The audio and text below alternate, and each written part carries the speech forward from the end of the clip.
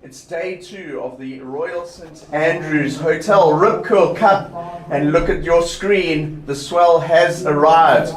We've got some surfers that arrived in the dark and started checking out the conditions. Got the 8mm leashes out their car, a little bit of extra wax, and the longer board if they packed one. We know some of the surfers brought some of the Hawaiian quiver for today, and we're set for a huge day of solid surf and lots of drama here for the second day of the Royal St Andrews Hotel Rip Curl Cup.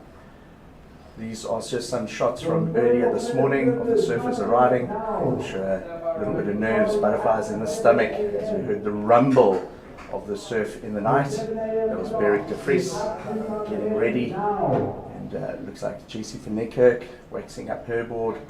Daniel Emsley heading into the water, very nervous looking Josh Malherbe, he's still in the draw, and we set for a beautiful day here. I'm Mike Frew, I'm here with Emma Deal. Emma, what a fantastic Monday morning greet us here. Start of a new week, start of a new swell at Port Alfred. Oh my word, the vibes, you can feel the energy. I feel like from the moment I woke up, I didn't even have to see the surf, and you could feel that everyone knew the waves have arrived. Yeah, so excitement. The wind came through in the night. We felt the rumble of the swell energy. I could hear the roar of the ocean just before we went to sleep last night. And let's see what the call is going to be. Are we going to get going with heats? Are we going to wait? We're going to throw it down to the beach for the official call for the day, and they will update us on the schedule. Let's go down to the beach. Alright, so good morning. It's finals day down here at the Royal St Andrews Hotel Rip Curl Cup. I'm standing here with Luke Mann, the tour manager, for the morning's call. Oh, good morning. It's finals day. We are absolutely pumping. It's 4 to 6 foot range. We're going to get started with the men's round of 16, flow through all the quarterfinals, semi-finals and finals. Crown a few champions today, but not just event champs, also regional champs, and we can qualify some surfers onto the Challenger series. It's going to be an interesting day. Some big 4 to 6 foot faces, maybe some bigger ones. The call is on. We'll see you guys out there. Thank you, Johanna Lukman. So we are going to be getting underway at 7 a.m. with a start. We will be going straight into the first men's heat, which will feature Aiden Mason Camp, Surprisima Pumulo, Teva Botchgua, and Avogile in Damas. One change today is that the heats will be 30 minutes in duration, and that's just to give the surfers a little bit more time to paddle out. A lot of water moving out there. Emma, what were your thoughts as you arrived here this morning? Obviously it was a highly anticipated swell, and both of us went down onto the pier to have a good look. We went down onto the pier and I was wishing out an umbrella. The waves were just crashing over the pier, we were getting sprayed. It was so cool to actually just be down there and feel that energy of the ocean. Last night, actually, as the event ended, my husband and I took a drive around the corner and I saw the waves sort of pulling in just before dark. So went to bed with a good feeling it was going to arrive. Yeah, I think I was hopeful it would arrive. I spent the whole day yesterday hyping it up, and it did. So what we're seeing on screen there is the Kawi River, where it goes out into the sea. The pier on the left-hand side is the West Beach Pier. The pier directly in front of us here is called the East Beach Pier. And if you had a camera behind us, you would see the Port Alfred Royal Marina. So that's the lineup for the day. It's going to be a much broader playing field than we've had the last couple of days. Directly in front of us, you see where that little peak is on the inside. Emma, that's where we had most of the surfing yesterday.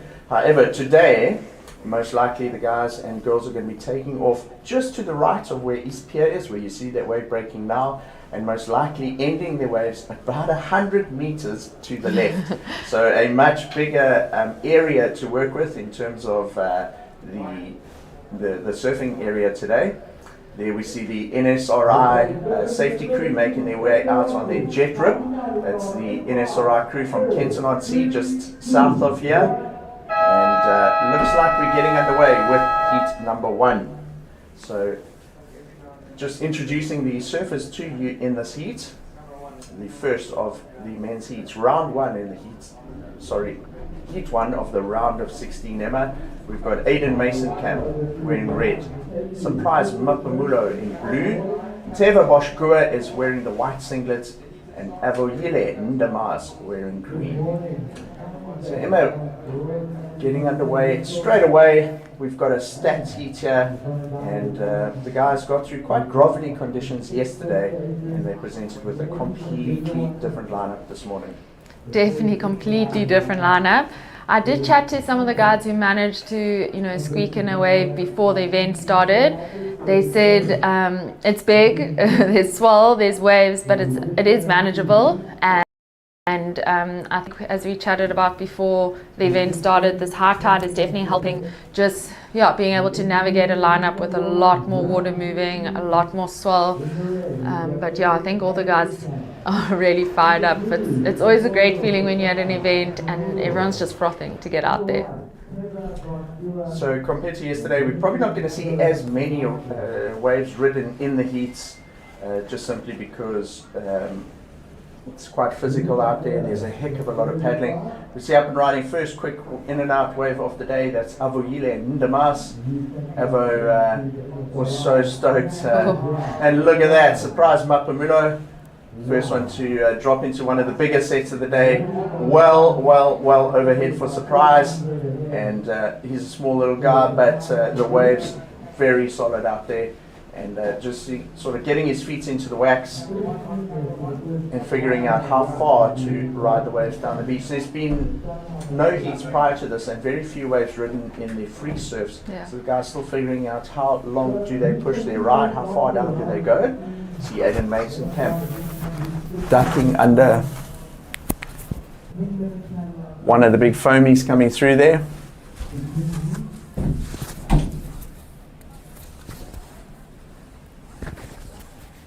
Yeah, I think Surprise on that wave, when he took off, as we saw, it was like triple overhead. It looked like it was going to be such a good wave. But that wall kind of didn't hold open for him. And you could see, like, just before their heat started, some of those waves were opening up into the middle of the bay. So it looked like he was trying to hold on to see if that would happen. But then I think also, making the most of that bottom section is a little bit easier to get back out again. So scores starting to drop in for those first two rides. Avoyile Ndamaz, just an in and out there for him, a 0.5.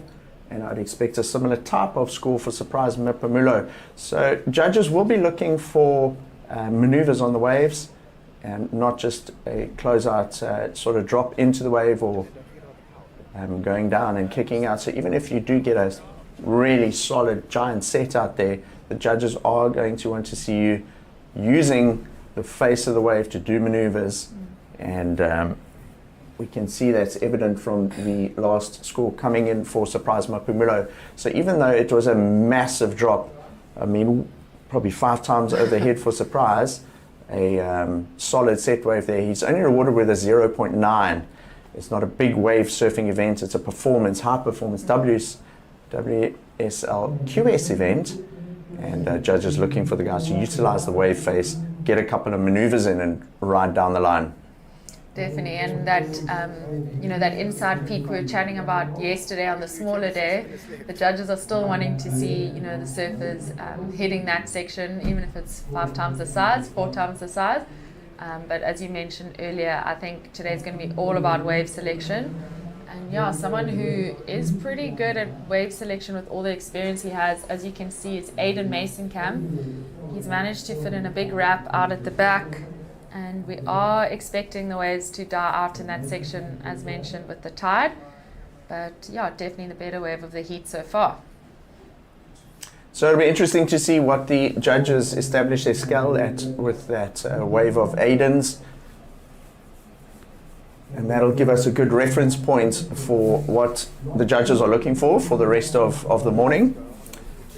When we were on the pier a little bit earlier, Emma,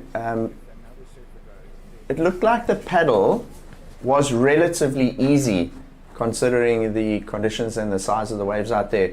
The Kawi River, you can actually hug the sort of West Beach pier there, and when there's a gap in the sets, you can shoot across about 50 meters and paddle. Yeah. You could potentially actually get out at this point without even getting your hair wet if there weren't any sets, if you time it right. But it's easy because the tide is still so high. So high tide was at about 6 o'clock this morning. I think it's going to be radically different as the tide drains, because you're going to get way more sets breaking on that sandbank that's actually in the Kawi River there. Yeah, I mean, I did see this morning, when you walked onto that pier and we had the waves crashing over it, when the guys jumped off it, they were able to sort of just hang next to it and sort of bob and then watch and wait to see if there was a lull. But yeah, Mike, I'm going to ask you the question you asked me yesterday. If today was high tide at 6 a.m., what time is low tide? Okay, high tide was 6 a.m. Low tide is going to be at about 12 o'clock. Nice. I'm going to look at the tide charts when I get a chance and confirm exactly when it is. But the tide moves out by about an hour every day, so I think it's going to be at about 12 o'clock. We must check on that. Look at this. A solid looking wave for Surprise Mapamulo. Remember, we're looking for maneuvers here. It comes hard off the bottom. Just trying to stay with it. It's the first wave that Surprise has had that has had a little bit of a face on it. Goes into the early morning sun. Now that wave that Surprise finishes off on there, Emma, the camera doesn't quite adjust it, but he's about 200 or 300 meters down the beach. He would have traveled a long way from the takeoff point all the way down there. And Surprise opting to kick out of the wave rather than do the closeout maneuver. And the reason he's done that is he wants to get back out there and get another wave. If you do a closeout turn there, in that section where Surprise ended his wave, it's pretty much impossible to paddle out down there. He would have to do the run around along the beach, jump back into the Kawi, and paddle out next to West Beach Pier again. So a good option there for Surprise to kick out of that wave, because he can paddle back out to the lineup without having to duck waves and then get another score on the board. Yeah, that's true. I mean, if you're watching it from the screen, like you're mentioning, and you're thinking, why is he not hitting that? But it's exactly that. You can see he's managed to, if we look over our screen, shoot back out into some deeper water. As we see Teva up on his first opening wave of the heat. He's just driving into the pocket, trying to stay with the wave. It's all about those one moments when the tide's so high, and it looks like he's about to get it with a massive closeout turn, but unfortunately getting swallowed with that explosion. And I think, Mike, on your point of it being like a bit of an easier paddle out than it looks, I mean, Surprises 0.9, he caught, I would say, a few minutes before he just caught that really big, longer wave. So he seems to be, the surface seemed to be getting out there a bit easier, but I think throughout the day it is going to get a bit tricky, and we do have a building swell, I think, throughout the day.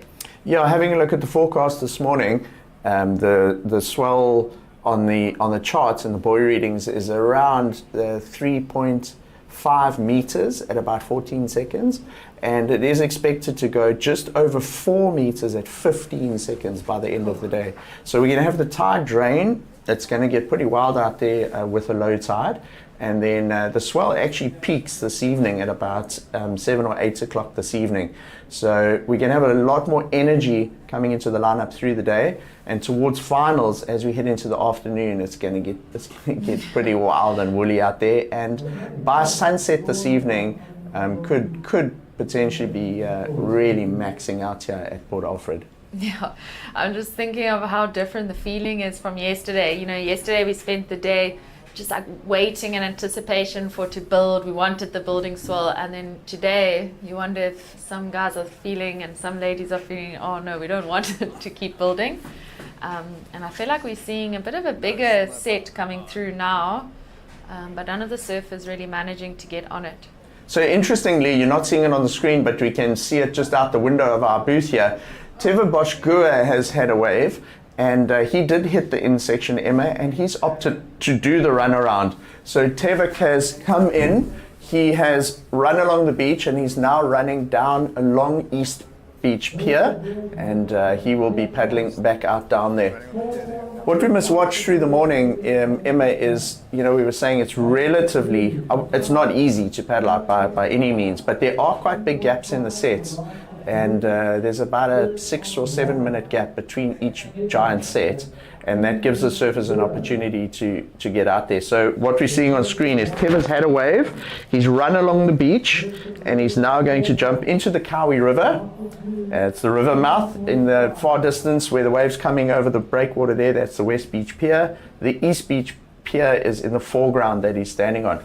So Teva will jump in the water there, paddle across close to the West Beach Pier, wait for a gap, and then paddle out into the lineup. So it's great camera work from our crew, Ryan Logie and his team, giving us a good rounded view of the lineup and what's happening out here.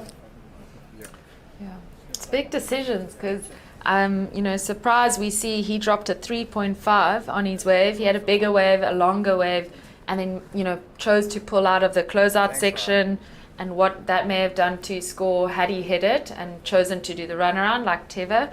But then, Teva was presented with a closeout section that also exploded and wasn't able to ride it out. So having to make big decisions, critical decisions, and on the go. So there are some scores in. Let's have a look at what the scores drop in at. So Aiden Mason-Camps just had the one wave, Emma. That was the first wave of the day where there were a couple of turns. So Aiden scores a 4. Surprise Mapamulo, he's had 2 waves, just that in and out, that big drop initially, a 0.9. He backed that up with a 3.5, and that's enough to put Surprise in the lead at the moment. Teva Boschger, the only surfer we've seen do the runaround, he got a 3, and then Abuyile Ndamas, just a 0.5. That was just that one quick in and out at the very beginning of the heat. So 30-minute heats, the surfers have got an extra couple of minutes to manage the heat. So yesterday we started with 20-minute heats, 25 in the afternoon. This morning we've got 30-minute heats for the surfers to manage their time out there. And as I said, it's very physical today. It's as much yourself against the ocean as surfing against your other 3 competitors in the heat. And in the round of 16, we've still got four surfers in each heat. But you're surfing against the whitewater, the wash, the wind, and it's high drama for day 2 here at the Royal St Andrews Hotel Rip Curl Cup. High drama with high rewards if you do manage to get one of those good waves that line up with the bank. There were a few guys who, as we mentioned, attempted it this morning, and we did see like a combination of turns on those good waves that some of the surfers did manage to get. So I think you can't really see it on screen, but this tide is coming up really, really high. So there is a lot of water moving, and that contributes to what you're saying, where you're not just dealing with big waves, but just quite a lot of elements, and like a huge suck back too. Have a look at screen there. So we were talking about that rip, the bit of a rip that was going out because of the structure of the beach next to the pier yesterday, and that rip was interfering with their rides.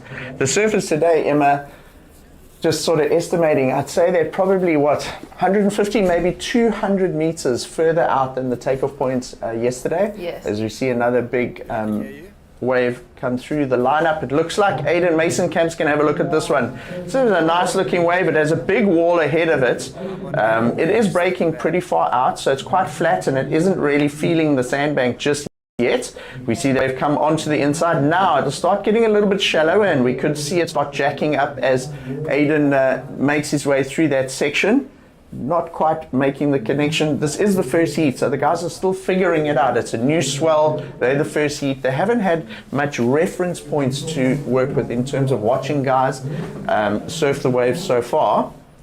Aiden's going to catch another one on the inside. Now, interesting to see if he decides to hit the closeout section on the inside and do the runaround. He has 15 minutes to go.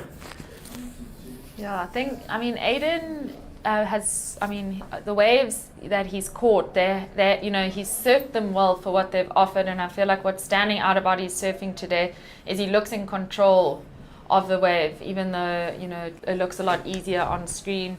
There's a lot of water, as we mentioned. There's a bump on the wave, and there's just constantly sets coming. We see a massive set coming. Surprise, Surprise opts to go on the first wave of this set, and I can tell you there's probably 4 or 5 waves behind this. So he's going to have to make the most of this. Looks at a turn. You can see similar to Aiden's wave, it is quite flat. Now, if I was Surprise here, Emma, you maybe want to ride this thing all the way through and do the run around, because Surprise can't see what's behind him, but we can see it, and it is a ton of white water.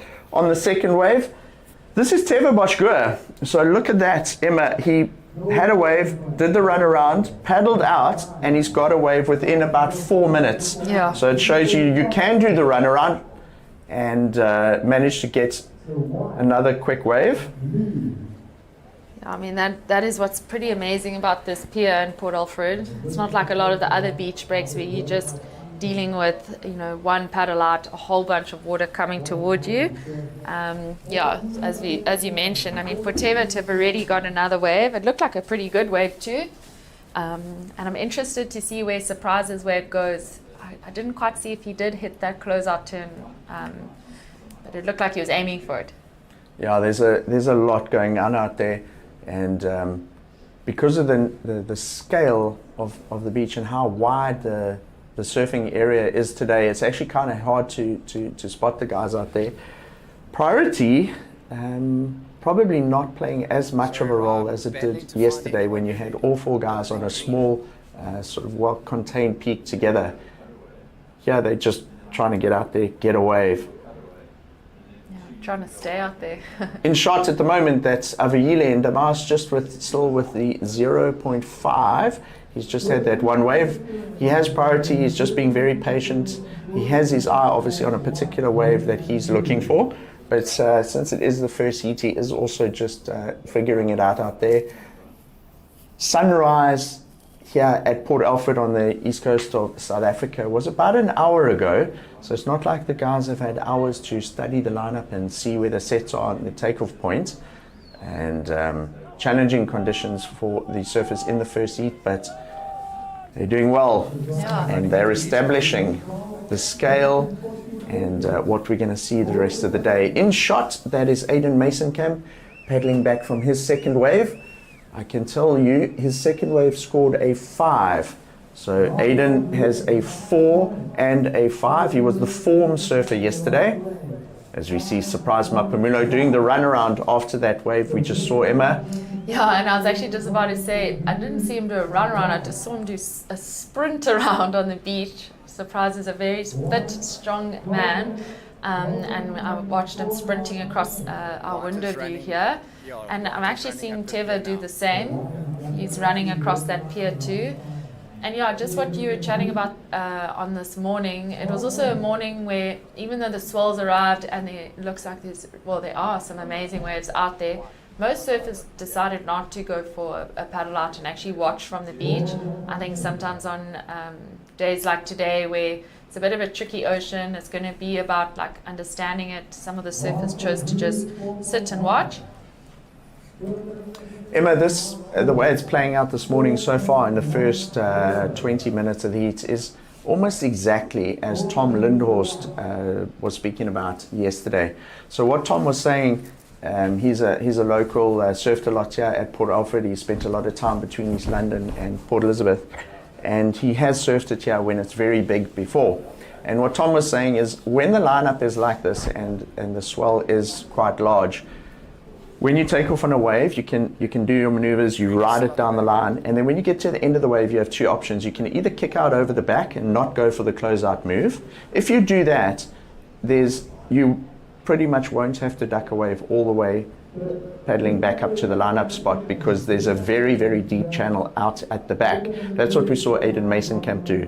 You can either do that, or you can try and hit the closeout maneuver, go for higher risk, which potentially leads to higher reward. But once you do that, you're in a position where it's almost impossible to paddle out. And we saw Teva Boschgur and Surprise Mapamulo on their last 2 waves do that run around. Yeah. So I think we're going to see those 2 strategies play out throughout the day, where some surfers may kick out in order to save a bit of energy, get out there and make sure they can get the second wave, or you're going to do the run around. And I'd imagine, if you start a heat, you might want to get 2 quick ones, so you've got to score on the board, and then start building, maybe do a closeout turn and try and get 2 of those run around waves. Yeah, big decisions. I think if I could surf like these guys and you know sort of back my ability to hit that closeout section, I would maybe try the approach of focusing on that. Just because you know even if you are getting back out super quick, like we saw with even Avo in the beginning of the heat, he hasn't had another one since, and maybe sometimes if you've got a little bit too much time out there, you start to like overthink the waves you paddle for. Whereas maybe if you just commit to what you would do when it's smaller and you just try like finish a wave strong, you're rushing to get back out, then maybe you're just going to be a bit more in rhythm. I don't know, it's a tricky one because it also could cost you the heat. So that's sort of the broad strategy is, do you kick out of a wave, do you do the closeout turn and come in? But this being a QS 4000 event, the guys are campaigning for spots on the Challenger Series. The judges are looking for what you can do on that wave. They're going to be looking for big maneuvers, potential tube rides on the low tide. Today, most likely not a day for big aerials. We're going to see turns are probably going to be more the order of the day, and potentially one or two cover-ups or tubes on the low tide. And that's what it's about. So Aidan Mason-Camp, I think, has served quite a smart heat so far. So what Aidan's opted to do is, you know, get those two waves, not do the closeout turn, and make sure he stays in the lineup. And it had him in the lead up until this point. Teva Bosch-Gur, by comparison, he's opted to have two runarounds. He scored a 3 on his first wave, and now his score drops in for the second one, and that really has paid off for him because he took the risk, did the big closeout turn, and he's rewarded with a 7.33, and that puts Teva Bosch-Gur in the lead. So his strategy now paying off. He's opted to do the runaround and go for that end section, go for the high risk. He's made it, and he now finds himself in the lead so far in the heat. So let's see what Aidan chooses to do here. Does he stick with the wave all the way through to the inside and do the turn in the runaround, or does he opt to paddle back out? Although in saying that, on his last wave, he didn't actually make that inside connection, Emma. Yeah, Same's happened again there. Yeah, I think that's actually, you know, knowing Aidan and knowing his approach to a wave, I think he would probably be looking for those closeout turns, but both his waves, I feel like, did sort of fade out into that deeper water. And if I think back to Teva's, you know, closeout turn, he managed to fit in an end turn, but then he also had a huge wall of wave from the left coming that also looked like it swallowed him up. So it is, as we've mentioned, a lot of risk trying to commit to that end section. But yeah, it's a tricky decision and one you have to make very quickly. So we're down to 7 minutes. Wow, this 30-minute heat has gone so fast. There's so much happening out there, Emma. With 7 minutes remaining, let's have a look at the heat situation. We've got Teva Bosch-Gur in the lead. And if we look at how he surfed this heat, he has chosen to get a wave, do the closeout turn far down the beach, and do the run around twice. His first wave scored a 3. So as he was making his way back out, he would have been thinking, how do I improve on that? Maybe a bigger wave, a bigger end turn, and that's what he got rewarded with, the 7.33. So, and he finds himself in the lead. In second place at the moment, we've got Aidan Mason-Camp. Aidan's waves are made up, or his score is made up of a 4 and a 5. And then in third, Surprise Mopumulo looking for a 4.91, and Avo Ndamas in fourth looking for an 8. That's Avo paddling out there. You can see just kind of slapping the water in a bit of frustration. He knows that time is running away from him. He's just had 2 waves. No score of real substance yet. He's got a 0.5 and a 1. So Avo's going to have to start getting busy and maybe looking at one of those medium-sized ones if he doesn't get a set, Emma. Yeah, it's frustrating for him because he held on to priority for so long. He just caught a wave which looked like one of the big good waves we've seen come through today, but just shutting down, stuck behind the foam, and you're obviously going to spend some time trying to see if you can get around, and then all that's happening is you ending up further down on the beach. So it can be frustrating with only 5 minutes left. And as you said, these 30-minute heats are flying. So 5 minutes on the clock. The competitors for the next heat would have already made their way out there because they have the option of a 10-minute paddle out today. Normally a 5-minute paddle out, but the officials have given them 10 minutes to paddle out. Right, this is Teva Boschgoer.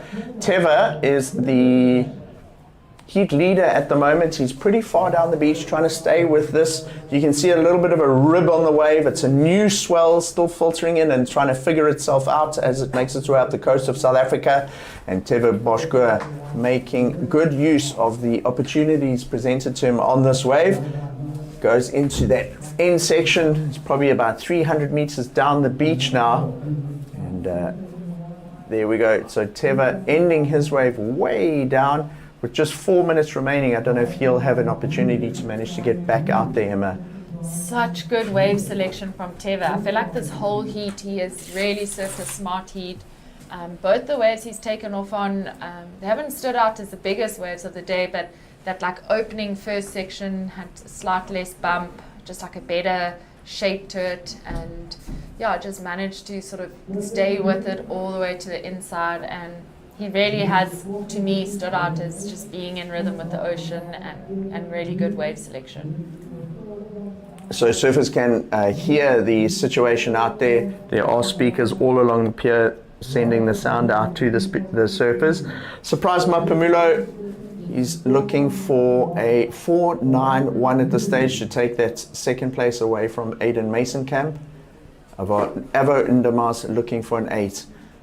So out of the two surfers in third and fourth, a little bit of a taller order there for Avo, looking for an 8-point ride. It's a big score, but then you also look at conditions like today and imagine just 2 solid cracks on his backhand on a bigger set. As we see, Surprise, he's also needing a score, not a massive score, but it is a big score for today. He's going to have to really maximize sections and hope for a moment where he can get a bit more critical. Yeah, this wave, it's presenting some moments, but that last closeout turn, that was a great closeout turn from Surprise. He is happy. So that'll be interesting to see what the judges thought of that. The wave really ran along the sandbank nicely. It's got better shape than a lot of the other ones we've seen so far, the heat, as it got to the inside. And Surprise executed that closeout maneuver really nicely. That'll be a great one to break down and analyze and see what the judges will use it as reference compared to the rest of the waves. So Surprise was looking for 4.91. And it'll be great to see as soon as that score comes in, and we can compare it to the rest of the surfers in the heat. But I like that closeout turn. I think it's also nice, when it stands out as a closeout turn that you're not like coming down with the foam. Like it felt like he really wasn't in control. So Surprise has 1 minute 55 remaining. Have a look at the lineup, Emma. I don't know if there'll be much more time. I don't know if 1 minute 45 is enough time for Surprise to get back out there. The pressure could be on Aiden Masenkamp in the last 90 seconds if the score comes through for Surprise. So judges having a look at replay, still analyzing that. We are owed 2 scores by the judges. It was that last one of Teva Boschgoer, which you liked, Emma, and the last of Surprise Mapamulo. We're down to 1 minute remaining in the heat. Yeah, I think, Surprise did well to execute that last maneuver and read the wave well, but as we all know, the judges are comparing to the higher scored waves in the heat, so Surprise may need a 4.9, but they're going to compare it to, Teva's 7.3, the wave that we're still waiting for. So yeah, there's quite a lot happening right now in the just under a minute left of this heat. So Aiden Masenkamp won't be aware that Surprise has had a potentially a score that could knock him down to third, because the score hasn't come in yet. Aiden and Avo Indamas have 45 seconds to get a wave. I don't think Teva Boschgoer and Ntokozo or Surprise Mapamulo are out there because they ended their waves and wouldn't have had enough time to get back out. So it's now down to Avo Indamas and Aiden Masenkamp to battle it out for the last couple of seconds of the heat. Remember, there's a very important score still to drop for Surprise Mapamulo. Teva Boschgoer's last wave comes in at a 5.5, so comfortably in the lead at the moment. And we can hear the heat Counting down. Not sure if this one of Aiden Mason-Camp is going to count or not. So Emma, a lot of drama in that heat, lots of talking points, so much to look at and break down. And just as the surfers were kind of figuring the things out there, we were also sort of figuring out what their strategies are and trying to look at 10 things at once and giant sets coming over the horizon. Yeah. So what I can tell you, drama. and that we're all focusing on right now, is Surprise Mapamulo's last score. It hasn't come in yet. The next heat is on hold. So Surprise Mapamulo in third place. He had that wave in the last 2 minutes. He was looking for a 491. Judges still analyzing it. And we sit on tenterhooks waiting for that score to come in. What do you reckon, Emma? It's stressful, and I think for Aiden, you know, he thinks that last wave of his counted. He claimed it at the end. He surfed it really well. If it was a counting wave, I feel like it would have replaced what he was sitting with, but I don't think it counted. And as you say, we're waiting for surprises. Last wave, I'm trying to remember and compare to his 4.1, and personally, I feel like it might have been better than that, but whether it was a 4.91, I'm not so sure. I think the other thing is Teva Boschko, also a goofy footer, right? And so what the judges will be doing is comparing Surprises wave to that 7.33 of Teva Boschko. And they'll also compare it to Teva Boschko's 5.5. Yeah. So does Surprises wave, how does it stack up to that 5.5 and the 7.33? Yeah. They're still analyzing upstairs. They're looking at replays. We did get a great shot of Surprises wave, and I think the judges would be looking at that. There's Surprise in shot. He needs a 4.91 to advance. It'll be quite a big upset if he does, because he'll knock the QS Africa current ratings leader out, which is then Aiden Mason-Camp. Yeah. And Yeah, and that range you're mentioning that they'll be comparing, you know, 5.5 to 7.3, it's like quite a range. so there's Teva Boschko. He has a 7.33 and a 5. It comes in at a 6. So Surprise Mapamulo advances to the next round. He takes out series leader Aiden Mason-Camp. On screen, that is Aiden Mason-Camp. So that last wave didn't count, Emma. Surprise Mapamulo's wave comes in at a 6. It's enough to get the score and move Surprise up into advancing positions. So results of that last heat, we had Avoyila Indamas in 4th, Aiden Mason-Camp in 3rd, Surprise Mapamulo in 2nd, and Teva Boschko taking the win. Whew. I need to take a breath after that 30 minutes, Emma. Stay tuned. The Royal St Andrews Hotel Rip Curl Cup will be right back.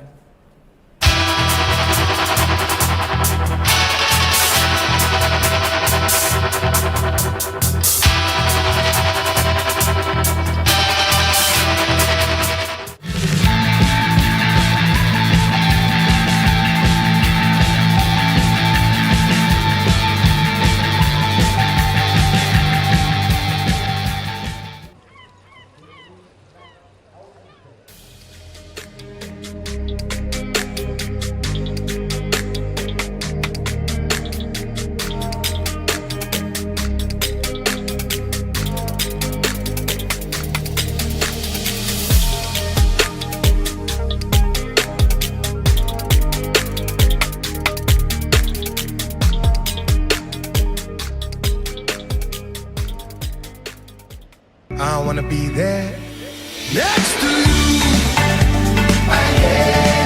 Next to you. Next to you. Next to you. Next to you. Next to you. Next to you.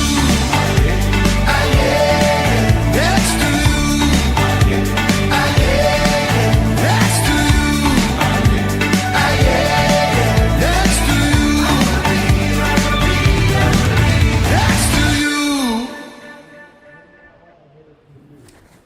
Welcome back to the Royal St Andrews Hotel Rip Curl Cup here in Port Alfred. Day 2, it's finals day.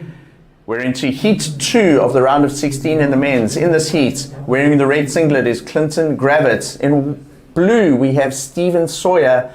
White will be Daniel Emsley. And in the green singlet is Max Elkington. So we are going to throw it down to the beach for a post-heat interview. And we're going to hear from Teva Boschgoer, direct from his mouth, exactly what the conditions are like down there.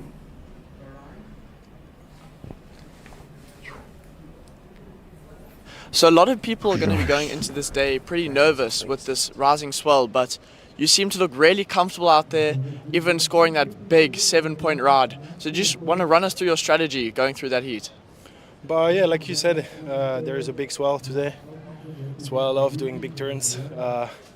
Yesterday was the day to make it, because we all knew today's going to be big. And I just wanted to make that hit yesterday to be sure to be here today and surf bigger waves. It's tricky out there, a lot of paddling, running around to go back to the peak, but managed to find one good one and a decent backup, so I'm pretty happy. And now next round.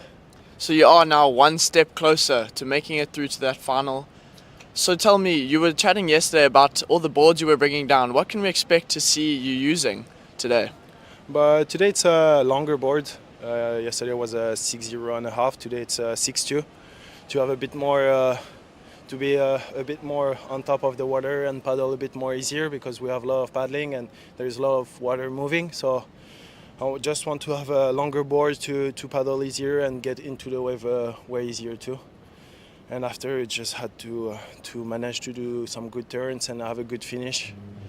Recently on all the QSs, the judges really likes when there's a good re-entry, so I didn't want to do too much at the beginning and just do a good re-entry, and I kind of already knew I had at least a medium score or a bit more.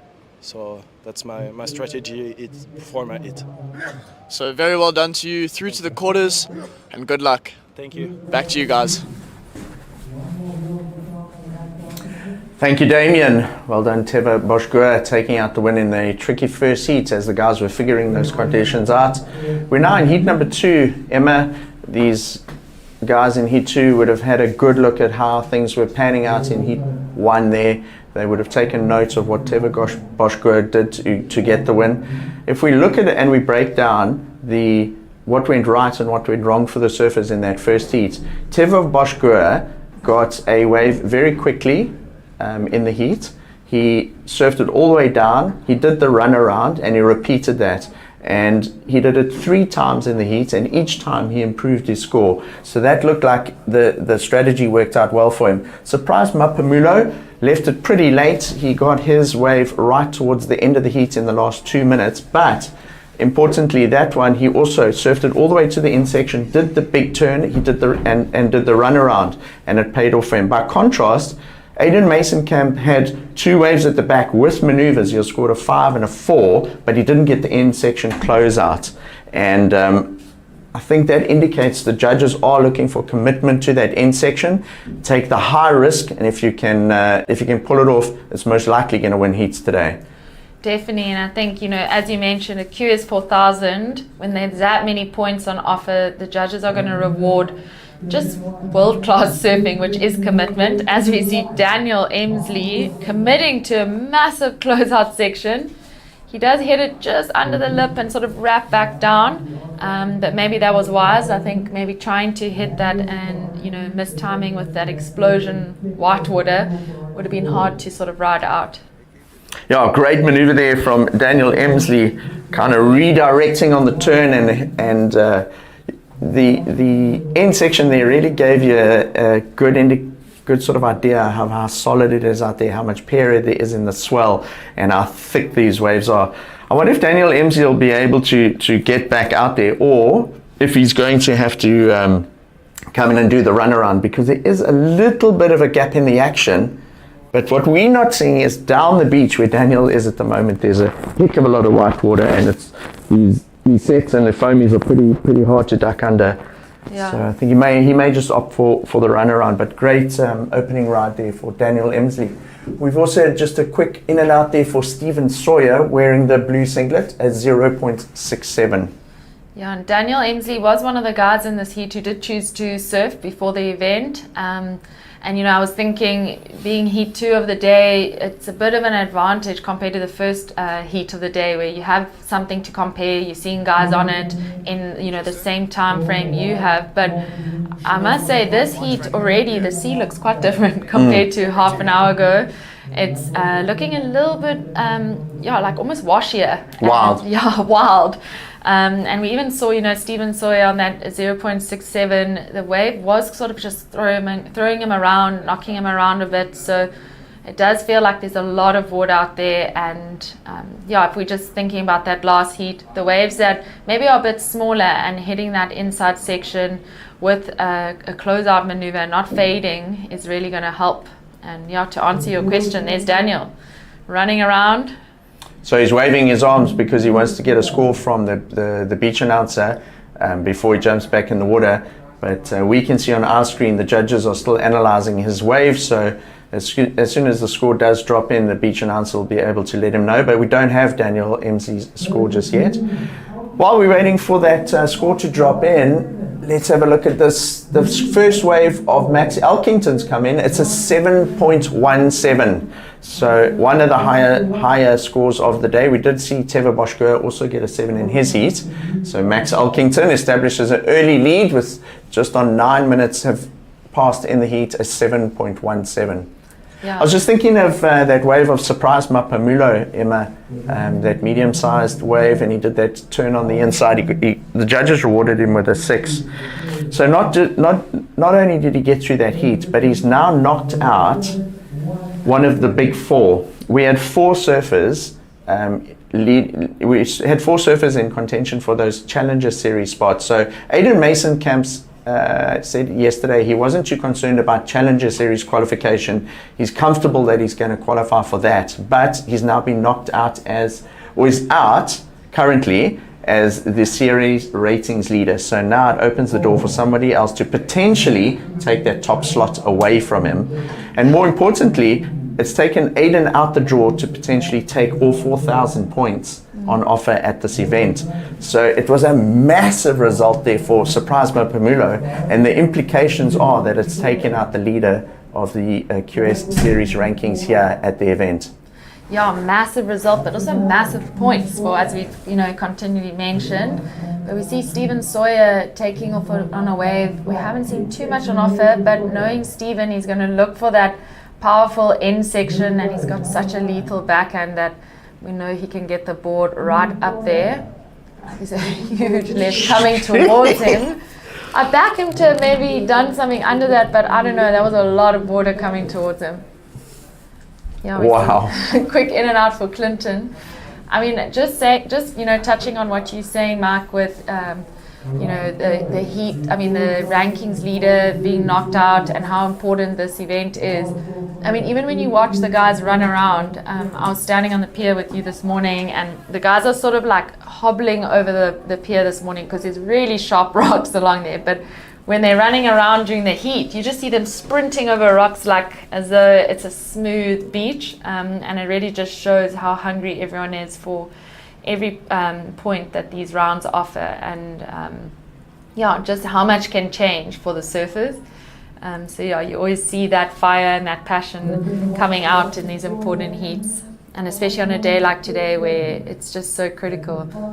I was able to see Max's wave briefly during that interview, and I think it answers that question we've asked all morning, and he did hit that closeout turn, and the judges are rewarding that commitment. They are rewarding just risk and really just choosing to prioritize risk and control.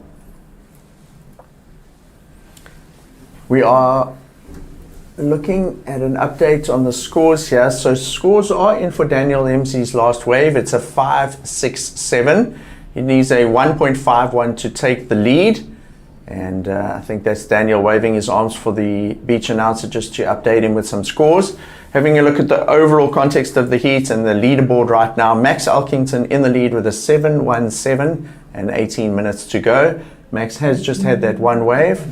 Daniel Emsley in second position, also one wave, a 5.67. Stephen Sawyer, his waves are made up of or his score is made up of a 0.67 and a 3.17. He finds himself in third.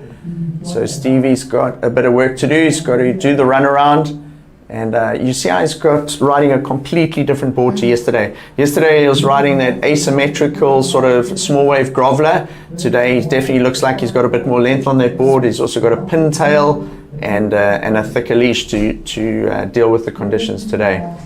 And then just an update there on the surfer in red. So Clinton Gravett, he hasn't quite got going in the heat yet. A 0.5 on the scoreboard. He just had that one in and out. Waves, conditions not really settling down. It's still wild, as you said. But I think what is settling down is the understanding of what it takes to potentially get through heats here this morning. We saw Max Elkington get a wave very quickly, surfed it all the way down, utilized the closeout section, got a 7.17. Daniel Emsley did a very similar thing. That big turn at the end, that winding turn that he did, was the highlight sort of turn on that wave. Daniel did the runaround, finds himself in second. Stephen Sawyer, he's had two sort of low scoring waves, one throwaway and one where we weren't sure if he made that end section, Emma. He's in third, and he knows he's going to have to get a wave that has a bit of a wall on it, can do some maneuvers, and importantly present that end section. I don't think we're going to see any tube rides just yet. The initial beginning part of the wave is quite flat and fat. Might only see that sort of as we approach the low tide, and maybe some of those sections open up further down the line. Yeah, and I think that's making it tricky. You know, you mentioned Stephen riding a completely different board to yesterday. We are so aware of how much swell there is, how much water there is. You know, there's so much movement in the ocean. But with this higher tide, you know, you have this big takeoff, and then the wave goes a bit like warpy and slow and a bit flat. And as you can see, I mean, this is probably the longest we've seen the guys have to wait on the pier. It's usually a bit of a quick in and out. But yeah, Stephen Sawyer, he's someone who can read the ocean better than probably anyone I know. Look at that wave. If you look at how pulled the shot is with that camera angle, so the camera zoomed right in and makes the waves look closer together than they actually are. But you do get a sense from that image of how much energy is moving in the ocean today.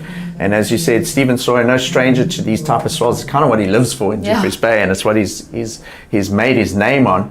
He's just waiting for a gap there in the Kawi River mouth next to the West Beach Pier. As soon as there is a gap, he'll jump in the water and paddle out. I still feel like the paddle at the back there's not too bad, Emma. I don't know what you think, but it is offering the surfers an opportunity between the sets to get out there pretty quickly. We haven't seen anyone do the runaround in these two heats and struggle to get out. They've got out pretty quickly. Yeah, and I think the 10-minute paddle out before the heat starts is really helpful.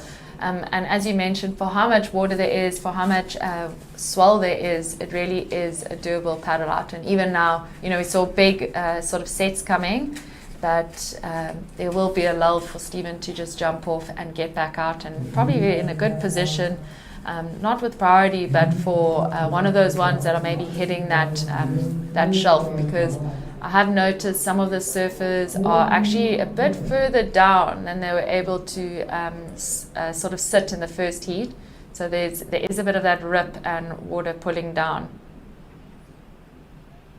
So we're down to 14 minutes remaining. Let's have a look at the heat situation. All the scores are in. Max Elkington in the lead with just one wave. Daniel Emsley in second, looking for a 1.51 to take the lead. Stephen Sawyer in third. He's looking to get back out there and requires a 3.01. And then Clinton Gravett hasn't really got going in the heat yet. He requires a 5.68. If you look at the overall heat score there, Emma, with Max Elkington on just one wave, very close between all four surfers, super close. Clinton Gravett, if he got a high 6, he could go straight to the lead from 4th place. But that could it will all change once Max Elkington gets a second wave, because he has banked such a high-scoring first wave. Yeah, I think in that first heat of the day, Aiden started strong with that 4-point ride and a 5-point ride, and I felt like I was looking at that and thinking, Aiden's pretty safe. He's in a secure spot, but I don't know. I saw how quickly things changed. I saw when Teva took the risk of committing to that closeout section, finding a wave that sort of just ran along that bank. Things changed very quickly, and same with Surprise, So there are good scores out there. There are scores that are allowing that sort of potential. It's just about finding them and maybe just taking a bit of time, where a 30-minute heat is very helpful.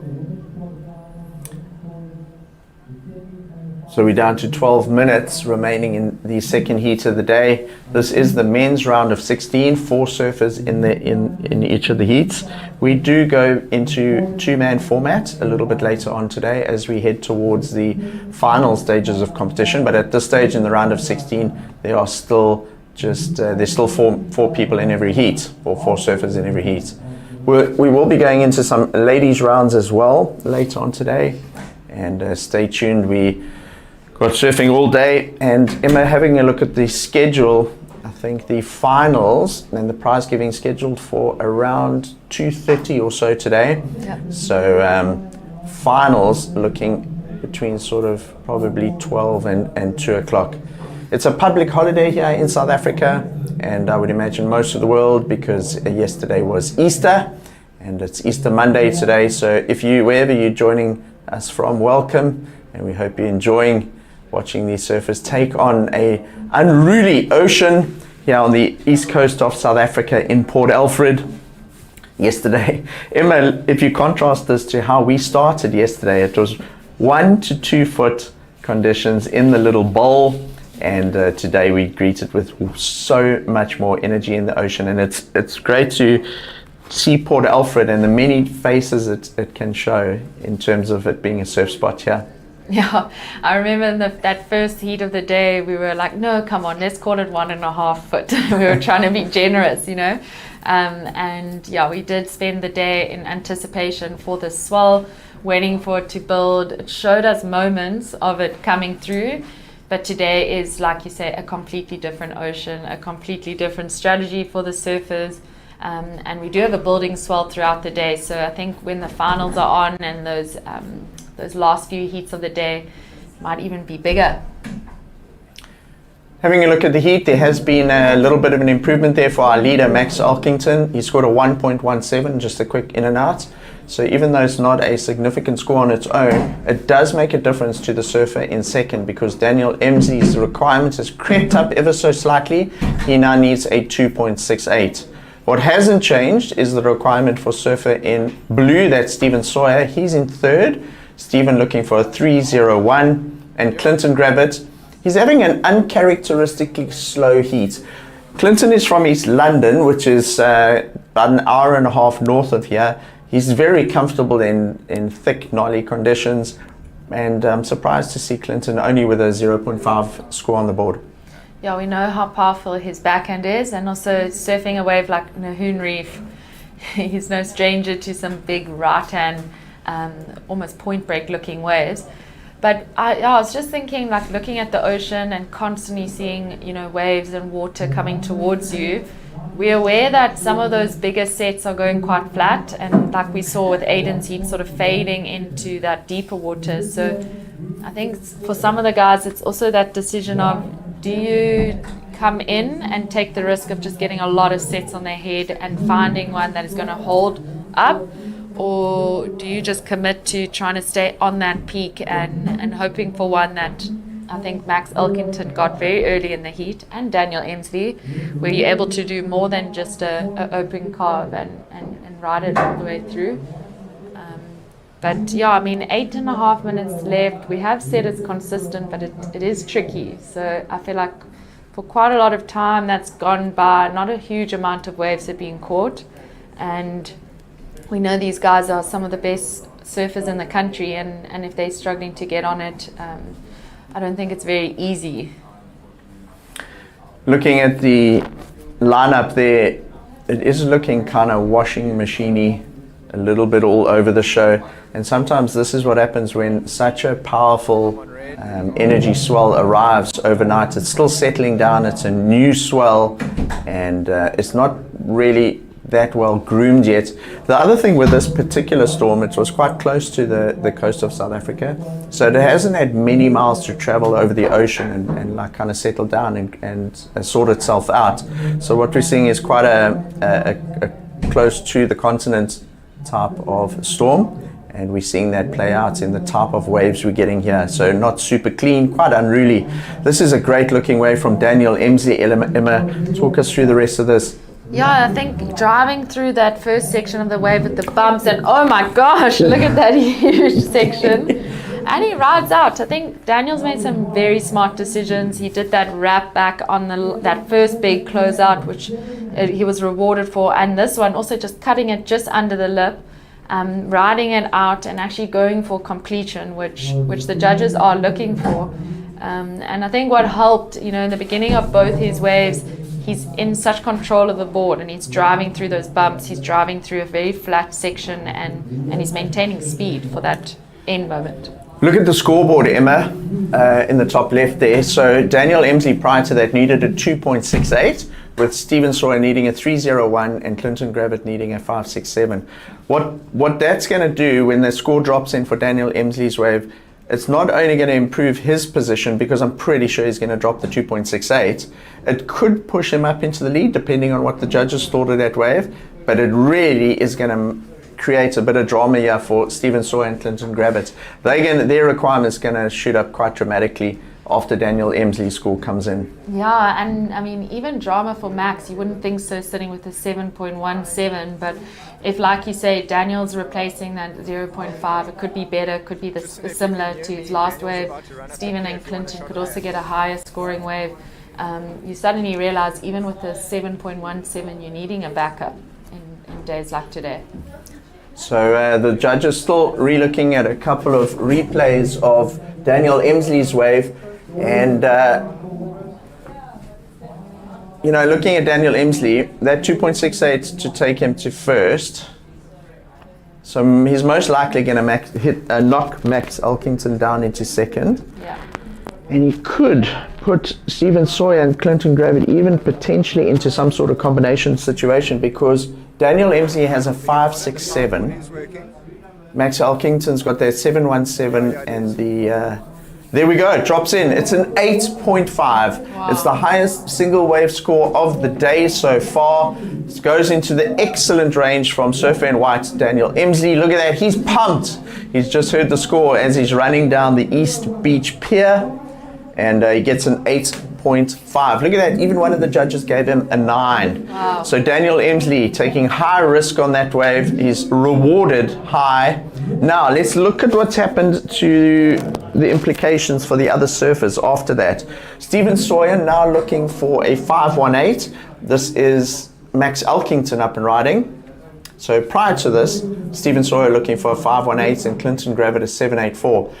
This is also a very, very important score for Max Elkington, because you know what this is going to do now, Emma? Whatever the judges reward him with, does he make the end section? No, he doesn't. But if Max Elkington gets a 2.5 or a 3 or higher, it's going to really ramp up what the requirements for Stephen Sawyer and Clinton Gravett are. Yeah, and I think that's kind of like the point we were saying. If Max had not got that wave, a 5.18, even a 7.8, with seeing Daniel drop at 8.5, is a doable one wave for Stevie and Clint with so little time left, and trying to just focus on like really pushing the limit. But Max has replaced, I think for sure, that 1.17. So it's going to put a lot of pressure on the guards as we see Clinton up and riding with his better looking wave of the heat. Great turn in the pocket there. A lot of foam, a lot of water coming at him. And yeah, as we keep saying, it is trickier than it looks. We've been talking, this heat has felt like it's gone so fast this half an hour, Emma. There's only 3 minutes remaining. As Clinton Gravett took off on that wave, I had a glance up at the time, and there's only 3 minutes. Clinton really sort of running out of time here to make an impact on the heat. He's going to have to get something quite significant in the final 3 minutes. We have scores. They were still waiting for last of Max Elkington and last of Red Clinton Gravett. But I have a feeling that when that score drops in of Max, it's going to become quite difficult for the other two. There we go, it's a 3.27. So not a high score, but what it does is makes it a little bit more difficult for Stephen Sawyer and Clinton Gravett now. So Stephen is looking for a 7.27, Clinton Gravett looking for a 9.94. Yeah, and I think it's frustrating because every time the surfers must look out to sea, you just see waves, you just see lines, you feel like there's something coming. And you know, like Stevie needing a 7.2, Clint only actually needing a 5.78 now. Yeah, so as we were talking, the last score, or the score of Clinton Gravett drops in at a 4.67. So he manages to finally get a decent score, and that bumps him up into third. So Clinton Gravett now looking for a 5.78. Very achievable. I can't see where he is in the lineup at the moment. And Stephen Sawyer down to fourth. He needs a 7.27. So I'll tell you, if Clinton Gravett is on the beach at the moment, Emma, then it's unlikely he's going to get that 5.78 because it takes more than a minute and a half to run around and get back out into the lineup. So if he's on the beach, then Clinton Gravett is out of the discussion in terms of advancement in the heat. So then it's down to Stephen Sawyer, who has priority and is in the lineup. So Stephen looking for a 7.27. He's running out of time a bit. He's got 1 minute, just over 1 minute to go. Yeah. And he's going to have to really wind it on that on a wave if he does get it, and try and get that 7.27. Yeah, I mean, as I said earlier, Stephen Sawyer is one of the best surfers in the country. I fully back him to get that score on probably 2 turns. It's just whether he's able to find that. And as we've mentioned in the previous heat, the judges are going to be comparing whatever he takes off on to Daniel's 8.5, which is, I'm pretty sure that's the highest score of the event. It is so far. Yeah. Of the event, was there not one of the girls that went into the 9s yesterday? We'll need to check our stats. It's all blurred into one, or the whole event. Everything from yesterday blurred when I saw the sets this morning. Yeah, exactly. 30 seconds to go. All the attention is now on the lineup because we've got Stephen Sawyer out there in priority looking for a 7.27. More than capable of it. Of course, he needs the wave to make it happen. We're down to 13 seconds. Looks like Stephen. Who's this? Is that Stephen? Max, I think. Oh no, that's Steve. Stephen up and riding. So unfortunately, that wave going flat doesn't get the inside connection. So as it stands, it looks like it's going to be Daniel Emsley, one of the top 4 on the ratings. So he maintains his position there, and Max Elkington making it through. And unfortunately, out of the competition, Clinton Gravett and Stephen Sawyer. So lots of action. It's going to be a day of high drama, huge energy from the ocean. It's wild down here in Port Alfred. Stay tuned. It's the Royal St Andrews Hotel Rip Curl Cup, and we'll be right back.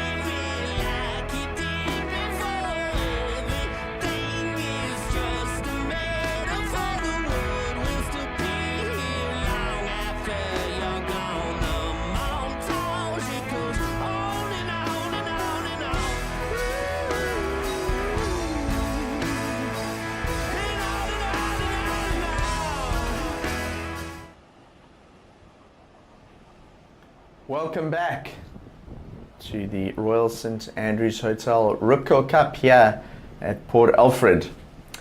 It's Easter Monday, it's the end of the long weekend, and we've got a new swell that has arrived up the east coast of South Africa. We're into Heat 3 of the round of 16.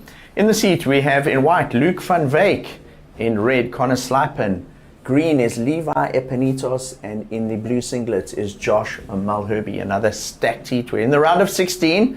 2 surfers will advance through here, and then we'll be left with 8 surfers in the men's. So looking at the names in this heat, Emma, Luke van Wyk, I chatted to him yesterday, and he hasn't had a good result for quite a while, and he went to Morocco not really knowing what to expect, and he felt that he found a bit of momentum there. He got through some heats, and he was really happy with his surfing, and so he entered this event sort of on the back of the momentum he created for himself there. Got through his heat yesterday, he was really stoked. So carrying a bit of momentum in here. A 2.5 on the board so far, early start in this heat, but Luke pretty stoked to be here. Then we got Levi Epinitos. Levi was in Morocco as well. He then did a trip to the UK, and then he came through to Port Alfred about a week ago, so he's been all over the show.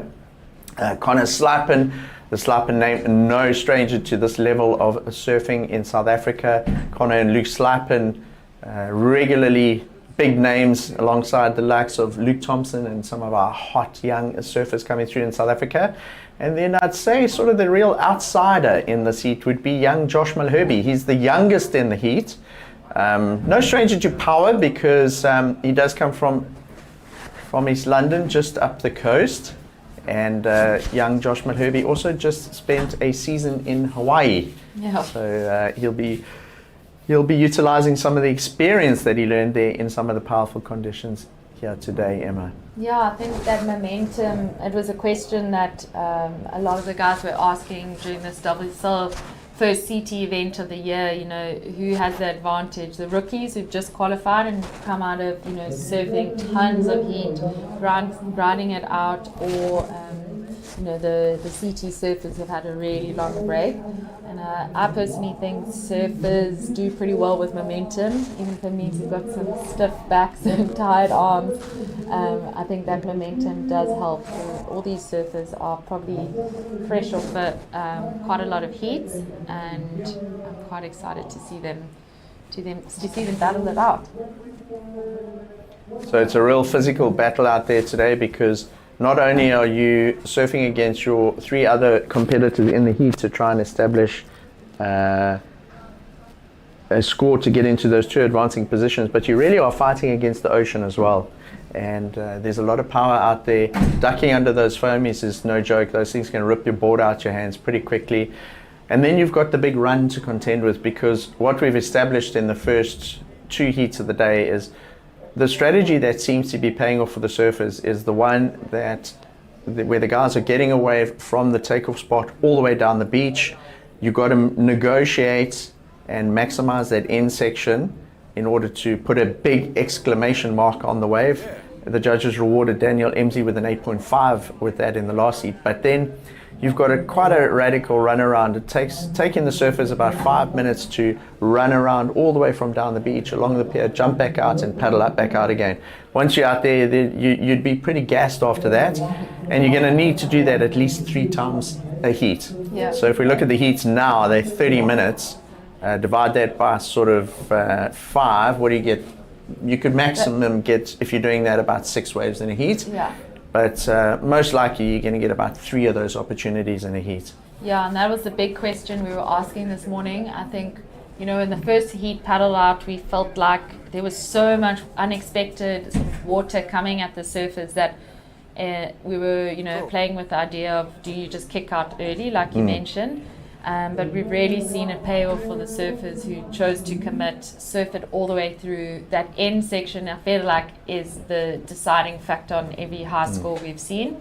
And as we keep saying, a QS 4000, there's far too many points on offer to leave anything untouched and a section left open. So we're going to see the surfers probably making sure to prioritize that.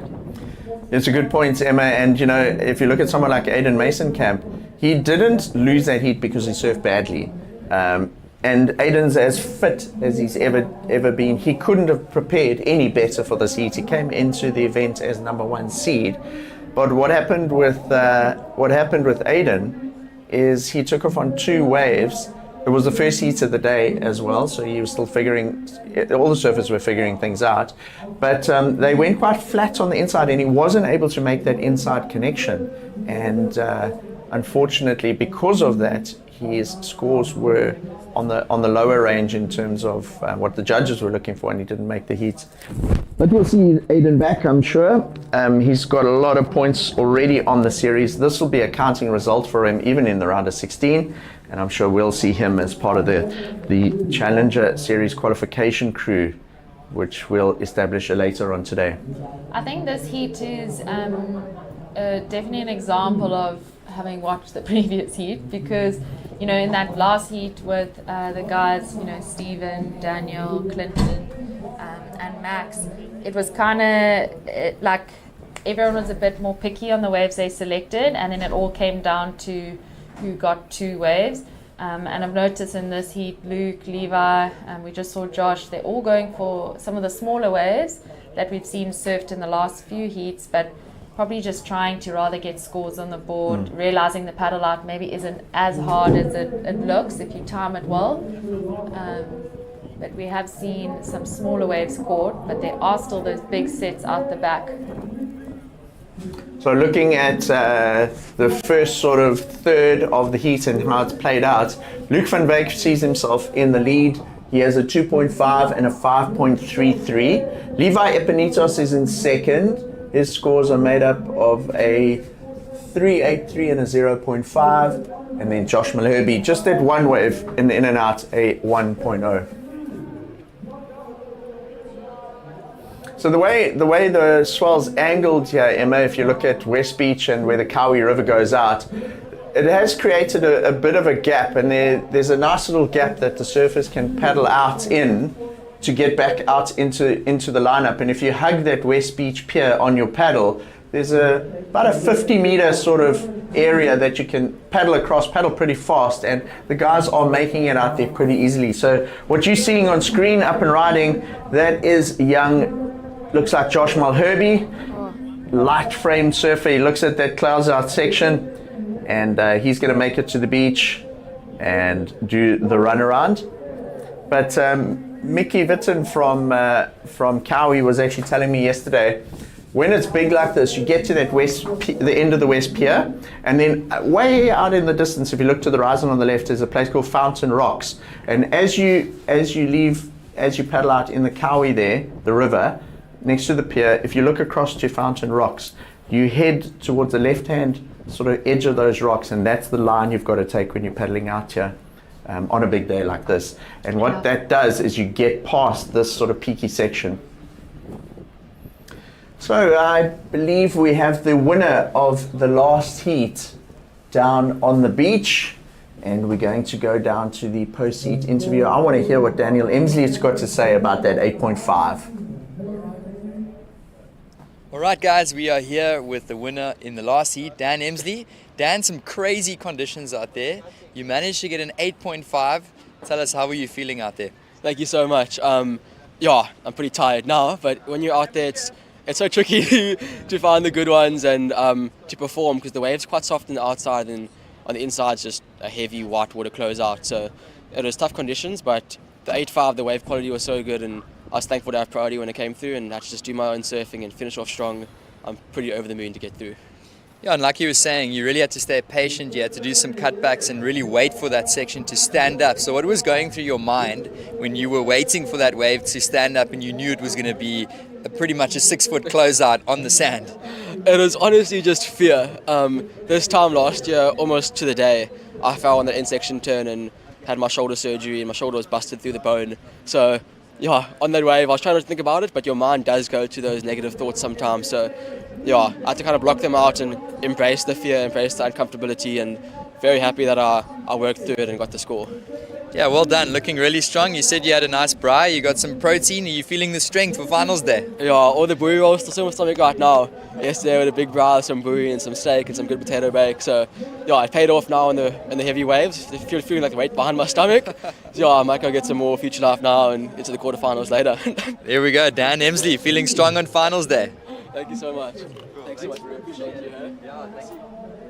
Thank you to Johan and well done, Daniel. Great to hear his thoughts and strategy around how that he played out. So one of the big four, when we say the big four, it's the top four in the ratings at the moment that are in Challenger Series qualification.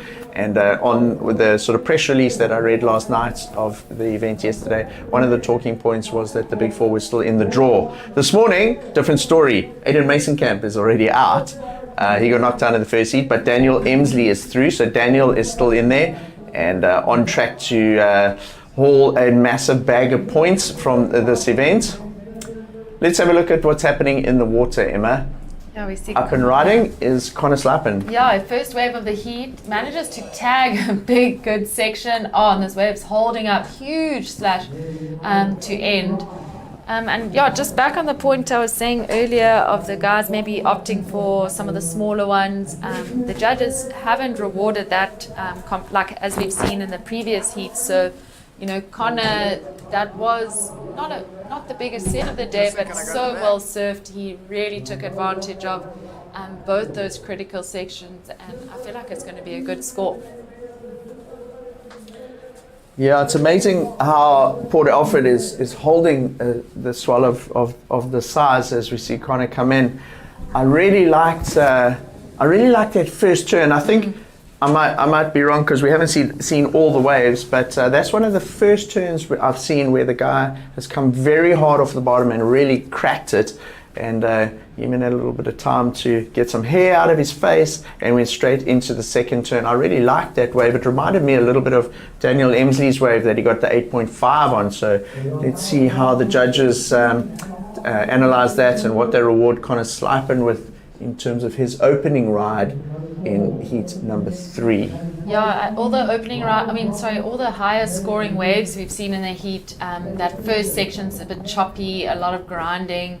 And like you mentioned, that opening first section has been rewarded. Connor dropping a 6.5, which is a great feeling in a heat where you've still got 15 minutes left. All the surfers are sitting with pretty average scores, low to average. So yeah, great surfing from Connor. To have a wave where he took off straight down, straight up, and then into a massive closeout turn with just flow. It's so good to see. You know what was quite interesting as well on that is he waited almost 15 minutes for that wave. So Connor went out there and it's hard to tell whether he was just purely being patient or if he just couldn't find the wave he was looking for. But interesting that he only got that after sort of 15 minutes. But a 6.5 as your only wave and you're sitting in second would be a comfortable position to be in if you look at it in the context of the 2 heats we've seen so far today. Yeah, and I think if he took 15 minutes to catch that wave, he's got just under that to catch another one, but he will have 4th priority. So I'll be interested to see if he chooses to continue to wait and hope to get another similar wave, or if he's going to try pick up something a little bit close on the inside, because we have seen surfers like Max Elkington getting a great 7-point ride, but struggling to get a backup and kind of only getting it towards the end of the heat and a lower scoring backup. So in the lineup in picture, there you have surfer in the green singlet. That's Levi Epinitos from Melkbos in Cape Town. And then in white is Luke van Wyk. So let's see. Levi has priority. Luke's having a look at it, but Levi had priority on that, so Luke was not able to go. So nice looking inside. I really like how this wave's standing up on the bank. It's offered some turn opportunities for Levi. He tags the lip on that one and gets 3 solid turns in. Emma, he was carrying a 0.5 in his top 2 scores, so that thing is going to get wiped very quickly off the board and replaced with something by the judges. He was looking for a 2.68, and if you think about what we've seen in the last couple of heats, I reckon he probably got at least a 2.68 on that one, and he's most possibly going to go up into second, maybe even up into the lead, because he's already got a 3.83 on the board. I really like that wave from him. It was a lot of water, like all the surfers have been presented with, but he just looked strong. He looked in control. It's also just nice to see, as we've mentioned in this heat, we're seeing a lot more down and up surfing, a bit more of that foundational surfing, especially out at the back. And I think he did well to sort of, I guess, hold back slightly on his closeout turn, but just made sure to complete the ride and start with a good turn, end with it. And yeah, we see his score drop in now, 4.67. So you did call it, even though you're not a judge, you still called it. I really liked what one of the words you used there, Emma. You were saying foundational surfing, and you know, today we're not seeing a lot of we're not going to see a lot of aerial type of maneuvers, and it is down to foundations, like you say. It's coming down to a hard bottom turn, and like Greg Emsley has been saying, even harder off the top. And the surfers that are kind of doing that today are the ones getting the scores. It's certainly not basic surfing, but you're taking those foundations of what surfing is based on, the hard off the bottom, hard off the top type of stuff. And if you can if you can put exclamation marks on those type of turns, that's what's winning heats today. Yes, and you know, Connor got that wave without priority, but we've seen Josh playing the patient game, and he's on a pretty good looking wave, but it is one of those waves that have a bit of a flatter, ribby, choppy section. So he is going to probably try get down to this double up, which is presenting itself in front of him. He manages to hit it off the top and hopefully hit it again and throw a little bit of a innovation there too, and still squeeze in another one. And it's a score he is really needing. So Josh has a 3.67 and a 1 prior to takeoff on that wave. That was one of the longest waves we've seen ridden. He's possibly 300 meters down the beach now, so Josh will do the run back, and we'll be able to, or the beach announcer can update him with what the requirement is. But that wave kind of got better and better and better for Josh, because as it hit that inside bank, and there's a lot of sand down there, way down in front of sort of Fountain Rocks, that area of the beach. And Josh fitted in probably 3 or 4 turns there, and he sort of gave a little bit more flair and jive to each turn. He had a nice layback on the one turn, and I like that wave of Josh.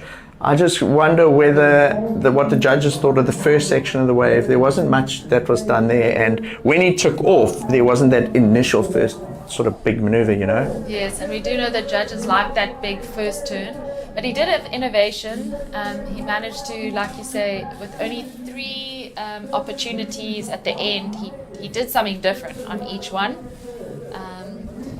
But we do see Connor's wave jumping. So what happened there is you said that Connor got that wave under priority, right? Yes. And he scores a 4.1 on that wave. So not a high score, but importantly, so he's surfing a smart heat here. He gets a wave under priority, not the biggest wave, and he gets a 4.1. And what that's done is it's put him straight back into the lead. So he's got a 6.5. It's the highest of the heat so far. Backs that up with a 4.1 and manages to get back into the lead. That knocks Levi Epanitos down into second now. And we are still due a score from Josh Malherbe. So what you're seeing on the leaderboard there could change, because the surfer in blue at the bottom, Josh Malherbe, looking for a 4.83, and the judges are still analyzing his last wave. So if he gets under a 4.83, he's going to stay there, bottom of the heat at the moment. But if he gets a 4.84 or better, he is going to move up into Levi Epanitos' position.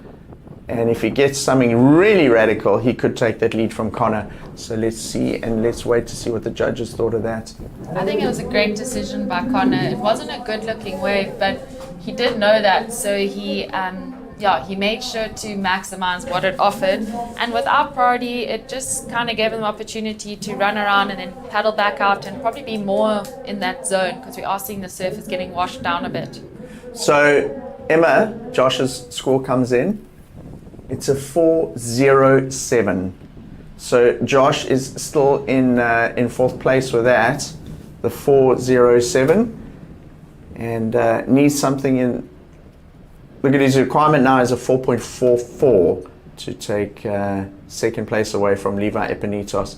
So it was kind of just shy of what the requirement was there for young Josh. He stays in fourth place, and I think if you think back to that wave, there wasn't a lot that he did on that initial section. There was quite a lot of dead time as he built up towards those maneuvers on the end, and he had great maneuvers on the end of that wave, but didn't do too much in the beginning. And I wonder whether the judges weren't maybe looking for him to utilize that first section of the wave a little bit more. Yeah, and I think if you compare it to Connor's 6.5, that was the deciding factor, I think, between the two of them. Connor had that first section, he went straight down, straight up, hard off the top, and that also comes with risk, because we know on a day like today, it's not many waves that are allowing a beginning opening turn, and he chose to, hit that, and they did reward it. So 7 minutes remaining, all scores are in, and Luke van Wyk has had a wave. It's a 4.73. It's not his highest wave score, but Emma, very importantly, it's enough to put him into second. So there's a big change here. We've had 25 minutes or so of the heat. Connor Sluiping still holding down the lead. Luke van Wyk has now got back into advancing position in second. Levi Epinitos knocked down to third. So Levi looking for a 5.39, and the requirement for young Josh Manherby has just got that little bit more difficult. He needs a 5.99. Ooh, look on screen, Emma. Look at those big sets rolling through down towards that Fountain Rocks area. It's solid out there.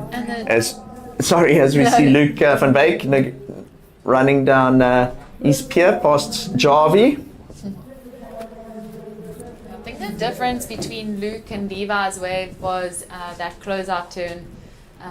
Sound like a stuck record talking about it, but Luke did hit that end section really hard, and Levi was slightly under that lip. But we see Connor up and riding again, so the runaround did pay off for him, if that was what he actually did. But that wave just fading out, I'm not sure it's going to join his 2 scoring waves. Oh, every time we look out to sea, whether it's on the screen or off the screen, it's just waves and lines and white water. And I can see Mike eyeing out the left in the middle of the bay. What you can't see on screen here is there's giant lefts coming through just off screen to the left-hand side there. Right, let's zone in and see what's happening here in the heat as we down to the very sharp end of the heat. 5 minutes remaining. We got Connor Sluiping in the lead with a 6.5 and a 4.1. He had a very short ride there that we just saw a minute ago, so it's a 3, so that won't factor in. Luke van Wyk, he's carrying.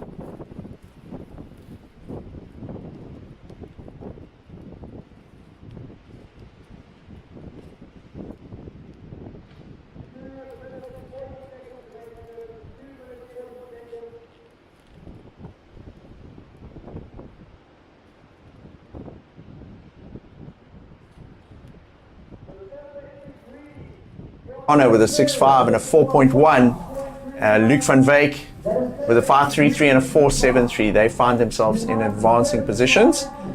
So Levi Epinitos looking for a 5.39 and Josh Malherbe looking for a 5.99. Emma, we are due a score from the judges. It's the last wave of Connor Slypen, and that's coming in. It doesn't look like it's going to be part of his top two, so Connor might just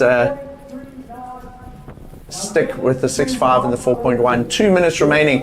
The pressure on now. The two surfers in green and in blue, Emma. Yeah, the pressure is on, and I think, as you said, you know, this heat has been up to strategy, as we see Luke van Wyk getting a wave all the way through to the inside, managing to stay with it. A bit of bumps he's presented with, but getting around each section and did a great closeout turn. Not sure if he rode it out, but Levi on a really important wave and just unfortunately hitting a bump. Goodness, that was an important wave for Levi Epinitos, and you know, as that rail disengaged, the immediate thought in his head just would have been no, because he needed that, and you could see that thing was going to go down the line and have a nice big wall for him. So Levi's still out there, but he's possibly going to have to just swing on one of these insiders in order to get a score, because there's only 1 minute on the board. We see out in the lineup, there's Levi paddling out. Was it Levi on that last wave? It was Levi. And he had priority. So actually, I think that might be the green in the next heat, because there's only 45 seconds remaining. So, that'll be frustrating for Levi Epinitos. So Josh Malherbe with priority still out there. He's looking for a 5.99. Yeah, it's one of those heats, hey. It's all about the strategy, and as we mentioned, I really think that's paid off for Connor. First two heats of the day, it really was obvious the surfers were figuring out where the waves are, what to do, what the strategy is, but Connor has surfed a smart heat, Luke has surfed a smart heat too, and managed to so far secure a second place.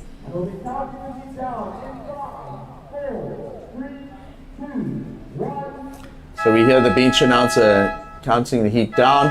We are still due one score from the judges, Emma. It's last of Luke van Wyk. So we'll just wait and see what that drops in at. But it looks like it's going to be Connor Slypen and Luke van Wyk advancing out of this heat. Levi Epinitos and Josh Malherbe eliminated at this stage in the men's round of 16. So we just wait for that score to drop in. We'll get the official results of the heat shortly. Stay tuned. It's a day of big action and big swell energy here at the Royal St Andrews Hotel Rip Curl Cup. We'll be right back.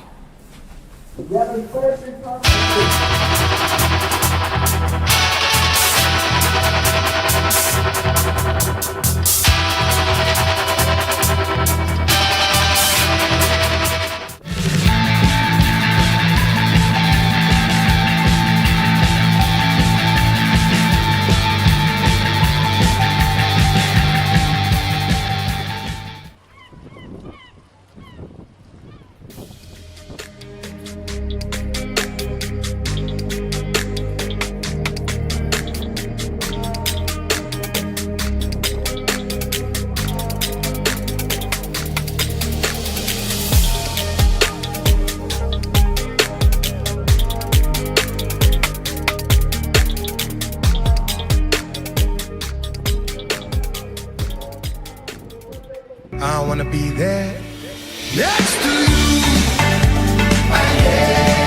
Next to you. Next to you. Next to you. Next to you. Next to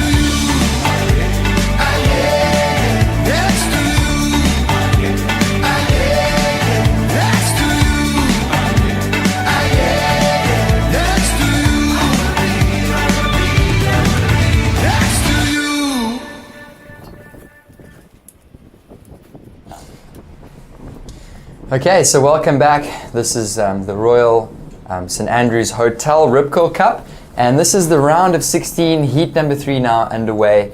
Introducing in the whites, we've got, previous heat on the screen. So we will get into the next heat. Scores are coming in for the previous heat. That was Luke van Wyk and Connor Slipen. That's the correct heat on the screen, the round of 16 heat number 4. And introducing in the red, Carl Steen, in the blue, Ryland Jarvis, in the white, Beric de Vries, and in the green, it is Slade Prestwich. And I'm here in the booth with a special guest. It's Crystal Sawyer. And Crystal, tell me, the ocean is looking wild out there today. How do you predict this is going to go? Wow, what a day. I mean, sure. Compared to yesterday, this is basically chalk and cheese. But yeah, we've got 2 veterans in this heat and 2 young guns. So yeah, it really is anybody's game. Yeah, so some big conditions out the back. If you guys are just tuning in, a big thank you to Emma and Mike for taking us through the first 3 heats of the day. And up and riding, that is a solid 6-footer for Ryland Jarvis. He is the young surfer from Cape St. Francis, and Rip Curl team rider as well, Ryland Jarvis. This one's going to link up nicely. Oh, this is a nice opening ride for Ryland. Ooh. An awesome finish. A little bit of a smaller wave, but just to get a score on the board, and he did a couple maneuvers there, so I think that's an excellent start. I think you have to be very time conscious in these heats. We've seen guys who don't want to wait around too long and be too selective. Yeah, so I think that was a great start. Yeah, I mean, Ryland Jarvis, he's still a junior surfer. I'm pretty sure surfing's still in the under 16 and the under 18 division. I think he's under 18 surfer now, actually. And that's exactly what he wanted to do, as you were saying, Crystal, to get a confident start.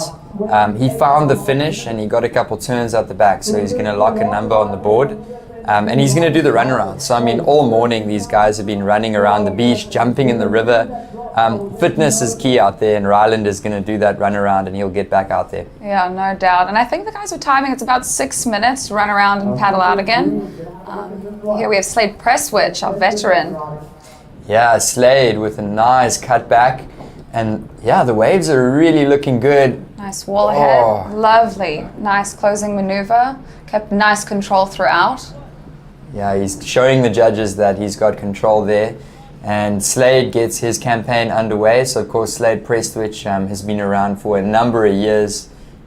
He was a super grom about 15 years ago, and he's still surfing and at a very high level. So Slade Prestwich gets his campaign underway with a decent one. He had 2 turns. And Crystal, I do think that these waves are really starting to look good. It was a little tricky this morning with the higher tide, a lot of flat sections, but it looks like it's dropping out a little bit, and these waves are standing up really nicely for these surfers, especially on the inside. Yeah, I've definitely seen it start to improve, especially as the sun has come out and as you said, like the tide's slowly dropping and draining. So yeah, there should be a lot more opportunities, a lot less water going around, and hopefully the surfers can just navigate the sets as they come in. But yeah, Slade's wave didn't run as much as Ryland, but again, at least he got some nice maneuvers in, and yeah, also doing the runaround. So yeah, I think it's a little bit more time efficient just to do the runaround and then get back into position. 26 and 40 seconds on the clock, so plenty of time. Yeah, nice to get some waves, some scores on the board. Yeah, so those 2 scores will drop in soon. One for blue, Ryland Jarvis, and another one for Slade Prestwich in the green. So you got a visual there of the river, and I was looking at the ocean earlier and chatting with one of the other commentators, and we were just saying surfing is the craziest sport. I mean, these guys are jumping into a raging river and just floating out into the lineup. I mean, there's huge 3, double, triple overhead sets sometimes coming through. The ocean is wild. The fitness levels today are 10 out of 10. And just crazy scenes. I mean, there's no other sport like surfing. Yeah, no doubt. And I think so. This river mouth is actually the second dangerous for boats to exit. So you can just imagine there are sandbanks out there, and there's a lot of water moving in and out just the entrance of that. So surfers taking advantage of the current on the inside of the river. Both sides of the pier are definitely user-friendly, but yeah, you just want to navigate those sandbanks just out front of that pier. So we'll just quickly cut down to an interview with the winner of the last heat. Down to you guys. Luke, wow. In the last 10 seconds of the heat, the score came through, and while we were actually on a break, the lead switched, and you took the lead there from Connor Slapp, and well done for making it through to the next round. I know you've been talking about your momentum and consistency strategy going into this. How did it feel out there? Oh, it's tricky. It's big. There's a lot of water moving. There's a lot of running when you do the run around, lots of paddling. So it's hard work. I'm feeling pretty broken after that. So now it's just time to refuel and get ready for the next. Watching the first couple of heats, we were trying to figure out, is it better to kick out during a wave and get back out there quickly for a second one? Or is it better to go high risk for that closeout section and then do the run around? What were you thinking going into that? I kind of identified which waves were going to have that closeout section for me to do an end turn. The ones that didn't, definitely get out there while you're still close to the back line and paddle as quick as you can. Otherwise, commit to that end section, smash into the run around. And then I just got to ask you, we can't see it from the beach, but when you're sitting out there on the main peak, it looks like there's a massive wash-through set that is just to the left of you guys. What does it look like out there with all the wind and the swell? It kind of just looks like a mountain of water, big white water just rolling straight at you, and you've just got to put your foot on your board, dive as deep as possible, and hope you come up quickly. Well done, Luke, and great to see you through another heat, and we'll see you in the next round. Fantastic results. Back to you. Thanks so much, Mike. That was Luke van Wyk, winner of the last heat, and he's looking really confident, advancing through to the quarterfinals. Meanwhile, on our screens there, we saw Carl Steen. A couple scores have dropped through. Two smaller scores for Beric de Vries, 2.67s, and First of Blue, Ryland Jarvis opened up with a 4.17, with Carl Steen locking in a 1.5. So Crystal, we're just getting going here with 23 and a half minutes. And scores still to come in for green, Slade Prestwich. So normally when the judges take a little bit more time, it means that it might be an important one, and here he goes again. A little bit of a smaller wave, but I can see something's coming up down the line for him. It's building, big section ahead. Slade Prestwich carving it. Ooh. Oh, uncharacteristic. But I mean, it's interesting what the waves are doing down the line there. It's definitely some opportunity. I think we saw that in the first heat on the fuller tide, but Max Elkington and Daniel Inslee definitely capitalizing on that end section, which is very cool to see. Yeah, I mean, like you were saying, Slade doesn't normally go down like that, so it just shows you how tricky it must be out there. Super bumpy and difficult to really find a smooth face.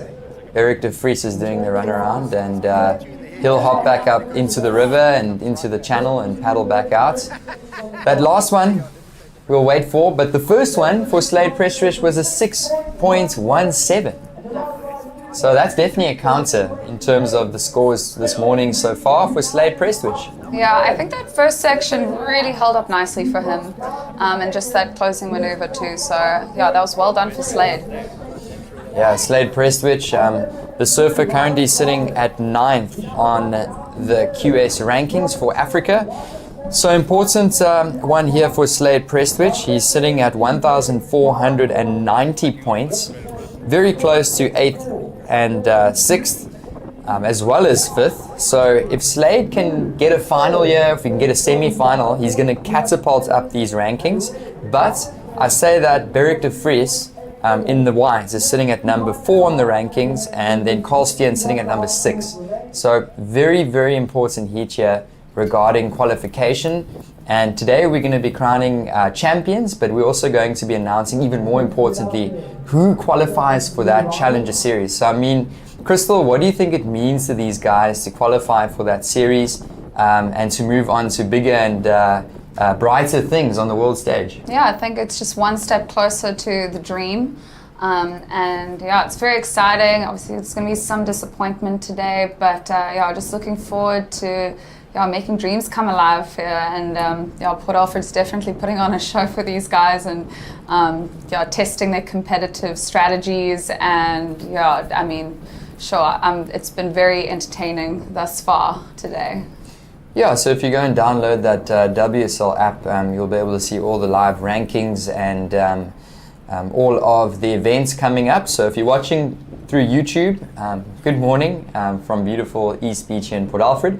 Make sure to go download that app. I'm looking at the leaders rankings right now. Aiden Mason camps in first with 4,070 points. We saw him in the round of 16 earlier today. He not make his heat. Of course, in second, Luke Thompson. We already know he's on the championship tour. So actually in second is Connor Slipen at the moment. We saw him advance in his previous heats. And this one is very, very important, as we were saying, for Beric de Vries, Carl Steen, and Slade Prestwich. So this is the defining day, really just marking these surfers' careers. And like you were saying, Crystal, it is the dream, to travel around the world, to surf different waves, to get to compete with the world's best. You've had a little bit of a taste of that with the World Longboard Tour. Being at that level and surfing on the World Tour or surfing at the Challenger Series is really just what dreams are made of, what you're saying. Yeah, and they've got some incredible stops on the Challenger, and especially coming from South Africa, I think we've got such a great coastline of waves, and even just here at Port Alfred, I just love this wave for a competition. I think it just always shows up, and people can just put on a show, and just it's a testament to the surfing that we have here. For sure, definitely one of the most consistent contest venues, not just in South Africa, but in the world. And you're always guaranteed to get some waves here in East Beach. There's always a swell at some point throughout the window that's going to test the surface to the limit. And it's good because this is what they're going to get on the world stage. You've got to go from 1 foot slop up to 8 foot bombies out the back. And watching Carl Steen just duck diving out of that, the fitness is really, really a big thing. So, Crystal, as a competitive surfer, how do you think these guys are really preparing for a big day like this? You kind of have to just surf all conditions, I was even hearing it on the championship tour now, the guys that have qualified from the Challenger and that have qualified onto the tour. And, they're surfing Bells Beach currently. And they had a couple onshore days, and a lot of the Challenger guys were actually really stoked about surfing in those conditions. I think you can't be a 5-star surfer and just kind of have to push in all conditions. Here we have Carl Steen up and riding. Yeah, he's looking good on this one. It's sort of just reforming here through the inside, and he's going to wait for it to stand up. So let's see what he does here, Crystal. Nice section coming up, lovely turn. See if he can finish this off. Nice, Carl. Yeah, he finds the finish. And I think that's where the surfers are going to be rewarded. A couple of heats ago, we watched Dan Emsley.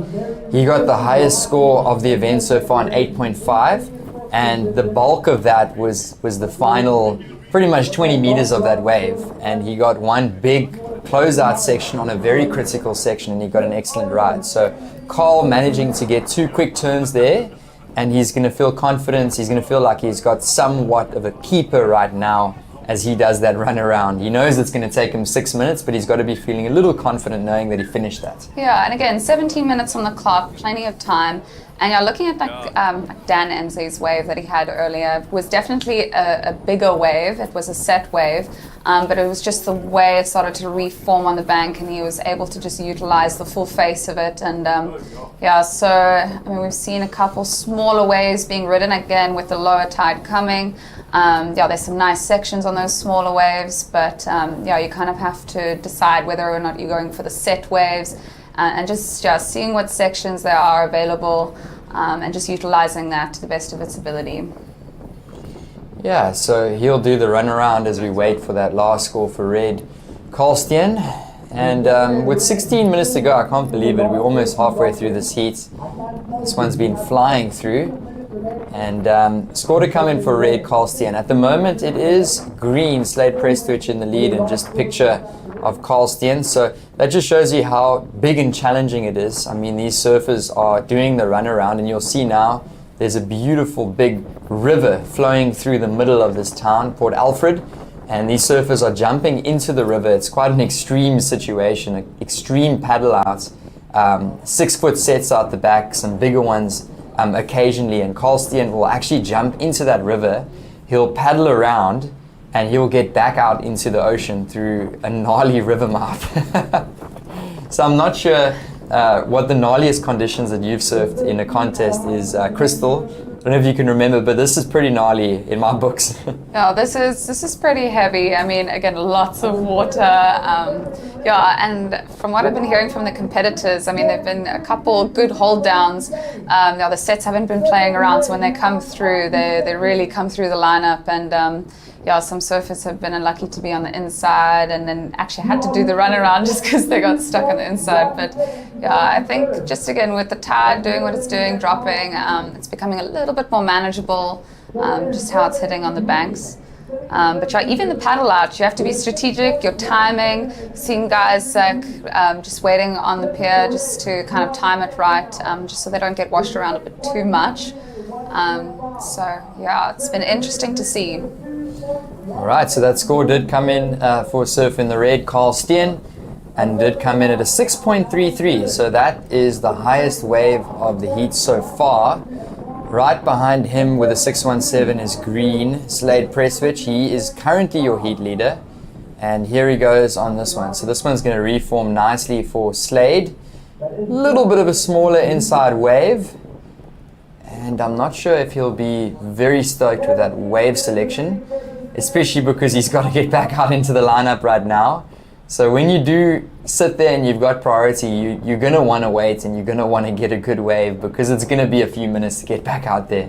Yeah, and you know, again, 2 waves counting in a heat, so it is good to stay busy, just to get a nice number on the board, especially like for Slade, just wanting to back that 617 up. So yeah, we'll see what that comes in at, but yeah, great wave for Carl.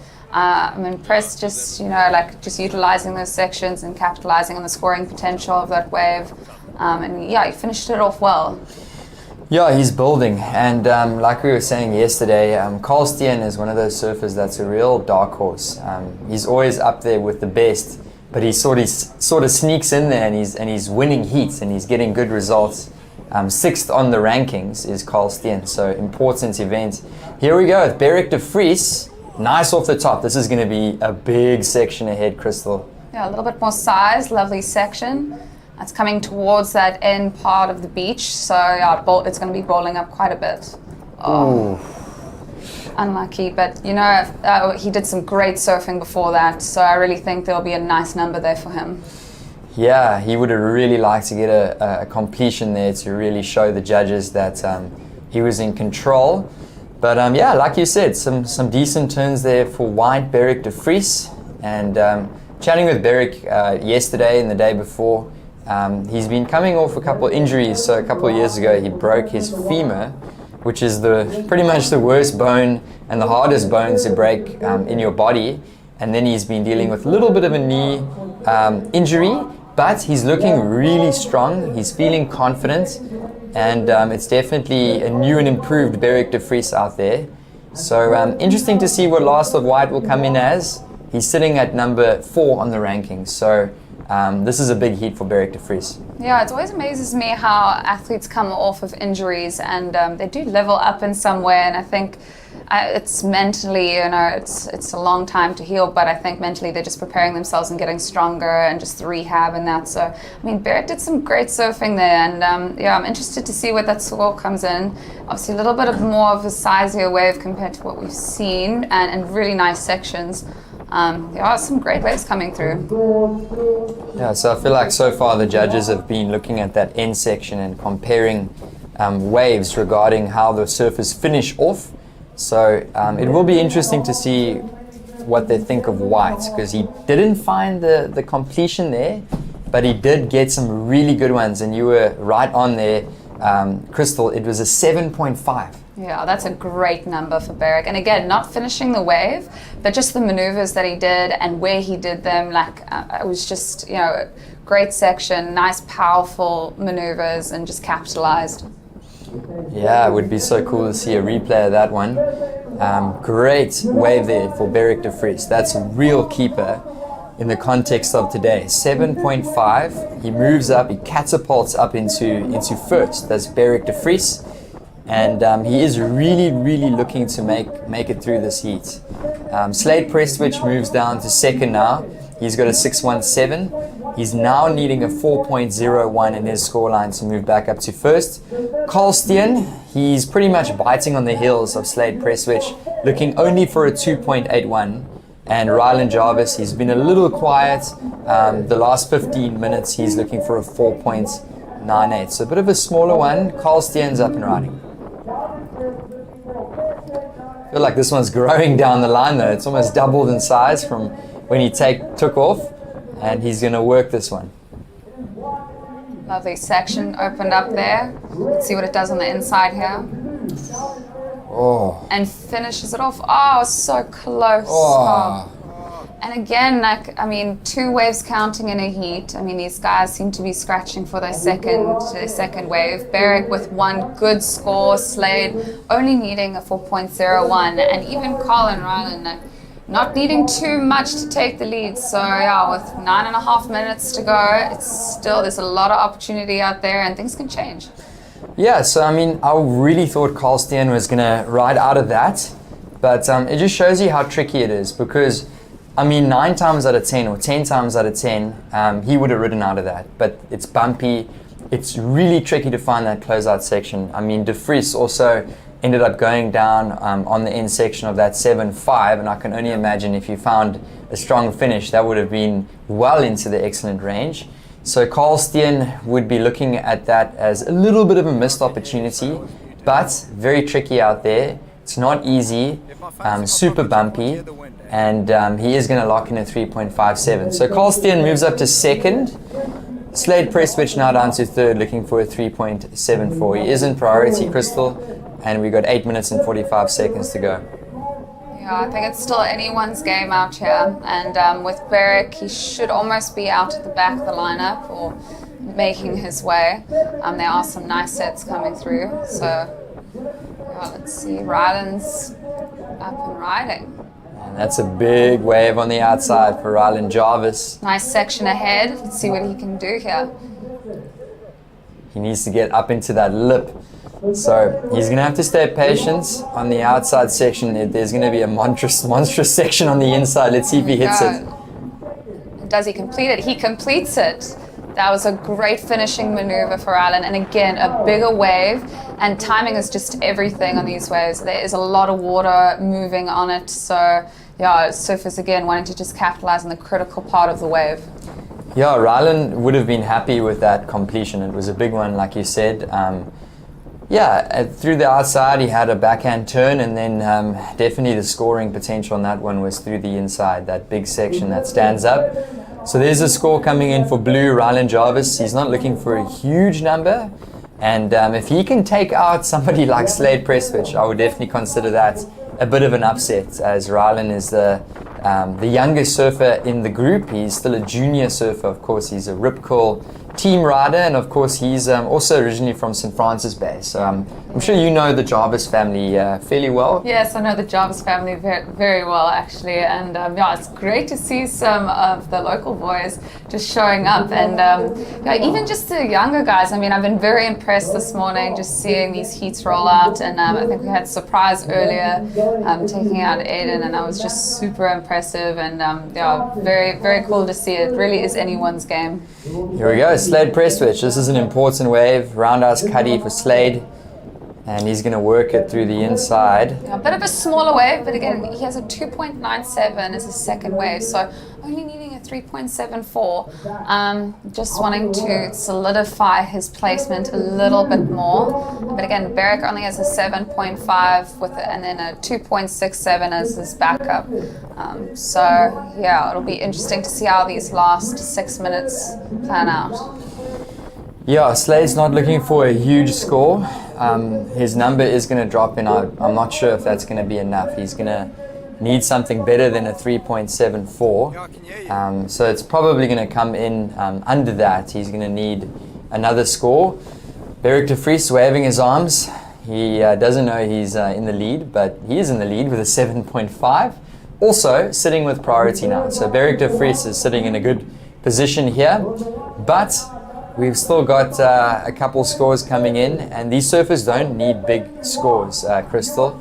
Red needs a 3.85, green needs a 3.74, and as you were saying, earlier on, even with the heats with Aiden and Surprise, anything can happen in the dying seconds of a heat, especially when your requirement is a 3.7 or a 3.8. Yeah, and it's amazing the swell that is pulling in right now is just a continuation of waves.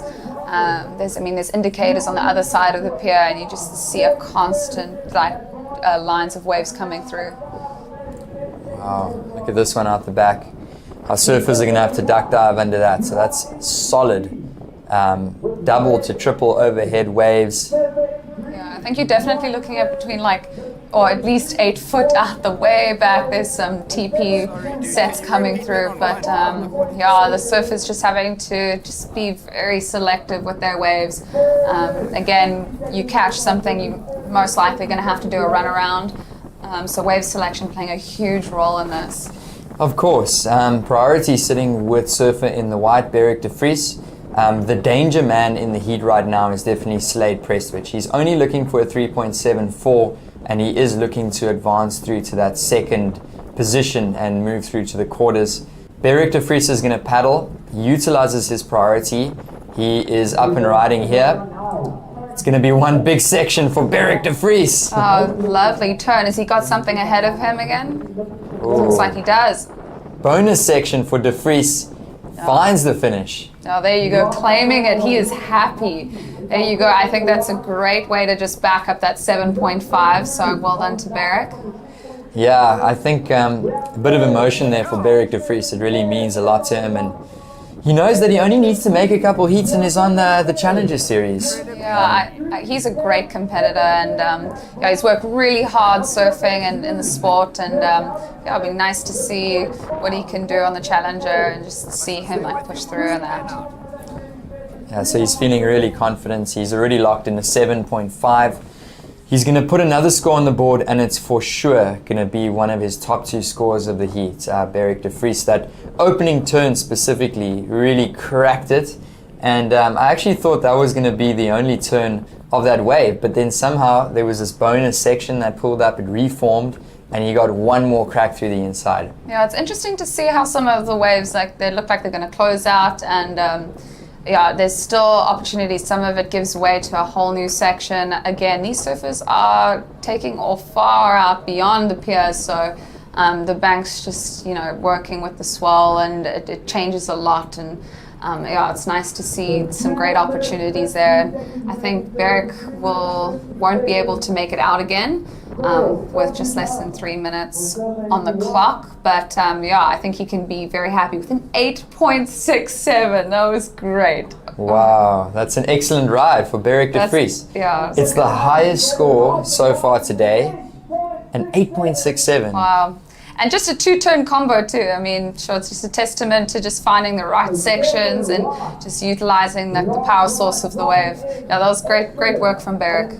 Yeah, really good timing on that wave as well. Specifically that first turn and second turn, his timing was impeccable. So really throwing it up into that lip, and that is just a statement for the rest of the surfers here on finals day. Oh, Slade Prestwich, 2 minutes to go. He's still in third, looking for a 3.74. Slade he's chosen to go on a couple smaller inside waves, and it hasn't paid off for Slade. So he's going to have to get out there really quick if he wants to stand a chance at getting a wave to move into the next round. Yeah, I think thankfully he didn't go too far down the line and get stuck on the inside, so I think he can still make it out. Minute 40 on the clock. Only needing a 3.74. Yeah, so will Slade Prestwich keep his dreams alive here? Currently sitting on 9th position, just in the top 10 on the qualifying series for Africa. Carl Steen is sitting at, I think it's number 6 on the rankings. So either number 5 or number 6, but Carl also a very important heat, and he's hanging on right now. Slade Prestwich needs a 3.74. So if he gets one good wave and one good turn, Slade is right there on the number. But Carl is sitting out the back with priority over Slade Prestwich. 1 minute to go. Let's see how this unfolds. Beric de Vries, clear lead. And he's feeling confident coming into the beach. But let's see what happens here between red and green. Here we have a paddle. This is Carl Steen. Oh, looking like a good wave for Carl Steen. He's going to cut it back. And This one's just going to set up beautifully through the inside. Again, a little bit slower, but it's just that timing to get these sections as they come up onto the sandbank. This is going to be a monstrous section. Bottom turn, eyes the lip. Carl Steen! Ooh. Wow, disappears. What if he just appeared out of the foam right now? Oh, that would be great. I mean, wow, how's that section on the end there just doubling up? I mean, from start to finish, I mean, wow. There was big money on that last section, so unfortunate that he couldn't ride out, but it does look like he is going to hold on to second. Carl Steen, so a huge congratulations. The highest heat total of the event, Beric de Vries, is 16.17, looking confident moving through to the quarterfinals. Along with him, Carl Steen in the red, in third position, Slade Prestwich, and in fourth, Rylan Jarvis. That was the round of 16, heat number 4. And look at that swell out the back. We are going to be moving into the women's heats up next, the quarterfinals. So this is the Royal St Andrews Hotel Rip Curl Cup, and we'll be right back. Stay tuned.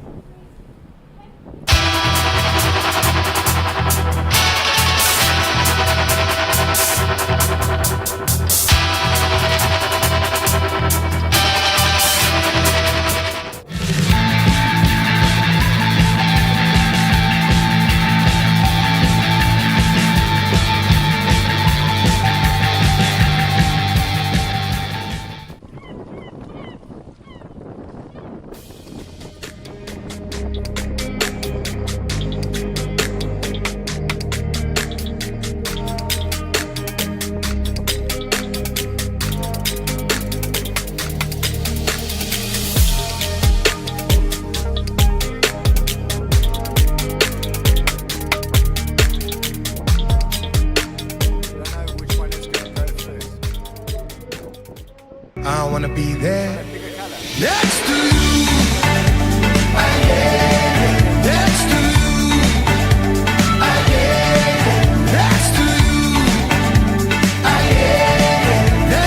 to you. Next to you. Next to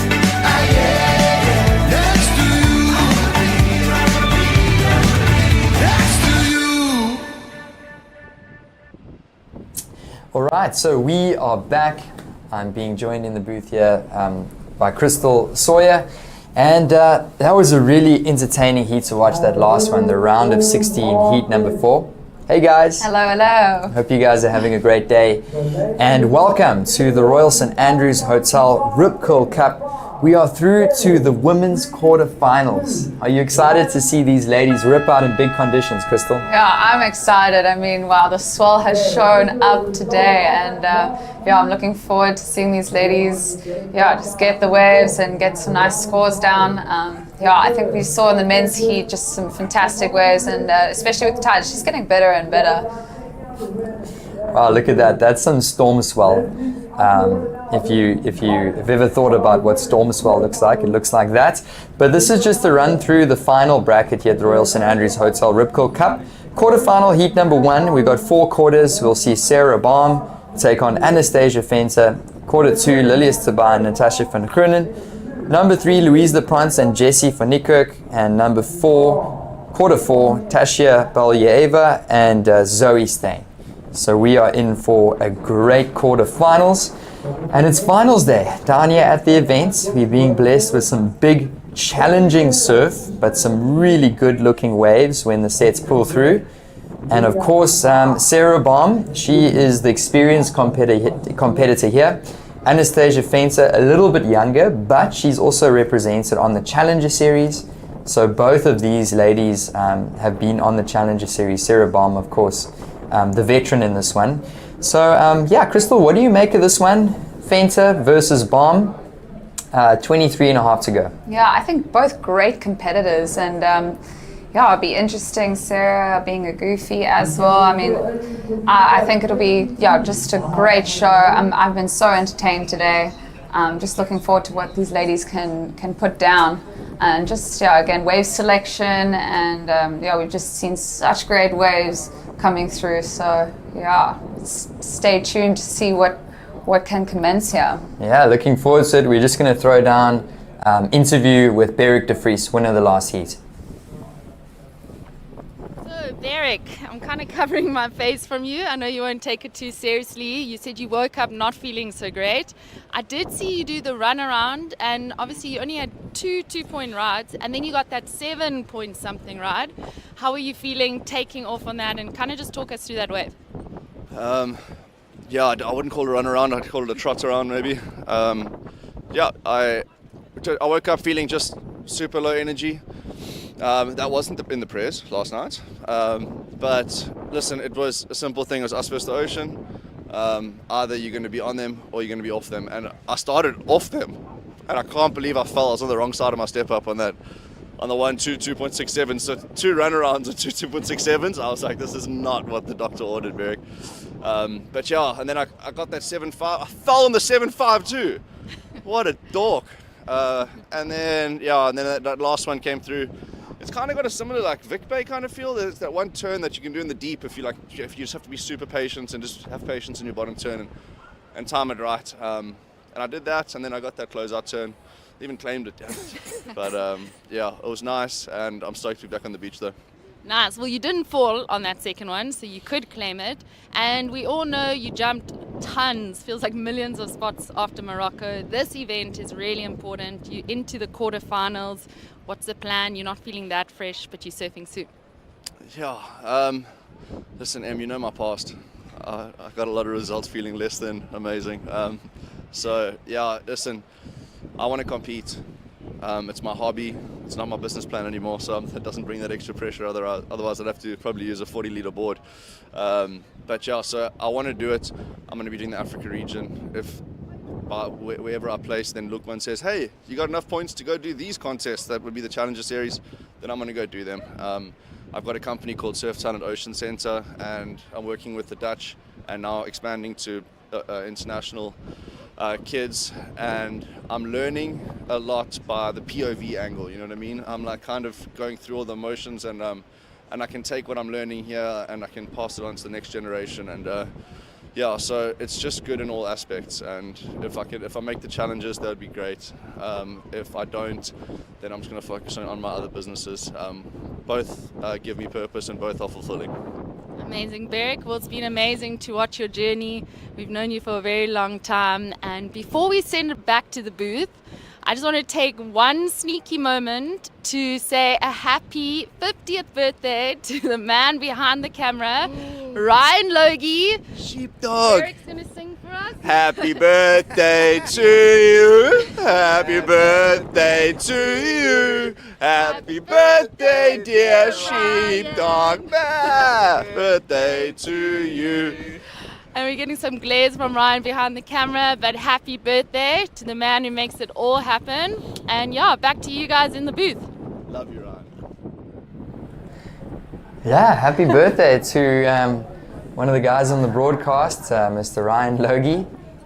What a day to celebrate your birthday. He's been working hard behind the scenes. So a big thank you to the broadcast team, of course, Ryan Logie, for really working hard there. And of course, Beric de Vries, what a story. He's been out for the last couple of years. Beric's been traveling the world. As mentioned, he's had a couple injuries, but he is back and he is looking really strong. And he's going to be on that Challenger Series, I'm pretty sure, Beric de Vries, especially with these last couple of heats that he's had. He's sitting on number 4 on the Challenger Series as Beric de Vries, and he's really looking good and confident. So we're sitting in the booth here, Johan and Crystal, and we're taking you through quarterfinal heat number 1. And Crystal, these ladies have got 25 minutes. It's 2 lady heats from now on out for the rest of the event. And they have just been patient, but I think they can be patient because they've still got just under 19 minutes to go. Yeah, I think no scores on the board as of yet, but I've seen just in previous heats now we're working with 25 minutes that one needs to just utilize, the time, and especially if there's a run around, involved in just after getting the wave. So we'll see what these ladies can put down. Again, like it's been a couple minutes in this heat already. Some sets potentially pulling through. Yeah, so just in terms of the rankings on the women, Sarah Baum is sitting at 3,220 points. She is about 500 points clear of number 2, Jessie van Niekerk, and in number 3 you got Louise Leprance. Anastasia Venter sitting down at number 5. So top 2 women do get to qualify for that Challenger Series here at the QS 2000. It is the last event of the calendar for the 2025-2026 season, and of course these women are going to be aiming for that Challenger Series. So Sarah Baum is looking confident, she's on top. Even more important for Anastasia Venter at 1,536. Reason being is Jessie van Niekerk and Louise Leprance, as well as Natasha van Groenen, are still in the mix. So all 5 of the top 5 women are in the draw here, and they are going to literally be jousting it out and battling it out for the top 2 spots in the Challenger Series. Yeah, wow, that's fantastic. And what great competitors, all those ladies. We see a paddle from Miss Sarah Baum. She paddled hard to get onto it, and good work there for Sarah Baum. Lovely wave face on that. As it's hitting that inside section. Lovely turn. And let's see what this wave has on the inside. Oh, wow. Can she make it? Wow. Oh, and she just doesn't make that. But wow, I'm just loving the commitment from Sarah, and just so much experience. And I think that really showed on that wave. Yeah, that would have been a massive score if she ended up making that last turn. So I like how she set it up nicely here, Crystal. Nice, smooth cut back, roundhouse. Again, just timing it. I mean, even the way that's such a lovely turn. And again, I think this end section here, she did one really nice turn. Oh, that was the one that she didn't make. Yeah, and she really committed to it. She knew it was going to double up. She's been watching the surf all morning long, and she knows that the guys have been hitting that end section and getting huge scores. So that's exactly what she needed to do there to get an amazing start. Nonetheless, she's going to put a score on the board. I do think it's going to be a decent number for Sarah Baum. If she had landed that turn, I think she would have gotten off to a very good start. Yeah, and it was interesting the way that wave started out. I mean, she had to paddle. She almost didn't make it in, but just to see how that wave reformed on the bank and just opened up for her and gave her some great opportunities to get some nice turns in. All right, so Sarah Baum, she is our experienced competitor, of course, Olympian, representing the country at the Olympics, and of course, competitor on the Challenger Series as well. So she got a quarterfinal finish at Newcastle at the Challenger earlier in the year. So she does reside in Newcastle, Australia, but of course she's South African and represents under the WSL Africa. So Sarah Baum taking a run around, and she's going to jump back into the river. She's already got a couple wins in the QSs. She had one win in Newcastle as well. I think it was in November last year. And then she took down a win, I think it was in Durban, in eThekwini in July last year as well, June or July last year. So she's number 1 in the rankings. Anastasia Venter now up and riding. She also finds a finish, so she's going to do the runaround as well. Anastasia, just one of our great up-and-comers. She's just also had such a great competitive career so far, and I'm excited to see where these numbers come in.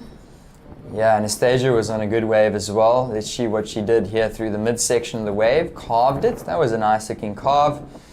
And she really needed something big on the end section. Couldn't quite find it. So she would have wanted to really hit that section hard.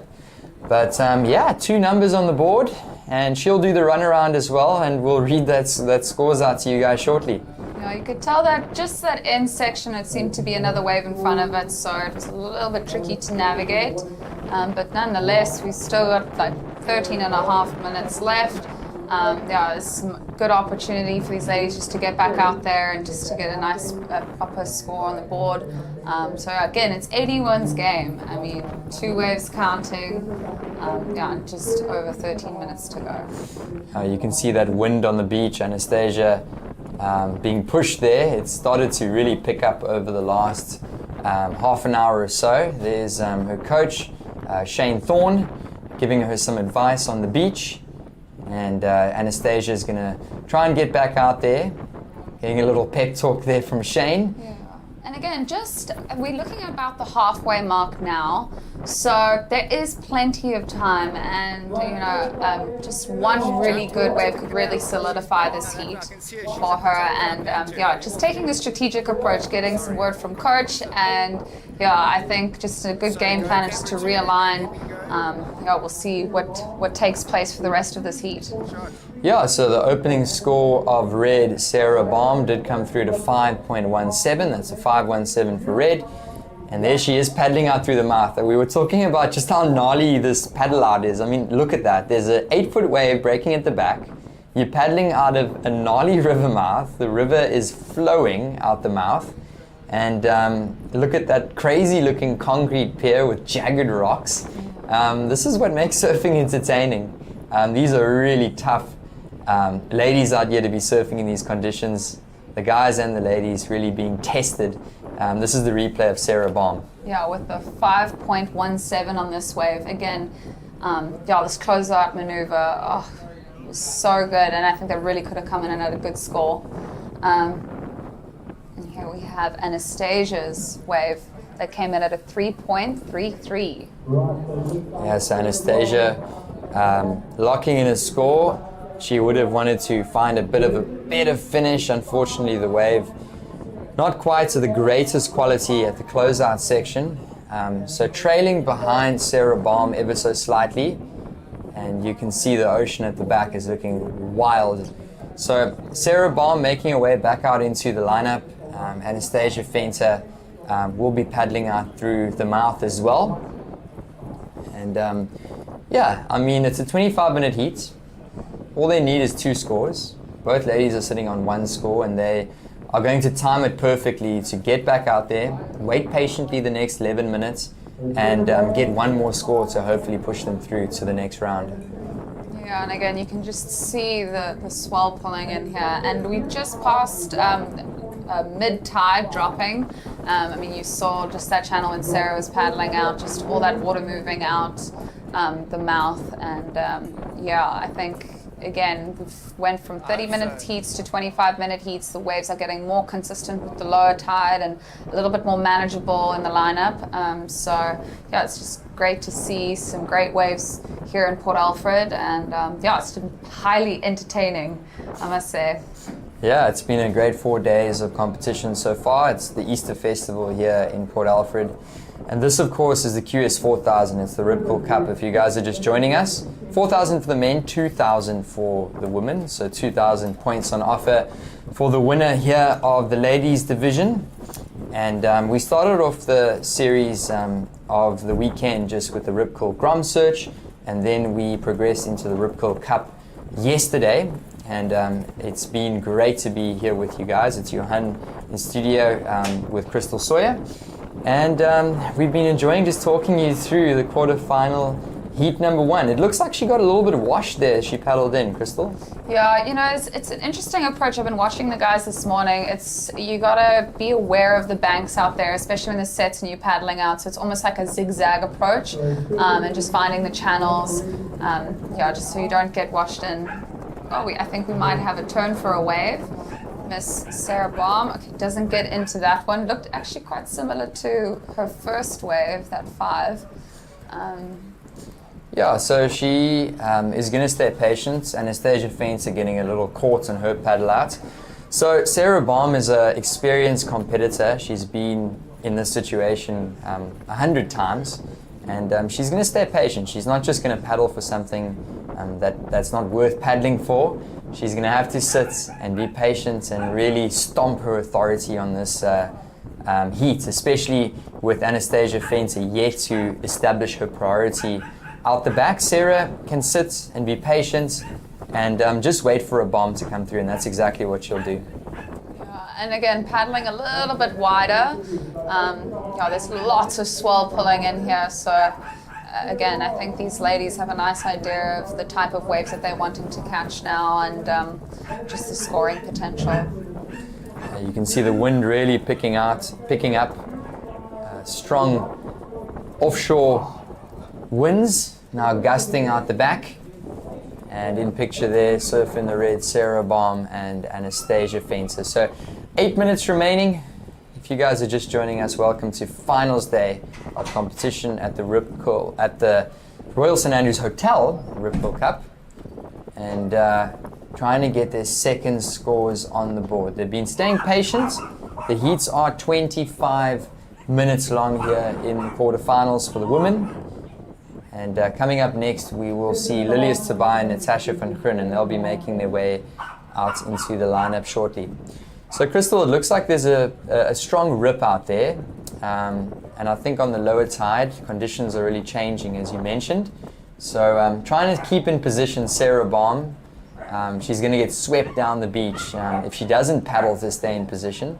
So almost staying in one spot, trying to just be in the correct position as she waits for her set to come through. Yeah, I'm definitely seeing now with this tide dropping and just getting closer to the low point mark that it's definitely hugging the bank on the inside and the bowl. So yeah, as we've seen in previous heats, the last two heats, just some great scoring potential on the inside. So you don't really want to be too far out or too wide, relying on those sets, but yeah, just capitalizing on being in the right zone. Here was Sarah looking at that. Yeah, she thought about it for a brief second. She is sitting with priority, so she should just stay patient and wait for a good one. It's a two-lady heat, which means that there's a little bit of pressure off when it comes to priority compared to the four-lady heats.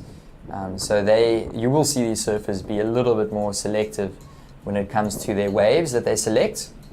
We've got just over 6 minutes to go, quarterfinal heat 1. Of course, Sarah Baum sitting with a 5.17. Anastasia is sitting with a 3.33, so only looking for a 1.85, but Sarah's only sitting on one wave, so that requirement for blue will certainly change, and it should shake things up in the heat. So only one wave each for these surfers. 6 minutes to go, both surfers in the picture in the blue and the red, and we're going to have to see how this one unfolds, Crystal. Still plenty of time. Yeah, so I see Sarah with priority, Anastasia second, and again, only needing a 1.85. So again, wave selection is going to play a huge role in these last 5.5 minutes. Yeah, and I mean, again, you want something with a little bit more meat down the line. There's a lot of waves coming in, and there's a lot of waves that are also quite flat. So again, you want to have like power source of the wave just to capitalize on maneuvers, just to get those scores on the board. I think the ladies are seeing something. They seem to be paddling out.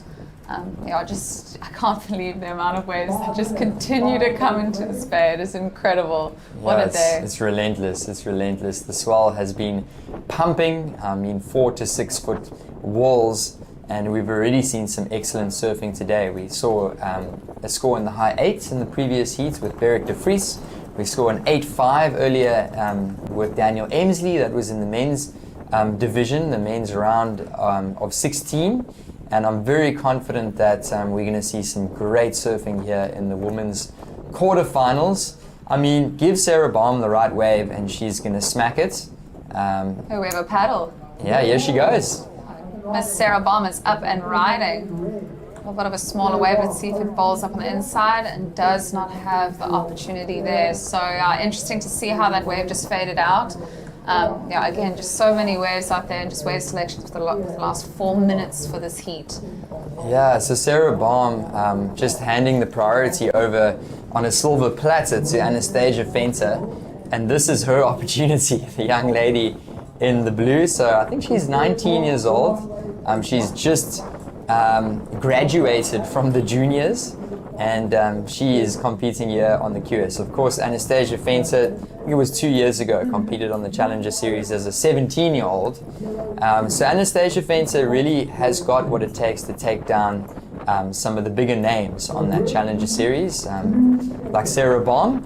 And Sarah has left the door open for Anastasia Fenter with 3.5 minutes priority now with blue.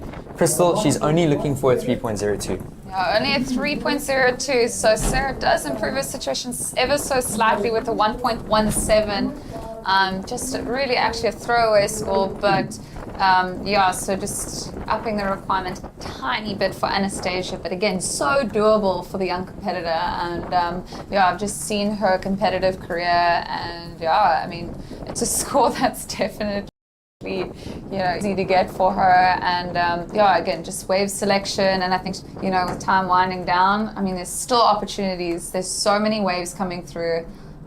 So yeah, stay tuned for this last end of this heat. This is going to be exciting. Yeah, Sarah Baum in picture here. She's not going to be feeling too comfortable because she had priority, she paddled, she ended up getting a 1.17, which she said, Crystal, of course, that's a throwaway score, and she's handed priority to blue. But little insider here, well, not a little insider, actually a big insider. Just shows you how big this is. I mean, the insiders are 3 to 4 foot. The smaller ones outside of the sets, but she doesn't go. So what's she going to do? She's going to paddle back out and establish priority, where she's going to try and grab a wave down the beach to really take it out of grasp for Anastasia Fenter. Yeah, again, it's such a fine line for being like too far out, and then you kind of just want to be on the bank now, just to get those insiders that are a little bit smaller, but they run and they bowl up quite nicely. So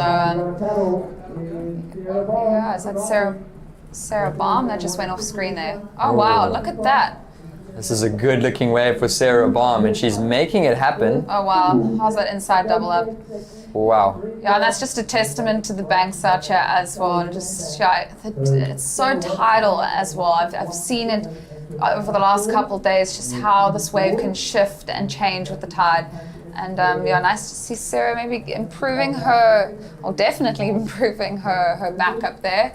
But yeah, still just over a minute to go. Anastasia left in the back. So I see some more waves coming through, so this will be interesting.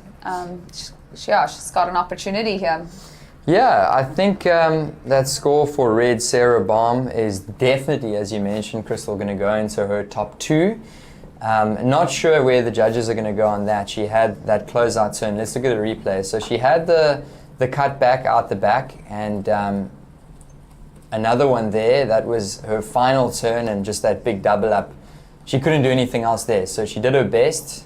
Yeah. She's going to lock a score on the board. Definitely timed that well to just to connect with that section, and yeah, I think that was a great maneuver. Yeah, just well considered, considering how that wave just doubled up and closed out on her. Yeah, Anastasia Fenter paddling at a little bit of a smaller insider. She's getting caught inside here.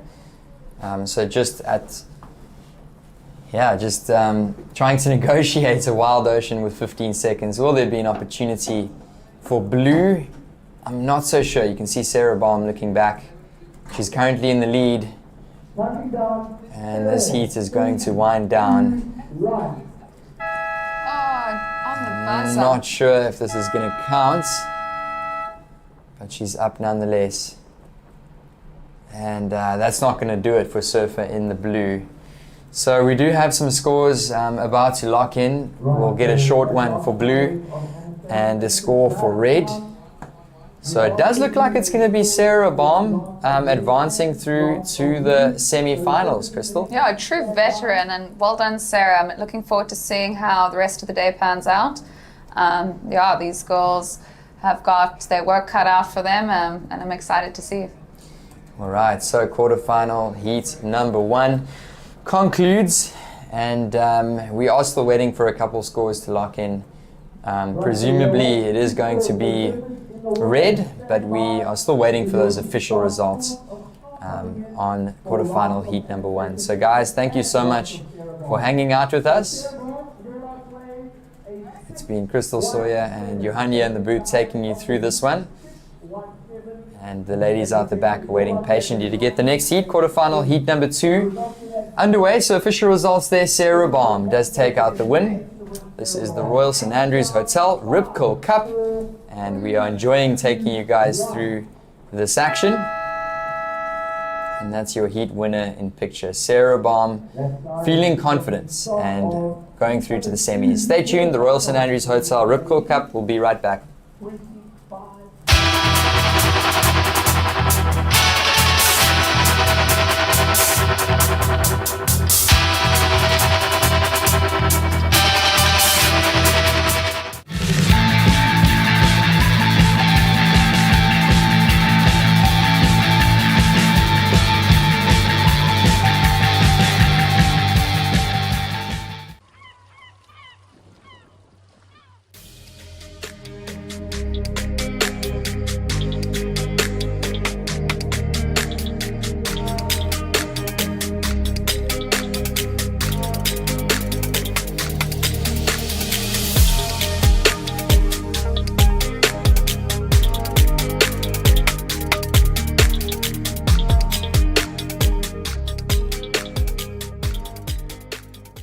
I wanna be there next to you. Next to you. Next to you. Next to you. Next to you. Next to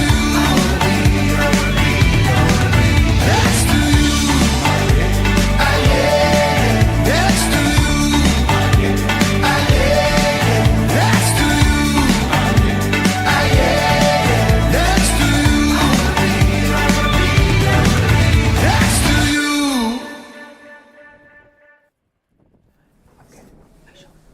Okay, so welcome back to action, and I'm being joined in the studio. It's Emma Deal, and we are really looking forward to taking you guys through the next heat, quarterfinal, heat number 2. It's the Royal St Andrews Hotel Rip Curl Cup. Welcome if you guys have just tuned in. Of course, in the last heat we see Sarah Baum taking out the win, a confident one there.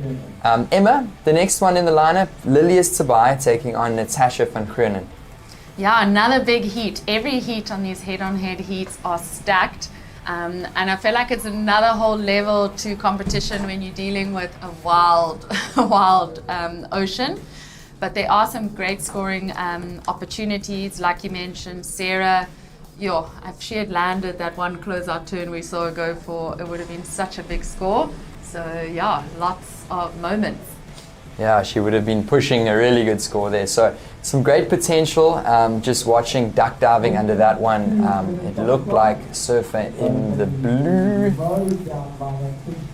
Yeah, surfer in the red, Lilius Tabai. So she got pushed down the bank there. If you guys are just tuning in, we've got some pretty crazy conditions here in Port Alfred. So these surfers have been jumping into the river.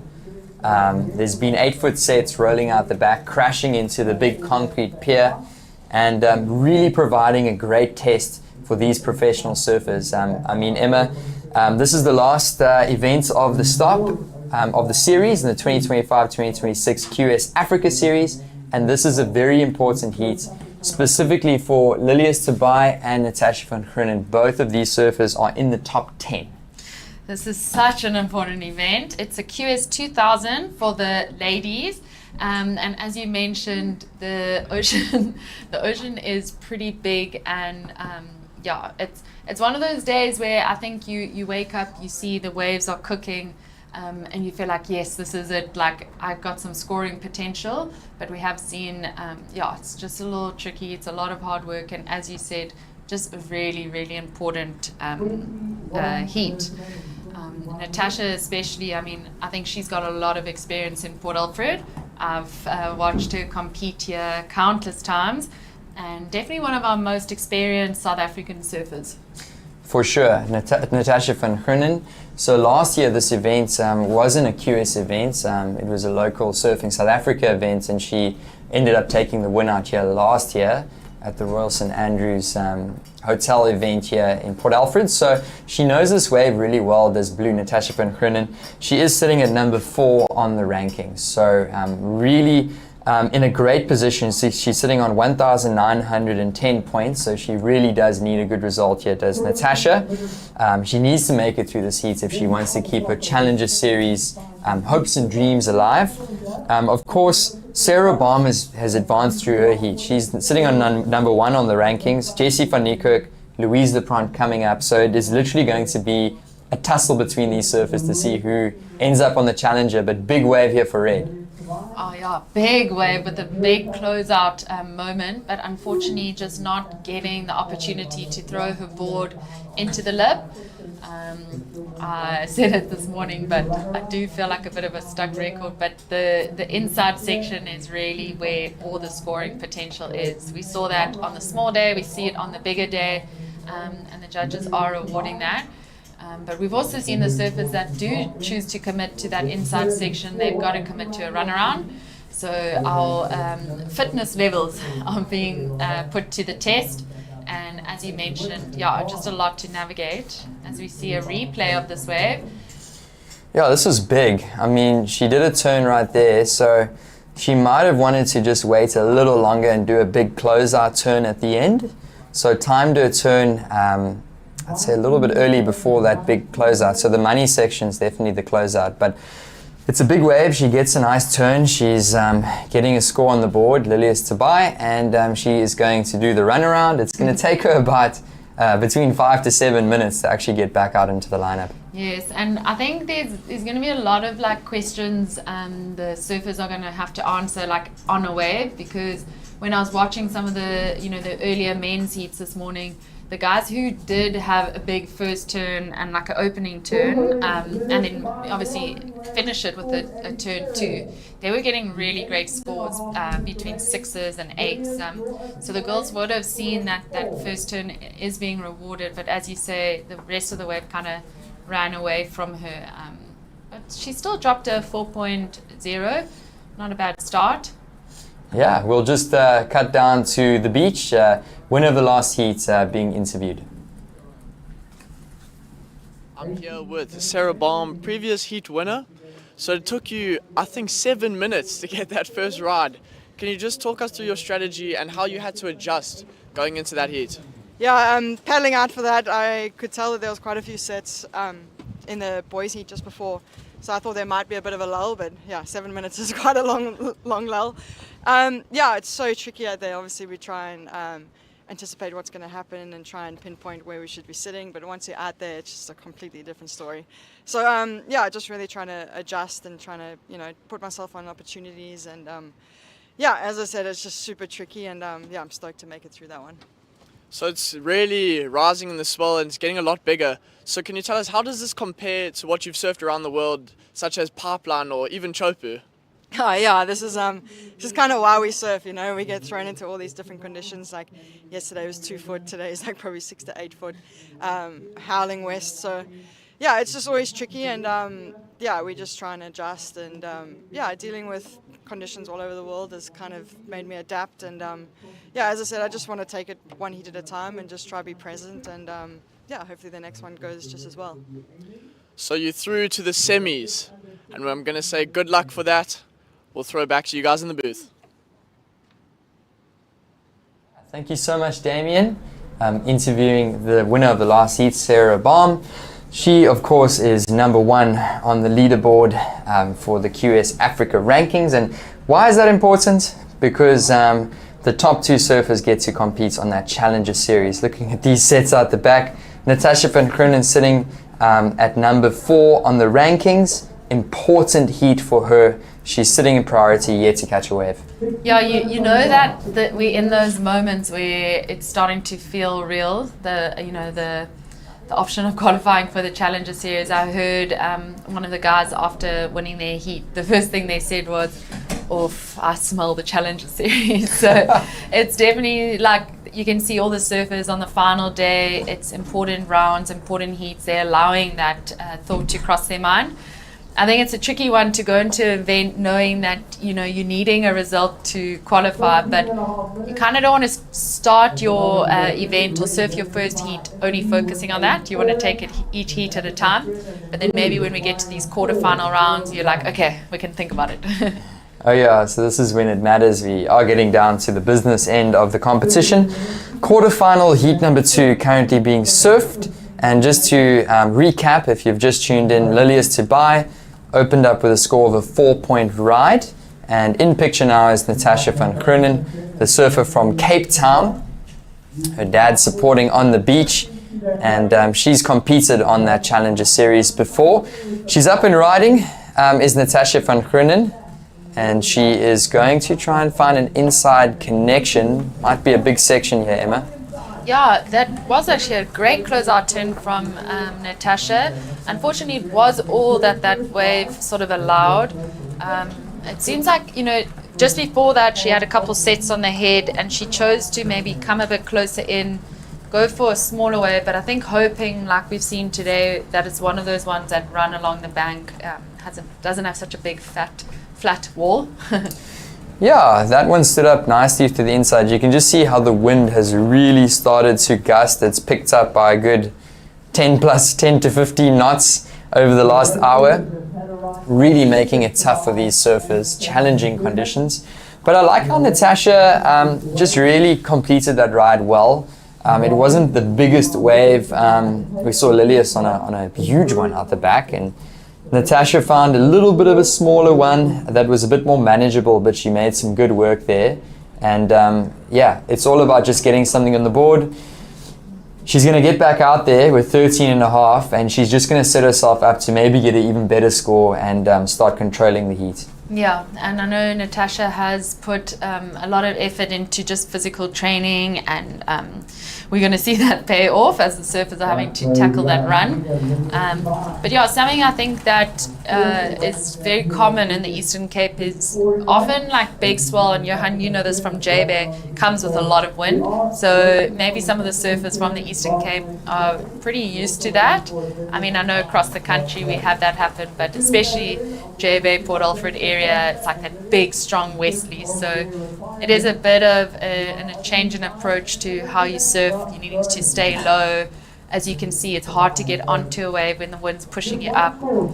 Yeah, a bit of a different strategy. For sure. It's all about just getting down that face. Lilius Tobai, unfortunately, goes down on that last wave, and she's going to reset. So Natasha van Groenen is paddling back out through the river mouth, and that score will be locking in shortly for surfer in the blue. So score to come in for blue, Natasha van Groenen. Oh, unfortunately for Lilius Tobai, yeah, she fell on that last one, and she's going to do the runaround as well. So both surfers now actually on the beach or approaching the beach, and they'll jump into the river and they'll get back out. So I'm sure we'll get a visual of that. And it's not easy when you're surfing conditions where like every decision you make, it's almost like with priority, could have a potential cost. And like you said, that wave not offering a huge amount and having to commit to running around. Okay, this looks like it was a replay for surfer in the blue. Oh, we might catch it again soon, watching Lilius Tobai doing the runaround. Her last one, well, not the second to last one, was a 1.83. So she's sitting with a 4 and a 1.83. And then first the blue, Natasha, comes in at a 5.0. So that's nifty right now on her scoreline with 11.5 to go. Yeah, I think the judges rewarding that closeout turn you mentioned. It was what the wave was mostly about, but she really did surf it well. As we see a replay of red, yeah, just trying to stay in the pocket, navigating those bumps, wind pulling her up, and yeah, I think the wind and wave fading combination didn't allow for much more. Yeah, so looking at the visuals there, the big concrete piers on the west and eastern side, or the north and south side of the Kaui River, the landmark here of the Sunshine Coast. And pretty crazy, you don't normally see surfers paddling through a literal river to get out into the lineup. But this is Africa. There's waterfalls literally on the side. It's just showing how those huge 8-foot waves, 6 to 8-foot waves are crashing against that southern pier on West Beach.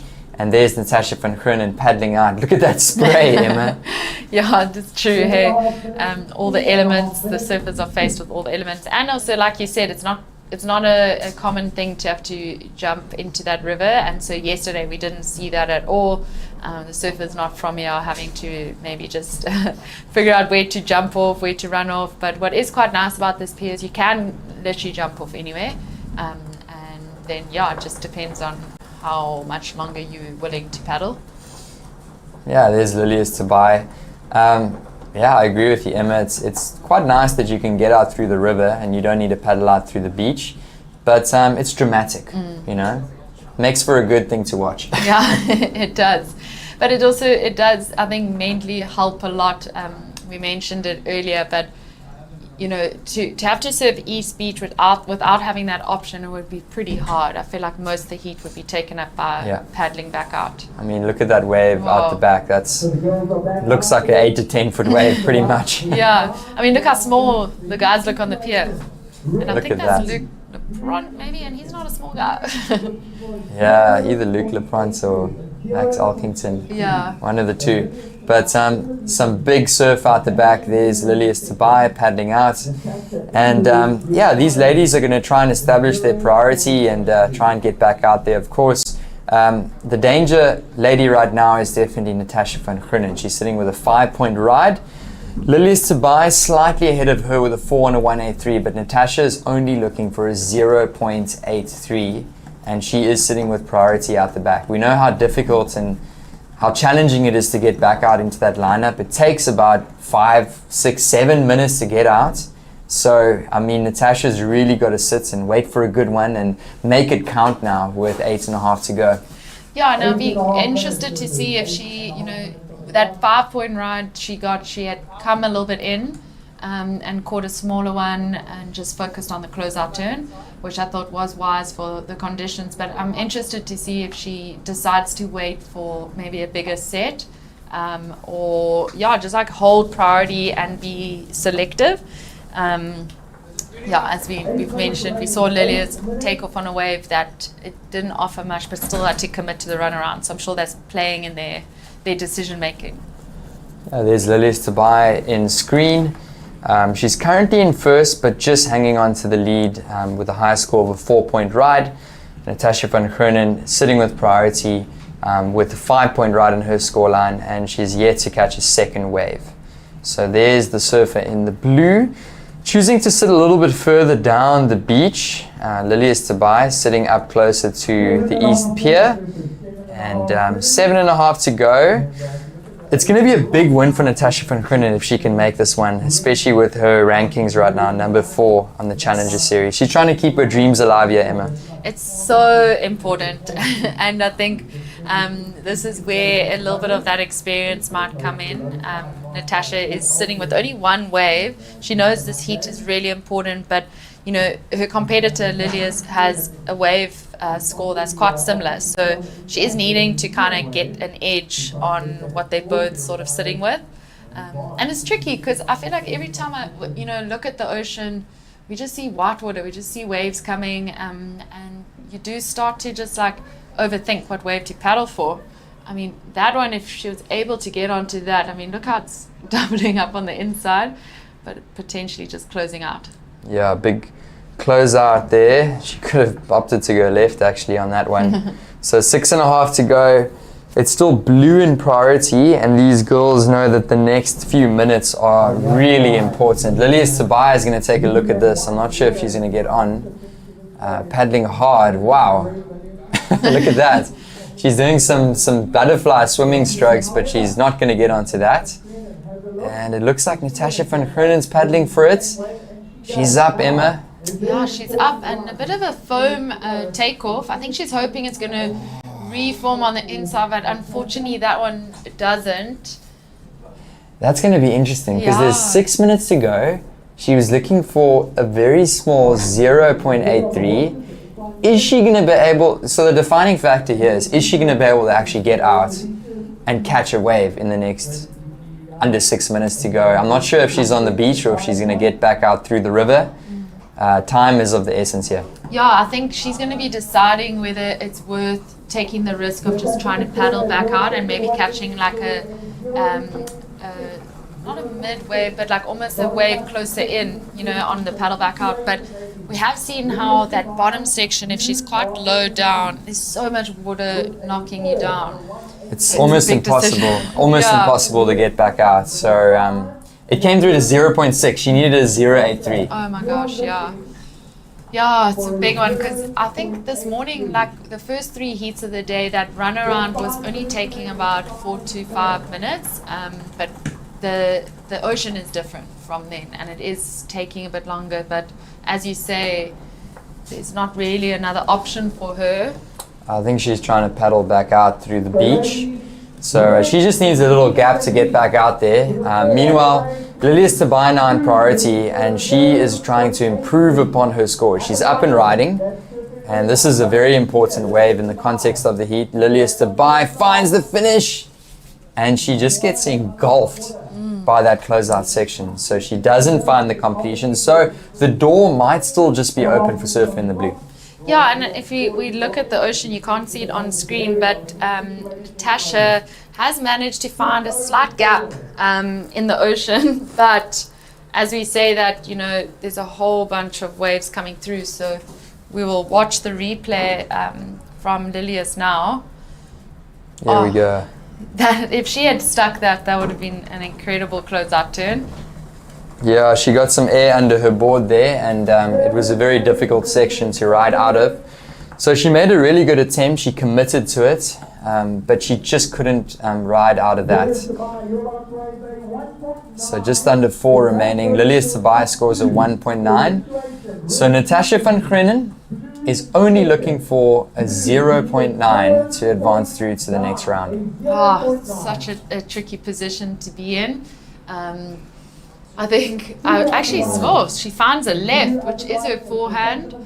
She manages to carve back into the foam. Oh, and unfortunately, just getting knocked off by, I think, a combination of wind and the face of that wave. Wow, she really needed that, and all she's looking for is a 0.9. So this is a real pressure heat on the cards here. So here she goes. She managed to find a left, which is rare for today. Ended up doing a carb. Where did she go wrong here? I think it was as she rebounded back there, it was the combination of like a bump and the foam sort of knocking her. And I think often in, you know, days when you've got this wind, you're doing what you know is muscle memory, but then maybe not factoring in that you've also got wind pushing you up. So, yeah. She's not making it easy on the judges here. She's only looking for a 0.9. I'm telling you, if she had completed that turn, she would have most likely gotten the score. Yes. But 2.5 minutes to go. In picture here is red Lilius Tabai, and we do have scores coming in. Important here. A score for red, a score for blue actually, with 2 minutes remaining. 2 minutes. Oh, yesterday, 2 minutes, you could still catch 2 waves or 1 wave, but today is a lot harder to manage. So yeah, I don't know. 0.9 is one of those scores where, I mean, we saw guys taking off on big sort of closeout sets this morning and only getting a 0.9. So Natasha is needing to complete something to, you know, at least feel like she's safe and getting that score easily. Yes, so 90 seconds remaining in the quarterfinal, heat number 2. It is currently Lilius Tabai in first, and a score to come in for blue, Natasha van Grenen. We are going to see a paddle here, up and riding. It is Lilius Tabai. Oh, she manages to find a wave that looks like it's got some more. Bit of a check turn to start. And she's probably going to try stay on it to join that left that joins the wave she's currently on. But a lot of bump, a lot of work. And I know for her, she's trying to replace her 1.9. But yeah. Natasha van Grenen locks in a 1-point ride. She's looking for a 0.9. She locked in a 1. But now Lilius Tabai is looking for a 2.01. So she had a turn out the back. This is an incredibly tight heat. Quarterfinal heat number 2, 40 seconds. How do you think this is going to unfold, Emma? Yeah, I'm like trying to take myself back to Lilius's 1.9 and compare it because she's not needing much more. But But I think also, you know, it's hard to sort of figure out where she was in the lineup when she took off on that wave. It wasn't that long ago she had a wave before that too. Yeah, so an important score to lock in for Lilias Tobai. She did have a backhand turn, and then the back end of that wave not really materializing. That score does come in. It's a 2.27, so situation changed. There's the lady in picture, Lilias Tobai. She is going to take out the win here in quarterfinal heat number 2. Man, oh man, that was a tight heat, Emma. That was a tight heat, and all to the last minute, and ranging between a 2-point ride and a 0.9. Yeah, she was looking for a 2.01. She gets it. Results for quarterfinal heat number 2. It's Lilias Tobai taking the win ahead of Natasha van Kroonen. This is the Royal St Andrews Hotel Rip Curl Cup, and we are enjoying the action here at beautiful East Beach in Port Alfred. Stay tuned. Royal St Andrews Rip Curl Cup will be right back.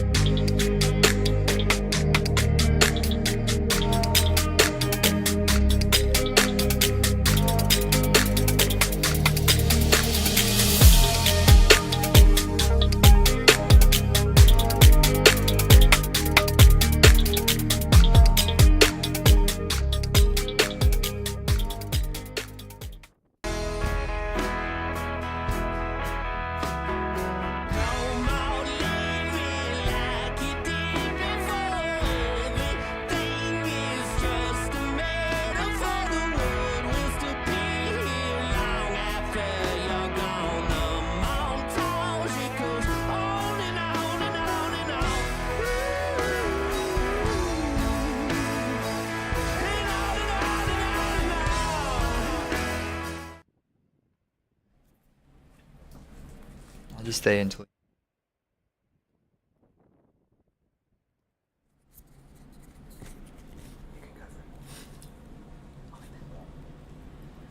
And welcome back to the Royal St Andrews Hotel Rip Curl Cup.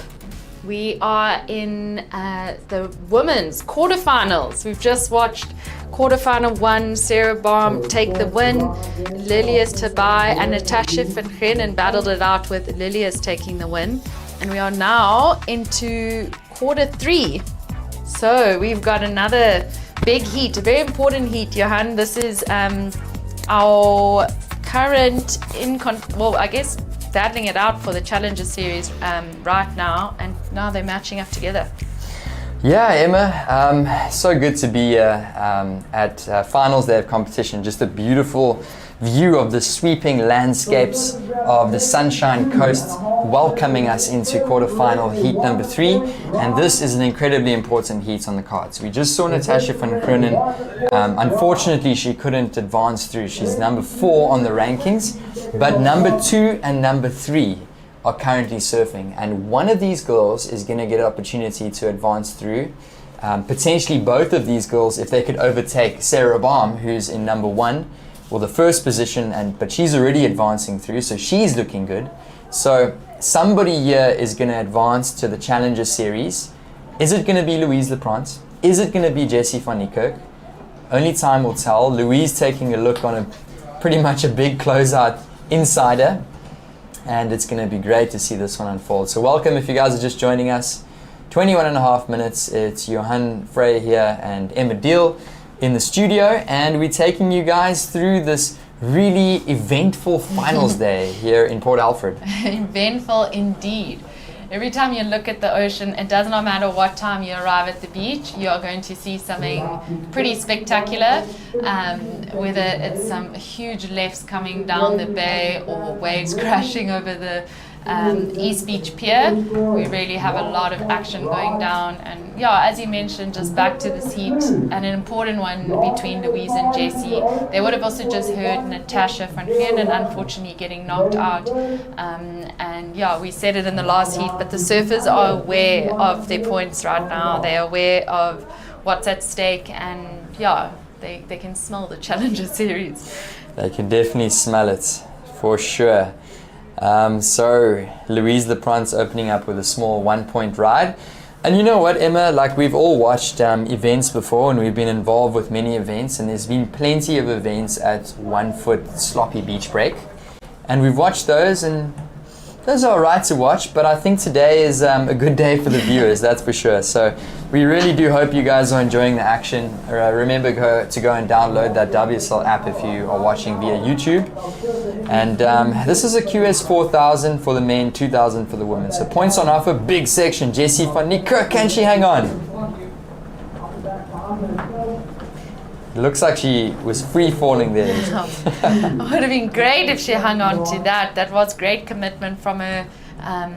Yeah, just unfortunately unable to ride it out. And we are seeing her come in and do the runaround. It is one of those days, if you've missed other heats, where it's pretty much one wave, whether it's a good one or a short one, and you need to kind of commit to the runaround. Here she goes. So really flat foamy section out the back. She managed to get through to that section. That was a nice carve in the pocket for Jessie van Niekerk. And then this was the money section, and she just wasn't carrying enough speed up into that lip. So sort of free falls and she can't land it, but she gets a score on the board. So. Yeah, I think that section with how much water is coming at you, if you can project out of that explosion and that white water, yeah, you're in for a great score. Here we go. Yeah, replay from Louise. Also another big wave, but as we've mentioned, that wind really making it bumpy and tricky, and yeah, she chooses to jump out of that. Yeah, here we go. This does look like surfer in the red, Louise Leprance. Riding this one in. Jessie also rode one in, and it looks like both surfers are going to make their way around to the channel and paddle back out through the Kawi River. There's Jessie van Niekerk in your screens, currently sitting high up on that rankings leaderboard. So Jessie, I chatted with her yesterday, and she had some crazy travel over the last while, and competing in Morocco. Louise also competing in that Morocco event about a week ago, coming all the way back down here, flights having to be reverted through different routes. And both of these surfers are well seasoned. They've been competing on this QS. They're both represented on the Challenger. Here's Louise Leprance with a run around, but we're going to cut to a quick interview, the winner of the last heat downstairs. Guys, I actually had to go down the beach and fetch Lilias because she wasn't aware that she actually won the heat.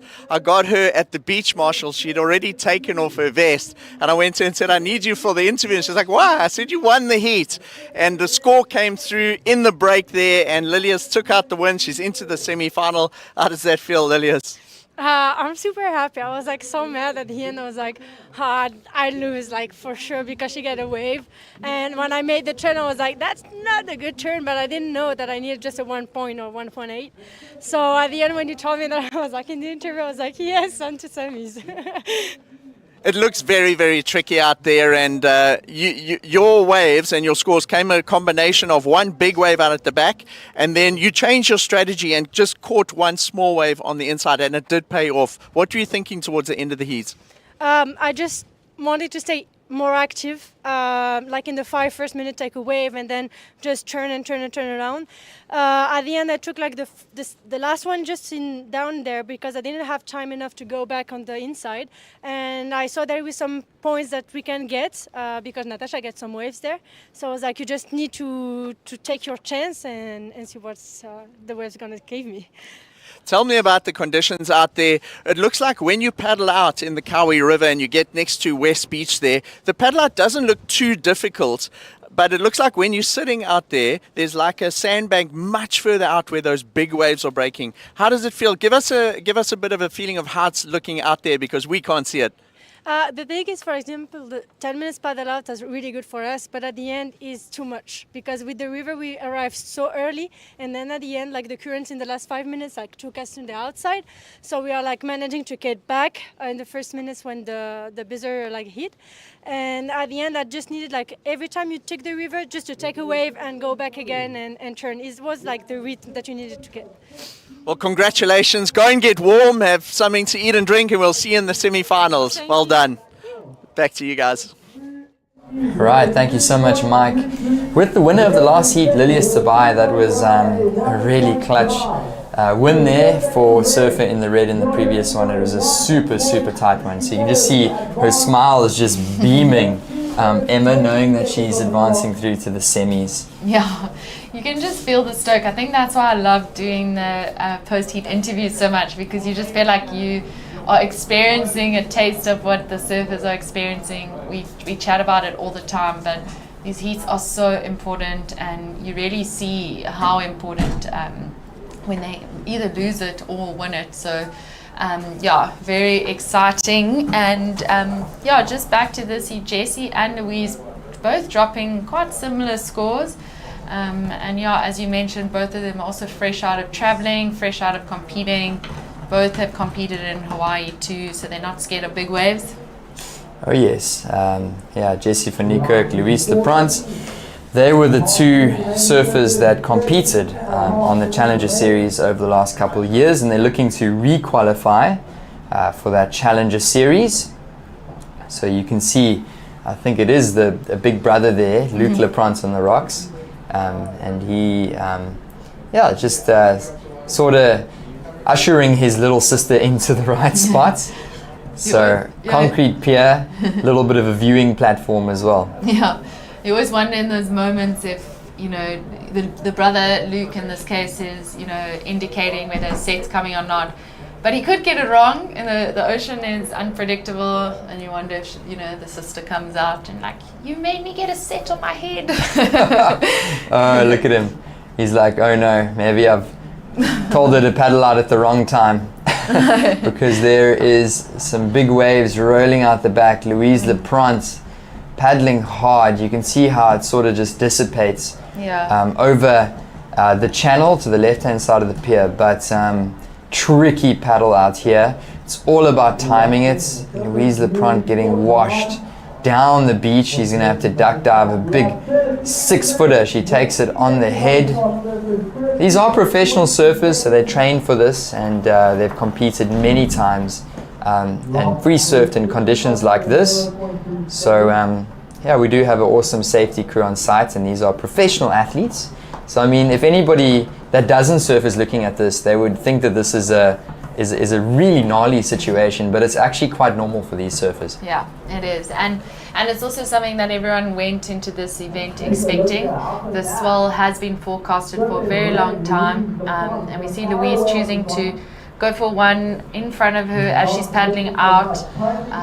Yeah, this wave has also same bump that we saw on her previous wave, just a smaller one and fading. But she is meeting up with Jessie down there, so she's obviously been pulled towards the middle of the bay and deciding to just try paddle back out and not run around again. Yeah, that wave, I don't think it's going to be a counter for her. She's going to want to get something a little bit more significant, but the wave sort of broke in the channel next to the pier, and those ones are a little bit more flat. So she's going to try get back out there, get onto the right spots, and establish priority. Jessie van Niekerk's taking a look, and you know what, about a minute ago she took a 6-foot set on the head, but she's pretending like that never happened. Just shows you how fit these surfers are. Exactly. No moment to catch your breath. You just need to keep going. And I mean, 11 and a half minutes, it's not that much time in conditions like today. I think we calculated it's almost 2 probably runarounds, maybe just less. So I think, you know, towards this end of the heat, I think wave selection is really, really important.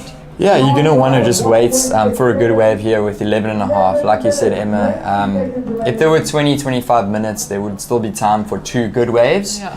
But a good wave is going to take you all the way down the beach, and very difficult to make it back out into the lineup and get another one. So Jessie van Niekerk sitting with a 3.33. She's currently in the lead. Louise Leprance in second, looking for a 1.71. It doesn't seem like much for Leprance, but knowing Jessie van Niekerk, she is going to get another score on the board. Her second score is only a 0.37. So she's sitting there, she's waiting patiently, and she's going to look to put the pressure on Leprance.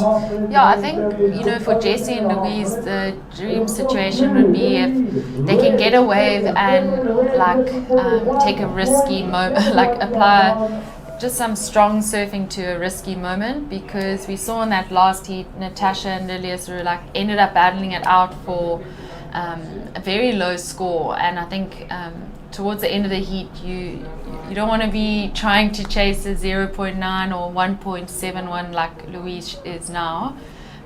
Just because it is tricky to get back out.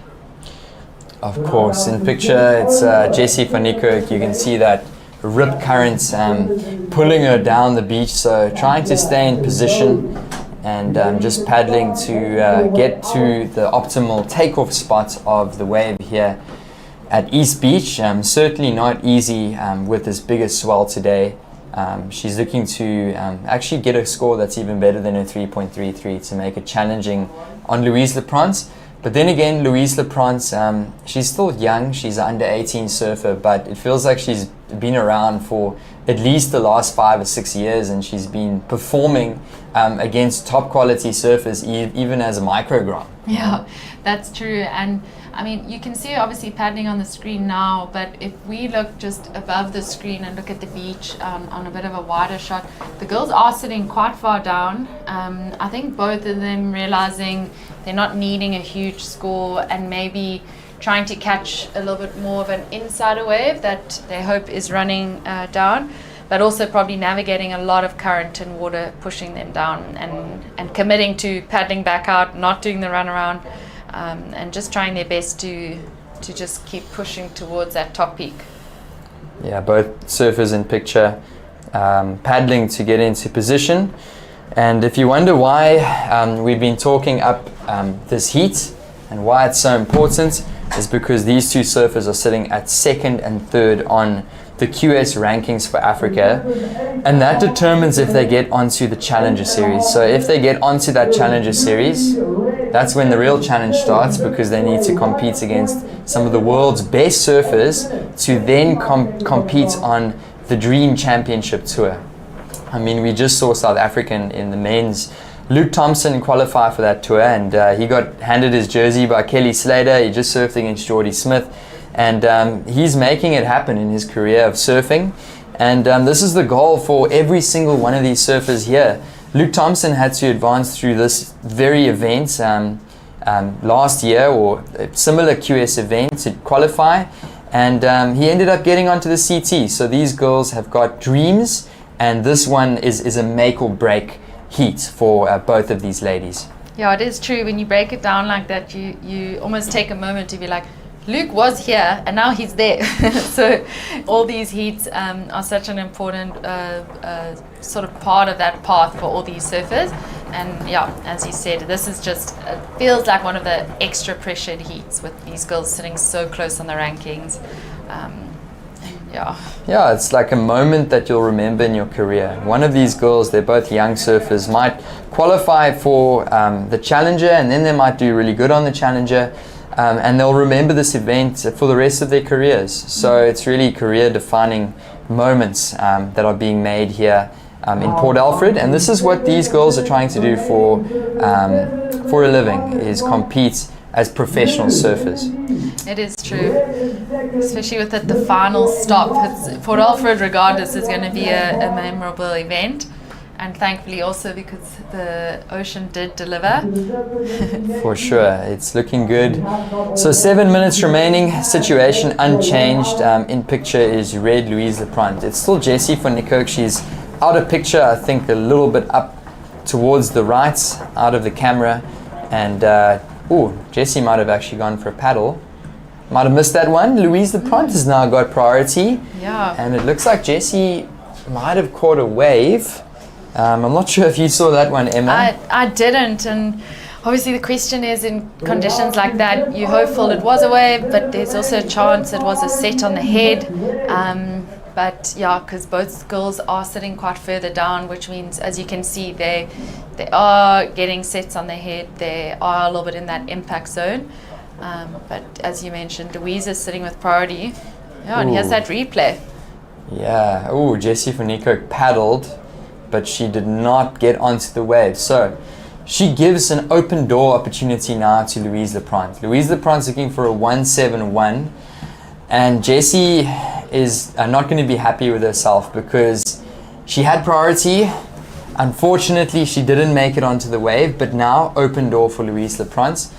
Anything could happen here. I mean, it was a seesaw battle in the last one. Natasha van Groningen and Lilias Tabay, they were in a similar situation with a few minutes to go. So it looks like this heat is going to set up similarly. Yeah. Let's see if Louise Leprant can get a wave and move up into first. She needs to get at least one little turn and stick to one to get that 171. It really does feel like a very similar situation to the last heat. Yeah, really probably just showing how tricky these conditions are, because a 1.71 is nothing for Louise. As we see her taking off on a big wall. It has the same bump we've seen on all of them, but this one looking like it's got potential for a closeout turn, and I think she was hoping to get around that too. Yeah, I mean, she's not looking for a big score. I think that there is a chance here that we might see a situation change. Couldn't really hook into that one and get a strong turn, but she did get two little maneuvers. She got a cut back out the back and then a little snappy maneuver on the inside. Take us through this one, Emma. Yeah, so it was a great takeoff. I mean, it did look like there was a whole bunch of wall on offer. But I think, as she's learned on her previous waves, there's one moment and she chose to hit it just under the lip. I think she was expecting it to continue to open up, but it was well surfed at one moment, and I think probably wise with only needing a 1.71. Yeah, so Louise Leprant in picture there, paddling back out. Looks like she's going to make it back out to the lineup. So Jessie van Niekerk is really going to want to get back out there and try and get a wave where she can get an actual nice maneuver on. She's going to try this one. She needs a snap and she needs to finish it off. Oh, this one is going to be so tight. Oh, my word. I was just thinking that, and also I know how close she is right now on the beach. I'm impressed that she's kind of committing to paddling back out, because she is pretty far down the beach, but only 3 minutes left, so it's not quite enough time for the paddle round. Yeah, so news there, Louise Leprant locked in at 2.97.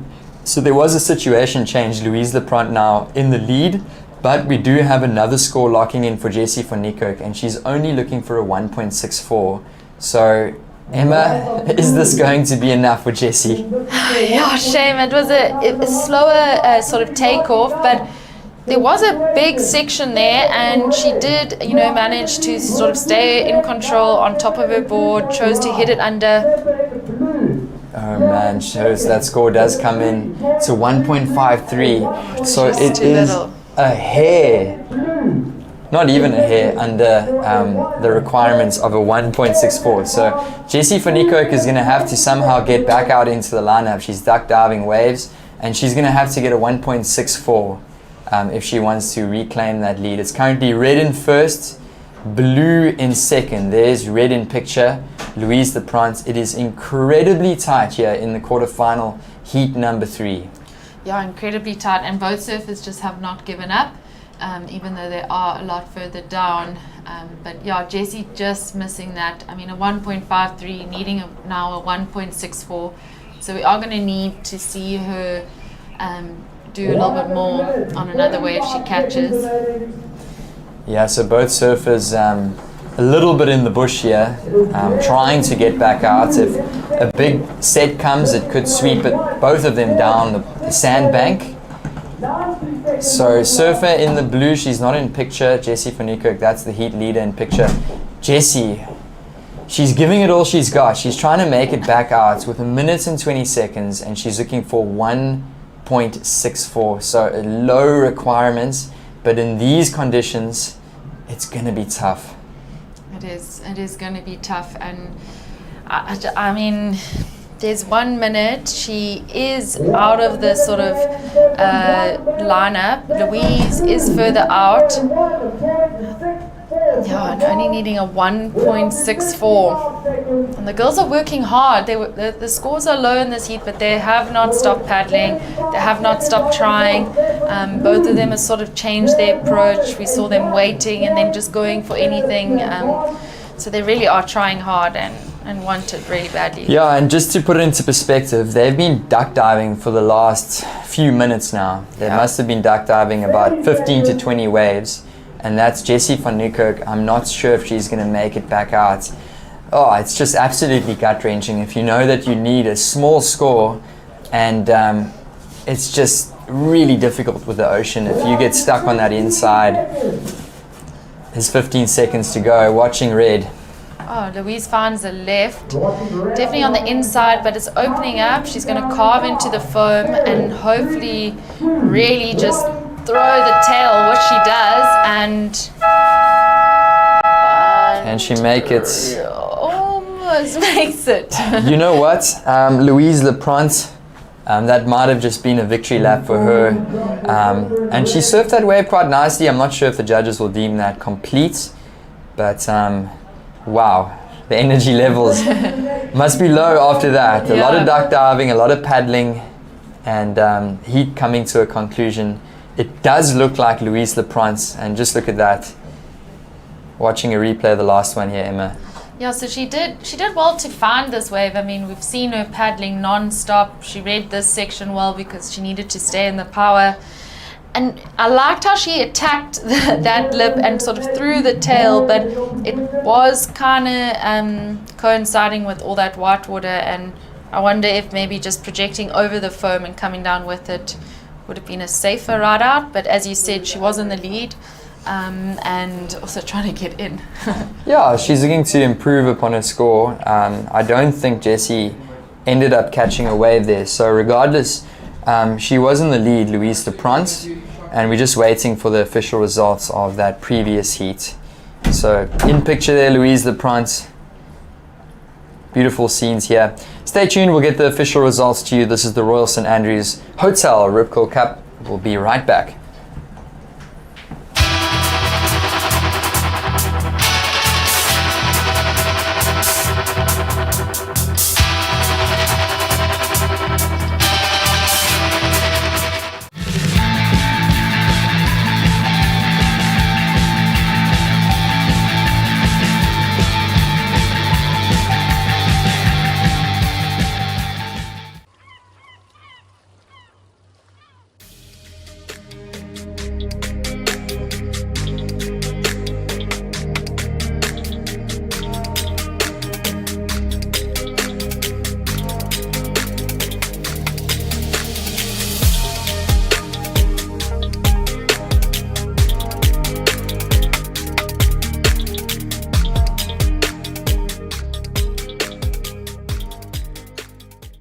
I wanna be there next to you.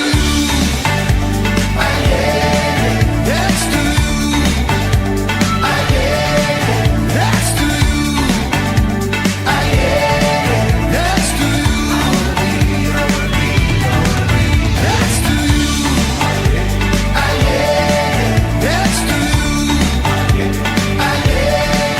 Next to you. Next to you.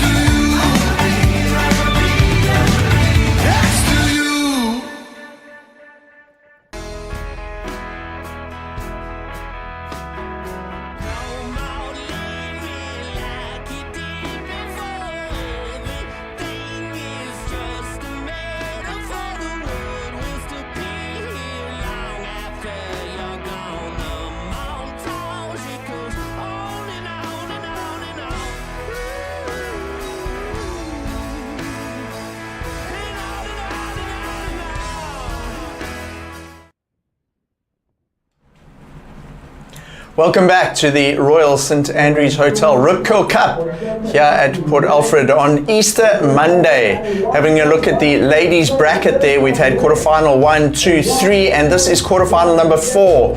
It's Tasia Belyaeva against Zoe Stain, looking for the final position in the ladies semi-finals. So the winner of this heat will go into semi-final number 2 and come up against Louise Lepront.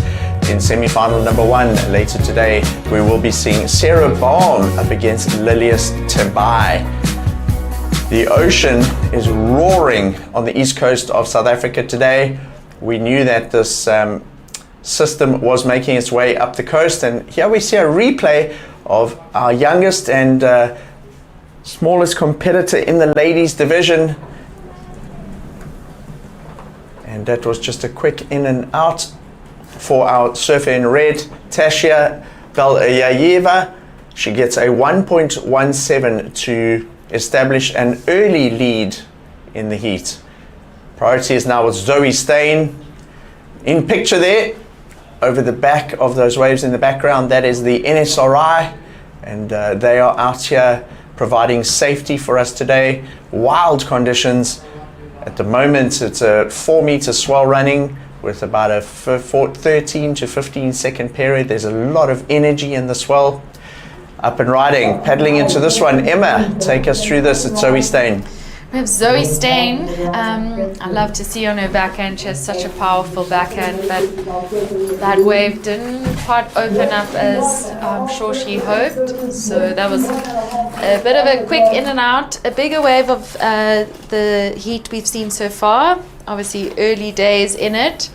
And the surfers still have 21 and a half minutes remaining. We see a replay of it now. As she took off, it really looked like that wave was going to almost open up like a big point break wall, but it unfortunately didn't. And yeah, so that won't be hopefully a counting scoring. Zoe.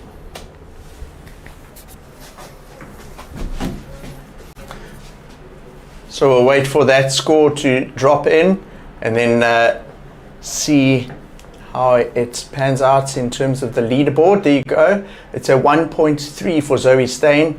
Tricky conditions out there. It's a wild new swell, and Zoe getting a 1.3 on her opening wave, establishing a lead there.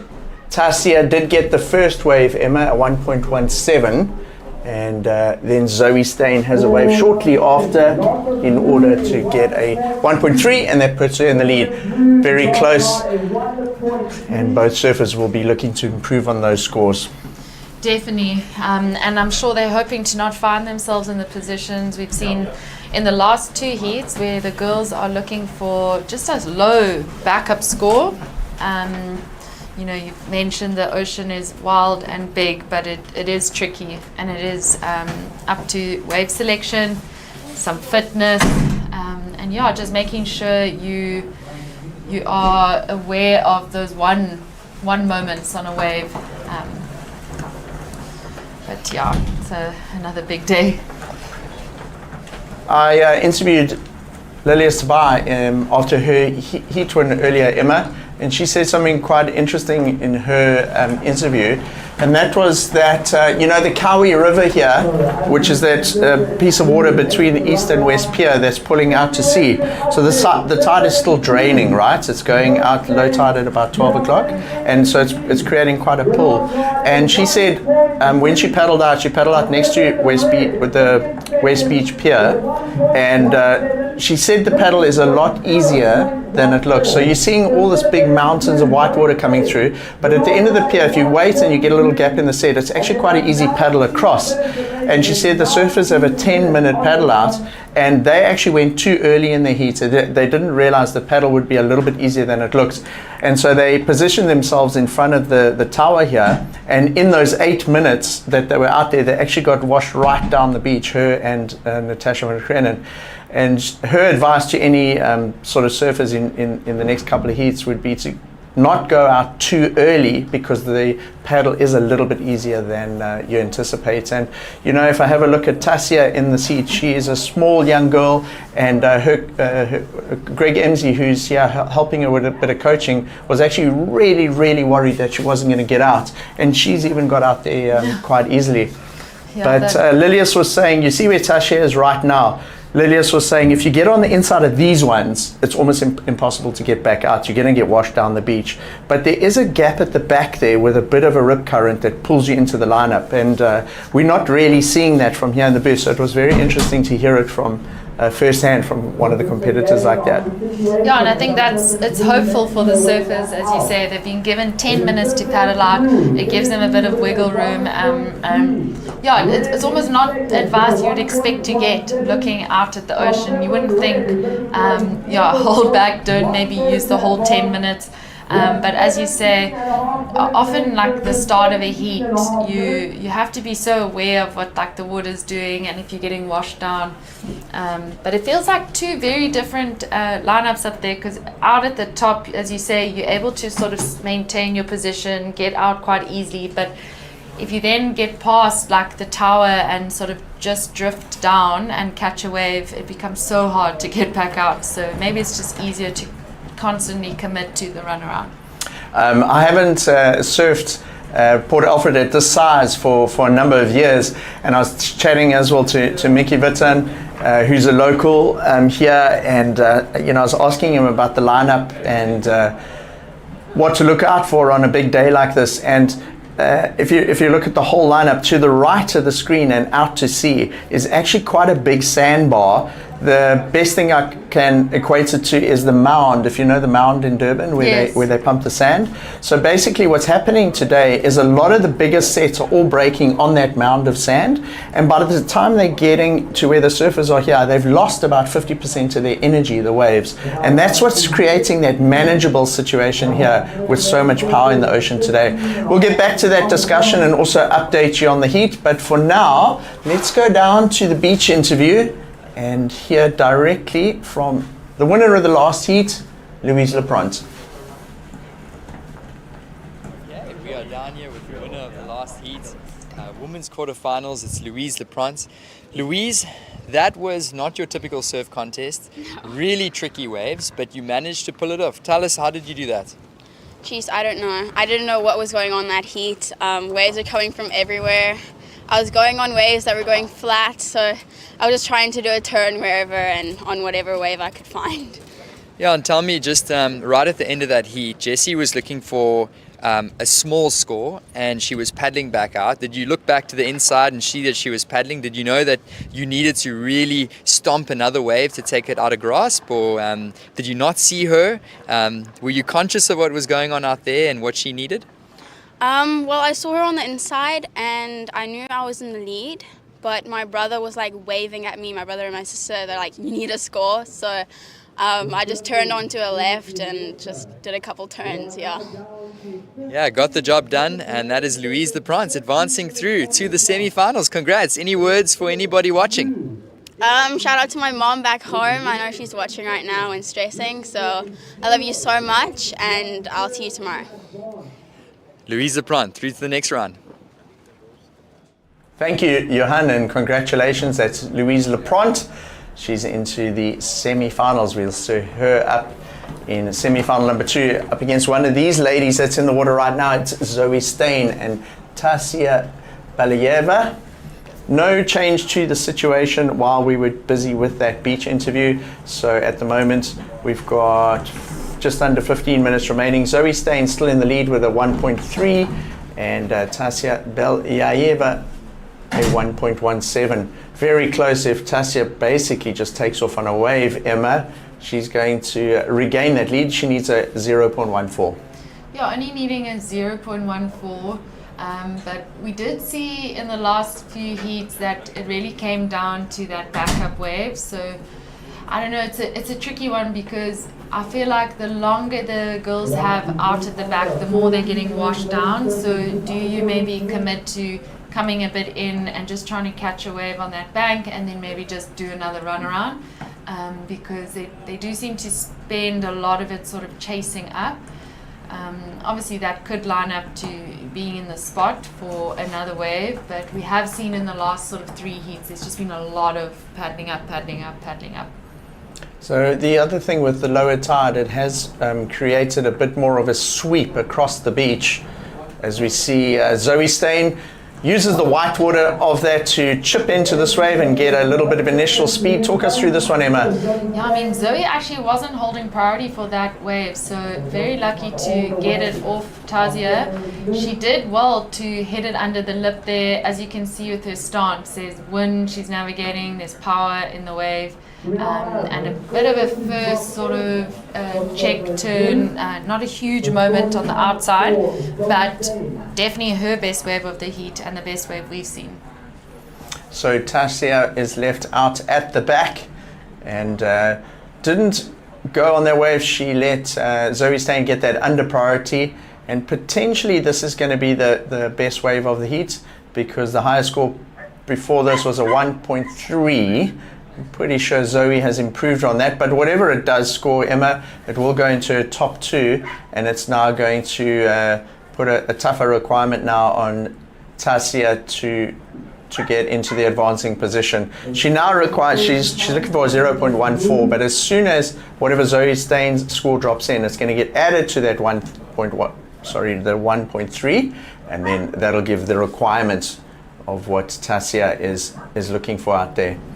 You can see it's very, very windy. The southwesterly wind was predicted to do this today. It gets up to about 25 or even 30 knot gusts. It does blow a little harder into the afternoon. It'll continue to push the swell in here into the Eastern Cape and to Port Alfred in particular. And we're expecting the swell to actually get a little bit bigger through this afternoon. So at the moment we're heading towards the low tide mark, around 12 o'clock, and then as the tide turns this afternoon, the period of the swell and the size should increase a little bit. So we could see bigger waves for the finals and semi-finals, but that will be probably from around 1 o'clock, 2 o'clock this afternoon. Yeah, and Mike, do you think, East Beach with big swell like this, an increase in wind, a building swell, obviously we're seeing it on that draining tide, it's creating quite a lot of movement in the water. Do you think we'll see a better shape in the wave as it starts to push, even though the wind and waves are building? You know what, Emma, if you think back to the very first heat we called this morning, it was a bit overwhelming for us, and it was almost like a sensory overload. It was a little difficult to take in everything that was going on. But one thing that was happening in that heat, it definitely did look cleaner, that heat with Aidan Mason Camp and them, and that was definitely because of the higher tide. At the moment, on the fuller low tide, it is definitely a lot messier out there. There's quite a lot of sweep.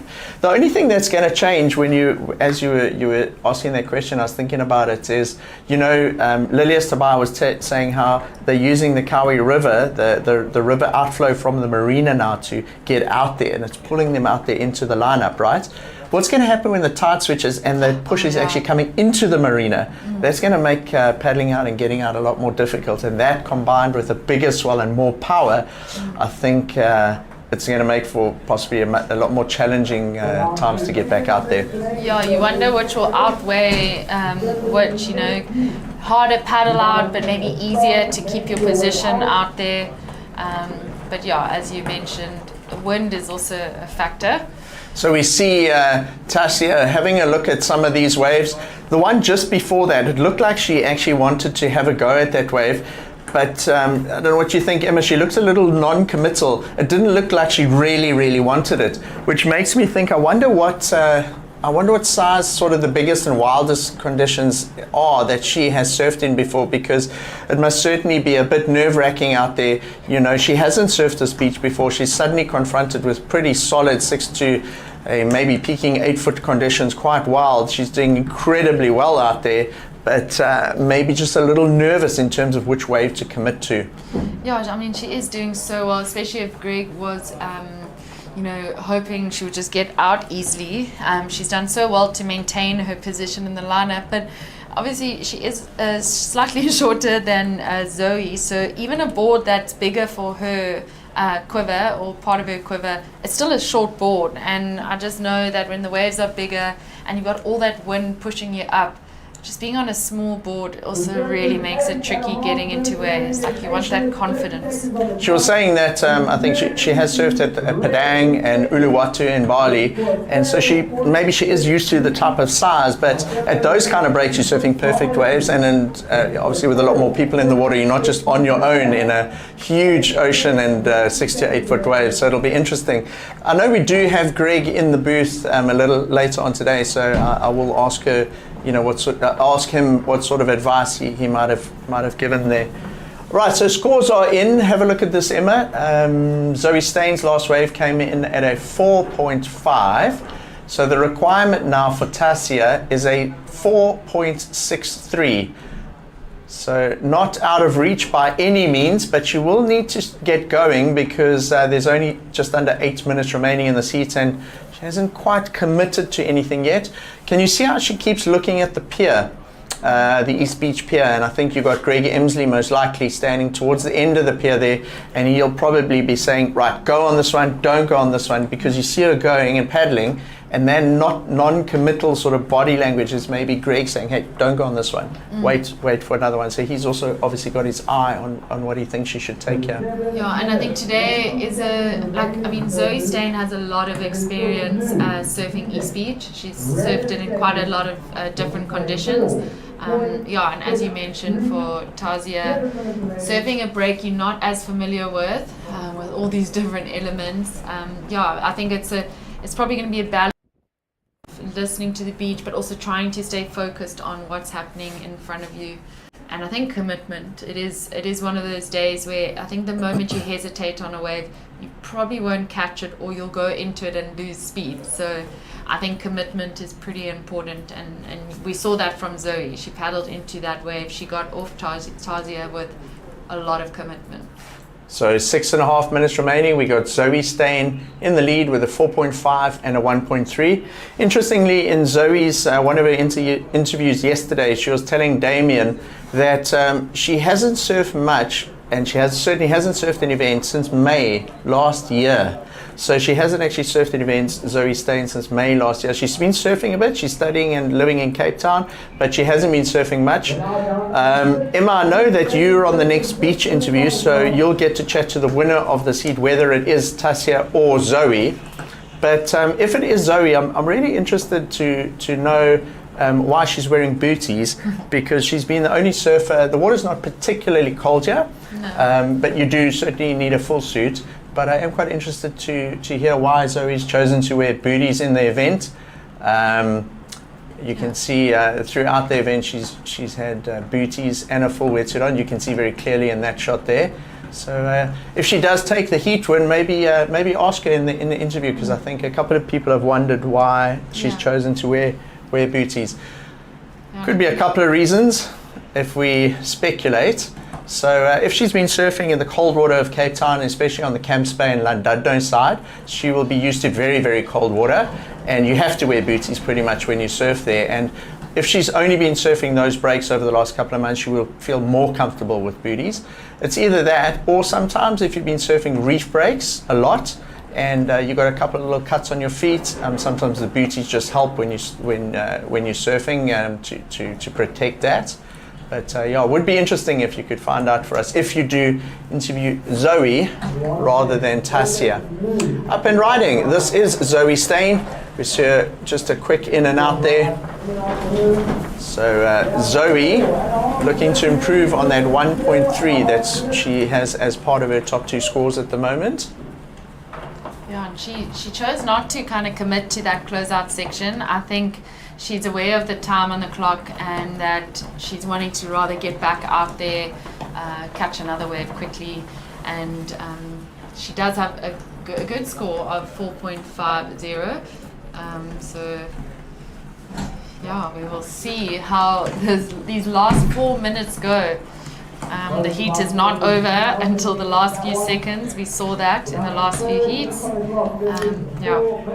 So Emma, we're looking at the broadcast here, and the cameraman out on the dunes. We've got 3 cameras in the actual dunes. So the cameramen Carl and Greg are standing in the dunes with their cameras on a tripod.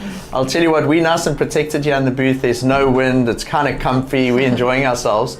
The cameramen, as part of the production crew, are out on those dunes and they are fully exposed to this 30-knot wind. They're getting blasted with sand. And Ryan Logie was telling me they're actually struggling to keep the shot still because the wind is just blowing so hard out there. You can see it on the sea. So thanks to those guys for the effort they're putting into to give us the feed and the production here. It's wild, not just in the sea, but on the beach as well. No, they're our heroes. That is the one thing about competing and contests. I often think about it, the cameramen and all the guys behind the scene, but also the parents. I mean, you know, we often arrive at events and there's tons of wind or rain or just all the elements, and you have the parents and the family members committing to standing on the beach, watching every minute of the heat that their family members or friends surf. And yeah, there's a lot of commitment from those supporting and those behind the scenes of making an event like this. An incredible world-class event like we have. See all the foam on the surface of the water there with 2.5 minutes to go. Not that foam in the foreground, I was actually talking about the foam right at the back. There you go. That's actually the foam that's coming off that mound at the back. So we got those big breaking waves with the southwesterly wind blowing, and that foam is just blowing in off that mound. I said there's that sandbank further out, and the waves are breaking very hard on there. And then what the surfers are surfing at the moment is essentially the second part of the wave. It's almost like a reform that they're surfing, and fortunately the waves are losing a little bit of energy when they break on that bank, and it's giving the surfers an opportunity to paddle out, but also it's a little bit more manageable on the inside. That rip looks incredible, like really, really strong out there, Emma. I mean, Zoe's did well to stay in position, but it doesn't look easy. No, and she's also done well to kind of get onto this wave. She had a wave quite recently. She's definitely wanting to drop that 1.3 and just find a moment where she can get that board up. This wave is appearing to be slightly softer, but now it's doubling up, and that was a great closeout turn from Zoe. She really has that backhand snap waxed. I like the end of that. We're down to just 1 minute remaining, so we haven't seen a lot of action from Tassia after her first wave, the 1.17, and we'll get a replay here of Zoe Stain's wave. Zoe very confident on her backhand. If she gets a nice wall, you know she's always dangerous with the bottom turn and top turn combination, Emma, and that's what she uses to good effect on this wave. Yeah, that backhand snap was so well timed. It was really, I think, the standout turn of that wave and even her first wave. But yeah, as you mentioned, she's a strong, powerful surfer, and hopefully we'll be able to find out if the booties are helping with that, helping with the grip. But yeah, as we say that, she drops a 5.83, so she improves her situation. With only 24 seconds left. We can hear the beach announcer telling Tassia what the requirements are there. She's just waving her arms. Zoe Stain drops a 5.83, and Tassia's heart will drop a little bit hearing that, because now she requires a 9.16, and that is edging into the excellence, or the better part of the excellent score range, and running out of time. But a fantastic effort from the young 14-year-old down at the event, and a great run that she has had so far. But well done to Zoe Stain. We'll see her up in a loaded Goofy Foot semi-final coming up against Louise Lapront. Emma. So Emma will head down to have a chat to Zoe Stain, find out about those booties for us. Royal St Andrews Hotel Rip Curl Cup will be right back. Stay tuned.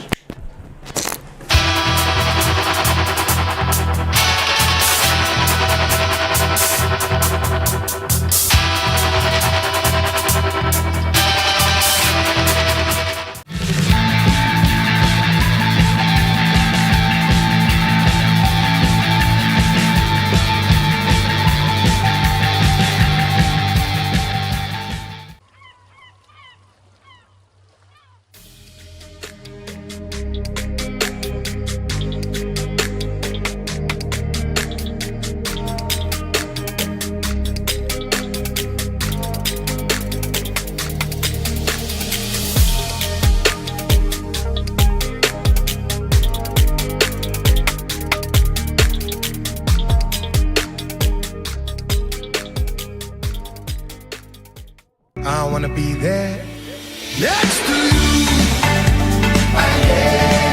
Next to you. Next to you. Next to you. Next to you. Next to you. Next to you. Next to you. Next to you.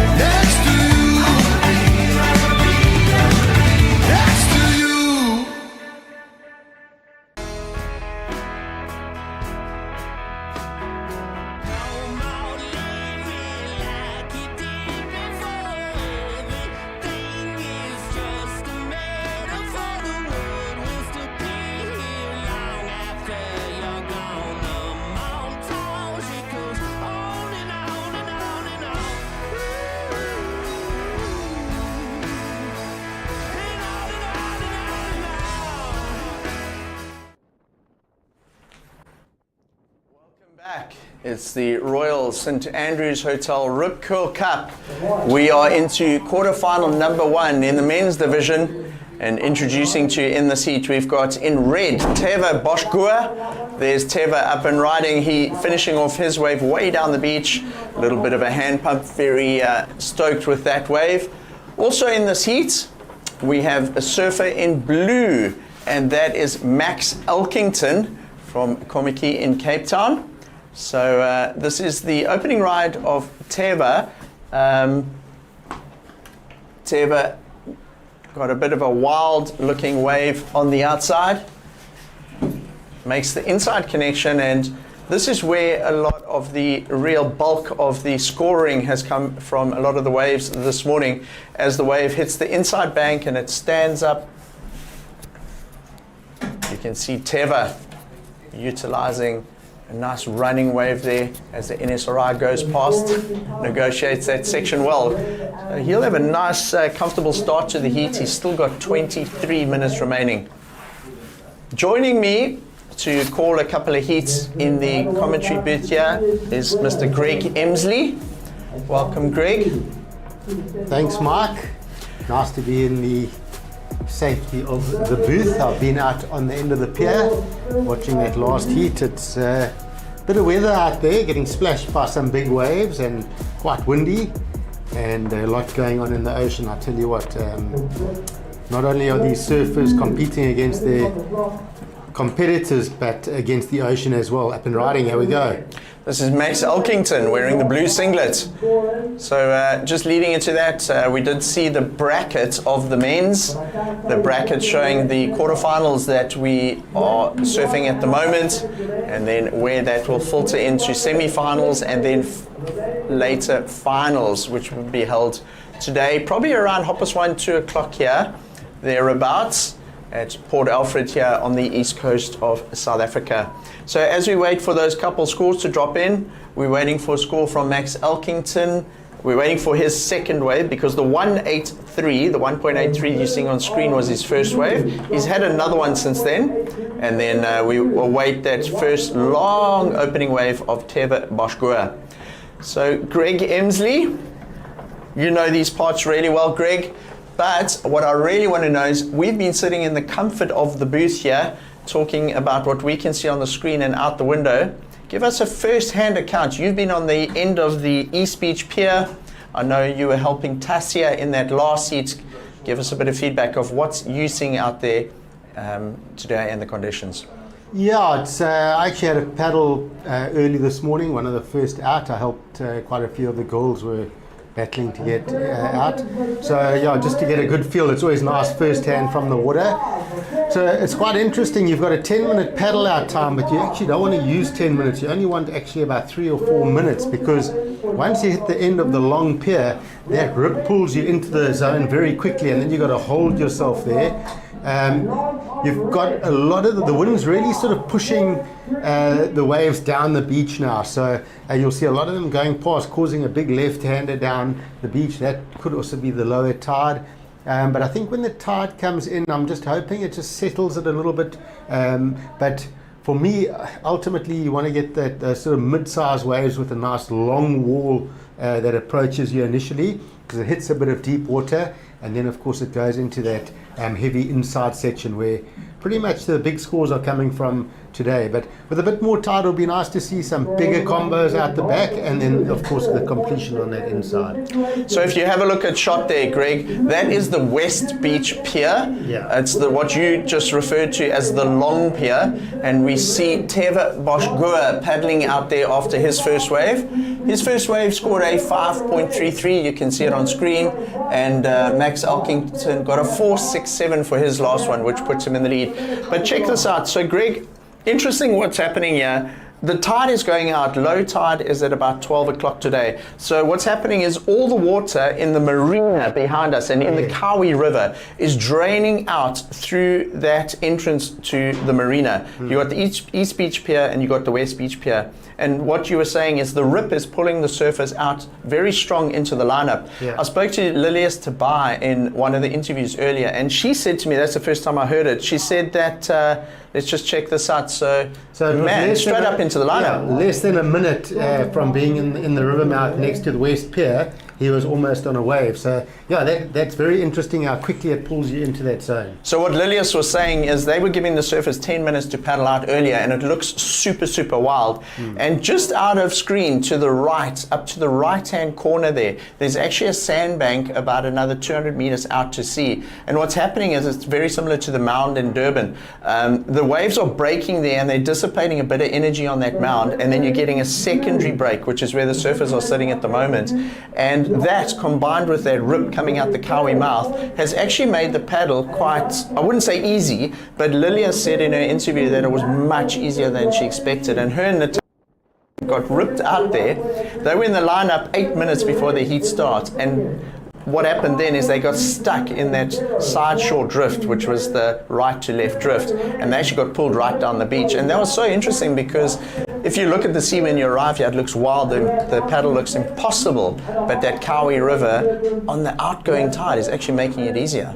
Yeah, so you've got that inshore rip sort of right to left of your screen. This morning with the more settled tide, there was another counter rip further down the beach where you finished your wave, that if you just paddled straight, it would pull you back to the takeoff zone as well. So you've got two rips working here that you can utilize to get into the lineup.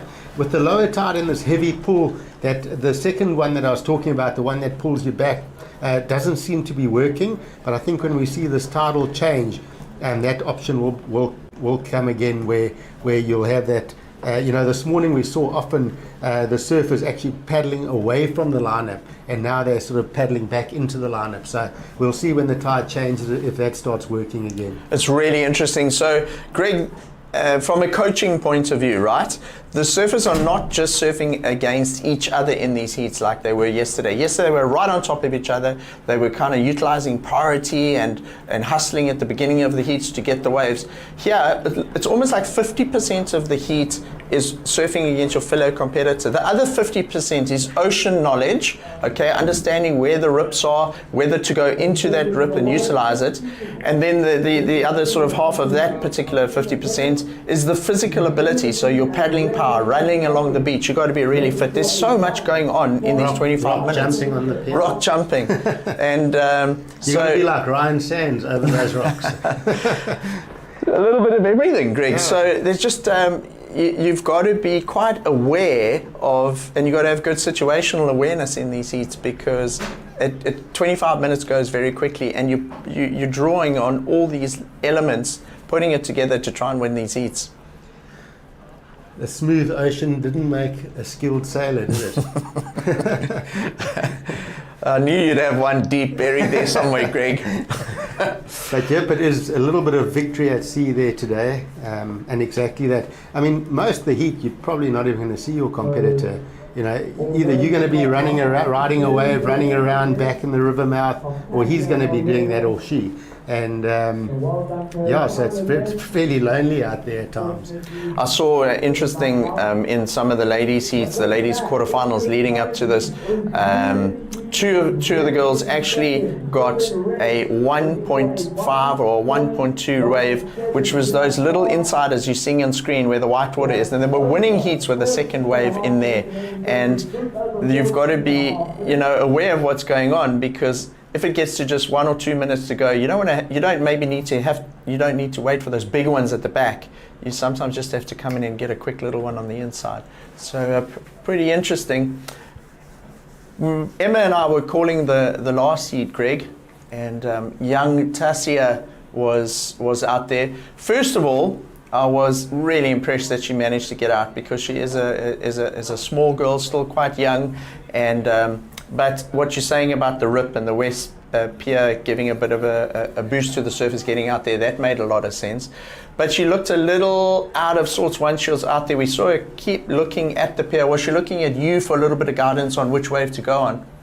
She actually was, I just said to her, there's no pressure, so young, being in that position.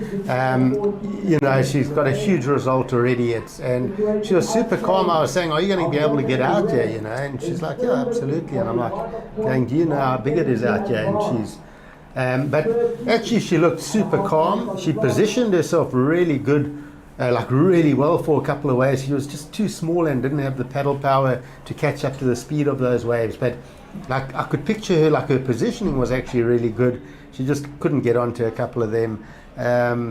So I think she did great, and I think in a year or two she'll be spinning under those waves and taking off under the lip. That's what we'll see. She was telling us in an earlier interview, I think it was still during the SAST event, that the board she's riding she got from Bali. It's a carbon board with Mason Ho fins.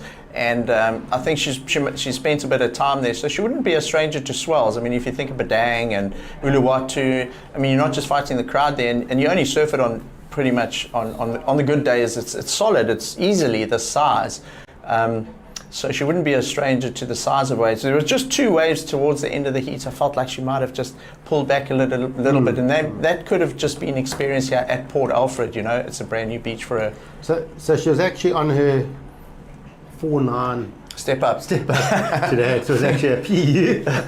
And it looked like a nice board, but it's also being so small and so light, such a small board, paddling against this wind is, you literally you're so light, it's hard to get down into those waves. So if you had to give a bit of advice to any juniors watching some of these heats, what would you take from that type of result there, and what could a junior learn from that, Greg? Well, first of all, for me, the start of the heat's the most important thing. If you've got time to position yourself well at the start, you want to position yourself super well and really fight to get a good start.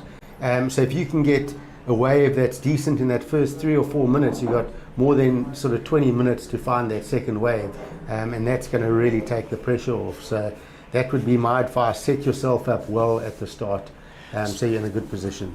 So if you say that, then that's exactly what these 2 competitors are doing here, because you were still actually coming into the booth from the previous heats, and Teva Boschgua had already had a wave. He got a 5.33. He got a wave within the first minutes of the heat. He backed that up with a 0.27, which is in the bigger picture. Well, I'm not sure today, those have been counting scores, but he should improve on that with 11 minutes to go. And then Max Elkington, he started slow with the 183, but he caught a wave. It was a quick wave, Greg, but it wasn't a quality wave, and he kicked out, and then he got a 4.67. So both of them have done the run around and have got something to work with, both having had 2 waves, each with a throwaway with 11 minutes remaining. So out there now, they'll both be looking for something that has a little bit of substance on the inside. They're not looking for the big sets out there, Greg. They're looking for something that has wave quality on the inside, I would imagine, that connects and then also has a bit of open face to do some turns. Yeah, and if you can connect those good turns, also the takeoffs aren't as heavy as they initially look when the wave approaches. So a lot of people are not committing to that. And if you sort of just commit, by the time you get to your feet, the wave kind of does soften. It gets softer than it actually looks. Also, that inside section is heavy, but if you get up there early and do a nice big rotation before it breaks, and then sort of hide behind it, from the angle of the judges, it sort of looks more dramatic than it kind of is from down the beach. So you can almost sort of fake it, sort of push hard out of it, sort of hide behind the whitewater and stand up Even if you hop down it, it also looks more dramatic. But there's a few ways of attacking that inside section, and ultimately you want to make it look impressive, you want to make it look dramatic for the judges, so they push that score up. I actually thought of you in an earlier heat that I was calling here, Greg. It was Daniel Emsley. He had that one wave. It was quite a solid wave. It was a big end section, and he was quite creative in terms of what he did on the end section. He went into sort of a big roundhouse carve and then changed it into almost a left snap. And I was thinking about what you said yesterday. It's the same section of beach where he hurt his shoulder a while ago and now recovered from that injury. But that end section is really where you can create quite a big exclamation mark and showcase it for the judges, and not really selling the wave, but that's where it seems like a lot of the money of the wave is made.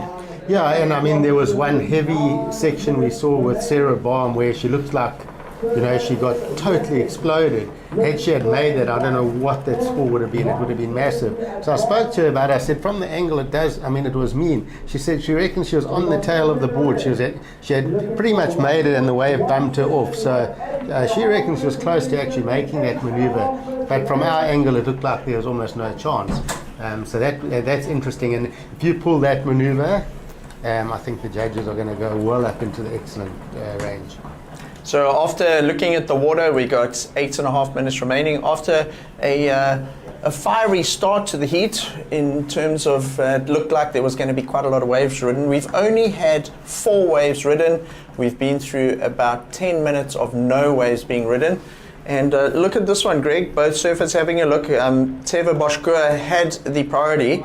Very interesting in terms of that wave was already breaking on the outside and he took off on it. And I think as the tide comes in, we might see some of these ones starting to roll through on the inside with more scoring potential. Yeah, that's what I was mentioning about this heavy southwesterly winds, almost pushing the waves down the beach a little bit. And it's almost softened it in some ways, but made it almost close out across that section on some of them. So it's quite interesting out there. The surfers are going to have to study these conditions. It's changed through the day and really see where those maneuvers are available. I mean, that wave had a very different line to what we've seen through most of the day. If you have a look on screen, interesting, a little shot that right in the distance, can you see all that white water breaking just to the left? It's just gone out of shot now, but that's an area called Fountain Rocks. And it's almost like it's not really an island, but it's just a clump of rocks that's out there.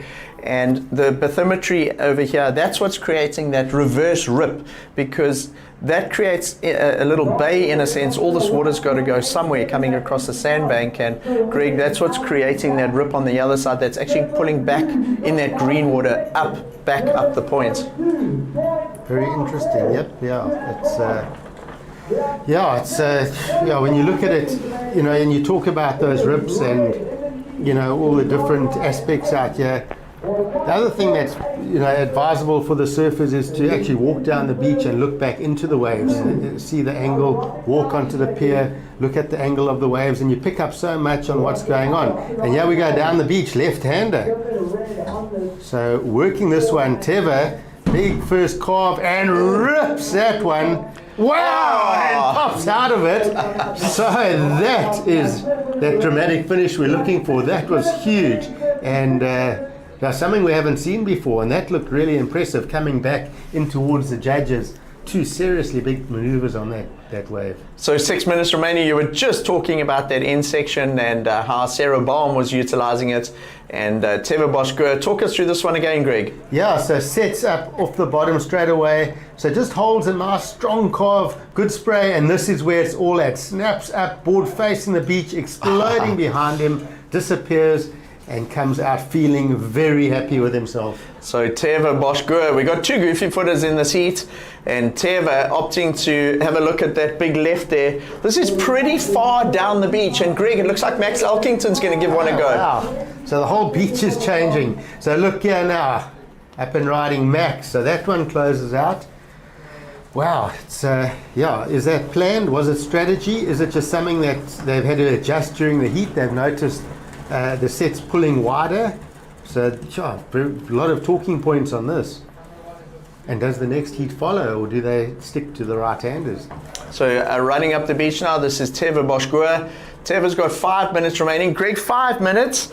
The run does certainly take it out of your legs, but once you're on the East Beach Pier and you're in the rip of the Kawi River, you can get out to the back quite quickly. You were saying earlier, once you're in that river, you can catch a wave within a minute. Yeah, so that zone where they caught those lefts, for me this morning, when I actually paddled out on the beach side of the East Pier, and I scooped out really quickly, hit the closeout and gunned it to the left, and that rip would have put me in that zone within a few minutes. So, you know, if they're looking to go back to that left-hander, I would say you don't need to even go into the river mouth. You could just maybe even test going out along the short pier here. So on that pullback shot there of Max Elkington in blue paddling, have a look at the white water and the ocean behind him. Can you see how that current is going from left to right? There you can kind of see it going into that wave, and that's exactly what you're talking about.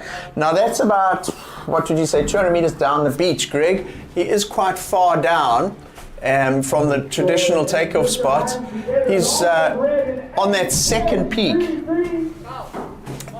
And look at this, Greg. Have a look at the middle of our screen, the middle column there. Look at what has dropped in for Teva Boschgua, Greg. It's an 8.33, one of the highest scores in the excellent category that we've seen today. And what that has done is it's put massive pressure on Max Elkington now. 3.5 minutes, he's in position, and he's got a lot of work to do on the next wave because he requires a score in the excellent range. Talk us through this. This is the 8.33. Yeah, so this is so well set up and lovely carve, so much spray, but this maneuver, how he whipped that thing down towards the beach, and you know, just that wave just exploded and he popped out. You know, has that wave changed the whole look of competition? You know, you've been watching all day, you see these crazy lefts, but there's not a lot of them, you know, you've got to pick them. But are the surfers now going to almost be forced onto those lefts? I tell you what, I've even seen a couple crazy barrels on those lefts, and yeah, we could see lots of different strategies used now in the next couple of heats. So let's see if the guys stick to the more traditional peak off the East Pier, or if they go down the beach. You know what, I actually heard the beach marshal, now that you say it, Greg, when I was coming back to the booth for the heat prior to this, I actually overheard somebody say, be on the lookout, keep your eyes peeled, because Max is going to go down to the lefts. I wasn't sure what they were talking about, but he had obviously indicated to the beach marshal to let the judges know to keep their eyes out down there, because he's going to position himself down there. And that's exactly what he's doing right now. He's running out of time a little bit. He's got 2 minutes. If you consider there's about 13 seconds between each wave, Greg, and if a set comes, he may have 2 or 3 waves of opportunity still to come. But Max Elkington running out of time to get that 8.99, and whatever he does take off on, Greg, if the wave presents itself, he's going to have to go ham, because he requires an excellent score to take the win at this stage.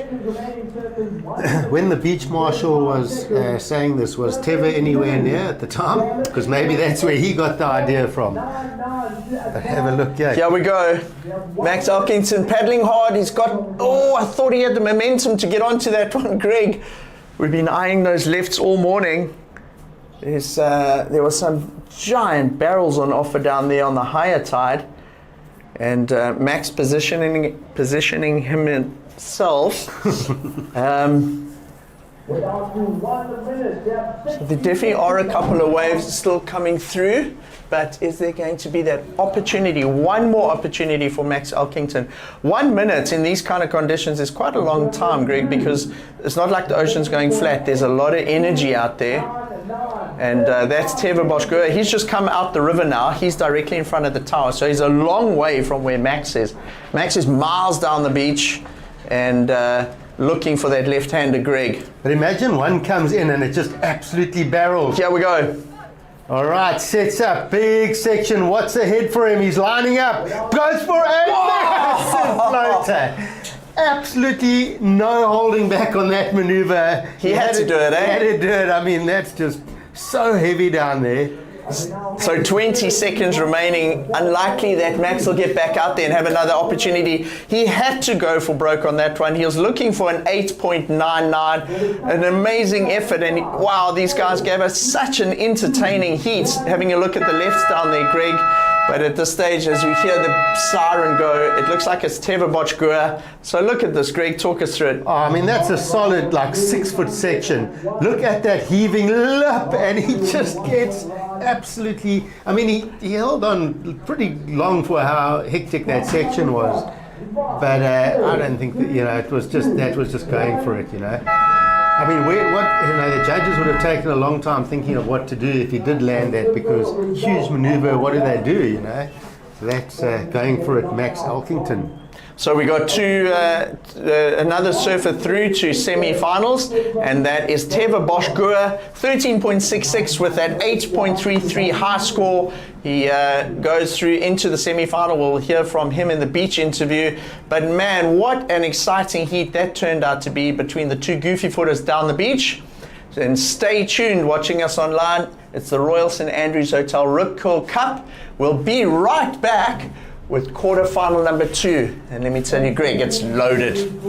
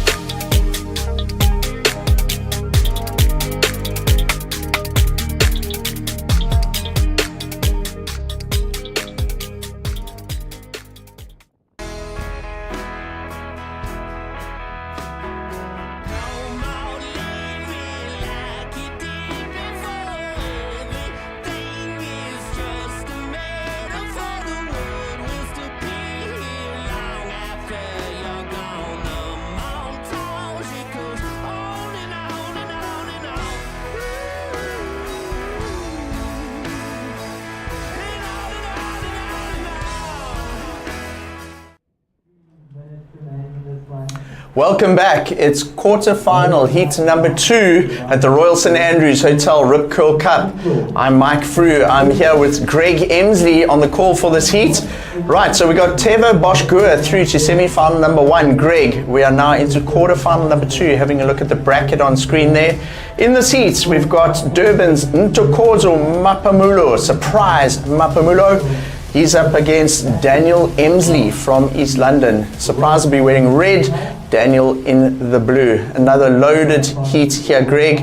And these heats are 25 minutes in duration. The officials actually brought the heat time down a little bit because initially they thought the paddle out would be a lot more difficult than it is, like we were discussing in that last heat, and they've adjusted these quarterfinals to 25 minutes.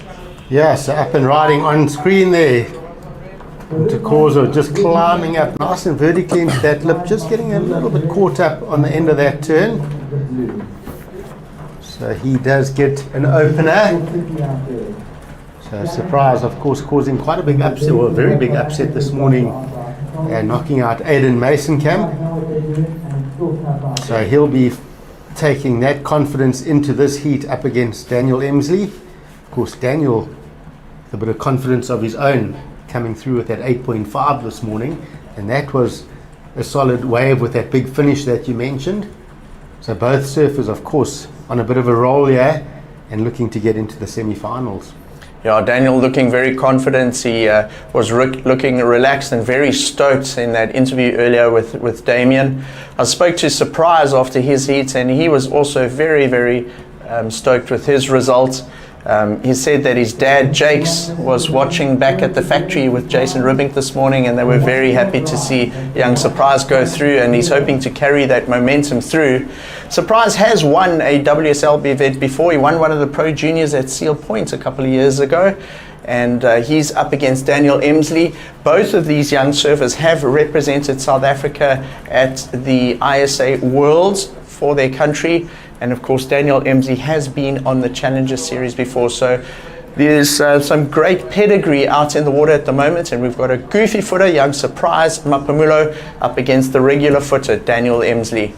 Yeah, and Dan's kind of sat out a little bit the last two or so years, competing on and off, but he's had surgery on his knee, surgery on his shoulder, so he's had lots of work to do to get back to this position. Of course, we spoke about Nate Colby being in a similar position. He's looking strong. Daniel's looking strong. So it's awesome to see these athletes when they get an injury. It makes them hungry. Daniel spent, he lives out at Queensbury Bay, Glen Eden area where we've got a house. And 2 Christmases ago, December holidays, he spent on crutches with a big knee brace on, watching everyone surf, and that. He's even filmed us a little bit, but the hunger that was building inside of him, just wanting to get back in the water, was immense, and he just knew when he gets back in, he's going to explode. I'd like to hear a little bit more about that, and you can give us the info, Greg, but we are going to go down to the beach interview, and we're going to hear from the winner of that last heat, the 8.33, Teva Bosch-Gua. So I'm here with Teva, previous heat winner. It was a very close heat there between you and Max until you managed to get that 8.33. Do you want to just run us through how you were feeling and what you were thinking going into that ride? But I knew I just lost the priority because it's one of my hits. I didn't exactly knew what was the scores because we can hear really well out there with the wind and the big waves. But I went on the first ride, did just one turn, not really good. And before my hit, I was checking for like all the quarters of the women's, and I saw there were a lot of left over there. And without the priority, I just went there, and a big set came at that moment, and I saw the good one coming, and I just went on the wave and just surfed it really soft, because with the wind, it's really kind of hard to not get stuck on the lip. And I'm happy to make it. So now looking for results at this event, you're through to the semis. How are you feeling and what can we expect to see from you? I think we are all here to win. Huh? It's the main goal. I came here to win the contest. Like every contest, we just want to win the contest, but it by it. Next one in not so long, and I hope I will do good scores and catch some good waves, and we'll see where I will end up at the end of the day. But I hope with the trophy. So very well done on that last heat, and good luck to you for the semis. Thank you. Back to you guys. Thank you, Damien, and well done to that heat winner, our first men's semi-finalist, Teva Bosch-Gua. So, Greg, just back to the discussion we were having. We were talking about Daniel Emsley's recovery from injury, but in the break, we did see a ride from Surprise Mapamulo. It was a flattish looking wave. He was trying to make this thing work all the way through to the inside. I'm not sure if it did connect, it didn't. And he's straight back out there. I think he got 2 of these waves. Neither of them really connected through to the inside. Let's see what happened on this one. It actually did. Greg, talk us through this. So inside section, a little bit mid-face there, so not that dramatic finish that the judges are looking for. So just a smallish score, the 2.83 for that. He's going to need to reset, but time winding pretty quickly through this heat with not that many opportunities happening. So Greg, Surprise opts not to do the runaround, rather takes advantage of that rip that's running counter current out there. So have a look on the inside, closest to us on the bottom of the screen here, and then the top of the screen. You see the water going the other way. Yep. And where Surprise is, the water's actually going left to right. So well done, Surprise, spotting that. Like you were saying, he's obviously been watching the water and he knew to get into that current, and what that'll do is it'll take him back to the takeoff spot. Daniel Emsley being quite patient in terms of his start to this 25-minute heat. He hasn't had a wave yet. Looks like he's going to have a go on this reform. The whitewater gives him a chip in. Talk us through this one, Greg. Yeah, so it's amazing how these waves have changed. So Daniel aiming for the inside, yeah, he's going to look to finish big. So sets up that first maneuver. He would have heard the scores and gone, I need to get in the game here. So sets up, gets a cutback, a couple of calms, big section, whoa! And that's that inside section. I mean, that's board breaking stuff right there. And that is also the sandbar that we spoke about that gave him shoulder surgery last year. Also one of the injuries that Dan went through, but he certainly hasn't been holding back on that section. He's been really going for it. Yeah, surprise Mapamulo. So he's used that current. He's back out there. Also gets a little chip in, hard off the bottom. He sees the lip. He goes up and he tags it off the bottom again. Now he cuts back. He's trying to stay where the steeper section of the wave is, where it's fast and right near the curl, and kicks out of that, Greg. Now when Surprise paddles out, he should get out before Daniel Emsley and get priority. Priority hasn't been a factor that's come too much into play today. But looks like Surprise is just going to utilize that rip again. Now, what are your thoughts in terms of the comparison there? I think Daniel would have had a mega score if he'd landed that last turn, Greg. But both surfers had sort of 2-3 turns leading into that, both not finishing the wave. Yeah, Surprise's wave was much bigger and nice first turn. I think there's going to be points in that. Daniel's was just, you know, to me it was a small wave. It was a wave that he just wanted to work and get some points on the board and put some, you know, build something. And he just sets up through here. I mean, there wasn't a heck of a lot he could have done because this thing scooped out so heavy on the inside section, and another carving cut back there, and then this one was just a bit too heavy and goes down. But interesting, let's see this little race. Maybe we take a few bets. We see the replay here from Surprise as well. That first turn up into the white water, sets up and carves again. So Daniel Emsley came into the beach. He actually rode that wave across the beach to really get back into the river mouth. So he gave himself very little running time because of using that technique. He's going to bounce into the river mouth quickly, and he'll get scooped out into the lineup. And then at the same time, we'll watch where Ntokozo is. So yeah, this is pretty interesting. There's Ntokozo heading out there. So, yeah, no one has priority just yet. So the judges looking at Surprise's waves, they award him with a 4.33 for that first couple of combination of turns, Greg. That puts Surprise Mapamulo in the lead. So all scores are in. We've got 13 minutes remaining on the clock. Surprise Mapamulo in red is in the lead with a 4.33 and a 2.83. Daniel Emsley, just the one wave, Greg, the 3.5, where he didn't make the end turn. He requires a 3.67 to advance. And as you say, in shot, we could just see him there jumping off the end of the East Pier. And even though it looks so dramatic on screen with the big white water and these swells moving past, what you're not seeing is the big rip currents that are coming into play there. There's a good example of it. Talk us through how he's going to jump and where he's going to go from here, Greg. So he'll jump off on the right-hand side of the East Pier, and that will push him straight into the lineup pretty much. So he's going to be within that lineup within the next few seconds. So we'll see how the priority is established. Very importantly though, Dan actually picked up a decent score there, 3.5 in context of the heat. It's the second best wave in the heat. So what he wants to do now, get priority, and he wants to get the next best of the best ride of the next exchange. And try and put himself in first. So that's what my thought would be now. Maybe not having a perfect heat, but if I get the best of the next exchange, I can put myself in first. So it looks like Surprise is just about back in the lineup. He's paddled all the way from the end of his last ride. He's getting more into position in terms of like kind of in front of the tower, in front of where we're looking. So he's made his way from pretty far down the beach. A lot of paddling there for Surprise. Where Daniel Emsley, by contrast, like you said, Greg, jumped off the end of the East Pier into that rip of the Kawi River that's flowing out to sea, and he'll be straight back in the lineup. So fortunately, there's Daniel. That's a great shot. So our cameraman really battling so much wind today. But there's Daniel in the lineup. So on a normal day, Greg, if you were down the beach, okay, and you were trying to paddle out in this kind of swell, it would be almost impossible to make it out, right? Yeah, but because of the rip here, it's a little bit easier. Yeah, so he's moving. He almost. That's an interesting talking point right there for guys coming up into the next heat. That didn't pay off that well for Daniel jumping off the East Pier, off the end. You need to actually go around. He got a little bit caught there. You need to go around towards the West Pier, and then you get that scoop. So that's not really working out for him. He's still going to get into the lineup fairly quickly, but trying to take a bit of a shortcut there and actually getting caught inside just on that sandbank off the East Pier.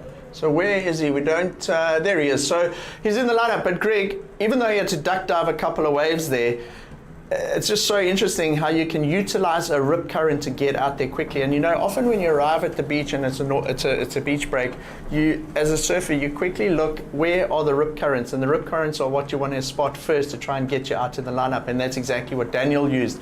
Surprise, he's way further out at the back and he has priority. He's looking at this one. Greg is going to lose priority there because he paddled for it. Yep, absolutely. So that's, you'd have to say, a mistake from Surprise, because he's now handed priority to Dan, and of course Dan, he'll take it happily and get the choice of the next good wave, where Surprise could have just held a bit longer and put a lot of pressure on Dan there. So the intention was probably correct though, because that, to me, that looked like a good wave. It just sort of held up a little bit before it broke on the bank, and I think that probably could have turned into a scoring wave for Surprise, but just couldn't get onto it.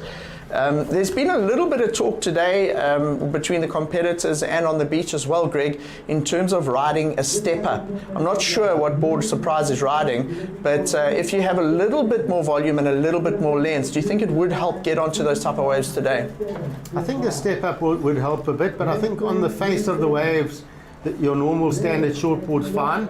You still want to be able to rip and feel comfortable. We see Dan now finding a wave. Let's see if this one works out for him. He's sort of surfing through this flat section, hoping for a stand-up. Sure. He's going to hope something happens. It's pretty much, you don't want this downtime if you can help it. But he does get through onto the inside, and a big section holds onto it. So he's pretty happy with that. He's really trying to manufacture scores here, sticking with the waves, hunting that big section and just going, I'm going to hit this thing. So looking for a 3-6-7. Let's see if he gets it and can move into first. It's so interesting, Greg, because Daniel, after his last wave, I think it was around the 13-minute mark when he had his last wave, he came around, he got in the channel, and he's got straight onto a scoring wave, and he's now got 8 minutes to go and find another one. So talk us through this one. This has certainly changed the heat and could potentially change the heat situation at the moment. Okay, so if you look at it, he's had a bit of a carving roundhouse cutback, really only the one setup maneuver out the back, and then it's all on that maneuver. So judges will look at it. It's a setup and a finish on a, you'd say a mid-size wave. It should probably be a 3-6-7. I think he'll go to first, but yeah, more importantly, getting out the back, because Surprise is going to be looking to take that first place back. Dan will need to get in the water and just reset and find another wave, I believe. So we saw him indicating to somebody on the beach there, come here. It's either to get a bit of advice in terms of how he should adjust his strategy out there, or I was thinking, how's the board after that last big closeout turn? But it does look like he's perhaps getting a bit of advice. Who's that running there with him, Greg? Yeah, so is that Tommy? I think it was. Tom Lindor. So he's just asking Tommy, what's the situation, what's happening? We actually do a lot of training, Tommy, Dan, myself, a lot of heat practice. Wow, so there we go, 6-5. A seriously strong score coming from Dan. So all loaded in that last big maneuver, and that's going to feel good knowing that he can turn that wave into a 6-5. He's going to think, okay, let's get out there and really nail the last one and put that last nail in the coffin. So yeah, that's a solid score from Dan. He'll be stoked with that to go into the lead. So in shot there, we saw Dan on the East Pier. He'll be looking to jump into that Kawi River and get it to pull him back out into the lineup. We also saw the other surfer in blue there, Carl Steen, for the next heat, starting to get ready and drift out into the lineup. The result of that last wave, let's look at the situation on the top left of your screen there. 6 minutes remaining. Daniel Emsley's in the lead now with 10 points in total, made up of a 6.5 and a 3.5. The 6.5 is the wave that's just dropped in. It was the one where you had to negotiate that flat section and utilize the inside really well to flare up and get a big turn in. Surprise Mapamulo now has priority, but he is alone in the water at the moment. And he has a 4.33 and a 2.83. Surprise is looking for a 5.68. So Surprise, the surfer in red, looking for a 5.68 out there. He's quite far in, Greg, and we didn't see what happened while we were focusing on Daniel. And I wonder if Surprise didn't maybe get caught by a big set. When you do have a couple of those really big wash throughs, it tends to wash you across to the left-hand side of the beat and wash you in a bit. And Surprise is in a lot further than when we saw him battling for priority with Daniel just now. And I think, looking at this, I think in the last two heats, the judges have possibly had to adjust their scale a bit. There's not a lot of those running point type waves now. It's all gone loaded onto that inside, and even those lefts that we saw Teva getting and Max trying to do that one big turn, and they fetch big scores. So what I'm seeing now is the judges are putting all the emphasis on that inside maneuver because of the softness of the outside section and all your power heading down there. So note to the surfers, stick with your waves, get a huge finish, and you're going to fetch a score. 5 minutes, or rather 4 minutes 30 on the clock. And you see that jiggling on the screen. It's actually the wind blowing through the sand dunes. It's really gusting up there, and well done to our team trying to keep the pictures nice and stable for us, because I know it's difficult in this 30-knot wind at the moment. Look at that, you can see the white horses out at sea, and it blowing all the spectators that have come down to watch today. We're in for a big 4 minutes here. So Daniel Emsley has just jumped off the pier, and he'll be making his way back into the lineup. Surprise Mapamulo got caught by a radical set. You can see the evidence left of that, all the white water around him. He'll be a little bit out of breath. He's had a lot of paddling to do in the last 2 minutes, but he has priority, and he's in a good position, Greg, going into 3.5 minutes to select something and try and get that 5.68. Yeah, it's trickier. It's if you had a more pulled out screen, like when we look out the window, it's a very different picture. The waves are almost fading and breaking and then fading into the hole, and then sort of resetting on the shore break. As you see Dan up on that white water, you see that wave fading before it sets up now through the inside section. So he's working this one through, carving it, keeping that rail alive, keeping the board speed up, slicing through this one. So nice run on this wave, looking for the big inside finish, and again nails that. That feels good, and he knows that's going to be a very important backup ride after getting that 6.5. Directly behind him, I can see out the window, not on screen now. There you go. Surprise Mapamulo has had a wave as well, Greg. We got just under 3 minutes remaining, and we got both surfers finishing waves on the inside. Wow, what an electric end to the heat. There's 2.5 minutes remaining. I'm not sure how much time it'll take them to get back out. It doesn't look like Surprise is going to rush to get it back out there. Let me have a quick look out the window. It doesn't look like Daniel's going to try either. So this heat could end on the beach with the results of the last two waves coming in. So Daniel, let me just confirm. Yep, Daniel is not going to run around again, Greg. And nor is Surprise. So we've got 2 minutes remaining in the heat, but if you consider it takes a couple of minutes to get out, there's going to be no more rides. Talk us through this one. This is Daniel's wave. Okay, so Daniel did a lot of good work on this wave. He set up with a couple of nice carving cutbacks, keeping himself in the pocket here, and now he starts to get the first wrap off the top.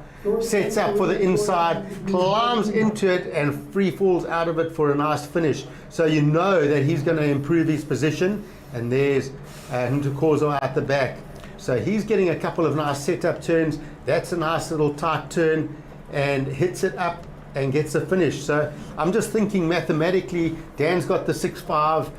He's going to drop another score. You've got to be thinking that Surprise's wave has to be at least 2 points higher than Dan's if he wants to advance here.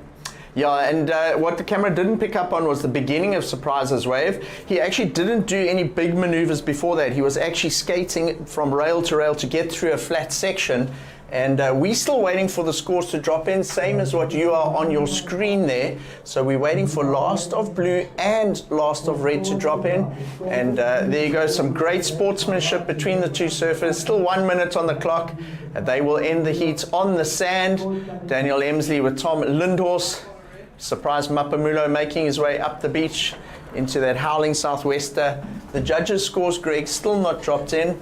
But exciting into the heat, and well surfed by both of these guys. You know, they both got a number of waves. Daniel got 3 waves in total. Surprise got 5 waves in total. We are still waiting for last of both of them.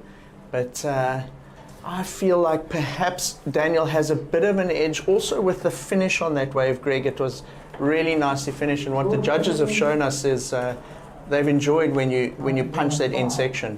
Yeah, so you know, Daniel, you look at his last wave, that 6.5, and there he goes, he backs it up with another 6.5. So yeah, judges giving him 2 exactly the same scores.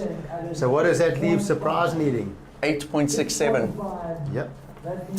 So Surprise needing an 8.67. We're waiting for his score to drop in. Daniel with a pair of 6.5s. We're just waiting for Surprise's score to come in. Surprise needed an 8.67, which would be by a long way the best wave of the heat. And that's what I mentioned. It would need to be at least 2 points ahead of Dan's last wave. So that's the talking points. I'm not sure it was. I didn't see the outside part. Those turns through the middle were fairly similar to Dan's, and the finish wasn't as big as Dan's. Surprise drops in at a 5.33. So there you go. That is the final results on screen. Well done to Daniel Emsley. Surprise Mapamulo in second, and an emotional Daniel Emsley through into the semi-finals. Greg, what a great couple of heats on the call there. Thank you for joining us in the booth. We'll see you on the beach through the afternoon. Can I stay here? It's quite comfortable.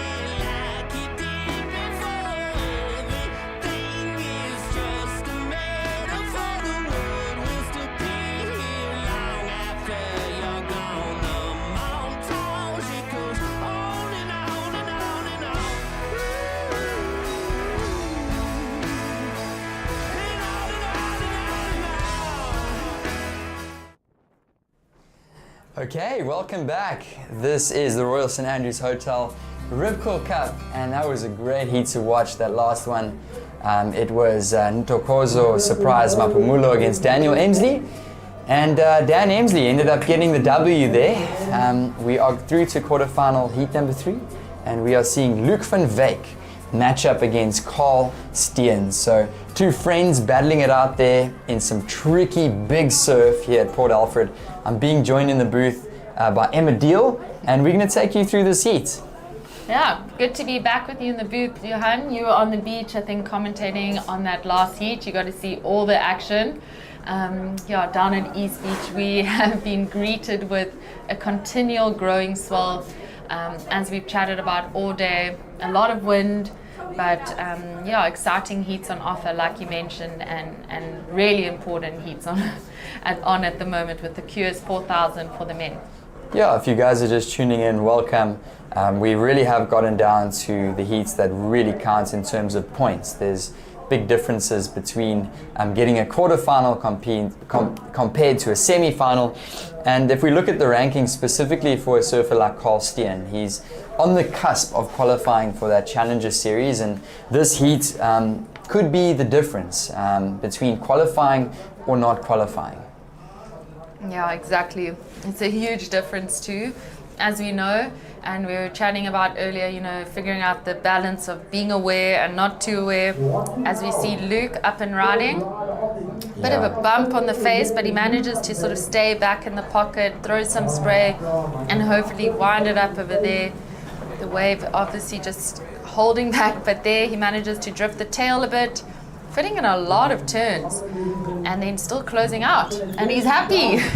He is surfing. stoked. That's exactly what he wanted to do. I mean, in the first 5 minutes of the heat, get out there. He's been watching heats all morning, and he knows that it takes a few minutes to get back out. And this was a really well surfed wave. So take us through this one, Emma. Yeah, I think the beginning he did well to just maintain his speed. Great bottom turns, throwing spray. I mean, when you see the guys throwing spray like that, you know they are on the rail and they're using some power moments of the wave. That turn was it for me, and this, I think it's after this, the closeout turn. Just really smart surfing. He didn't overdo it, he read the wave well, and yeah, like you said, dream situation so early in the heat. There he is. He's got to be feeling confident, Luke van Wyk from Cape Town, down in the Western Cape. And Luke has competed quite a few times here in Port Alfred, so he knows the wave, and he's been really consistent on his backhand, and that wave just showed that. At no point in that wave did he look like he wasn't in control, and he completed that one really nicely. So let's see what the judges think of first of red. It'll take him a few minutes to get back out into the lineup, but he looks ready, and Carl Steen being left out in the back with priority in the blue. So scores to come. Ooh, Carl Steen had a wave. Oh yeah, this must have been a wave we missed. Just that one turn, or we only saw the end of it. But I think both these guys must have been quite fired up watching the previous heat. There were some good scores dropped, especially by Daniel Emsley. And like you mentioned, I did hear quite a lot of cheers from the beach, and it is a tricky day, but there's waves. Yeah, so Carl Steen also just getting his feet stuck in the wax, and he's going to lock his score on the board. Carl not quite getting washed in, so he's paddling back out into the lineup. And in the picture there, I'm sure you saw those feather banners waving in the wind. We've got a strong wind blowing into the face and down the line, so providing a great canvas for these surfers to show us what they've got. So I think the judges are going to really just analyze that wave for Luke Thompson. Of course, we've got replays up in the tower, and they're going to really make a good call on that score. So I do think it's an important one in the context of the heat, a counter for Luke van Wyk, sorry, in the red. Did I say Luke Thompson there? You might. We all have Luke Thompson on the brain, but Luke van Wyk is doing a great job too. And maybe while we wait for the judges to put in those scores, we are going to send it to the beach and hear from Daniel Emsley, heat winner from the previous heat, and a very stoked surfer right now. Daniel, you're through to the semi-finals. It's turning into a massive result for you here in Port Alfred. You were saying it's very, very tough out there. Yeah, this is pretty much as hard as it gets. When Port Alfred gets anything bigger than this 3.5, 4 meters, it becomes just like a sweep and a current, and the waves kind of like bend away from you the whole time. So yeah, sitting out there the first like 8 minutes, 10 minutes of the heat, I didn't see a wave that I actually thought was a wave. It was very tricky to pick your moments. And then falling on my first wave is never ideal, but very happy just to stay composed, and I don't know, having Tom in my corner and having Greg and Dave Moherby all giving me advice, just everything blended into me, just feeling good with my game plan and happy to get it done. When you fell on the first closeout turn, you did the run around, then you made the second one. That was the first 6.5 you had. And then when we saw you coming along the beach, we saw you waving and Tom Lindor shot down there. Tell us what Tom was giving you, what kind of feedback, and why did you call him? Yeah, I just feel like Tom's Mr. Port Alfred. He knows this place better than almost anyone. So I just called him to give me the rundown on what my scores were, what surprises scores were, and just what Tom was seeing in the lineup. Like if he's seen some good wide ones, good deep ones, what the double ups are doing. So just have him give some good input for me, and yeah, I led into my next 6.5. So yeah, happy to have Tom in my corner. Well, Daniel, you're through to semis. Go and have a good break, get hydrated, and we can't wait to see you in the semi-final. Good luck. Thanks so much. Appreciate it. Thanks so much, man. Cheers, guys. Back to you guys. Thank you so much, Mike. Winner of the last heat there, Dan Emsley, looking so smiley and so confident. I don't know how he got energy there to paddle out so quickly and get another one, but takes the heat win. But meanwhile, Emma, the score drops in at an 8-point ride for Luke van Wyk. 8-point ride. So not only incredible surfing, but really well surfed for these conditions. They are few and far between getting waves like that, and he's just stayed on his rail. He's throwing spray, and such a well-timed closeout turn. So well deserved. Yeah, you know what? Luke van Wyk is a really good competitor. He knows exactly what he needs to do to get a good score. He knows what it feels like. He knows what it looks like, and he knows what the judges think it looks like as well. So that's why his expression on his face at the end was so. He was just very stoked because he knew that he was in for something good there, and he was very correct at an 8-point ride. Watching this, surfer in the blue, Carl Steen, streaking down the line. Nice bottom turn. Oh, and just getting a little bit stuck, but he's going to stick with it. Carl Steen progressing. And he's just going to look for one of those big closeout sections to bash. Gets a nice snap off the top. This one's going to be the meeting one. Carl Steen. Can he find the completion? Oof. That was a big section. Yeah, it just goes down. So just showing you how tricky it is to actually complete the wave. The most difficult part of this wave is actually completing it. Yeah. And just looking at his board, doesn't look like he's got a crease. I hope not. His board looks all right, but he's going to have to do the run around as Carl Steen. So at the moment, the talk of this heat is definitely the excellent 8-point ride for Luke van Wyk, and he got back out into the lineup pretty quickly. There he is. Yeah, well, he must be feeling great. As you said, it was in the first few minutes of the heat. He's also got a very fired up Carl Steen in this heat because, you know, Carl is sitting right there in contention for those top 4 spots for the Challenger Series. So he knows how important this is. It's important for him because he's also right up there. But yeah, as we see Carl running around, I was also thinking, you know, for the guys and the girls today, besides the ocean putting on quite a battle and needing to really bring out the fitness, they've surfed a lot of heats and a lot of waves, as we see Luke up on his second wave already. Yeah, he's just riding confidence here. This is a smaller one. Good decision. He's going to hop off the back. He doesn't want to do that run around again. Carl's running around and he's going to jump through the channel. So if you're wondering why we're talking this heat up so much, it's very important. This one, there's Carl Steen in picture running around on the rankings of the qualifying series for Africa. This is the last event of the 2025-2026 season. And then these surfers get to qualify for the next tour. So there's only 4 surfers that will qualify for that tour. As far as what we know, there will potentially be a wild card as well. So Carl Steen sitting actually at number 5 right now on the rankings, and with 1,580 points. And then if we look down the rankings, Luke van Wyk sitting on 1,118 at 12th place. But if Luke van Wyk can get 4,000 points and win this competition, he might just throw his hat into the ring and be a potential qualifier. So there's somebody there punching numbers and looking at the scores in the background, and that's why we're talking this heat up so much. It's these guys' careers that are on the line. Of course, up next, Connor Slijpen and Beric de Vries. Connor Slijpen sitting at number 2 on the rankings, and Beric de Vries sitting at number 3. So only a few of these guys get to qualify, and it's going to be great to see what happens, Emma. Here's Carl Steen jumping back into the channel. Yeah, we're hours away from our rankings changing. I think even going into today, the surfers probably were aware of where they were sitting, and as you mentioned, QS 4000 has so many points on offer. So winning an event like this is is the dream. And we always refer back to Luke Thompson, you know, winning Bolido. And we just saw what that did for not only his points, but just momentum in his surfing, confidence. And yeah, this event is so important at the final stop. And with 12 and a half or 12 minutes 15 left. Yeah, so all of these surfers in contention. We can't forget Teva Boschgua at number 11, and then he's still in the contest, and then Luke van Wyk up and riding again. It's just going to be a big hit. Rebounds off the foam, and he's looking to get a solid backup for that 8-point ride. So streaks down the line, and he's going to try stick with it and look for a big finish. Here he goes. So it's all about waiting, and it's all about timing. Times that turn, finds the completion, and he's got to be feeling happy with 11 and a half minutes to go. Wow, I also like that.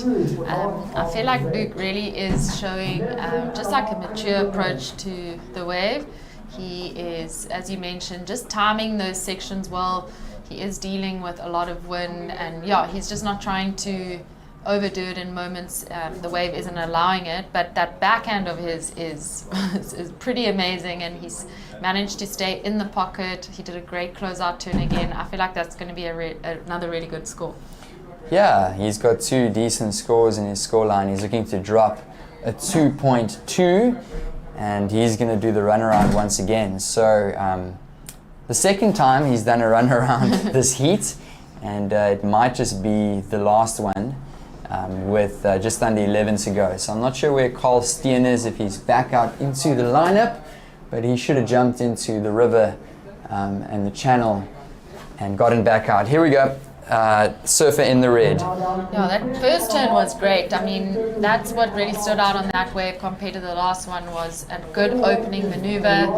Wave did not offer much in between, but well timed to sort of hit that only little lip it was offering.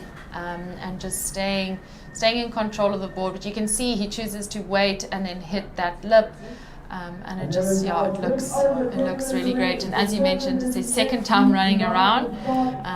Mike was actually saying it a few heats ago that as the tide starts to push, you know, this Kawi River that the guys have been jumping into, and the ladies, it's been helping, you know, suck them out. But with the tide change, it's going to start sucking them, you know, down the river, not out to sea. And as you saw, there are some monster waves breaking out at the back there. Yeah, that's a good point, Emma. As soon as that tide changes, it's going to shift things up in terms of the paddle out, because there is literally 6-foot waves breaking in this river mouth.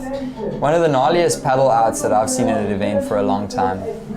So Luke van Wyk's going to make his way back out. That score did lock in at a 5.83. So that's definitely a keeper in his scoreline for now. And he's put Carl Steen in the blue in a combination situation of a 13.83. And there he is, Carl Steen. He's going to have to fight his way back into this one. So let's just quickly run through. It's the Royal St Andrews Hotel Ripcord Cup, if you've just joined us. The top 5 scores of the event. So earlier on, we saw Beric de Vries with that 8.67. Of course, Daniel Emsley with an 8.5. Teva Boschgua an 8.33. Luke van Wyk with an 8. Aiden Masonkamp yesterday with 7.83. Emma, I mean, there's been some great surfing here on finals day. Incredible surfing, and I think what stood out on all those waves, we've seen the surfers getting excellent scores, is like the risk that they took. If you are just tuning in and you're not aware of the conditions, it is a day where you're not just taking off on a wave and quickly shooting back out. You're having to make calculated decisions. Some of the waves are fading, but there's so much water. There's just a lot happening in the ocean. So when the surfers take off on one of those bigger waves and they maximize just a risk moment with a lot of speed, power, flow, like we know the judging criteria is, they are getting rewarded. And it's just firing them all up. I mean, most of those high scores were scored today, so I think other than the waves are bigger, like the surfers are all hearing each other get good scores, it's firing each other up. And for the final event of this Africa Regional Series. Yeah, it's been some great performances. And you know what? We're definitely far from finished. We've still got our semi-finals, or quarterfinal heat 4 for the men's up next. We'll see Connor Slijpen and Beric de Vries. And I'm pretty sure we'll see an excellent ride in that heat, or something really up there. And then, of course, we'll run into our semi-finals. So plenty of action. We're giving you guys lots of entertainment if you're tuning in through the WSL app or through YouTube. Just another reminder to go and download that WSL app to get all of the live event updates, rankings. You can go check all the leaderboards.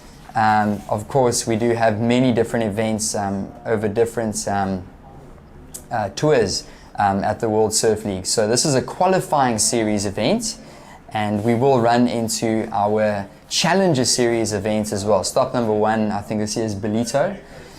So we're excited for that in a couple months, and the qualifiers of the qualifying series will get to compete on that global stage at that Challenger. Yeah, both these surfers really worthy of a spot on that Challenger Series. I mean, we are looking at Carl Steen needing a combination score, but if you know Carl, he's an incredible surfer. He has the ability to score an excellent ride like we've seen Luke do. It's just where the time is on his side. Yeah, if we look over our screen, he is sitting right at the top of the bay in front of that sort of pier, and probably just hoping to get one of those ones he heard Luke get that offered 3 to 4 turns. Yeah, I'm looking at the time now, Emma. There's 6 minutes remaining, and the more and more time winds down, I'm thinking Luke van Wyk has just got Carl Steen in a little bit of a checkmate situation. We know it takes a couple minutes to paddle back out, and he's looking for 2 scores. So he either needs to catch a quick wave now and paddle back out somehow, or quickly find the runaround. But time is actually running out on Carl Steen because there's only 5.5 minutes left. Yeah, that is true. And we're dealing with a bit of a beast of an ocean.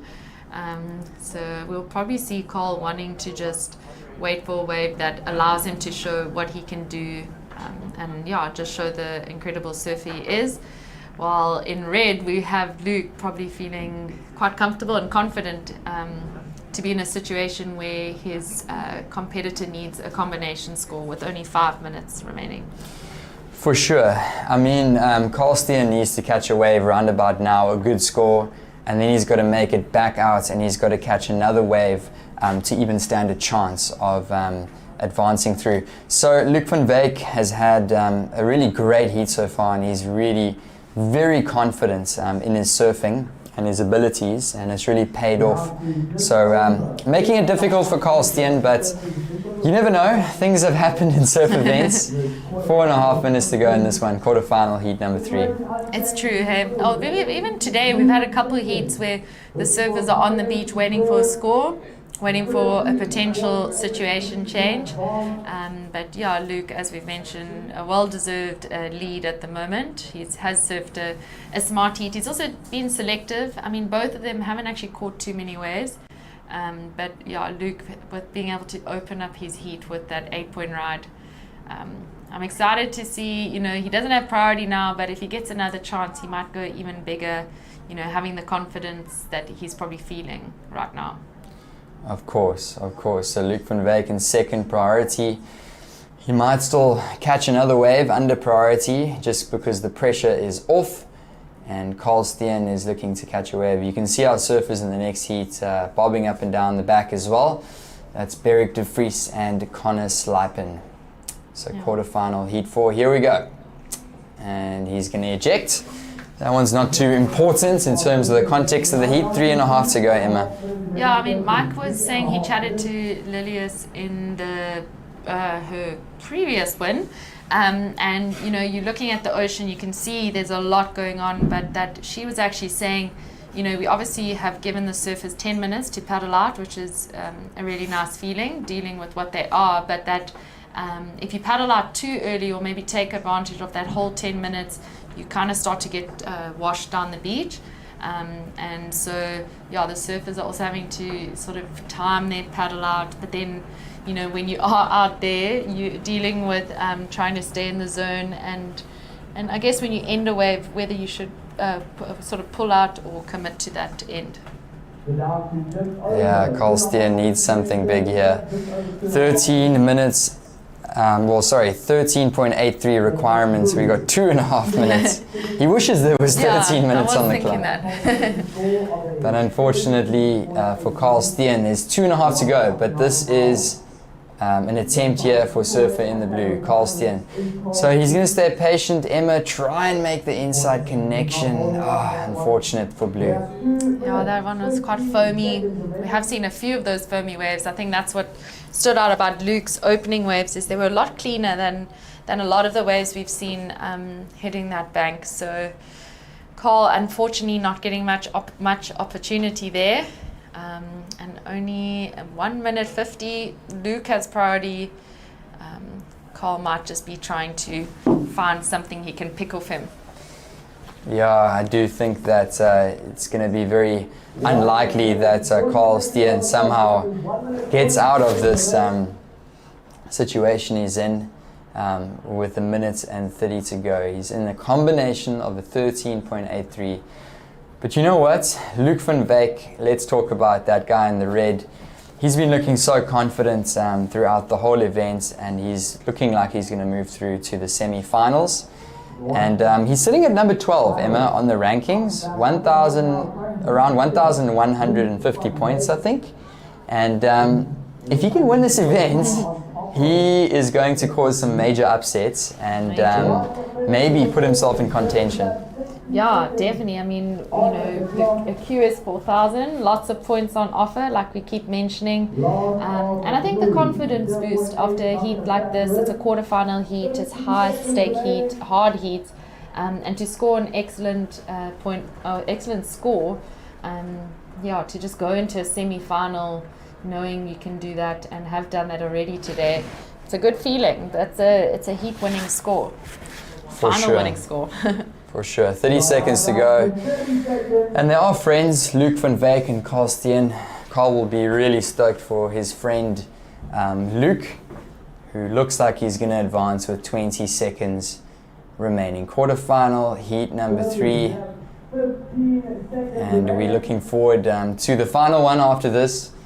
Heat number 4, we'll see Connor Slijpen and Beric de Vries of the quarters, and then we'll move into our women's semis and the men's semis, and of course our finals. So finals day down here, and it is going to be official. Luke van Wyk, surfer in the red singlet, takes out the win with a convincing performance, an 8-point ride and a 5.83 against Carl Steen. Well served, Carl Steen. Difficult to beat that, Emma. And here we go, beautiful scenes on the beach. Stay tuned, the Royal St Andrews Hotel Rip Curl Cup will be right back.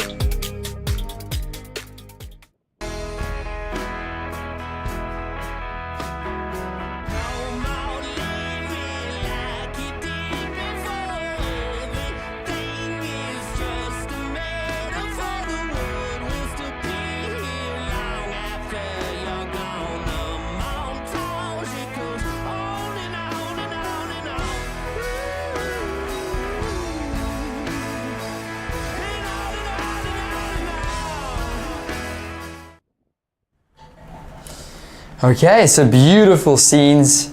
This is East Beach, Port Alfred, and it's the beautiful Cowie River, the landmark of Port Alfred and the Sunshine Coast. So we are so stoked to be here. I'm being joined in the booth by Emma Deal. And Emma, we are so excited to move into quarterfinal heat number 4 here at the Royal St Andrews Hotel Rip Curl Cup. Final quarterfinal. As we mentioned in the previous heat, both Connor and Beric are pretty much sitting neck and neck on the rankings. I think it's second and third or third and fourth, so this is a very important heat. Probably not ideal for both of them, feeling like they're matching up against each other, but it will really make a difference to those rankings, whoever comes out on top. And we've seen both of them absolutely ripping throughout the day, throughout the last 2 days. And so I'm excited. Yeah, it's super, super exciting. The last one was a really clutch heat to watch, and Luc van Wyk really showing us what he's got, and I've got no doubt that this is going to be a great heat, quarterfinal heat number 4. And these surfers are just going to joust back and forth. As you were saying, Emma, Connor Slijpen sitting in second, just under Aiden Masenkamp at 2,722, and Beric de Vries in third with 2,306 points. So regardless, both of these surfers are going to jump up in terms of their points on the rankings, and yeah, only a few surfers do get to qualify for that Challenger Series. So we're just hearing the beach commentary outside. Connor Slijpen must have locked in a wave. Emma, it came through to 6.5. Looking forward to seeing that one. Yeah, Connor with a 6.5. As we mentioned, you know, Luke in that last heat dropped an excellent ride. We saw Beric drop an excellent ride this morning, but we also know Connor is in such a good space. He's overcome many challenges physically with just injuries and his health, and yeah, he just keeps saying he's having so much fun with his surfing and realizing what a privilege that is. So you often see that translate to the surfing itself. And to drop a 6.5, we've got 21 minutes remaining. So it's a pretty good feeling, and he may still do the runaround. Yeah, here we go. Here's the replay for last of red, Connor Slijpen. Of course, still a young competitor, but he's competed at that Challenger Series last year. That was a nice little carve, but he must have really ripped into this end section. Looking at this one, big section. Wow, that was a man turn. Yeah, that thing doubled up, and that, you know, that opening carve really just helped him set up for that end turn. Yeah, looks like Beric de Vries now up and riding. I'm not sure what he did out the back, but yeah, Blue is going to lock in a wave too. Yeah. So interested to see what that looked like, but definitely the talk is that 6.5 for Connor. Yeah, and Blue doing the runaround too. If you are just tuning in, Beric in his previous heat win, which we'll get back to now as we see a replay from the wave we just saw the end of. A great section presenting itself, and he did well to time a turn, like almost like a check turn but bigger in that section. And then chose to kind of get back into the pocket, and we're not sure how the end of that wave looked, but he is doing the runaround. And yeah, as I was saying, Beric did mention he woke up not feeling well, not feeling too great. When I asked him about his runaround earlier, he said it was more of a trot, because he's not running at his full pace that he feels like he can do. But yeah, really having to just push the limits, both the surfers. Yeah, Beric is a super tough competitor, and he's been in this situation many times. So he's going to make it work nonetheless. This is pro surfing. Watching last of red, just a replay here, Connor Slijpen. This is the 6.5, and this was a little carve, but the bulk of the points on this one was definitely the end section. You could see how it just sucked off the sand. I like how he eyed the section. He timed it really nicely, and he threw his board all the way up into the lip, accentuated it, and he got the clean finish. Beric, a little bit of a smaller wave. This would have been the turn where he would have got some points, but unfortunately not much down the line on this one, Emma. Yeah, that first section, it just looked like the wave was going to be more than it currently is now. He also timed that turn well, because he kind of used it as a bit of a speed projection turn, but as he sort of projected out of that section, the wave ended up going flat, and he did choose to stay with it as long as possible, probably hoping for that closeout section, but that wave, it just didn't really connect to one. So yeah, that was probably the difference there for him and Connor. Yeah, he got a 3.67, so that's Blue, Beric de Vries in picture. with a 3.67, and Connor Slipen getting the better of the first situation with a 6.5. And there he goes, trotting along. Beric de Vries, yeah, he's making it work. And Beric is super talented surfer. Yeah, from the Durban area, but residing on the south coast of KZN. And he's going to just find his way back into the paddle out area, the river. Slight little limp there for Beric. But yeah, such a tough competitor. He is, and it's like interesting because this heat, if you look at it on paper, it's like one of the most high pressure heats of the draw, with how close they are, how important this is. But both surfers that I've chatted to individually just seem to be in quite a not real pressure put on themselves mental space. Both of them have overcome physical challenges like we've mentioned, but like Beric mentioning that if he makes it, he makes it, he'll be so happy, but if he doesn't, he's going to continue focusing on what he's building outside of that. He feels like there's purpose in both ways he's kind of going, but all around surfing and the surfing lifestyle. And then Connor the same. Connor aware that for a long time he had to just watch surfing, recovering, put a lot of work into rehab, and just said that he really wants to focus on having fun. Yeah, it's great to see Connor back and looking strong. Of course, we saw him in the first few events of the Challenger Series last year and skipping out on the last couple in Hawaii and Newcastle. But sitting where he's sitting right now, number 2 on the rankings, it does look like he is in a very strong position to re-qualify. That's the man in picture there, Connor Slipen. In the red, Beric de Vries doing the runaround. He's now looking for 2.84, but I'm confident that Connor Slipen, once he gets back out, is going to lock another score on the board and make it pretty tough for Blue. Yeah, and while Connor is duck diving and getting himself back out there, Beric doing the same, we get to hear from Luke van Wyk, who posted an excellent score, and we get to hear from him on the beach right now. Luke, what a great heat win. You are into the semi-finals, and I see Alfie's back with us too during the interview. So it looked like really, really hard work out there. You really have to grind. It's as physical as it is mental out there.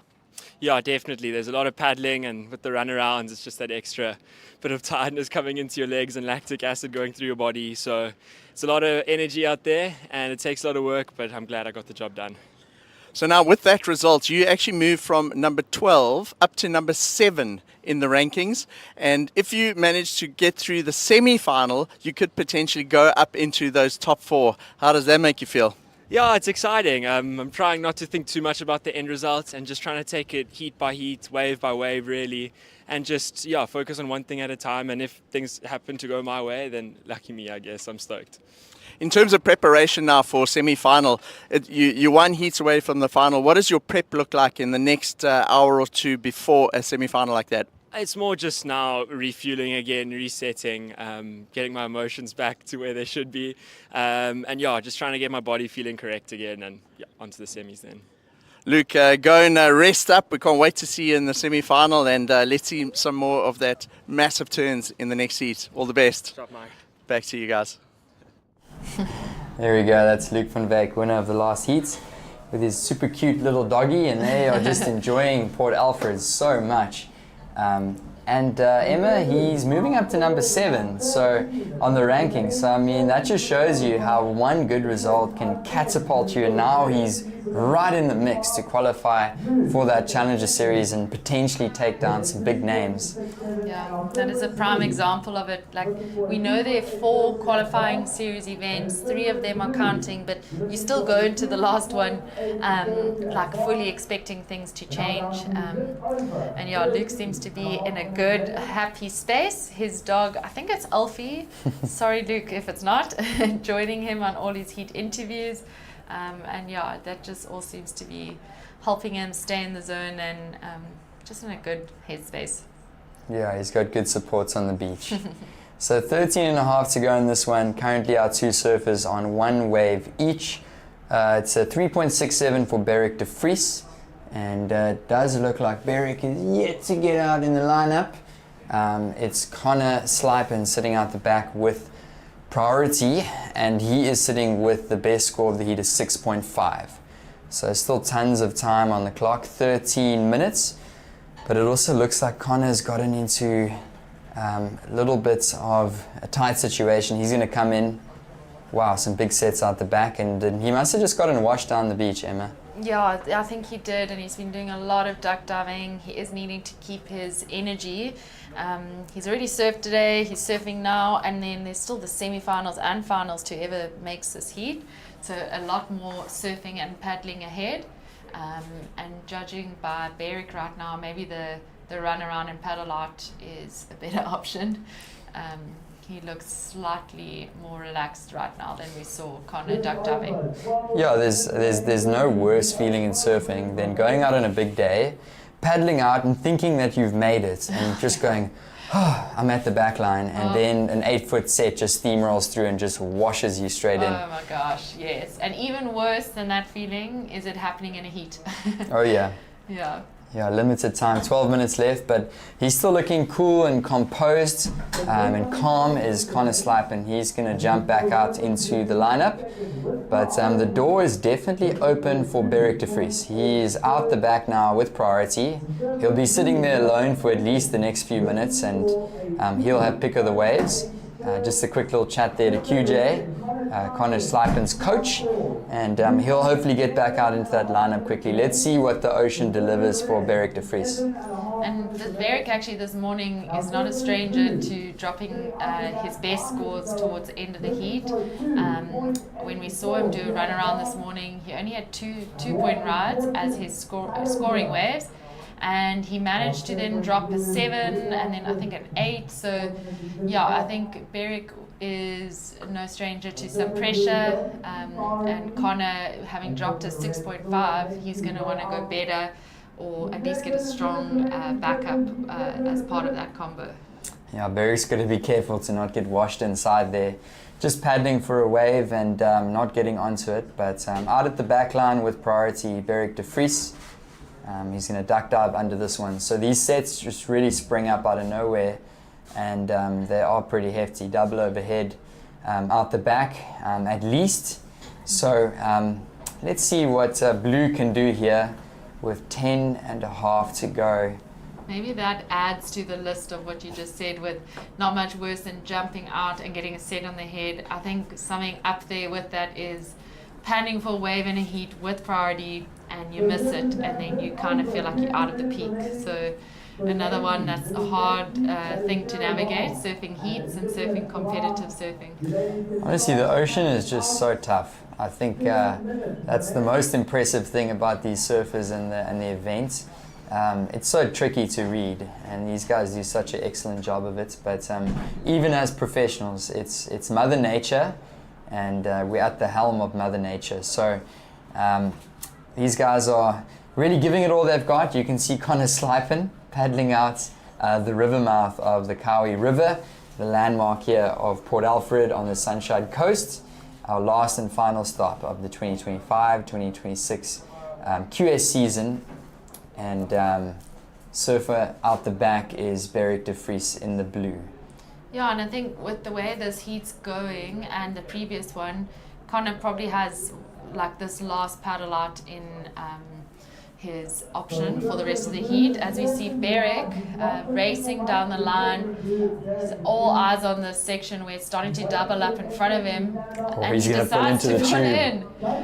And he comes out. Oh, Beric de Vries finds the first barrel of the contest, and wow, he is going to ride a gnarly whitewater in as well. Different approach to the closeout section that we've seen this morning. Oh, that is going to be so interesting to see what the judges think of that. Yeah. They've got nothing to compare that towards, because that's the first tube or the first barrel of the event, but he stalled. He was very patient on that wave, and it looks like he got completely covered up. It was difficult to see with that angle, Emma. Yeah, I think from the angle we're looking at, there's a couple moments that maybe he missed, but when you see the commitment to that section at the end of the wave, I would love to know how covered he was, but that that was some good commitment to the wave, and he was only needing a 2.84. Obviously, we're aware he has a lower scoring wave already, but yeah, I'm very interested.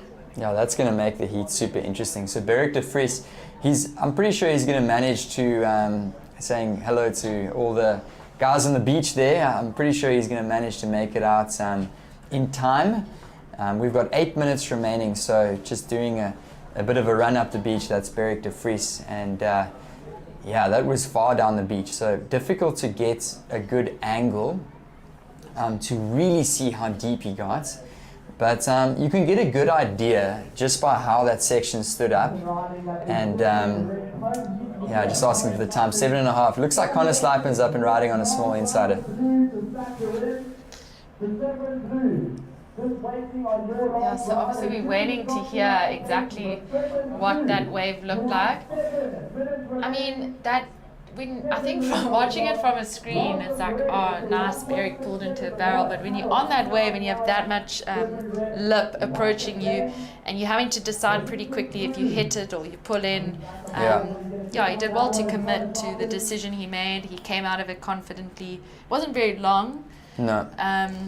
So yeah, that might be the deciding factor too. Yeah, it was a gnarly section, and I'm pretty sure what he was wanting to do was to actually just hit that lip and get one big turn, but he pulled into the barrel and it actually just worked. This is the last ride here for Surfer in the Red, Connor Slipen, and I don't project that that's going to be something that he's going to want to keep in his scoreline. He's going to want to get back out there. And this is actually a separate wave, so I think he caught another one. No, that one was also not a keeper for Slipen, so he's sitting with that 6.5, backup of a 2.1.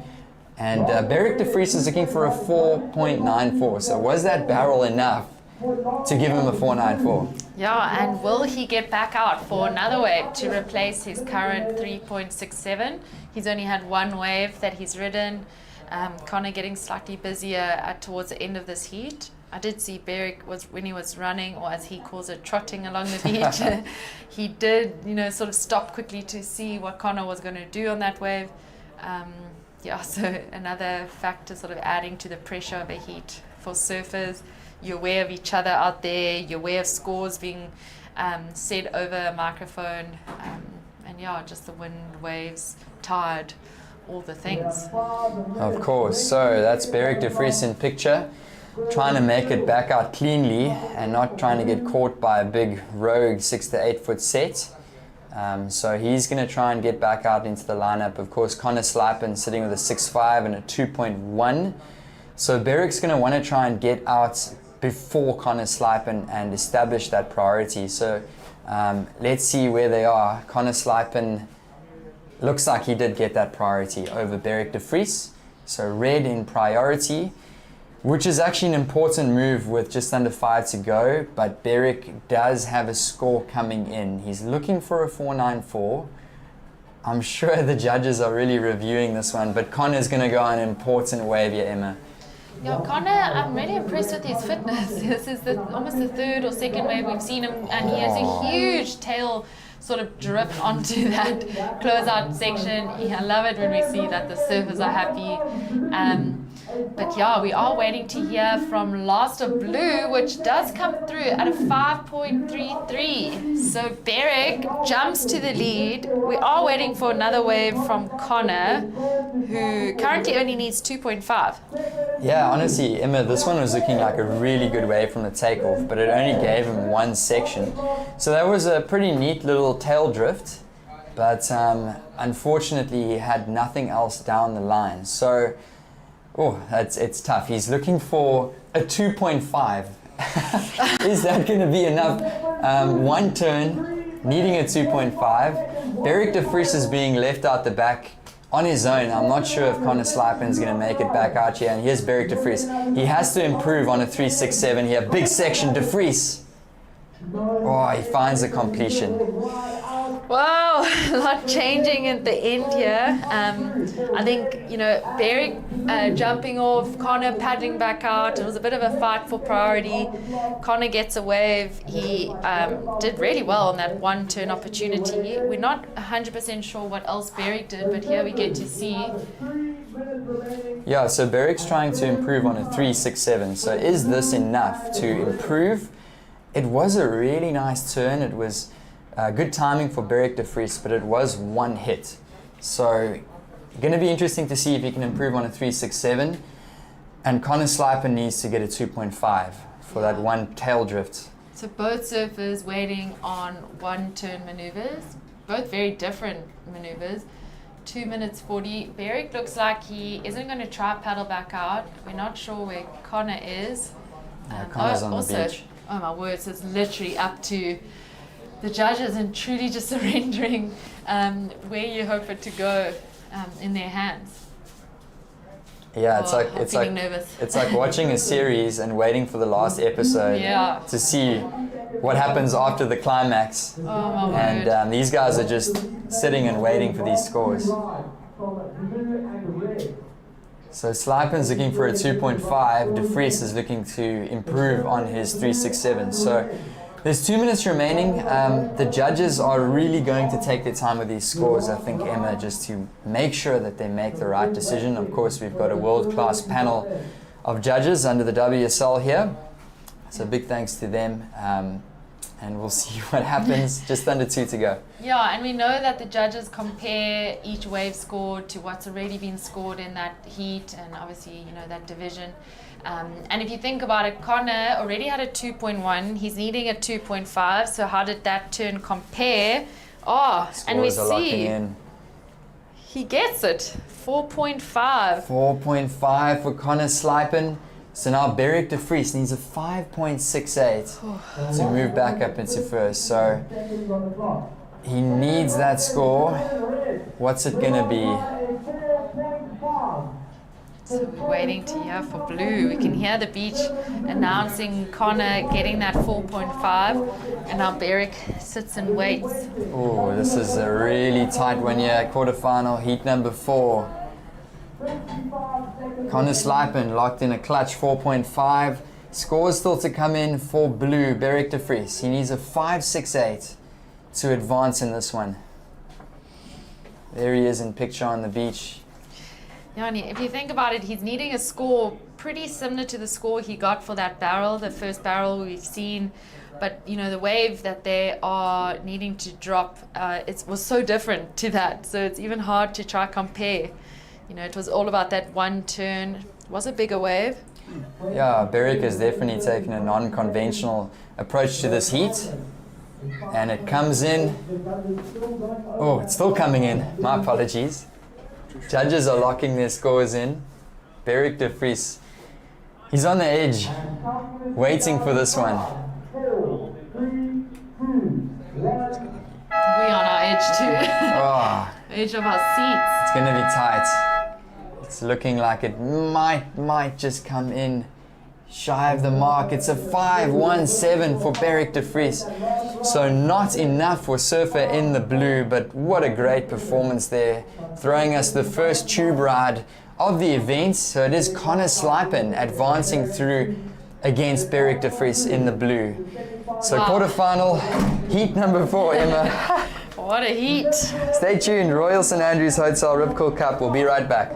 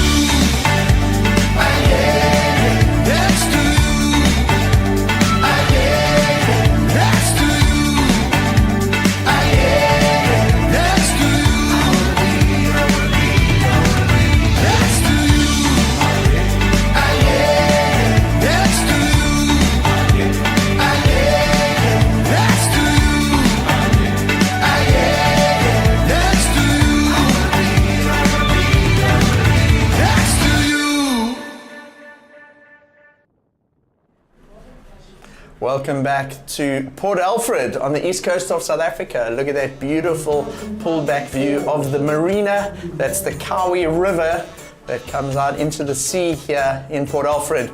And on screen we have the ladies' final bracket. So in the water right now we got semi-final number 1. It's Sarah Baum in the red singlet versus Lilias Tabai in blue. It's a 25-minute semi-final. And thereafter will be Louise Leprant versus Zoe Stain. And wasting no time, getting up and riding her first wave of semi-final number 1. That is Sarah Baum. And joining me to call these heats from our booth here on the beach in Port Alfred. Welcome to Emma Deal. Hello. Emma, I have been off for probably an hour or so, and I have been on the beach looking at the waves, and I just feel like with the tide coming in a little bit, it's slightly more settled out there. It is kind of wild, but looking at Connor Slipen and Beric de Vries in the last heat, the waves are offering up a little bit smoother opportunity. It doesn't look as sort of wild and all over the show as it did earlier on. Definitely, I think we've seen an improvement with that, and not so much suction out. And look at that end section, she does so well to hit it. Yeah, most of the wave was kind of setting up for that moment, but as you said, the wave is sort of settling down, but it's still quite a wild ocean out there. So we have seen the surfers really kind of being a bit more picky with what they select, navigating a lot of wind, some bump. Like, as you can see, like quite a warpy takeoff. So this is the opening ride for surfer in the blue singlet. It's Lilias Tabai. She did well to use the white water on that wave just to help project her and give her a bit of chip into this inside section. She was looking for this particular turn here, a nice backhand snap, finishes it nice and clean, bit of a fist bump. She had to work hard for that turn all the way from the outside, and that's what she was looking for there. I was speaking to Luke van Wyk in one of the previous interviews, and he said they know that a lot of the bulk of the score is coming from that inside section, and so you really want to get there, and if you can just get through that middle section of the wave, then inevitably it's going to present something on the inside, and that's exactly what Lilias has done there, Emma. Yeah. So a couple scores coming in. Yeah, I think with Lilias's wave, she did well to make the focus the end of the wave, but I think the judges are going to also want on those waves where surfers take off on something and there is opportunity in the beginning of it. They're not going to want to see you missing the beginning moments and sort of just racing down the line for the end. So it's going to be a fine balance of reading a wave, because yeah, as we said, Lilias, that wave was all about the closeout turn, and she was rewarded, and the beginning of that wave not offering much more. So 25-minute heats. A lot of pressure in the semi-final because you're just one step away from kind of like all the glory, because the final has a lot of emphasis on it. It carries the most amount of points through the event. You're just one heat away from a potential win, and semi-final losses are always so tough. And psychologically, they can really play on your mind. You know, final, you surf all or nothing. The semi-final is just that one step away. We're in the ladies' semi-final number 1 now. 2 semi-finals here, and we've got some scores dropping in. So we are going to go to a post-interview, but before we do, I can confirm all scores are in. So Lilias Tabai is in the lead with Sarah Baum in second. Sarah looking for 2-3-4. Let's go down to the beach at the back of the tower. We've got the winner of the last heat.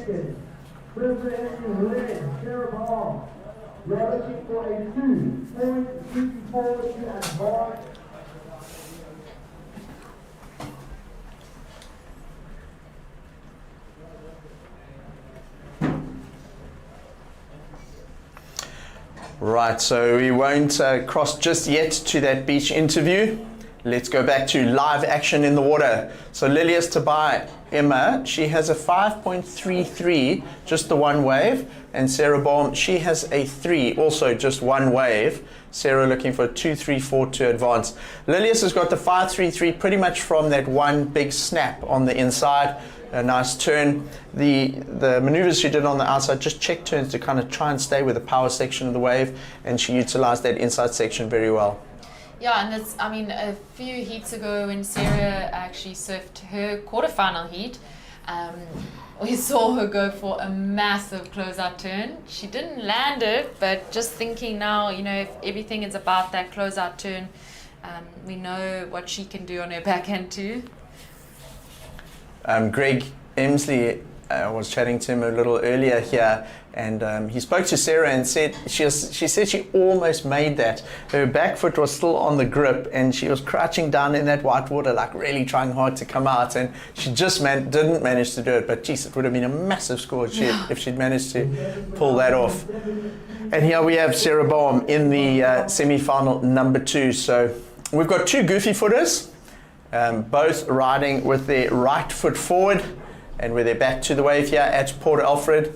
It's Easter weekend. It's the Easter weekend Monday here in Port Alfred. The town is full of holiday makers and everyone that's made a trip to the town to enjoy their Easter weekend. And of course, there's been a lot of sporting events on as part of the Easter Festival in Port Alfred.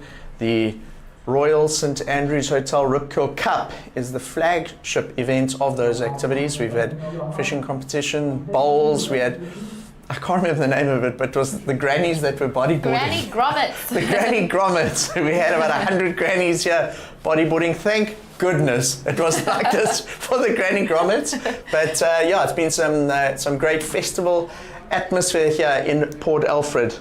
Right, now out in the water.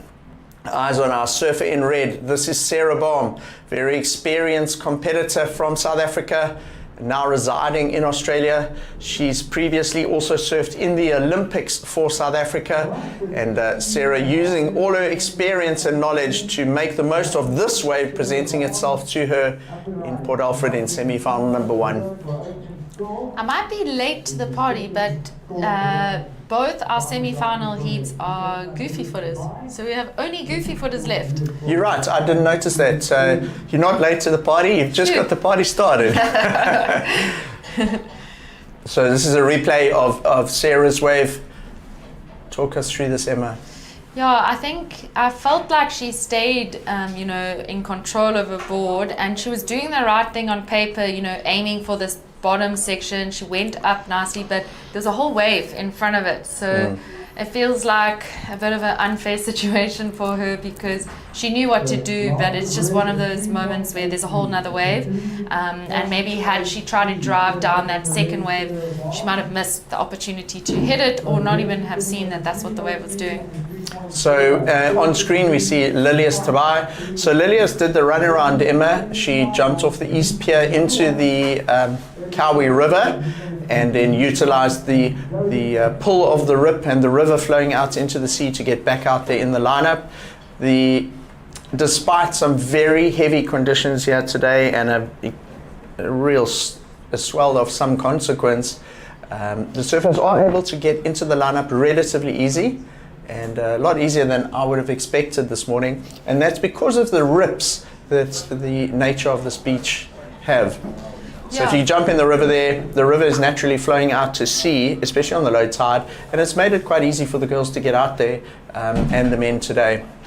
Yeah, I think since you and I were both in the booth, we saw like a bit of a mix of the surfers choosing to paddle back out or run in, but in that last heat, and the last 2 heats probably, we've mostly seen surfers commit to the run, and it taking slightly longer than it was this morning, and I think that tide is going to start affecting that Kawi River paddle out like you were updating us on earlier. So Lilias Tabai, you see how she's at the back there, and there are some waves breaking on the outside. If you look on screen at the moment, there's some big sets in the distance there, Emma.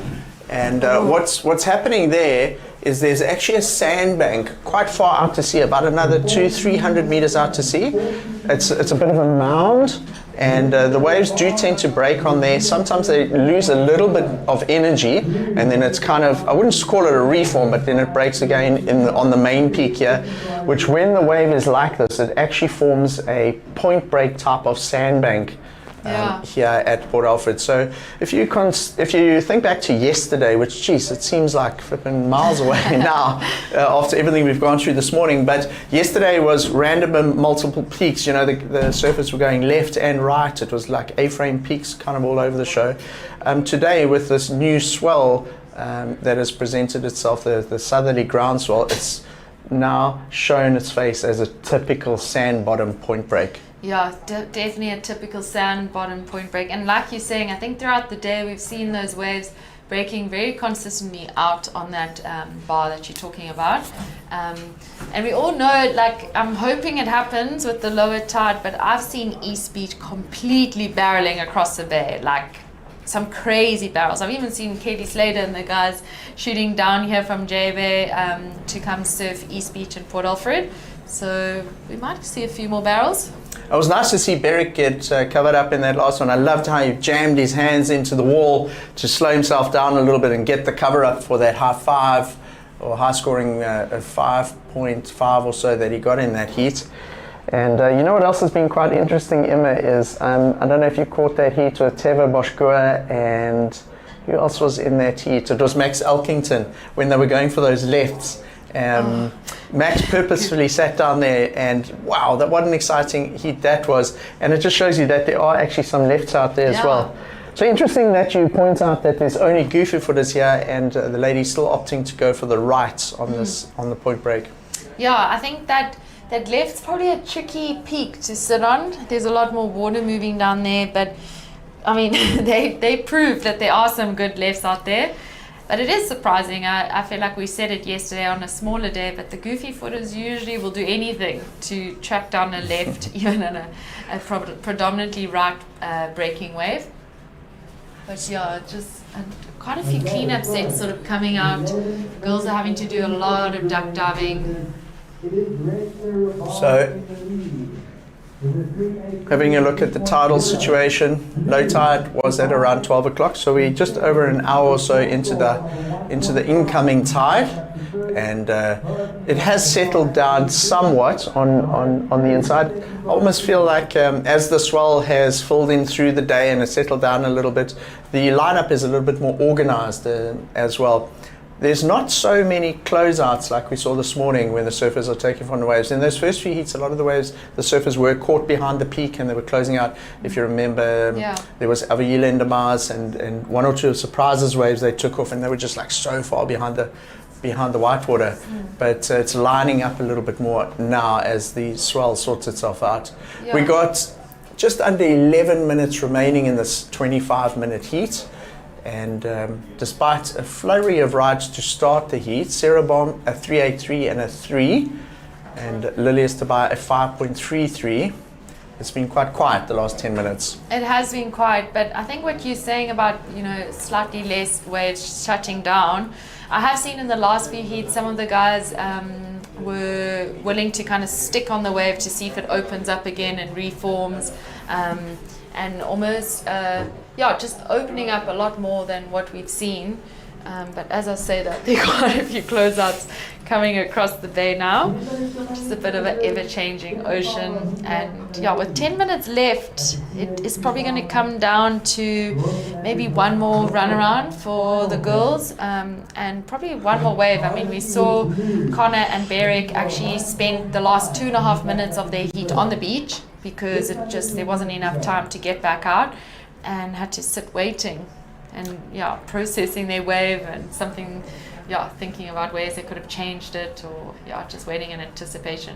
That's the second heat today. Who was the earlier heat who was sitting there? It was Surprise and Aiden Masonkamp. They were sitting on the beach as well for the end of their heat. Yes, yesterday. If it gets to sort of the 2-minute mark and the surfers are not in the water, there's just not enough time to jump in that river and paddle out and get out to the back. Yes. So it's the second time we've seen a heat today. And, waiting for the scores. Oh man. Man, look at the ocean. It's kind of wild out at sea. Big swell running and wild wind out there. You certainly don't want to be on a ski boat or a yacht or actually anything like that. Kind of comfortable on the beach. Yeah, we're comfy in our booth. We are. And if you're joining us from home, wherever you're watching from, Welcome. We hope you're enjoying the action here from Port Alfred on Easter Monday. And hope you had a great Easter weekend, as nice as we've had here on the east coast of South Africa. I've actually had a dreamy weekend. Every day has been full of surfing. Yesterday we basically had surfing on until the dark. No wind, beautiful day, smaller surf. And then today woke up in excitement for this. So Lily Esteban utilizing her priority on that wave to keep Sarah Baum off the wave. Lily Esteban now looking to stick with it. She's got the highest single wave score of the heat so far, 5.33. Comes to that inside section. She's probably going to have to tag it going left. Comes a little unstuck. Goodness, look how this is reformed on the inside, Emma.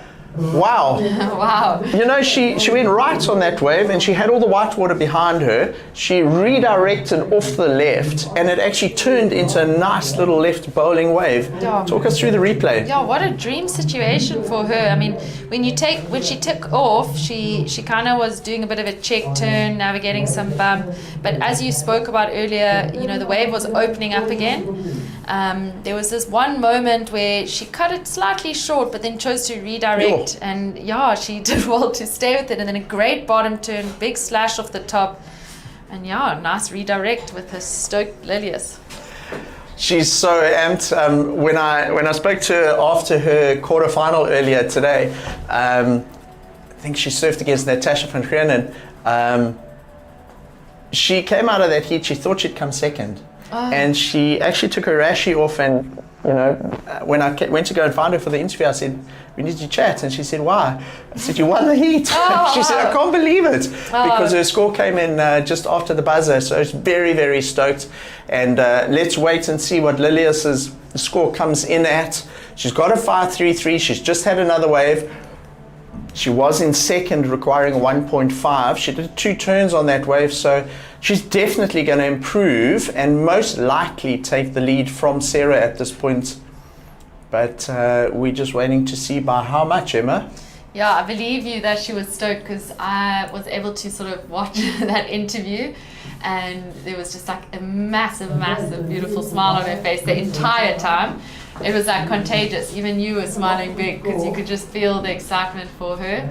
And yeah, I think what a good feeling. But we have mentioned that a semi-final can feel like a lot more pressure than even a final. I feel like that first round and semi-final round, or actually in quarterfinals too, there's so much pressure. So there's Lilius Tabai paddling out in the Cowie River. So the whole town of Port Alfred is kind of built around the Royal Alfred Marina, and there's yacht mode there. There's some beautiful homes in the marina, and it's all built around the Cowie River, which kind of flows through the town. So they built that marina, and all that water obviously has to go out to sea somewhere, and they've created many years ago the West Pier and the East Pier. And what it's done for surfers is it's created a great little spot where you can paddle out on a big day. And it's almost like a man-made point break that has developed here in Port Alfred. And as you said, Emma, on a good day, it has one of the nicest barreling waves on this entire coastline. So Lilius Tabai, her score comes in, Emma, it's a 5.17, very similar to her score on her first wave. And importantly, it puts her up in the lead. So pressure now on the surfer in red, Sarah Baum. You see there Sarah looking back at the beach in the strong southwesterly wind, trying to hear the scores from the beach announcer. She'll know now she has quite a lot of work to do to try and get that 6.67, and she has just under 5 minutes to try and achieve that. Yeah, the pressure does feel like it's on. 4 minutes 30, I mean, that's a very little bit of time in conditions like this. But, I mean, Lilia's okay, her last wave, she did do sort of 2 maneuvers, but that first 5-point ride was just the one turn. And Sarah has a powerful backhand if she gets it right, and she really smacks the lip, and in a very critical section. A 6.7 is doable on a one turn wave. But it's not really the ideal situation. She probably wanted to be in sitting with 2 threes. We can hear the beach announcer now giving Sarah an update out in the water, telling her that she has a 383 and a 3. She requires a 6.67. Just trying to think, Emma, if we think back to the beginning of the heat, after the 383 and the 3, Sarah paddled back out. I don't remember doing a run around. Yeah, she didn't do a run around. She paddled back out after both those waves. Right, here we go. This is very important. With 3 minutes to go, hard off the bottom. Sarah carves. Now, is this going to develop into a left like it did for Lilias? It comes off the white water. It's still providing some scoring opportunity. Some nice smooth turns there from Sarah Baum. And this is turning into a great wave. Oh! Emma, it was so important to finish that in order to get the score, and she slaps the water in frustration. Goodness, Emma, you've got your hands over your face. Talk us through this. Yeah, I mean, she took off, and I think the wave's slightly warpier than it looks, because you can see she went for that top turn, but it wasn't a very dynamic top turn. She did well to foam climb and try to stick with the power of this left. It starts opening up so beautifully. Maybe it's hard because she timed it well trying to come over the foam, but there was a slight hesitation in maybe the approach of like maybe throwing the tail out a bit, but it's such a tricky one because you need a score. And then I'm frustrated for her because I've seen her completely smash a closeout turn like that in places like Newcastle on those lefts. So looking at the scores starting to drop in, the judges still deliberating that ride. Sarah looking for a 6.67. You can't help but feel if she'd made that turn that she would have had the score in the bag, but it could be close because if you think about it, she did do a lot of work on the outside. She had that carving turn, she did a cut back, she did a snap prior to that finish. So that finish could have just been the exclamation mark on it that might have pushed it into a higher bracket in terms of scoring. So did she do enough to get the 6.67? It may be close. The judges will be deciding on what Lilias did on her 5.33 and 5.17. If I think back to Lilias's 5.17, which was that left, she didn't do much on the outside. She did the turn and then just one snap. Okay, and she got the 5.17, but she did finish the wave clean. By comparison, Sarah, she did quite a lot on that wave before the fall at the end of the closeout. She did do a lot on that wave, and she did it with control. But it's just hard when I think the judges are aware that there was that closeout turn, and maybe she didn't. I think you have to finish it. Yeah, you have to finish it. Outside, we see Lilias Tabai. Now she gets a couple turns in on the outside. It doesn't turn into a left. She decides to continue with the right and rides that wave nice and clean. So we're still waiting for Sarah's score to drop in. I can see some early indication from the judges. Emma, doesn't look like it's going to be enough. A couple of the scores have come in. 2 judges' scores still outstanding. With 30 seconds on the clock, if there's going to be anything else happening in this heat. I'm not sure where Sarah is in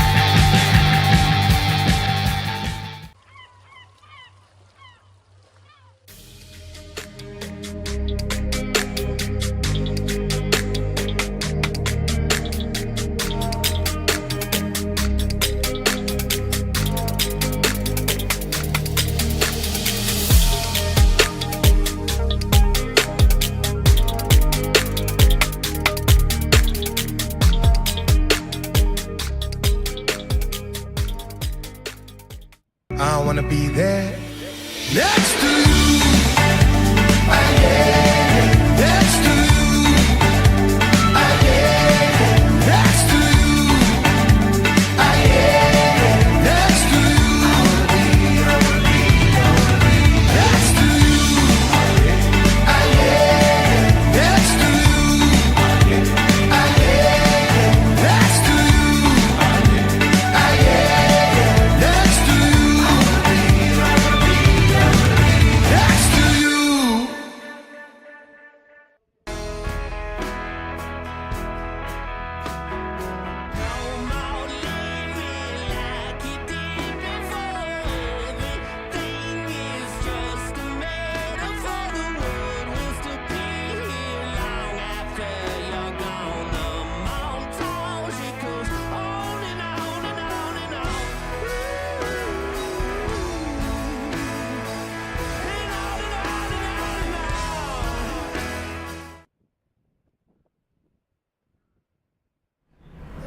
Welcome back to the Royal St Andrews Hotel Rip Curl Cup in the town of Port Alfred on the east coast of South Africa. There's a beautiful looking back at the Port Alfred Marina and the ladies final bracket. I'm Mike Frew, and joining me on the call in the booth is Emma Deal. Emma, we have one finalist determined already for the ladies. It's Lilias Tabai. We now have semi-final number 2 between Louise Lepront wearing the red singlet and Zoe Stain wearing blue. And as you pointed out in the previous heats, all Goofy Foot semi-finals, so all 4 surfers in the semis surfing with their right foot forward, back to the wave. And who will it be out of Louise Lepront in red and Zoe Stain in the blue singlet? This is a replay during the break of the opening ride for Louise Lepront. So she was working the board side to side to try and get that inside connection, which we spoke about in the previous heat. Lilias Tabai, of course, and Sarah Baum utilizing that inside section to maximum effect to get high scores. And wow, so unfortunate for Sarah Baum, just coming unstuck, digging a rail and coming off her board on that last maneuver. Otherwise, you've got to feel that score would have gone into the advancing position for her. Oh, totally. I feel like it must be so frustrating for Sarah, because that's a turn she does literally with her eyes closed in a free surf. But that is surfing, that is the nature of surfing, and Lily has surfed a really smart heat. She was strong in the beginning of it, she maintained that control throughout the heat, and also a great result for her. I mean, Sarah Baum's our top seed in this event, so she will be stoked. And then obviously the winner from this heat will be joining her in the final. So at the moment, these are 25-minute heats. We got Louise Lepront up against Zoe Stain. Just the one wave. It was the wave of Louise Lepront that we saw the replay of. She skated through to the inside, worked the board side to side, but wasn't able to make the inside connection. The judges give her a 1.5 for the work that she did on that. And had she managed to make that inside connection, you can't help but feel she would have gone a lot higher on the scoreboard. Each of the waves judged out of a maximum possible 10 points. And we've had a couple of very high scoring waves today that have gone into the excellent range. We've had some 8.5s, and those were in some of the earlier heats. We've also had some lefts, as you mentioned. We sure Max did. Elkington, Tiva, and then now the girls in the last heat. So we'll see if the Goofy Footers manage to spot that left reform in this heat. So Port Alfred, coastal town here on the east coast, packed with holiday makers over the Easter weekend. Emma, we're going to get back to this heat, the semi-final number 2 between Louise Lepront and Zoe Stain. For now, let's go and hear from a very excited, I'm sure, Lilian Tabai, who is ready for the post-heat interview. All right, so we are down on the beach here with the winner of the semi-finals in the previous heat, Lilias Tabai. You are so stoked to be down here in South Africa and competing, and the ocean looked incredibly challenging out there. Tell me, what did you need to do? How did you summon the strength to make it through that heat? The thing is, I went without stress and without like any expectation just to win, because Sarah is a really good surfer. So I was like, no pressure, just do the maximum as you can, and you're gonna do it, and you will win this heat. So I did it. So I was super happy. Yeah, of course the conditions still super challenging. Now the rip current in the river doesn't help anymore. So we're like, I need to paddle more. But really happy to have get like these two waves that made me to the final.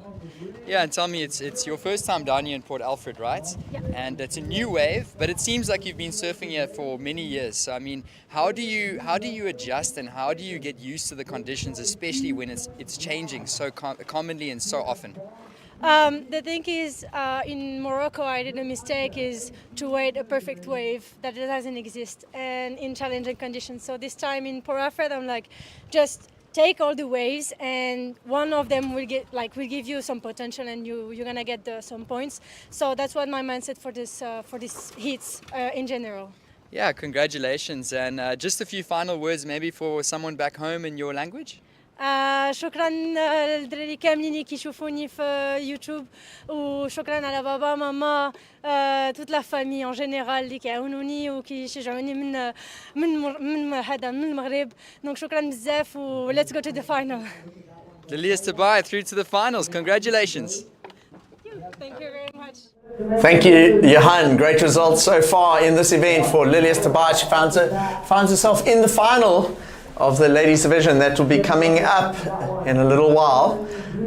Meanwhile, in semi-final heat number 2, while we were on a break there during the beach interview, Emma, it doesn't look like much has happened, because if I look at the scoreboard, Louise Leprant has a 2, which is made up of a 1.5 and a 0.5. So just 2 short waves for Louise Leprant. Zoe Steyn yet to get started. No scores on the board for Our Lady wearing the blue singlet in semi-final heat number 2.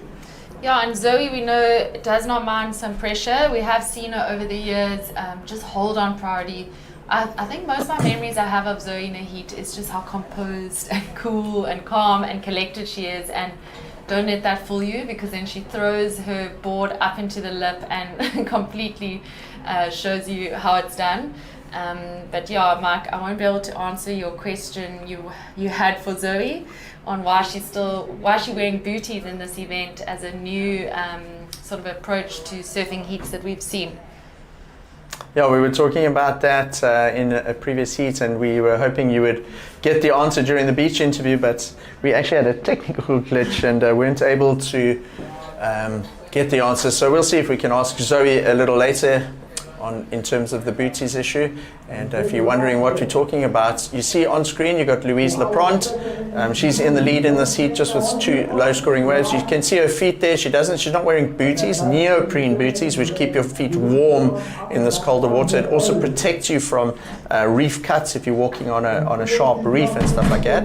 And although this is a sand bottom point, the entire event, Zoe Steyn, who is the lady in blue in this heat, has actually been wearing booties, and Emma and I were theorizing why. If we have a look at this, it's the top 5 scores of the event so far, and Sarah Baum has got 783 and a 667. Those are the 2 highest scores. Louise Leprant's got a 6.5, Camilla Hoyer 633, and Zoe Steyn 617. So Sarah Baum, the 2 highest scores, I can't help but think if she'd landed that last turn, it would have been higher than that. I agree. And unfortunately, Sarah out of the event, but well done to Lilias Tabai into the final. As we see paddling against quite a strong sideshore current out there, it's Louise Leprant, and a lot of foam being generated on the top of the water. So where that foam is coming from is as the foamies break on that mound at the back, the wind is actually blowing that foam across the face of the wave and creates like a kind of a cappuccino looking effect on the top of the water. Yeah. So look at that, Louise is really having to paddle. You can see, look at those waves on that pulled in shot, because it's so zoomed in. It really gives you a great perception of how much the water's moving out there. non-stop paddling, and like we've mentioned, our surfers are athletes, top athletes in South Africa. And yeah, while we are watching Louise, I do notice Zoe Steyn running across the beach. So I might have missed a wave there, but we will see. But for now, we see Louise just really battling that rip, putting in so much work. So let's have a look at that because it is a very important update in terms of the heat. So Zoe Steyn has a 6.33, and that has come onto the scoreboard. It's her opening wave. We didn't see that, but the judges, of course, there's a whole panel of judges upstairs. They saw it and have given it a 6.33. And Zoe Steyn, we can see out the window of our booth, running along the beach, and she'll be paddling back out there. Meanwhile, out at the back, it looks like Louise Leprand is going to use this white water to try and get onto that wave. Did you see there was that little ripple, just a small little ripple ahead of her, and just that tiny bit of water actually kept her off the wave there, unfortunately. Yeah. I think that is what we're going to see more of. But you know, in the meantime, and we've just heard Zoe dropped to 6.33. She's already pretty much out at the back. She's obviously just jumped off that pier. It looks like Mark potentially on the other side, but I think it is probably just the angle. Yeah, so Zoe, what she's doing there is she's paddling towards the West Beach Pier. So Zoe ran past us. She climbed over or walked over the East Beach Pier, has jumped in on the West Beach side there. Now what she's going to do is look at that water rushing down the pier there. Can you see it? What she's doing is she's going to get into the rip there, and then towards the end of that pier she'll shoot across into the lineup. Yeah, the Kaui River literally saving lives on a day like today. The surfers are grateful to have just have that current putting you out. It is not an easy day to navigate the East Beach lineup. As we've seen, the surfers aren't even second guessing after a wave. They're getting out, they're running around, and just really paddling hard. We have not stopped seeing just waves rolling through a lot of white water. And as you can see, you know, as we're watching Zoe, it's a lot of time, you know, paddling out, trying to get back on the lineup. There's 11 minutes remaining. She is in a pretty good position with a 6.33, but Louise only needing a 4.84. We have seen in the previous heat, you know, Lilius basically advancing with one turn on her backhand. And as we've mentioned, we've got just goofy footers out here in both semi-finals. And I personally love to see a goofy footer on a big right section. I feel like they can get the board nice and vertical, and yeah, it just really stands out. But yeah, this is Louise on screen, still paddling. Every time we see the girls, they are paddling, putting in work, and Louise is sitting with priority, needing a 4.84. We do see her paddling into a frothy looking wave. A lot of wind, you can see her eyes are basically closed while standing up. And the surfers are needing to stay in the pocket if they're wanting to reach that inside section. And she bottom turns, keeps driving into the pocket. She's going to hope for that double up section. Nice looking turn where she threw some spray. And now, big closeout turn. And yeah, ridden out with a lot of control. And she will do the runaround, the famous runaround we keep talking about. So Emma, I just got an update from our production crew that they actually, Zoe's wave, they don't have a replay of that wave, the 6.33, but of course the judges have got a record of that and they awarded a 6.33. So this is a replay of Louise Leprand's wave that you called us through just shortly. And she's looking for that 4.84 in order to try and take the lead from Zoe and advance through to the final.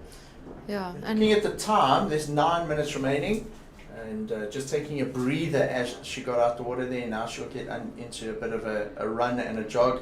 And it's really difficult because it's almost compounded by that really strong wind. It's about a 30 knot wind that she's running into. She's got the surfboard that she's carrying as well, and it's a difficult run. Certainly get out of breath, and once you get into the Kawi River there, you can like almost have a bit of breather before you put your head down and paddle to get back out through the lineup. Yeah, not too long, because we have seen today the swell is building, and there are still some big sets coming through. And obviously, you know, Zoe Steyn is sitting with a 6.33. We know she must have surfed according to the judging criteria. That is a very good score on conditions like today. But we also know that they will be comparing Louise's last wave to Zoe's 6.33, the highest scoring wave of the heat. And as you can see, I mean, look at all that white water. There's a lot going on out to sea. And yeah, you've got some committed spectators on the beach. I love that about surfing. We often find good waves come with wild weather, and that doesn't stop the support, especially over this Easter weekend. We've had, just an incredible time spending time with people visiting, local people from Port Alfred, all coming down to watch the surfing. And as Mike mentioned earlier, we had our granny grommets, we've had live music, we've had bowls, and we are back on the lineup. We did see Louise running along the pier with her brother, just speaking about support. That's literally family support right there.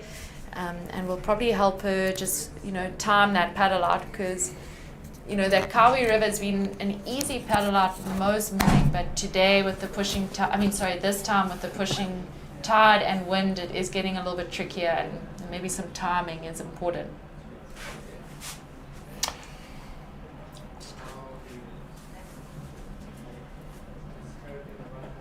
So Louise Leprant on her last wave scores a 4.83, and Emma, not quite enough to get into the lead. So Zoe Steyn in the lead with the 6.33. Louise Leprant with a 4.83 and a 1.5. She only needs a 1.5 to advance. So, but the one thing here is Zoe's only had that one wave. It's a 6.33, the highest of the heat so far. And Louise Leprant looking for a 1.51. So if Louise gets the 1.51, she will naturally go into the lead.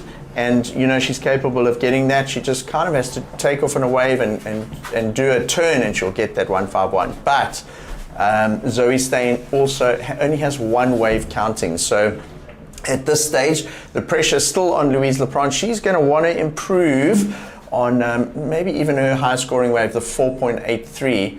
We're down to 6 minutes remaining, and most of the heats today, once it's got down to around that 5 minute mark, we've only seen the surfers catch one more wave, because we know that you've got to get through to that inside section and smash a big closeout turn, right? If you do that, you're going to be down to about 3 minutes, which is not really enough time to go around. So it could potentially come down to one wave each here for Zoe and Louise.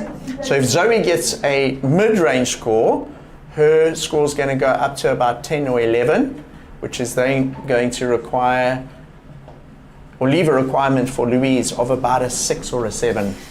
Yeah, Mike, I think I am agreeing with what you're saying, that, there's 5 minutes left. There's no time for a second run around. Right now, we actually see that we don't have a surfer sitting with priority, which means they both are trying to get back out to the peak.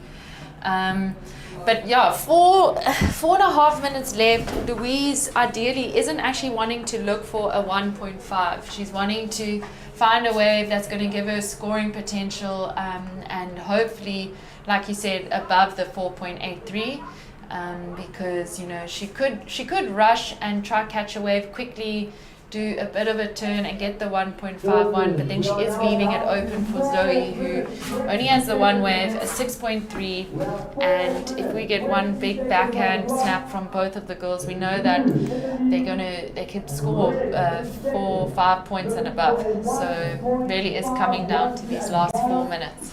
So that is Louise Leprant in the rip. And she's going to use that rip. Look how it's pulling her along. It's the Kawi River that goes out into the sea here at Port Alfred. She's paddling next to what they call West Beach Pier, and she'll utilize that rip current to pull her out into the lineup. By contrast, Zoe Steyn has just been in that position. She is now in the lineup. But you know what happened is as Zoe Steyn went across into the lineup, Emma, a massive set came through and she actually got caught in the white water. So what you want to do is right there where Louise is now, if you were free surfing and not in a heat, you might pause right there and just double check that there's no sets, right? Yeah. And then when there's no sets, then make your way across. But of course, when you're in a heat, you don't have time for that, and you have to get going quickly. Talk us through this one. It's Zoe Steyn up and riding. Yeah, Zoe Steyn, great off the top, threw a lot of spray, and I think that was well timed because as you saw, that rest of the wave quickly built up very quickly, came at her with quite a bit of speed, and you know, she's got one score. She's just needing something that is going to help bridge that, or I guess make a bigger gap between her and Louise. So Zoe uses that white water, it gives them a bit of a chip in, it pushes them onto the wave face. Now she just uses those turns, working the board side to side to get into the power section of the wave, and that's where the real meat of the score is going to come from. That big backhand turn, throwing a bit of spray into the air and utilizing that closeout section. The judges have indicated today, by the way they've been scoring, that they want to see the surfers utilizing that section. Now, interesting that Zoe Steyn, there's only 2 minutes left, and Zoe's still paddling out way down the beach. So if there's a little gap there and there's no sets, then you could see Zoe get out. But she is very far down the beach, and most times the surfers are not able to get out from that far down the beach just duck diving. So remember, she only had one wave, Emma. She had a 6.33. So whatever comes in, whatever drops in for that wave of Zoe Steyn is going to go into her top 2, okay? And it's going to change that 151 requirement that we see for Louise Lapront. So we're waiting for the judges' scores to drop in. Louise will be keenly listening to that beach announcer, waiting for the score so she knows what to get in the last 90 seconds if she's going to win the heat, because Zoe Steyn is about to extend her lead as soon as the score drops in, Emma. She is, and yeah, we are waiting for that score to drop in. I think it's going to be quite similar to that first wave she got. And yeah, I always just appreciate the commitment, especially from Zoe in this heat. You know, there's a minute left, but she's not giving up. And as you mentioned, I mean, it's quite bizarre, but there is actually a little gap in the ocean in between the peaks. And hopefully she's hearing right now that she drops a 5.17. Wow, she's in a good position. So the pressure on Louise Lapront in the last minute, she needs a 6.67. There's Louise Lapront. She'll know now. She's just got out to the back. She had to work hard to get out. There was a lot of paddling, a long run around. She's got 40 seconds left, Emma, and she's looking for a 6.67. There's a couple of sets rolling through, and Louise Lapront, if she's going to be able to get into the final, is going to have to go on one of these waves. She is, and right now it feels like she's getting a couple of them on her head, but we did see in the previous heat Sarah and Lydia's pick up ones a little bit closer on the inside, reforming into that left, but she is looking for a wave that's going to allow a high scoring potential, and that probably is going to be one of the better waves. So Louise Lapront doesn't manage to get another wave out there. So much hard work to get out, but unfortunately the heat runs away from her, and in terms of time, and we'll see Zoe Steyn through to the final, where she will be joining Lilias Tabai. So two goofy footers in the final. On screen, that is semi-final number 2 winner, Zoe Steyn. Emma, are you heading down for a beach interview? I am, and I'm going to ask your famous question, Mike. Let's hope. 2 days of asking. Let's establish what the booties are for and how come she's wearing them. Right, so stay tuned. It's the Royal St Andrews Hotel Rip Curl Cup. We will be right back with semi-final number 1 in the men's division, the QS 4000.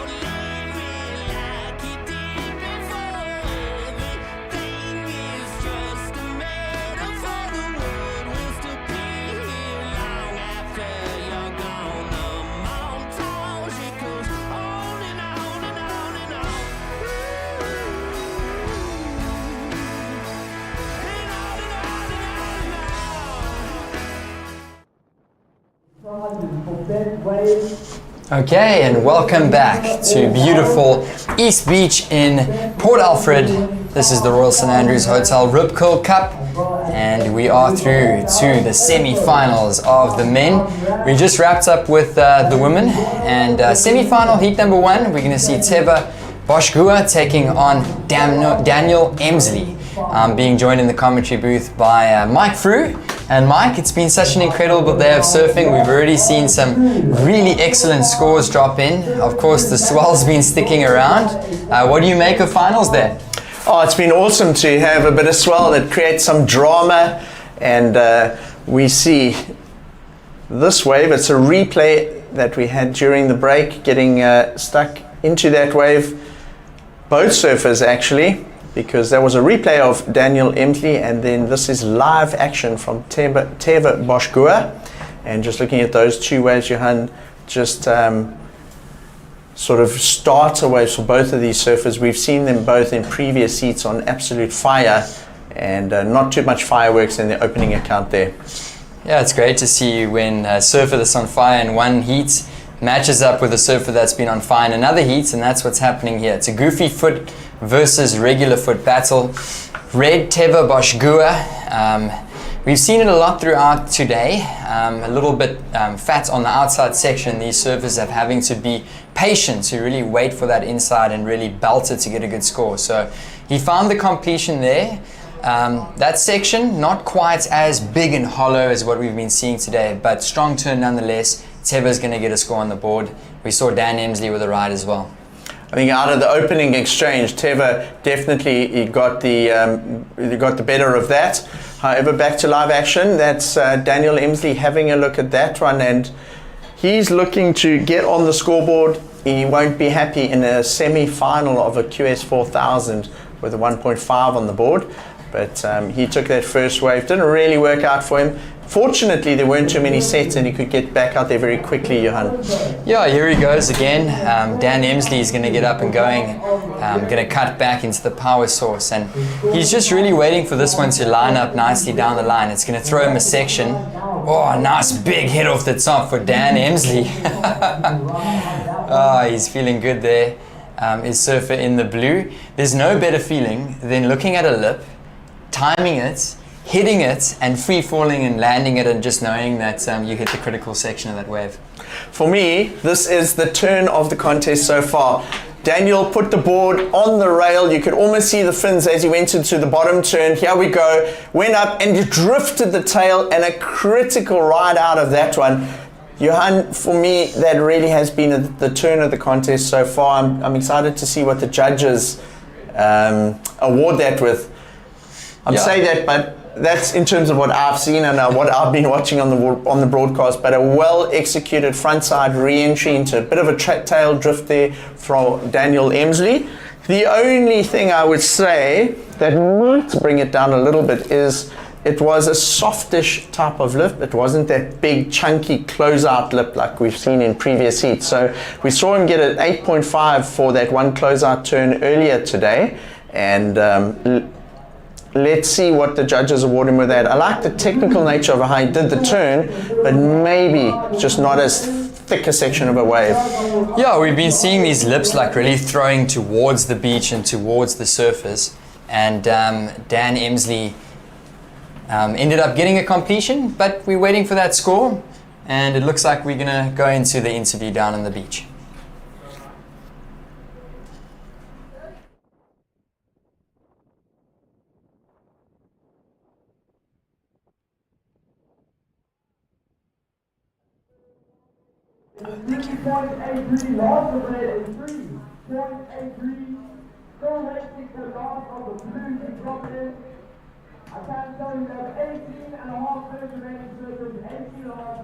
So Johan, doesn't sound like they've got the beach interview lined up quite yet, so we're back to live action. Yeah, so I'm sure we'll get some confirmation there. So semi-final heat number 1 well underway. Score for Dan Emsley dropping in, it was a 7-point ride for surfer in the blue, and well deserved there. As we were saying, Mike, it locks in, and some good surfing there. There's your surfer in the blue. He's your early heat leader, Dan Emsley, dropping in a 7. Teva Boschgua opened up with a 3.83, and Dan Emsley is just going to try and find a gap to paddle back out with 18 minutes remaining. So that wave where he did just the one turn, Daniel Emsley, they reward him with a 7. And look at this. This is live action. Johan, it does look like it's the goofy foot at Teva Boschgua. I love it when this guy takes off on the left because you can expect fireworks. Look at this thing coming up on the bank. Hard off the bottom. Whoa!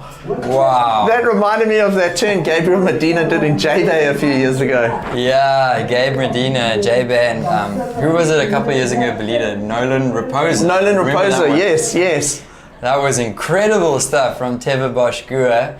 It looked like he was going to go left here, Mike, and then he opted to get down the bank and choose to go right. So he had a little carve on the front side, then he was like, whoop, I'm going to go right. Landed up in front of a massive section. So I was saying that I was really impressed with Daniel Emsley's last turn of the contest for me. I think I might have replaced that with that turn. That was a beautiful turn on his backhand from Teva Boschgua. The way he created that anticipation for us, I couldn't tell whether he was going to go left or right. But as that wave started jacking on the sandbank, you knew it was going to do something great on the inside. And in the end, he opted to go right. I loved how he held the rail on that bottom turn and got under the lip, and a really clean executed backhand turn. And wow, Johan, I feel like these two in this heat have just stepped it up a notch in semi-final number 1 here in the men's division. For sure, here's Teva Boschgua doing the runaround. And I think what was unique about that wave was just the sheer size. It was a proper double overhead wave. It was throwing towards him. So that's the difference. The section was a really critical one, and he managed to land that and ride out. So I'm really curious to see what the judges think of that. If they gave Dan Emsley a 7-point ride for his turn, this might just be a bit better than that. So yeah, Daniel's also set that up with a lovely bottom turn, went up at the lip and then drifted the tail out. Teva Boschgua, by comparison, was on his backhand. He also got right up there, didn't do any sort of drift at the top of the turn, but it was a beautiful, well-executed backhand re-entry using the full rail of the board. You know, when he was coming through to the inside, I was looking at what it was going to do on the left of that, and I thought, gee, he's actually might even get massively barreled here on the left. And then at the last minute, he switched and decided to go right, and it really did turn into a beautiful backhand re-entry. So I anxiously waiting, or excitedly waiting, for that score to drop in for our surfer in red. Yeah, good decision to go right there, Teva Boschgua. So he's paddling back out through the channel, opts to not go through the river, and that score has come through, and it's an excellent 8.5 for Teva Boschgua. So putting some real energy into that wave, it pays off. Some great surfing there, excellent ride, 8.5, Teva Boschgua. I'm sure we'll get to see a couple of replays of that. Mike and Daniel Emsley now looking for a 5.34 to get back in the mix here. You know, it's really interesting now. Teva Boschgua is also doing something we haven't seen pretty much the whole day. He's actually not opting to paddle out in the Kauai River, go over the East Pier. He's paddling out next to the East Pier, which is quite interesting. This is a replay of that wave. Everything was about setting up the section. At the last minute, he decides to go right. Oh, beautiful turn. Gets a little bit of air under the board as he rides it out, and gee, it reminded me so much of those famous turns we've seen in the car park section at J-Bay over the years at the WCT event. Back to live action here. This is Daniel Emsley on another wave, Johan. Yeah, here he goes, streaking down the line. He's going to look for a big section to hit. Nice off the top there for Dan Emsley. So a little bit of a smaller wave compared to what we just saw with Teva.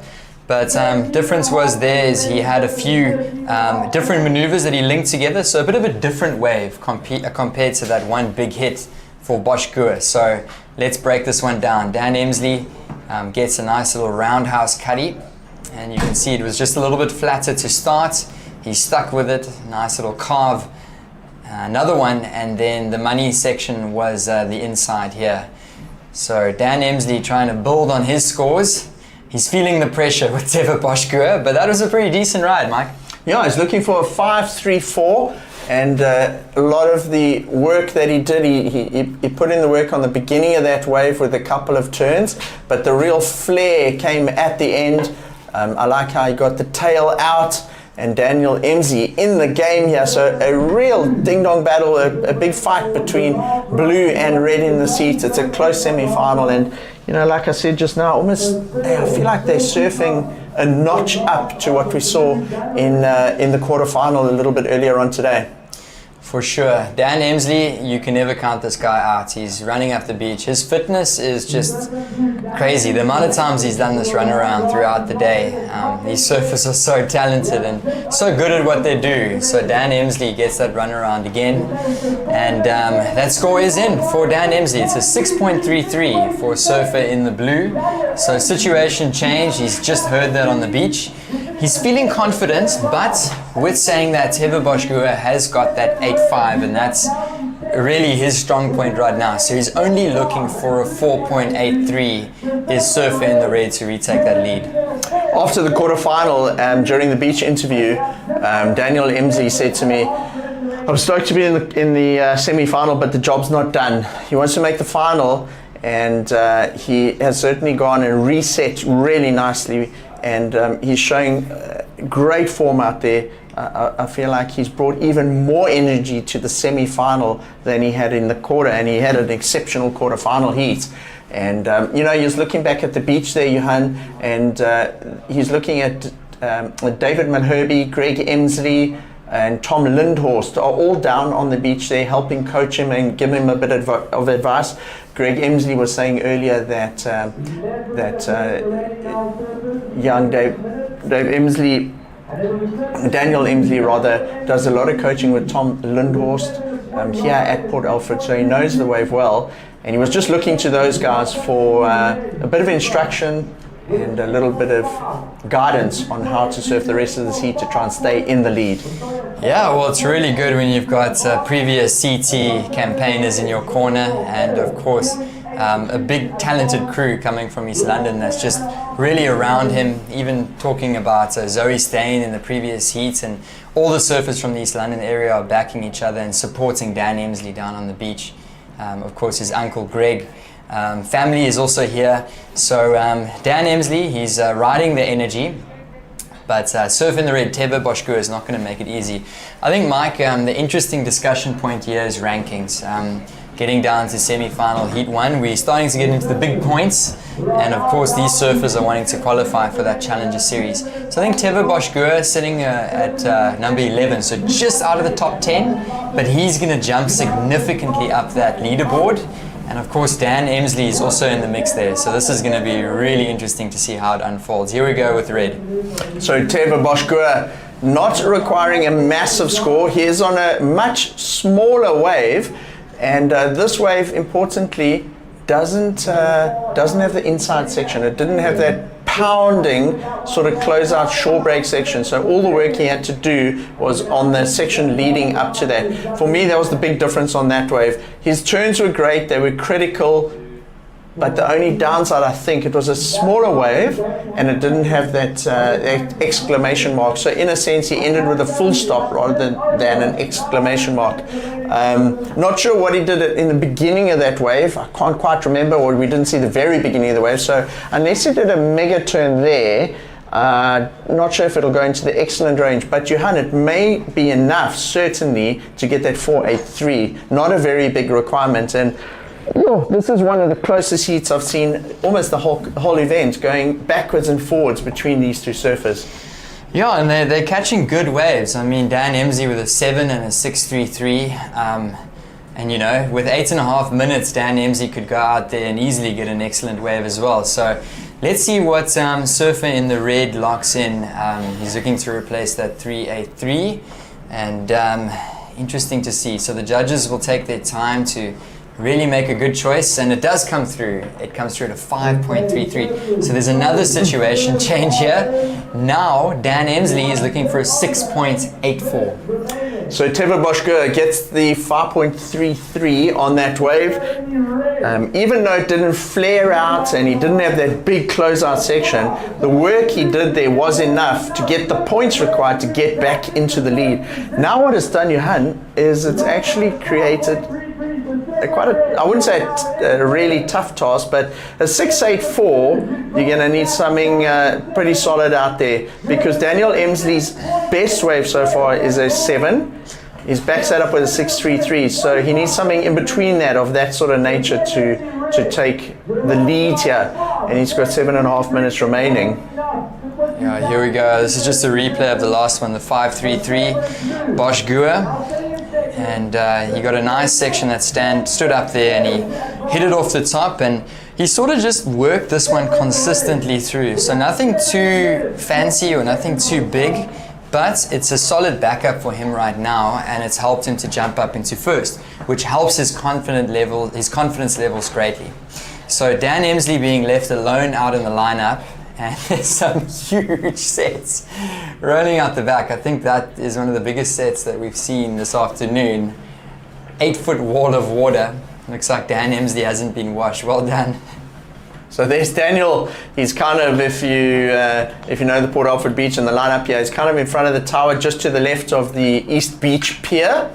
And Daniel Emsley looking for that 6.84. I know the crew in East London, all watching online with us, will be hoping something comes through for him. Daniel Emsley, more than capable. He's on fire. And you know, you're talking about the stats and the rankings. It'll be very interesting to have a look at the rankings after this heat, because I think there could be a chance that Daniel Emsley, even if he doesn't make the final, may actually move into the lead on the Africa Series rankings with this result so far. So we'll confirm that with the WSL statisticians and look at the live rankings after this heat. But either way, so far it's been an excellent result for Daniel Emsley. If you bear in mind that he's been through so many injuries, he's had a knee injury, shoulder injury. His shoulder, he actually hurt himself at this beach doing a massive closeout turn quite a while ago, but it's great to see him back to 100% health and full capacity in these heats and performing in semi-final number 1. But like he said himself, the job's not done. He wants to make the final. Definitely not. I'm looking at these scores, Mike, and Dan Emsley looking for a 6.84. I mean, he's going to have to just be patient and try and get onto a bigger wave that's got a closeout section, and he's going to have to hit it, and he's going to have to make it if he wants to stand a chance at advancing through to the finals here at the Royal St Andrews Hotel Rip Curl Cup.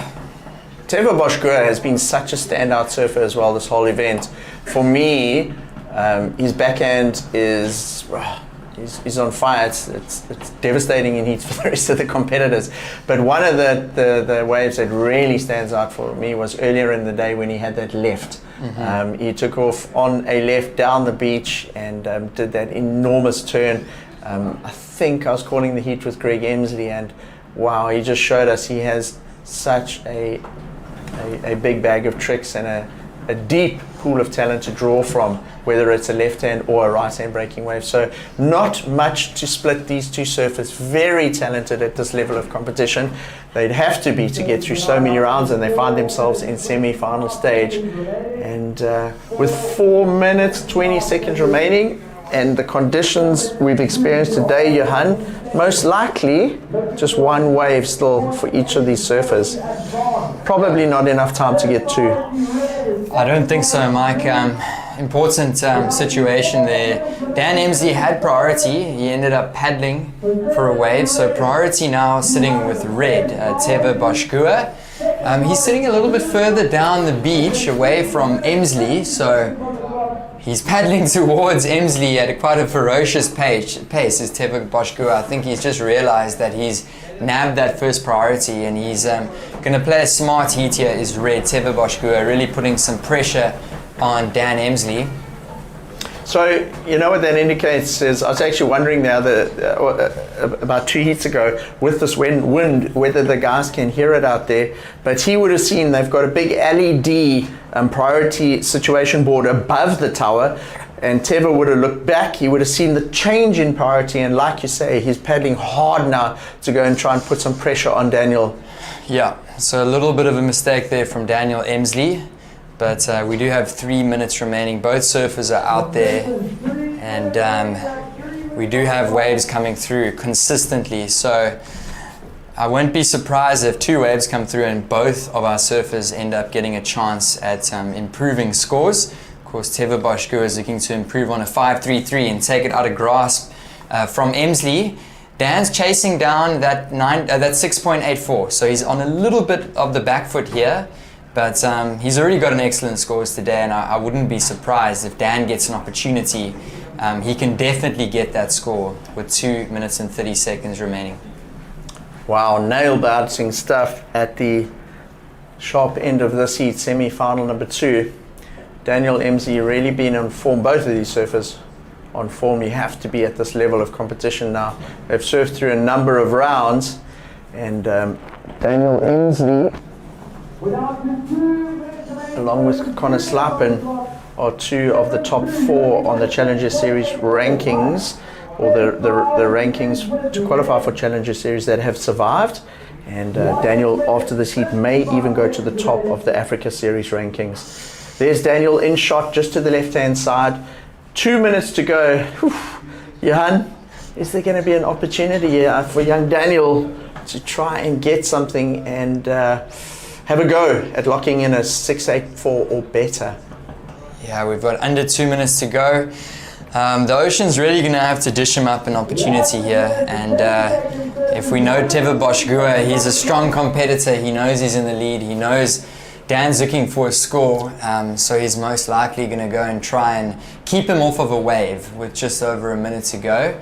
Difficult to see out there on the screens with all the white water and the chop. Daniel Emsley coming into the left of your screen there. And Teva ends up going on this one. So he uses his priority, Teva Boshgua. He had to, and to keep Daniel Emsley off the wave. Oof, and there might still be a chance for blue. So that was an interesting situation there. Teva Boshgua ending up going, and I do think that was a wise choice, Mike, because that was a decent looking wave. I think Dan Emsley was actually in a good position to take that, so he opts to forfeit his priority there. But we've only got 35 seconds. So 40 seconds to go. Daniel has priority. He doesn't have to worry about anyone taking the wave. Goodness, that was a late takeoff, Johan. There's a big section ahead of him. Goes for a lovely rail turn. Now Daniel looking for a big score on this wave, Johan, to try and take the win in semi-final number 1 and make the final. He was on the back foot very much before this wave because he didn't have priority, and manages to find it in the last minute of the heat with 10 seconds to go. His foot comes unstuck as he lands that turn. Where's Daniel? That was incredible. Dan Emsley's in one piece. That takeoff was so gnarly. He got around, got a beautiful carve in the pocket there, and this wave was just setting up absolutely beautifully. This would have been 100% in the excellent range had he made that last turn, but look how his foot slips off as he hits the last section, Johan. He did some lovely setup work for this last turn. He absolutely goes for broke. And his front foot slides forward on the board as he goes into the landing. Hopefully he's okay. Let's see what the judges thought of that. You feel like he probably had to land that turn. He's walking okay, so that knee should be fine after that fall. And was the setup turns enough to get it a 6.84, Johan? Yeah, you know what, Mike, we were all waiting for that last section. He really did very good work up until that point. It was such a thick last section, and he went up so late. And I'll tell you what, if he landed that, I would have said for sure he's got it. But he's made it tricky on the judges here watching this. Dan Emsley, beautiful opening carve. I really like that one in the pocket. He backed it up with another one. So some good work there. A little bit of a splatter section here that he needed to get through. And of course he was anticipating that last one. Got another carve, and this was the real money section. It completely bowled out, dropped out, and he got absolutely annihilated with that lip. I actually feel like he had it, and his front foot just slipped off at the last minute. Man, like another inch or two of wax forward, and you know, I think he might have ridden out of that turn, but his foot came unstuck. Yeah, it came through at a 5.5, which is under the requirement. So it is Teva Boshgua who's going to take the win here against Daniel Emsley. But man, that was probably my favorite matchup. Stay tuned. This is the Royal St Andrews Hotel Ripcord Cup. We'll be right back.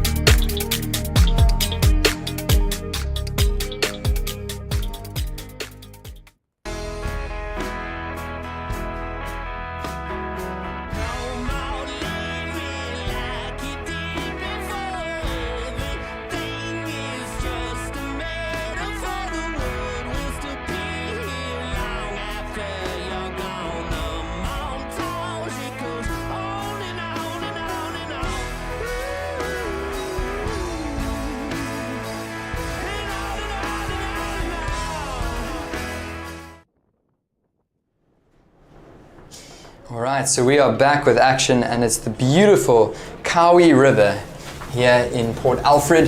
This is the Royal St Andrews Hotel Ripcord Cup, and we just watched an incredible heat between Teva Boshgua and Daniel Emsley. And we have moved through to semi-final heat number 2. So congratulations, Teva Boshgua, moving through to the finals. Who is going to join the surfer in the red in the finals? Is it going to be Luke van Wyk, or will it be Connor Slipen? Let's see how this story unfolds. And in picture there, we've got Luke van Wyk, the goofy foot surfer from Cape Town, and fellow Cape Townian in the blue, Connor Slipen. So these guys are actually friends and finding themselves in semi-final heat number 2. They're going to take this one on the head. And we are in for a great heat here. So Johan Frey in the booth, and I'm being joined by Mike Frew, and we're going to be taking you guys through the semi-final heat number 2. I mean, Mike, that first semi-final was incredible to watch. I think this one is going to be nothing short of that. No, absolutely. I'm looking forward to this one as well. Daniel Emsley, it was so close. You know, if he just literally had that just tiny bit of extra wax on his board further forward, you feel like his front might not have slipped. But you know, it is what it is. He dropped out the scow after that turn. It was one of the thicker closeout waves we saw, and just not able to scrape through. But what a fantastic battle between those two surfers, and certainly gave us some great entertainment in semi-final number 1. Yeah, I mean, all of these surfers are sitting quite high up on the rankings. That was really important for Teva Boshgua, because he was sitting down the rankings. I think he's sitting at number 10 or 11 on the rankings, similar to Luke van Wyk, who's jumped up. I think you said it was 7 spots, and he might jump up even further if he can make this heat. So surfers like Teva and Luke van Wyk are really dangerous when it comes to the leaderboard and the points that they're earning as they get later on into this round. Of course, Connor Slipen, he's right up there, sitting number 2nd on the leaderboard, and he's going to earn some really vital points. And I'm just excited to see which surfers from Africa get to represent on the Challenger Series, Mike. Absolutely. Luke van Wyk, with the semi-final place that he's in at the moment, has moved from 12th on the rankings up to number 7. So if he makes it through this heat, then he is in the top 4. And then, of course, if a surfer wins this event, you can potentially go ahead of Aiden Masonkamp, the current QS Series, Africa QS Series leader. So we are going to see a bit of a shake-up.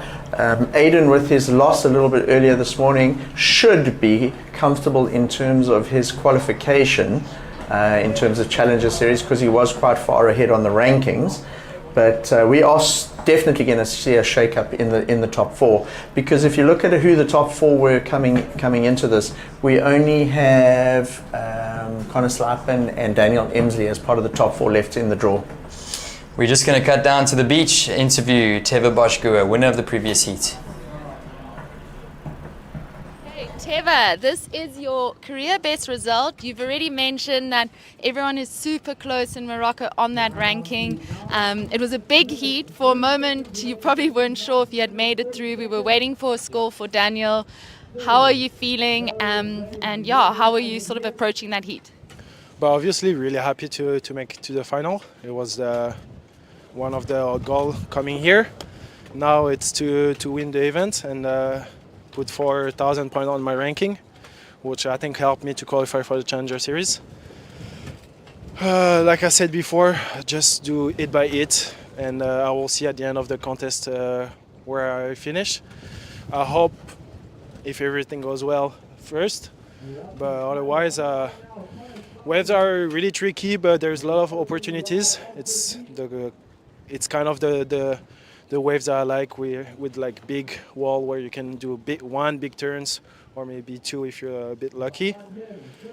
For now, really happy, and gonna rest really quick, drink some water, and back at it in 15 minutes. No, 50 minutes. Nice. Well, we don't want to keep you too long. We know you have a final coming up. We're super happy for you and stoked. Just a last question. You've been dropping 8-point rides like they're just a piece of cake.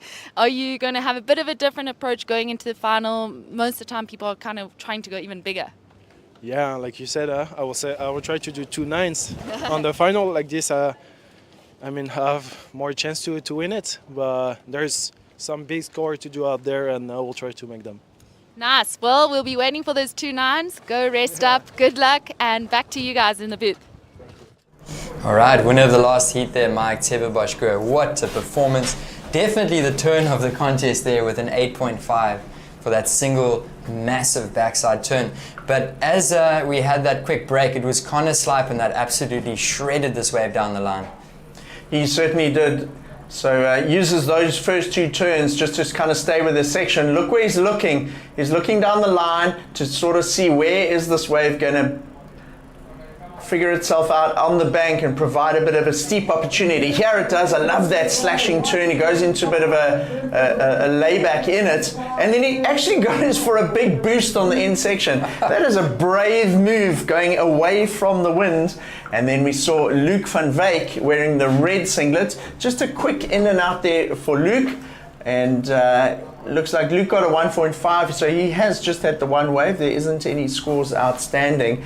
But so Connor going for an air like that, Johan, away from the wind. You know, the wind is not blowing the board towards your feet, and it was a very risky move. Had he made that, he would have really wrapped up a beautiful wave, because he had a number of turns leading into that. And there we see him chatting to his coach. He's looking calm and collected there. Now he goes for a little bit of a trot. But yeah, Connor really just has a lot of confidence. It reminded me of that on that last wave. Just how he was patient for that one. He got his turn that he was happy with, and then that air was just like a bonus section. So he could have played it safe and could have landed it, but he really decided to go for broke. But I do feel like most of the score was from the outside, and he surfed it really nicely all the way through. So even though he didn't land that air, it still comes through to 6.5, which is a keeper in terms of today's situation. And that's why I feel like he was a little bit calm and composed on the beach. He knows he's got to do a run around and reset, and a good opening number for Blue. So another thing I've noticed with both of the surfers in the last 2 heats is they're paddling out next to the East Beach Pier. They're not paddling out in the Kawi River. And Johan, you know, the reason I think they're doing that is on the turn of the tide, we're 2 hours into the incoming tide now. On the lower tide, that Kawi River sucks out and the river actually flows out into the sea. When the tide turns and the tide's coming in, you don't have that pull effect of the rip. You're getting a stronger rip right next to the East Beach Pier now, and the guys have identified that. Teva Boschgoer did it in the last heat, and Connor Slipen's doing it in this heat to try and get out quickly and out to the back. Yeah, good point there, Mike. The river's not flowing in there to their advantage anymore, and now they're paddling back out through the rip current next to the East Pier. So 15 minutes to go, semi-final, heat number 2. If you guys are just joining us, welcome to finals day of competition here at the QS 4000. Taking a look there is Luc van Wyk. He's already jumped up a few spots on the leaderboard.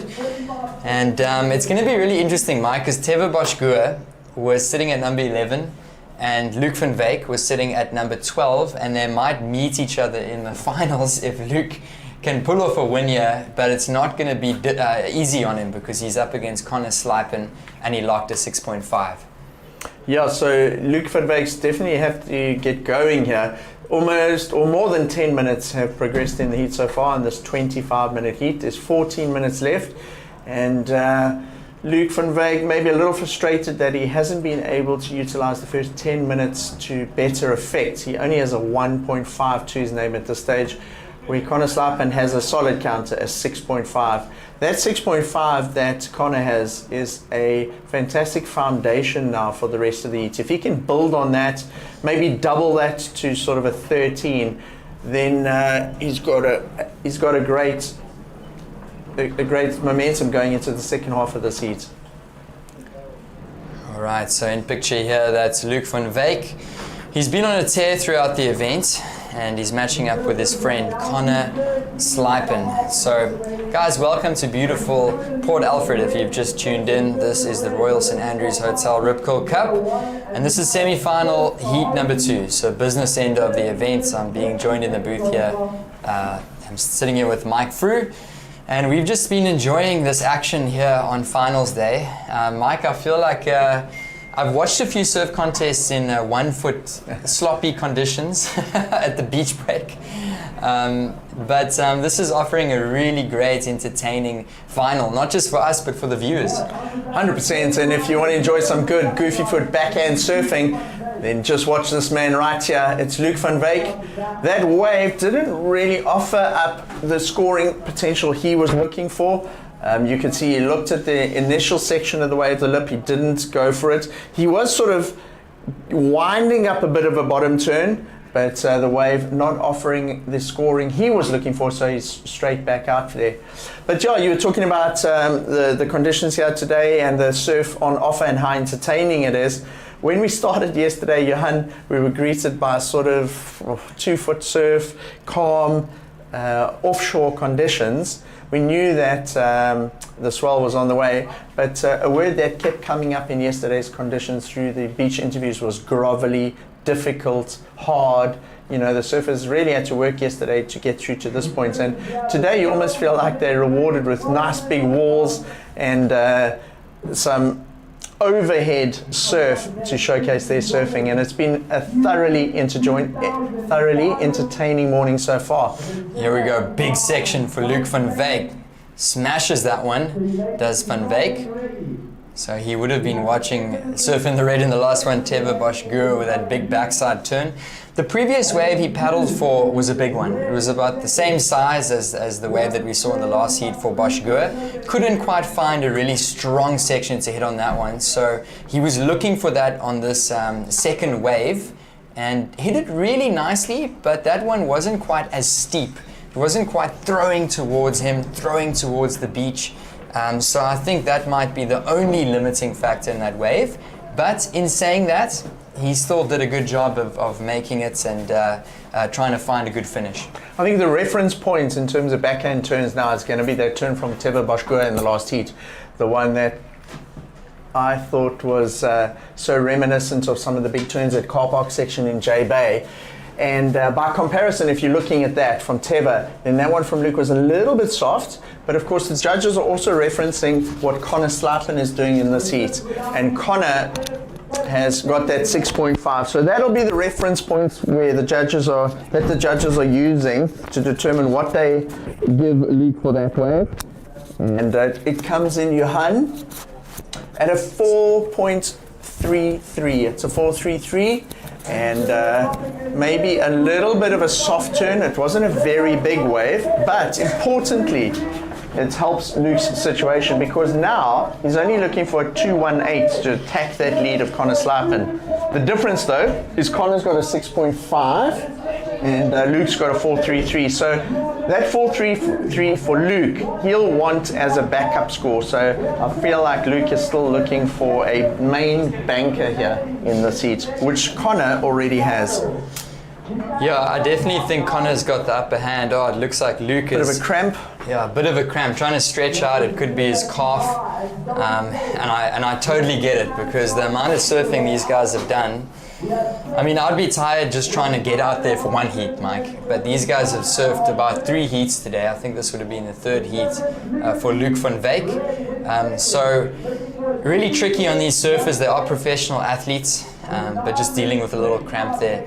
Luc van Wyk, like you're saying, Mike, he's not looking for a big one, but Connor Slipen sitting out the back, it looks like he might have taken a wave because he was sitting with priority. And knowing Connor Slipen, he is going to just wait to lock in a number that's the same as the one that he did before, if not higher.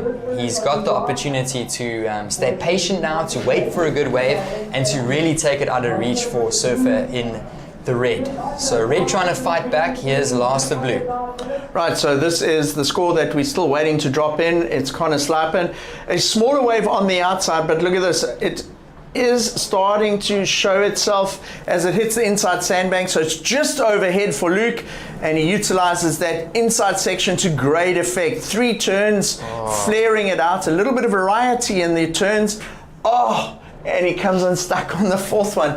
I thought that was going to really be looking like a good banker, like his first score. Unfortunately, coming unstuck, a little frustrating. These guys are starting to get tired. Like you say, they've surfed so many heats already today, and it's been such a physical test for them, having to negotiate the long paddles out there, couple of massive duck dives on the outside, and that will come in, I think, as a backup wave for Connor. I don't think it's going to be going into his top score. He needed to finish it nice and clean to really impress an excellent score on the judges. Yeah, I feel like that one was quite similar to, well, not completely similar. I do agree that it's going to come under and be his backup, but it reminded me of his first wave because he went for that air on the first wave and he didn't land it. And this was sort of the same. He did a lot before that end section and he didn't quite finish it, but I really liked 2 or 3 of those turns. He did one layback sort of snap in the pocket, and then he backs it up with another strong turn after that. So I do think that this score is going to be a real counter for Connor Slipen and an important score in terms of the heat. It's going to make Luc van Wyk's requirement ever so higher, but a bit more difficult for him to reach.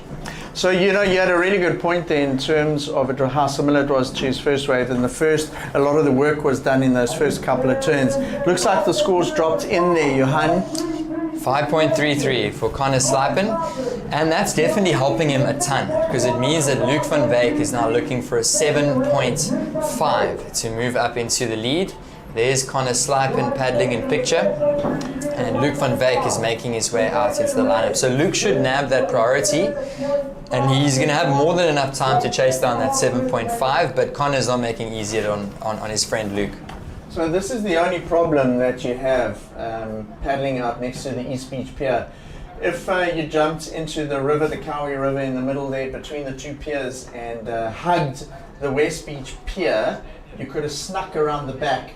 The problem with the tide and the way the waves are breaking now is if you do utilize the rip, it does get you out quite quickly to the end of the pier here, but you risk getting caught by the sets, which is kind of what's happened to Luc van Wyk. I can't see him in picture at the moment, So he might just be out at the back, but it's certainly taken a lot of energy to get back out there for Luc van Wyk. Having a quick look out the window to see if I can see where he is. I'm just seeing Connor Slypen and Zoe Steyn paddling out for the ladies' final. Yeah, Mike, there was a big set that rolled through there. And you guys can't quite see on screen, but a huge 8-foot set rolled out the back, and it looks like a surfer in the red Luc van Wyk somewhere out there. He either didn't make it back out or his priority was suspended if he got washed down the beach. So that's just a view of the river mouth. And Connor Slypen, oh, there he is. No, that's Connor Slypen trying to get back out. So what might have happened is Luc van Wyk, oh, I can see him now. So Luc van Wyk has actually paddled across way to the right. He's now almost at the end of the West Beach Pier. So what he's going to do, Johan, if you got a really pulled back shot here, is he's right at the end of the West Beach Pier. And what he's going to do is he's going to use that end of the pier to kind of the little rip that there is there to slingshot him around the back of those closeouts. Wow. So Connor Slypen and Zoe Steyn are at the moment caught exactly where Luc van Wyk was. They're making absolutely no progress. They're getting smashed by the sets. Luc decided to go into the Cowie River. That's where he is at the moment. And he'll paddle towards the end of this pier. And if there's a little bit of a break in the sets, the rip current there will slingshot him around the back of this peak. So, these guys are expending so much energy doing this. And Luc van Wyk is still looking for a 7.5. So we saw him cramping on the beach.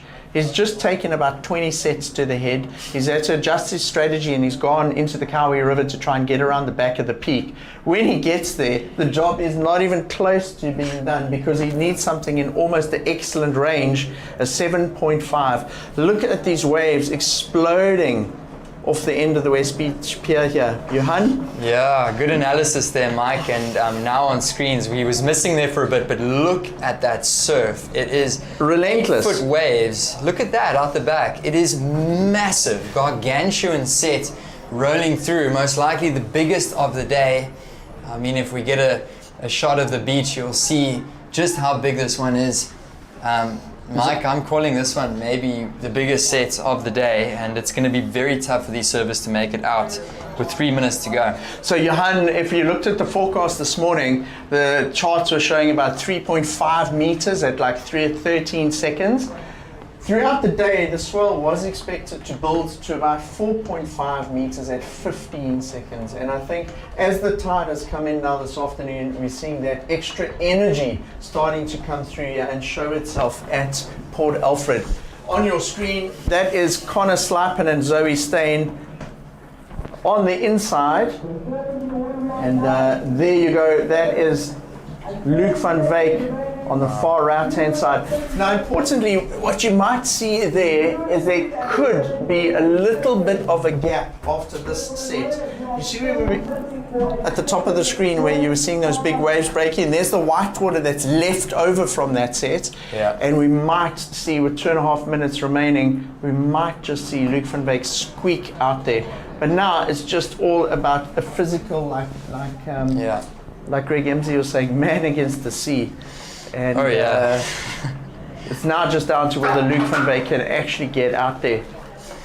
Yeah, well, I mean, with 2 minutes remaining, his energy levels have got to be low right now. If I could choose to be one of these surfers, I mean, Connor Slypen is not in a good position down the beach, but he is in the lead. Yeah. And Luc van Wyk needs a 7.5. So there might just be a gap in opportunity here for Luc van Wyk as the ocean quietens down. So there is a definite gap in the sets now, but is he spent?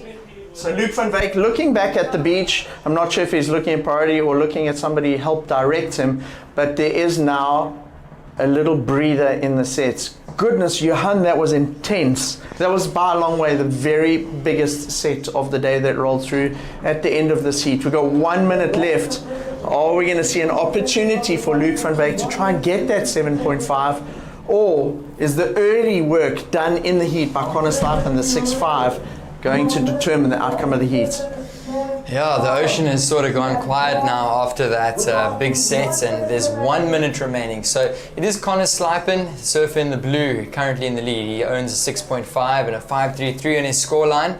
Luke van Wyk, there's the man in red in picture. He's looking for a 7.5 in the last minute. I mean, Mike, he spent the last 10 minutes trying to paddle out that river mouth, and it looks like he's still got a little bit of gas in the tank.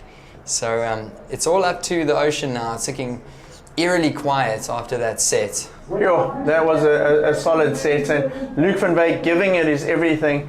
He will be absolutely spent after having to duck dive and duck under all of those waves. He had to adjust his strategy going into the Kawi River to try and get through here. But check this out, we've got a paddle. There's 13 seconds remaining. Is there going to be enough time for him to get on this back one as we count down?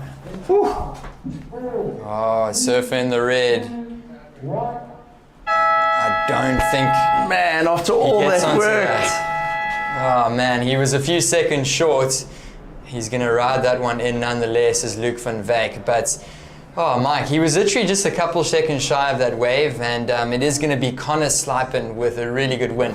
That heat was absolutely intense, and we are so excited to see Teva Boschko take on Connor Slipen in the finals of the event here, the QS4000. So stay tuned. Women's final up next, Royal St. Andrews Hotel Rip Curl Cup. Will be back shortly.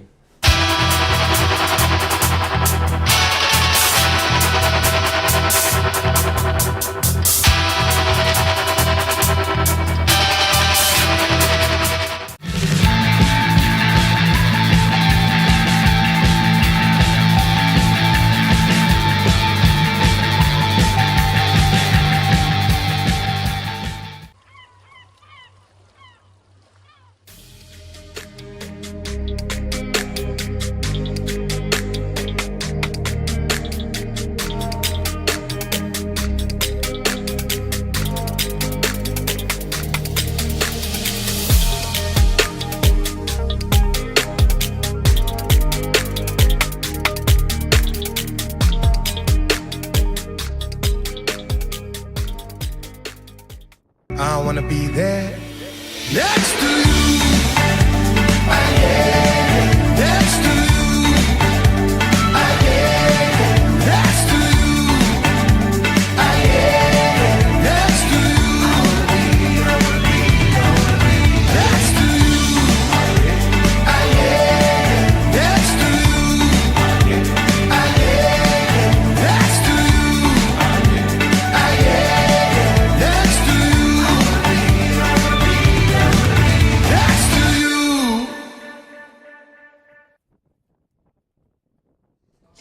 Okay, so we are back to action, looking at the rather wild and woolly Indian Ocean right now on the east coast of South Africa.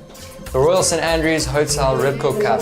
This is the road to the final, and in this final, Lilius Tabai in the red, Zoe Steyn in the blue. So let's look at Lilius Tabai. So she overcame Natasha van Kroonen earlier this heat, Emma, and then she had a massive win against Sarah Baum. She was so stoked after that, phoned everybody back home.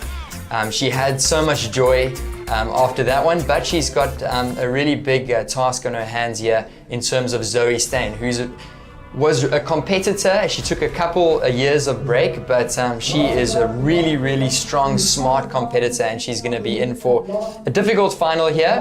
What do you make of this matchup? Oh, it's a tricky matchup. As you mentioned, Lilius has an incredible backhand herself, but she did overcome one of our top seeds, biggest names of the event, at least also most experienced.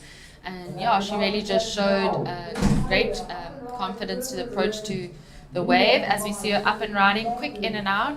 But yeah, as you mentioned, another experienced surfer, or at least to us, knowing her in South Africa, is Zoe Steyn. We see Lilius take off on this one. Wave is opening up nicely. It's actually quite clean too. And she throws the board in the pocket. Oh, I really like that. Look at all the spray coming off her bottom turn. And yeah, the wave not offering much else, but some good surfing from Lilius. Yeah, great opening score there. So a goofy foot matchup. Zoe Steyn in the blue, Lilius Tabai in the red. And she actually just came off, as we were saying, a win against Sarah Baum, another goofy footer. And she's really looking stuck to her board. It doesn't look like at any point she's going to fall, especially on this turn. This was a critical section, up into the lip, controlled it nicely. One more crack to the lip there. A little bit of a foamy section, so not really a strong finish, but I do think that she had a nice section and she made the most of that wave, and I do think she's going to get a decent score on the board. Yeah, and I actually bumped into her just before this final. And she just, as we mentioned, she just had such good vibes, so stoked. She felt like the most nerve-wracking heat was the semi-final, and she's just going into the final feeling pressure-free and just really excited. But we do know the same is probably for Zoe. As we have mentioned throughout the event, Zoe does have a lot of focus on her studies at the moment, but still an incredible surfer, a strong competitor. And yeah, I don't know, Zoe to me often comes alive in these conditions where there's a lot of swell, a lot of reading the ocean. Yeah, she definitely has like an incredible ability to read a wave. Yeah, and she's comfortable in big surf as well. Zoe Steyn from just up the road here. Her local break being Nahoon Reef. And we all know how gnarly that wave can get and how powerful it can get. But scores are coming in for Surfer in the red, and it's a 7-point ride. She looked back at the tower and she had this huge beaming smile. She's just riding off this confidence, and she is just really looking good, is Surfer in the red, Lilias Tabay. So 7 points, Emma, that's a pretty decent start. Yeah, feel good, surf good. We've mentioned it yesterday, but surfing really is all about where your mental space is at, where your head's at. And yeah, I mean, 19 minutes left of this heat, and she's sitting with a 7-point ride. That's a pretty great situation to be in. And I'm not sure if you guys mentioned it already, but I did notice the girls paddling out on the other side of the pier. So we'll see how long that takes her to get back out. I think it is a bit of a different paddle out to what we've seen throughout the day, but also a different lineup. So yeah, of course. Yeah, in the last heat, we saw Lilias paddling from the riverside, and we saw Zoe paddling from the other side of the pier. So, I mean, the tide has turned and it's starting to push again. So I think it's going to be more tricky to paddle out from the river, as the tide is now pushing into the Kaui River. So let's see. Hopefully these ladies can get back out into the lineup fairly quickly after their waves. It looks like Lilias is finding making some ground there in the rip to the left-hand side of the pier. And now the pressure's on Zoe Steyn, because she needs a 7.5. She's yet to catch a wave. She's in position, in priority. She needs a good wave to come away. yeah, and Zoe, I mean, I also chatted to her after her last heat, and I feel like I looked like I'd been in the elements more than her. She was super calm and wasn't feeling tired. Yeah, just a good space to be in. She's such a strong surfer, strong takeoff into this wave. One big section presenting itself, but unfortunately, as we've seen on some of the other waves, it just hits that fatter water, slopier section and not presenting a critical opportunity. Yeah, we can't really see on screen right now, Emma, but there is a huge set out the back.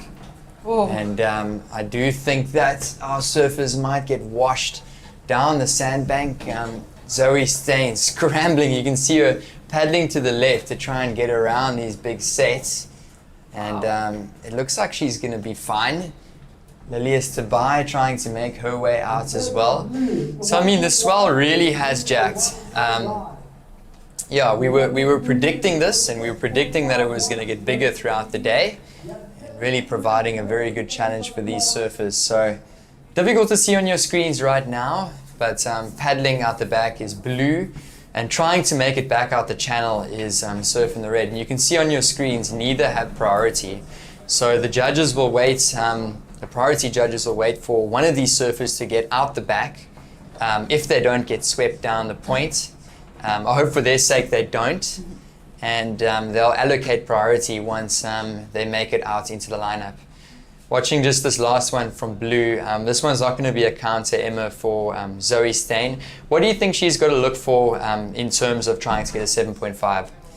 I think what stood out with Lillian's wave is I I guess if you think of the judging criteria, she maintained her speed, her power, her flow, and she just had control over the board. And I think with Zoe has such strong like baseline foundational surfing. We know she has a really hard bottom turn and an even harder off the top. So I think for Zoe, if she gets a wave that allows like a critical section, we know she's going to go hard off the bottom, hard off the top. And yeah, Zoe does have an ability to get the board really vertical. So for me, I think Zoe would need to look for a wave with those critical moments. She definitely has power in her surfing, and it would be great to see that displayed. Yeah, Zoe Steyn in picture there, and she's trying to make her way back out into the lineup and establish priority. And Lilias Tobias paddling just to the right of Zoe Steyn, also duck diving, and these ladies are getting swept down the sandbank. So Lilias Tobias in a very good situation right now with that 7. I mean, we saw in the previous semi-final, the men's semi-final, Connor Slipen opened up, I think it was a mid-range 6, and it became difficult to make it back out into the lineup late in the heat, and it really helped him. So Lilias getting that 7-point ride earlier in the heat is going to be a real confidence boost for her. Definitely, and I think, like as we can see, I mean, look at all that white water. It's like a feathery looking wave with all the wind, and so to be scoring a 7-point run in that, it's also showing that you are, I guess, like dominating the elements. You're in control of the wind, you're driving through the chops on the wave, and yeah, that is always rewarded, like we have seen for Lilias. But yeah, a lot of paddling. I mean, every time we see the girls, they're paddling. There we go in picture, that's Lilias Tobias. So interestingly enough, Lilias makes it back out before Zoe, and she ends up getting priority. So that is Surfer in the red out the back with priority. She's definitely got the upper hand right now, is Tobias. Surfer in the blue, Zoe Steyn. A little bit further down the beach, and very important for these ladies to not get caught. Spoke with Connor Slipen earlier, and he thought he was out in the lineup, and he just got washed down the beach, and you can sacrifice a good 5, 6, 7 minutes of time if that happens. Yeah, that is true. I mean, we might be seeing that happen slightly to Zoe as she pulled out of her wave a bit further down the beach, and yeah, she's just trying to get back into the lineup. I think sometimes with surfing, it's hard to feel like you're constantly chasing, whether that's a score or rhythm in the ocean or even the peak. So hopefully, yeah, the girls just continue to get momentum and maintain momentum in a changing heat. I do feel like the tide's coming up very quickly. You can see on the actual shoreline, the water line is getting higher and higher. Yeah, the tide is pushing, and with that, the waves have been pushing. It's going to set up for a really nice final 13 minutes in our final. Zoe Steyn has got to get something on the board. So, I mean, the trend throughout the morning, Emma, has been our surfers have been trying to get 2 good waves on the board. First half of the heat, they try and get a good opening number. And then it takes them quite a while to get back out into the lineup, and then they try and get another number to really take it out of grasp. And the surfers that do that and get an early score on the board immediately have advantage. So Zoe Steyn's got to play a little bit of a catch-up game. So she's got to get a score fairly soon, and then she's got to leave herself enough time to get back out into the lineup to catch another wave. Because we know Lilias Tobias is in priority. She's already got a 7. And if she catches another wave now, she's looking confident and she's going to lock in another good score. Yeah, definitely. I think like what you're saying with Zoe, 12 minutes, the time is ticking, and if Zoe isn't sitting with a sort of counting score, she is actually needing 2 waves, and the quicker she can get that, or at least the first wave, a scoring wave, out the way, the better. As we do see Lilias paddle hard into that wave. Oh. All right, so Lilias Tobias paddled for that one. She tried to get up and going, and then Zoe Steyn ended up paddling. But I think, luckily for Lilias, Zoe also paddled. Oh, but Zoe has been given priority. So blue has been given priority, and surfer in the red has been given second priority. So a little bit of an error there for Lilius Tabai, but time is also running out on the clock. Zoe Steyn has got priority though. Yeah, I think that's a good position for Zoe. I mean, we did see in the last two heats, especially one that stands out is the heat with Tiva and Daniel. It really was up to the last minute, and that was such a good looking wave. So we know they are out there, but as you can see, you know, Lily is taking off on a wave with also that same wind. But you can see she's really eyeing out that closeout section. She did well to project out of that, and that was a well-timed turn. We're aware that there's, you know, two waves almost meeting up, a lot of water pushing up the face, and I felt like she timed that well. Yeah, definitely. It was a bit of a tricky wave. It was very foamy and frothy and a little bit fat from the takeoff, a little flat. And she just worked it. The most important thing about that wave, Emma, is she found a good finish. And she knows that that a good finish is going to fetch you a decent score. So it might not be as high as a 7, but in saying that, it's going to be a solid backup. And you can just see her facial expression. She is in the finals, so she knows if she gets 2 good waves, she could win this event. So she's going to make it really, really tough on Zoe Steyn. Zoe is going to be most likely in a combination situation. Yeah, you can see the stoke, like you mentioned. Even running up the beach, yeah, the final. It's like I guess it's a tricky place to approach it, because you don't put pressure on yourself because you know you've made it to the final. But I mean, you're so close to winning the whole event, and how different that is to coming second. So you are wanting to apply that extra sort of 30% pressure to what you've been doing leading up to it. For sure. Lots of pressure right now on the surfer in the blue, Zoe Steyn. So that score is going to lock through for surfer in the red, Lilius Tabai, and it's a 4.83. So surfer in the blue now in combination of 11.83. And you know what, Emma, Lilius Tabai has really surfed this one really smart. She came into the heat, she opened up with a really good score of a 7-point ride, and then she's backed it up with a mid-range 4.83, which is a real keeper. And she's really got Zoe Steyn up against the ropes now. Yeah, she does. And she started early, which is so helpful. She really did start early, and I think what stood out, if I think of her waves and what they offered, she didn't leave too many moments. Yeah, and I guess like she's really focused on what each wave had to offer and those moments it had to offer, and fitness playing a role. Look how quickly she's paddling back out there. She is in the lead, but she's going to want to get back out there and replace her 4.83. But for now, that is a really good situation to be sitting in for Lilius. Of course, Lilius Tabai making her way back out into the lineup. Been so impressed with her surfing throughout this event. She's just been so stoked. She's had the biggest smile on her face, and that's just what we love to see. We love to see surfers that just love surfing and love competing. And Lilius has just been looking really calm and really cool and really joyful. But here we go with Zoe Steyn. So she's got to get going if she wants to stand a chance here. Big section ahead for Steyn. She finds the completion. And Emma, I do think that is going to maybe get her out of the combination. She's still got time. I agree with you.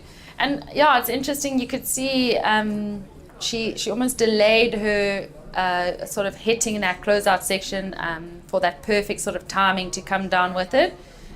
We'll see a replay of it now. It was another frothy takeoff.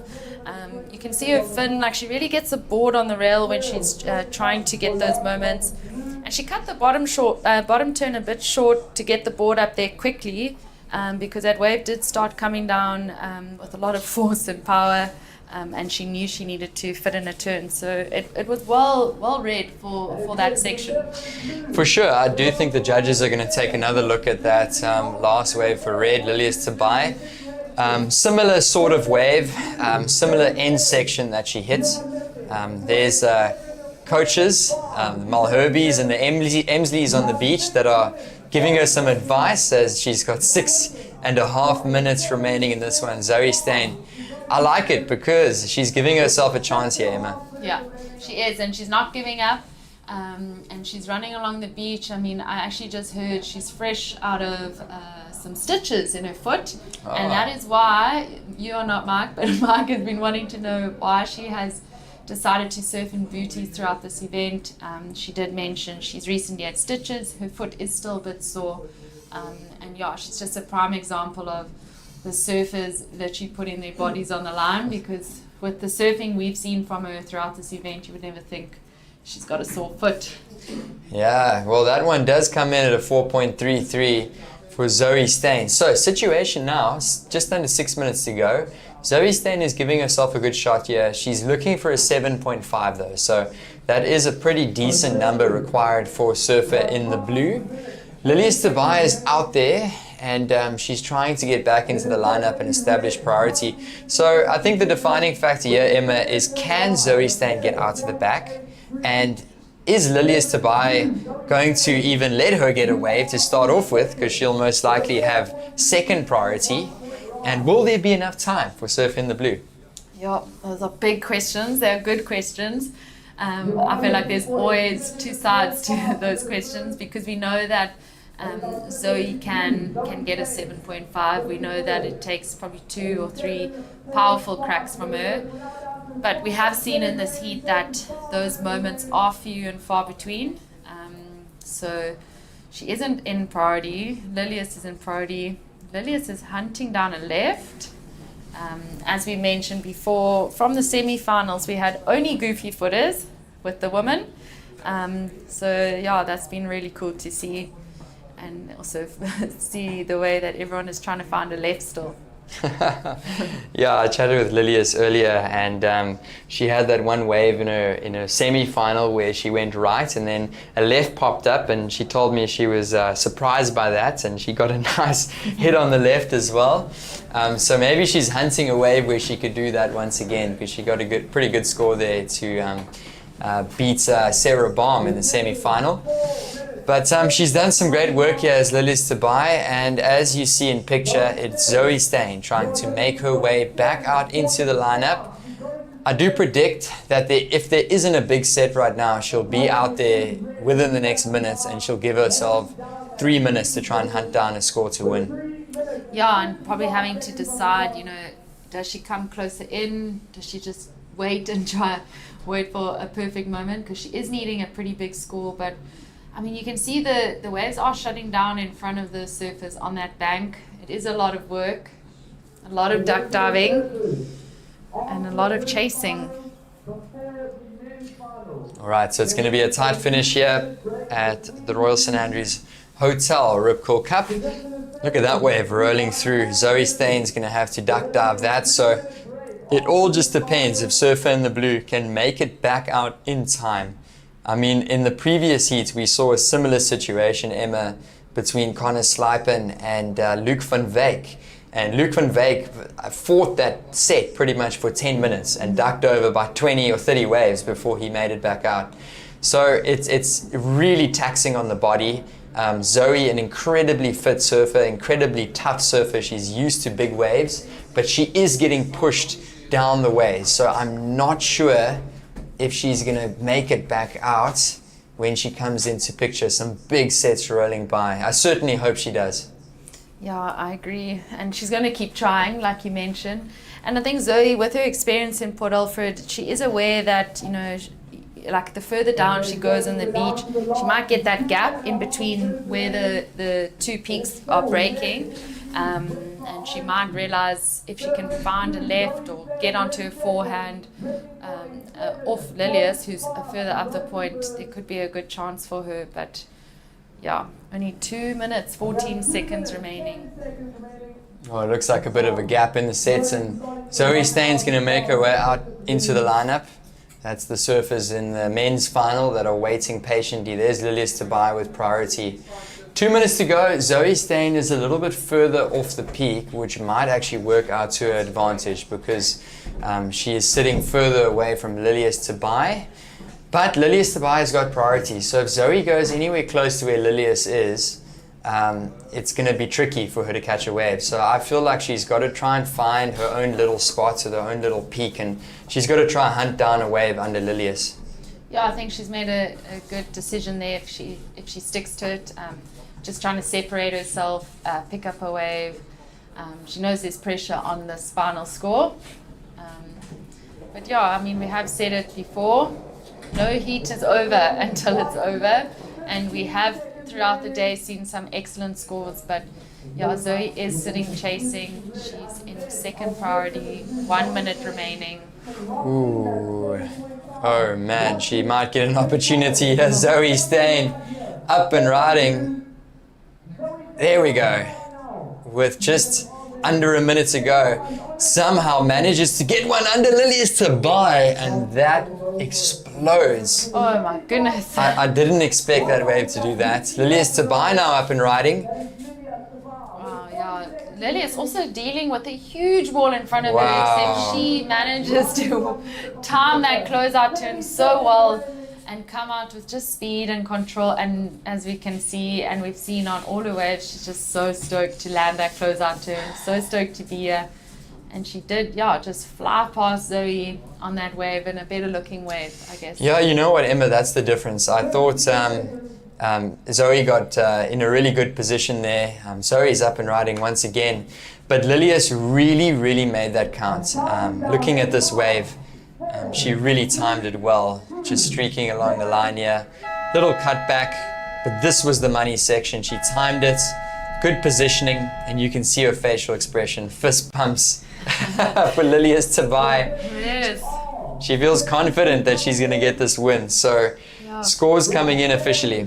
Yeah, and what a good feeling. I mean, to have got that wave while leading, I think she deserved the little fist pump, because we are obviously waiting for scores, but it looks like she is going to be our winner. And what an incredible result for her. Yeah, let's just wait for the official results.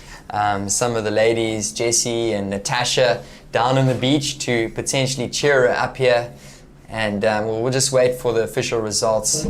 It does look like it's going to be Lilius Tabai. Couple scores to drop in. Zoe Steyn had a wave, but Lilius is looking to improve upon a 4.83. And I think, Emma, there's a good chance that she's done that, which means that she'll take it out of grasp for Surfer in the blue. So guys, thank you so much for joining us. It's been an awesome, awesome event so far. We aren't done yet. This is the women's final happening right now at the Royal St. Andrews Hotel Rip Curl Cup. And that was the women's final. And I'm going to call it's Lilius Tabai who's going to be our champion. Even though we do have a score to come in, it looks like she's going to improve upon her last score, Emma. Oh, what a good feeling. And yeah, just really cool, all the local surfers on the beach supporting her. As we see a view of the road to the final for her. A lot of heat surf to get there, a lot of names to knock out, really strong competitors too, and yeah, what a deserved win. For sure. So Lilius Tabai locked in a 5.5 for her last wave, so it goes into her top two. And then Surfer in the blue low, Zoe Steyn is now looking for an 8.17 to jump into first. So that score still is going to drop. We will get the official results to you very shortly. And there's Lilius Tabai, and just waiting on the beach for the official results. I think they're all pretty confident that she's going to take out the win. But yeah, we can't announce it just yet. There is one more score locking in for blue. Yeah, I'm sure want to hear it on the beach commentary. And she's just waiting patiently. Yeah, she's got a smile. Yeah, she's got a smile. She can anticipate it, but then she's going to be jumping for joy once that official result comes out. So the judge is just taking another look. It comes through at 3.17. It's official. Your champion here at the Royal St. Andrews Hotel Rip Curl Cup. She doesn't even know it yet. Maybe she does. It's Lilius Tabai. She's going to be chaired up the beach. They're waiting for the result. Oh. It's going to be Lilius Tabai. your champion here at the Royal St Andrews Hotel Ripcord Cup. She's going to be cheered up the beach. Emma, what a pleasure it's been to be here in the studio with you. I'm going to be handing over to Mike Frew, and you guys are going to be working through the men's final. There she goes. Woo! What a great feeling. And she is so stoked. The smile we've seen all day.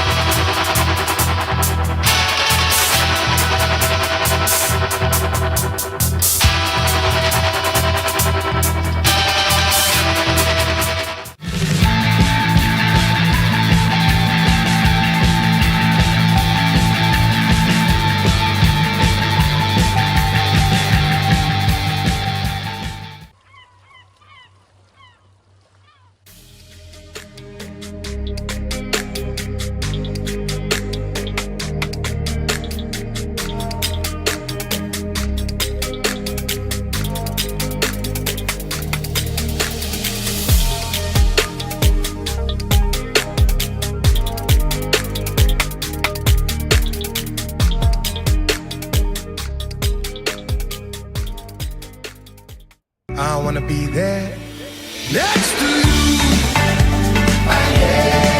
Next to you. Next to you. Next to you. Next to you. Next to you. Next to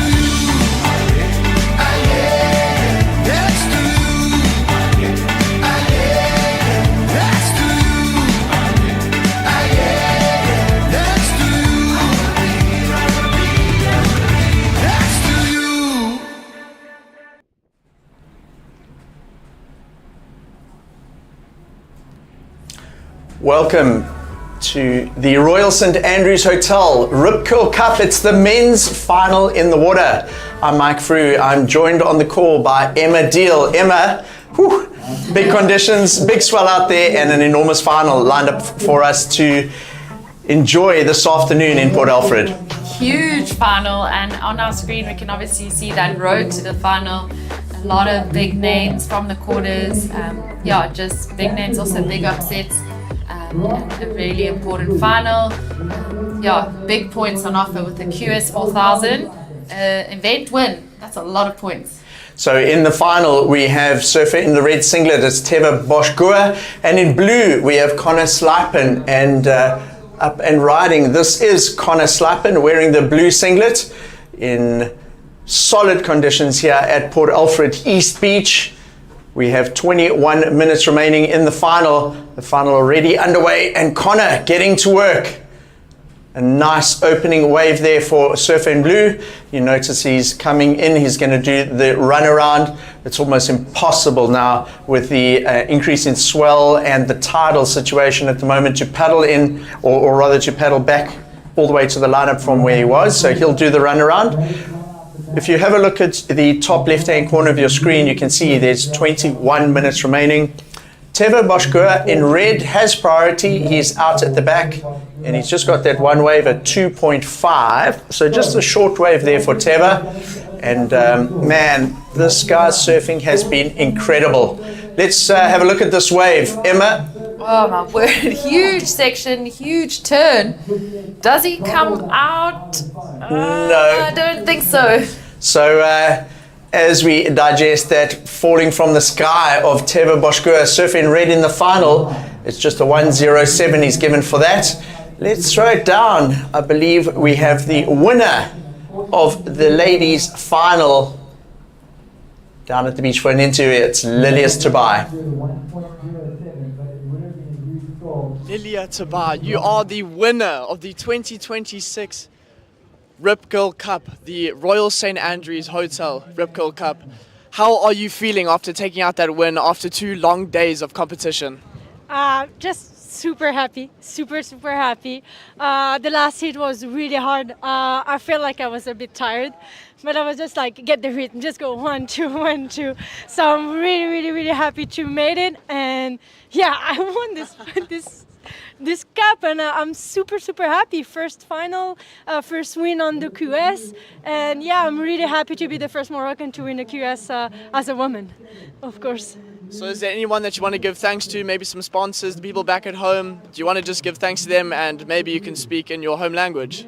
I want to thank my family, my father, my mom, my aunt, my sister, everyone, because I know that the past few days were really hard, and yeah, just super happy because even if my father is super far away, he just helped me with the phone, just by the calls.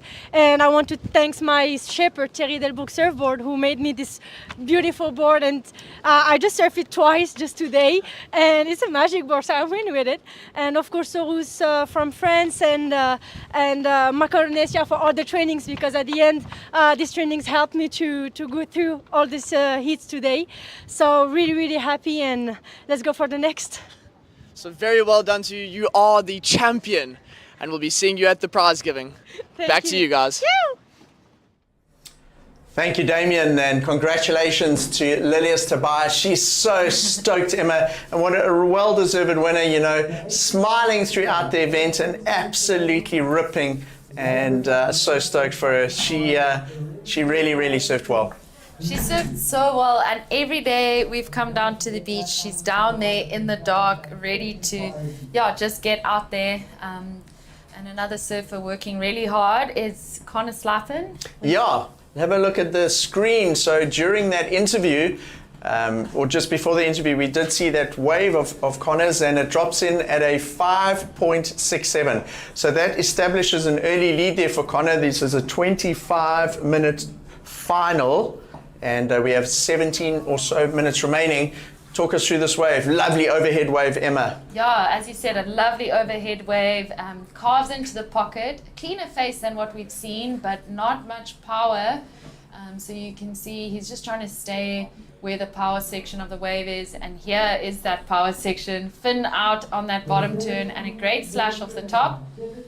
But I think it was all about that last turn, not much else before that. Connor Slappen really flaring out on that last turn, throwing a chunk of spray into the air, and showing us why he is in this final. Both of these surfers, the form surfers of the event so far, they're in the final. We've got goofy footer Teva Boschgua up against regular footer Connor Slappen. Teva has been on a tear, as has Connor, and it's great to see these two surfers in the final. They've had to work so hard today, Emma. This is their fourth heat of the day, and Connor was saying in one of his earlier beach interviews, he's absolutely gassed, but he still has enough in the tank here for the final. And he's already locked in a 5.67. So we've got 16 and a half minutes remaining. Teva Boschgua, there he is in picture out at the back. He's just got a 2.5 and a 1.07. Already today he's scored 8.5s. So he's had a number of scores go into the excellent range, but looking to get out of first gear still here in the final. Yeah, and just speaking about gas still in the tank, Teva mentioned to me after his last heat that he's tired, but fired up, and he's ready to drop 2 9s in the final, because we have seen him drop tons of 8-point rides, a lot of excellent scores, just looking strong and confident in every heat. And we said to him, we are looking forward to seeing a little bit more in the final. And I guess the same is said for Connor. we know that he can do exactly the same, and so I'm excited. I'm looking forward to seeing the guys get onto one of those waves that allow that. Just glancing out the window, we can see the full lineup just outside the booth here, and an enormous set pouring through. What you're seeing in shot is sort of the inside section. There is a bigger sandbank out at the back where the waves do break before they come onto this inside section, and Teva and Connor just positioning themselves. If you know Port Alfred, they are sitting about 100 meters off the end of the East Beach Pier and looking to navigate the set as it rolls through. That's a big left-hand braking wave that rolls through the lineup to the left hand of your screen. And both of them looking for something. So that's interesting. Teva quite confident, looking for 9s. Teva just having a look back at the beach, trying to hear the beach announcer, look at the priority situation. So 14.5 minutes to go, and Connor Slipen in the lead with a 5.67, just the one wave. Teva Bosgueur's total heat score, a 3.57, made up of a 2.5 and a 1.07.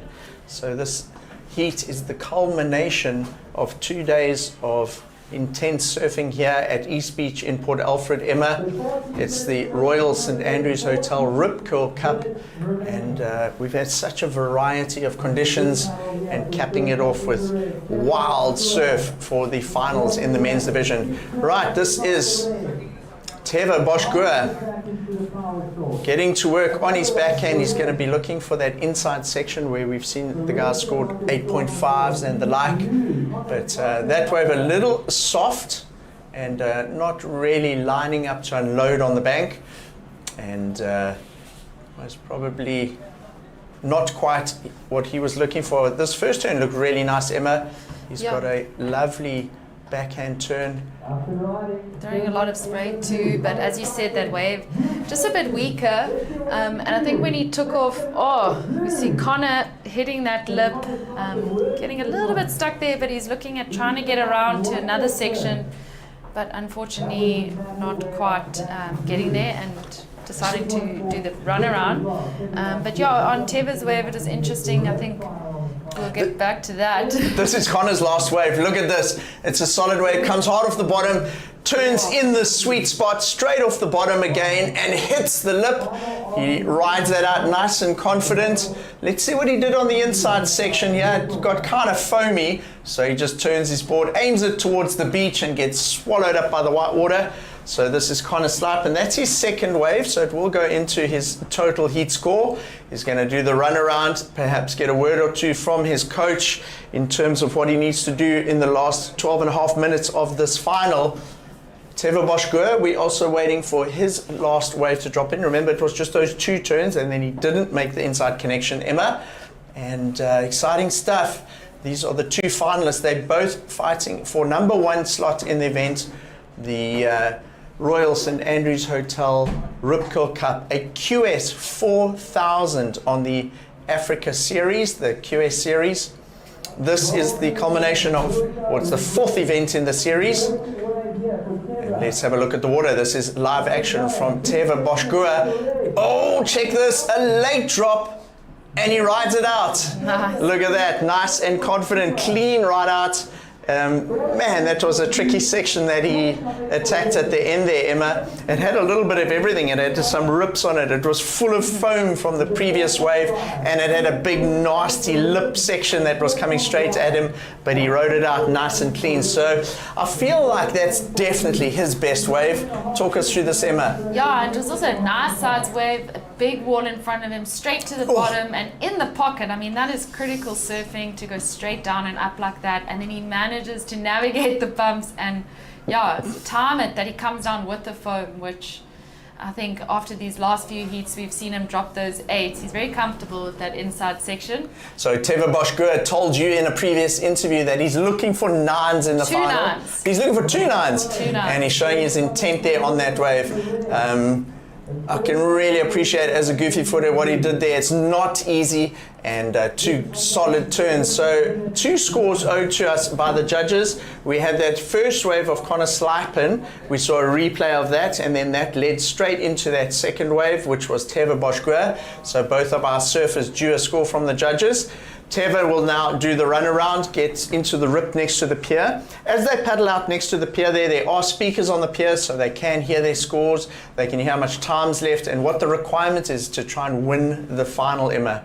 Yeah, and I think looking back at those 2 waves, for me, Connor's first turn really stood out for me, and the second turn he did well because he squeezed it into a short space of time. And if I think back to Teva's wave, it was all about that closeout turn, like we're saying. So kind of different situations we sort of dealing with, different comparisons.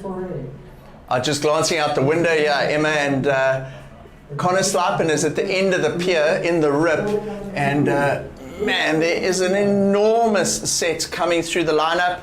So you might find that Connor has to make his way back towards the end of the pier, just hug the rocks there, stay in the rip and wait for the last couple waves of this set to pass. Look on your screen there, you can see that that big wave in the background. If I just have a look out to see, it looks like that is the last wave of the set. You can see, look on your screen there, top sort of right, you see all that white water. That's where the waves break on that sand mound before they reform on the inside here. Score starting to drop in, and last of blue, Connor Slijpen, that last wave, Emma, with the 2 turns, gets a 6.33. That's got Connor Slijpen in the lead. And look at the screen, that now means Teva Boschgoer needs an 8 or better to take the lead. And scores starting to drop in for Teva Boschgoer. We've got 1 judge's score in. I can tell you it's just under the requirement for the 1 judge. However, we are still due another 4 judges' scores to drop in. So let's see if Teva Boschgoer got the score there. Sure, close. You know what? I said it's just under in terms of looking for that 9 you were talking about, but Teva, he gets a 7.67. Wow. So Teva now looking for a 4.33 to take the lead. Both surfers got a bit of work to do to get back out in the lineup. I see that the sets have kind of stopped. Interestingly, look what Connor's done. He's gone into the Cowie River now, because at the end of the East Beach Pier, it's proving just too difficult to duck into the white water, and there's so much wash there, and you risk getting washed down the beach. So what Connor Slijpen's opting to do is to go across to West Beach and try and maybe sneak around the back of the peak. Teva Boschgoer, by comparison, might have actually hit a bit of a luck, because he's at the end of the pier and there aren't any sets at the moment, Emma. So he goes over these first couple. Let's see if he can get into position and get behind that peak and not risk getting smashed by the sets. Yeah. Teva, remember, once he's back in position there, he's looking for a 4.33 to try and take the lead from Connor Slijpen. Yeah, and that's such an example of the ocean, because, you know, Teva got his wave and was running along the beach when Connor was already almost at backline, paddling out next to the pier on the other side of what you're seeing now. And as you mentioned earlier, the sets just got him, and he actually chose to, what seems like go backwards, go around the pier and go around, back around into the lineup. And Teva going, almost actually going the same approach Connor went for on the first round, and potentially getting out there sooner. So it'll be interesting to see how that plays out, as we are looking at who will get that priority. So there's 6.5 minutes remaining, and Teva Boschgoer is in the lineup now. And like you say, maybe if Connor had just stuck around there just like 30 seconds longer, he probably would have got the same gap and managed to get out there. But he had already got hammered by a couple of waves, so he's opted to go the West Beach Pier route, and we'll see him come across into the lineup shortly. Meanwhile, remember Teva, he can hear the commentators. He needs a 4.33. Talk us through this one, Emma. She's straight into it, and oh my word, that is a huge section that he got the tail up right up there, and unfortunately, maybe going a bit hard on that first section because he was just behind that closeout turn. So just the one maneuver there for Teva Boschgoer. Was it worth a 4.33? We'll leave that up to the judges upstairs to put into their tabulation system. They may request a couple of replays of this. So he uses the white water to chip into this little wave. It stands up nicely on the sandbank. The first section tags the lip beautifully, but the wave then runs away from him. So the judges' score on the wave all comes down to that one turn. So now what are they going to reward him for that? We're waiting for their score to drop in. We can see an asterisk next to his name on the scoreboard here, which means there is a score due to him. Conor Slipen, after all that hard work trying to get out there, is now looking to improve his score. He wastes no time getting another wave. Oh, Emma comes unstuck on his last turn. Yeah, he comes unstuck. It was also a smaller wave. Yeah, he chose to just rather get busy again. If you compare it to Teva's wave, Teva had a much bigger wave that he caught, but only getting one moment on it. So we see a replay of Conor now. Quick tag off the top, a little bit like a speed moment for him. You can see he's trying to put everything into that closeout turn. But yeah, maybe just comes unstuck, so got kind of bounced off the wave on the landing there. So Conor now paddling out. Have a look. He's actually in the middle of the beach. If I have a look out the window there's a couple of sets, but I think Conor might just be in a safe position, in a bit of a rip there to get out before the next wave of sets roar over him. Meanwhile, at the back, Teva Boschgoer is back in position. And remember, he still owed a score for that one turn. That replay we just saw a few minutes ago. Right, check this out. We saw him get an 8.5 on the left earlier in the event. And he almost looks like he's surfing a completely different beach. Teva Boschgoer. Oh, lovely tagging the lip there. And two turns so far, and into a third one, becomes a bit of a bowl wave on the inside. So Teva Boschgoer going to town. Whew. That was some great surfing, and you know what? We haven't seen many lefts the whole event, but this guy Teva Boschgoer has got two of the best lefts we've seen the whole time. There was one this morning, and then we saw that one wave that he's just got now. So talk us through this one. Yeah, I mean, paddling into that, like you said, it looks like a completely different wave. He did well to just get the board on the rail in a very soft section, but it was all about that massive crack off the top. He did a hard bottom turn into it. Did put him a little bit behind the wave, but it did open up at the end. And you can see he just knows what to do to win a heat. Like it was almost like holding back slightly, but he did do a great closeout turn on that, and he knew he needed to complete it. Right, so we have 2 minutes and 30 seconds remaining. We got 2 minutes and 30 seconds remaining. Two scores owed to us for Teva Boschgoer. Let me tell you, do you remember the one turn? There was that one backhand turn that we're waiting for that score, and then we're waiting for the left. So Teva Boschgoer, for that one backhand crack, the one we both thought was so nice, but just the one turn, he gets a 6.77, Emma. Wow. A 6.77, and that's enough to put him in the lead. So Teva Boschgoer is in the lead now, and Conor Slipen requires an 8.11. But Teva Boschgoer is still due another score, and the score that he is due to receive from the judges is for that left. And in my opinion, maybe one of the best surf lefts of the event so far. Yeah, I agree. And I think if you think about that 6.77, it was one turn. He missed out on a closeout section. You wonder if he had managed to squeeze in the closeout turn, if he would have got one of those 9s he was hoping to get. But great surfing from him. And as you say, another great wave straight after that, a left, a bit of a softer wave, maybe a bit of a slower approach he had to it, but still great surfing. Right, so the score for the left comes in. It's actually a 5.93. So the judges decide that the turns that were done on the right were much better. They're just that one turn, a 6.77, and then Teva Boschgoer gets a 5.93. So there's an update for you on the screen. But we know that this Connor Slapen is looking for an 8.11 now. We've got 1 minute remaining. Emma, this is the final opportunity for Connor. He's got to make that end section, which he does. Now, what's that enough? With 45 seconds left on the clock, it's going to come down to whatever the judges reward him with on that wave. 40 seconds remaining.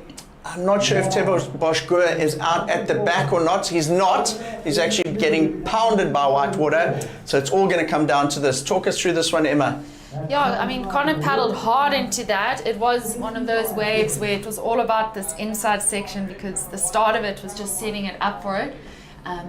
That moment was great. He projected so well with the foam. Almost like bogged slightly on his bottom turn, but did well to still hit that big section, come down with some control, but slightly out of control if we're being honest. So I thought that end section was very, very late that he hit. So in terms of risk, it was very risky going for that. And he managed to ride it out, but he was a little bit up against the ropes taking off on that wave. He needed an 8.11. So let's see the judges, what they thought of that. Man, that 25-minute final went by in a flash. And prior to that wave of Connor Slapen's, Teva Boschgoer was in the lead, a 7.67 and a 6.77. And score comes in for loss of Connor Slapen. It's short. It's a 6.2. So there you go. There's our champion, the Royal St. Andrews Hotel Rip Curl Cup champion is Teva Boschgoer. And there's the Moroccan flag being flown. Wow. Very, very stoked. He made the trip here, the goofy footer.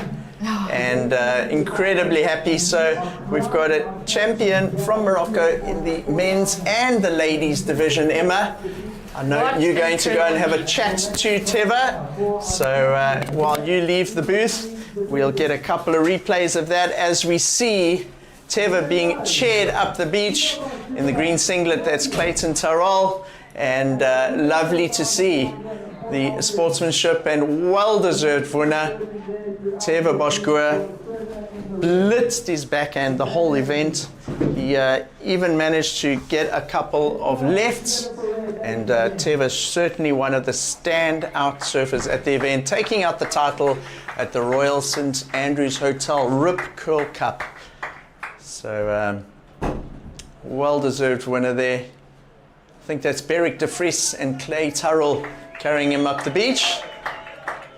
And well done to Teva Boschgoer.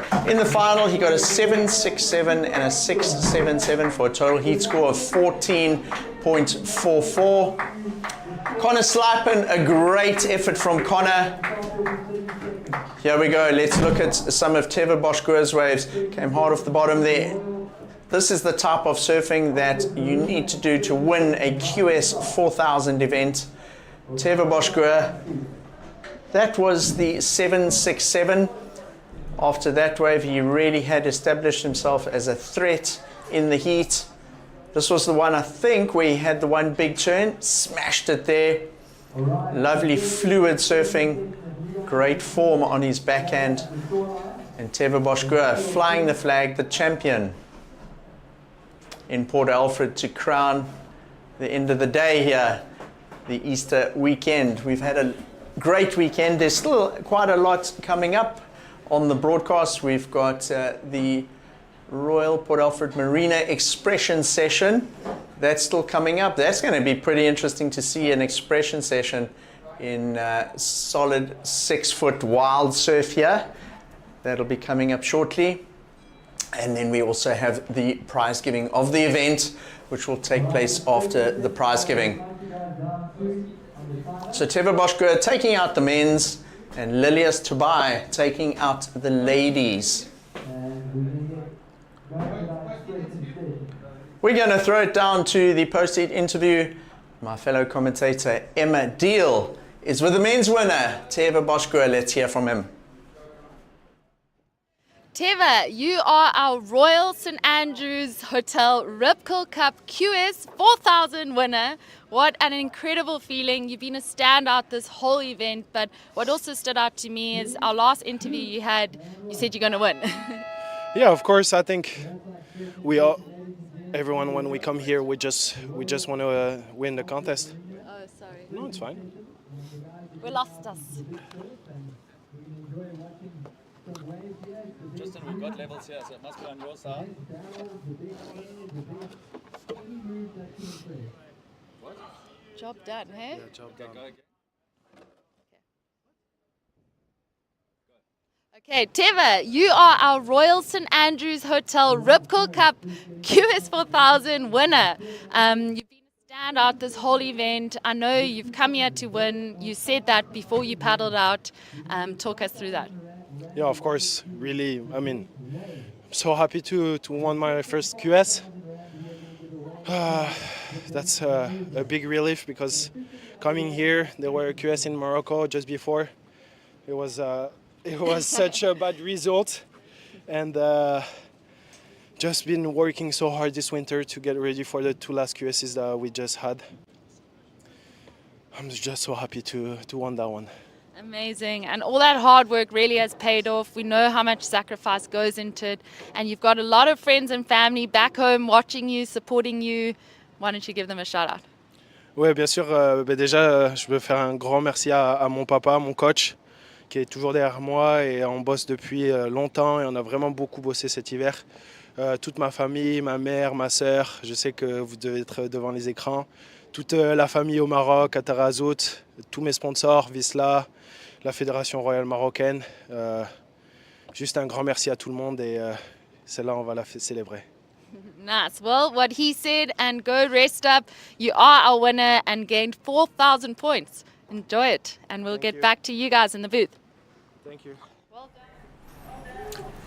Thank you, Emma, and well done to Teva Boschkua, well-deserved winner, inspiring surfing, and he takes some massive points on the Africa Series QS. We're going to be back with the Royal Port Alfred Marina expression session, some big money up for grabs and some exciting surfing. So stay tuned. The Royal St Andrews Hotel Rip Curl Cup will be right back.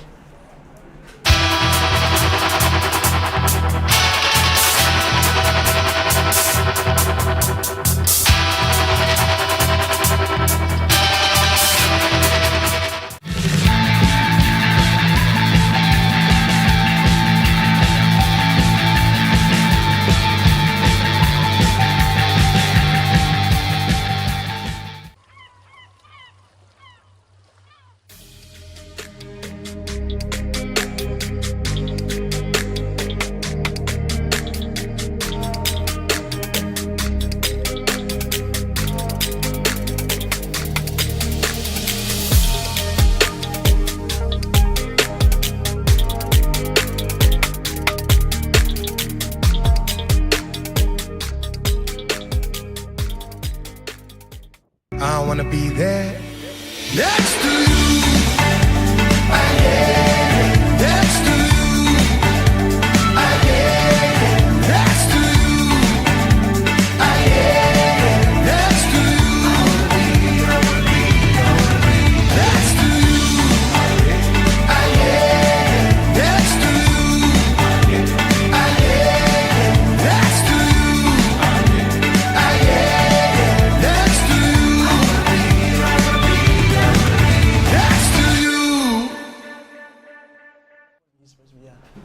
Here he comes.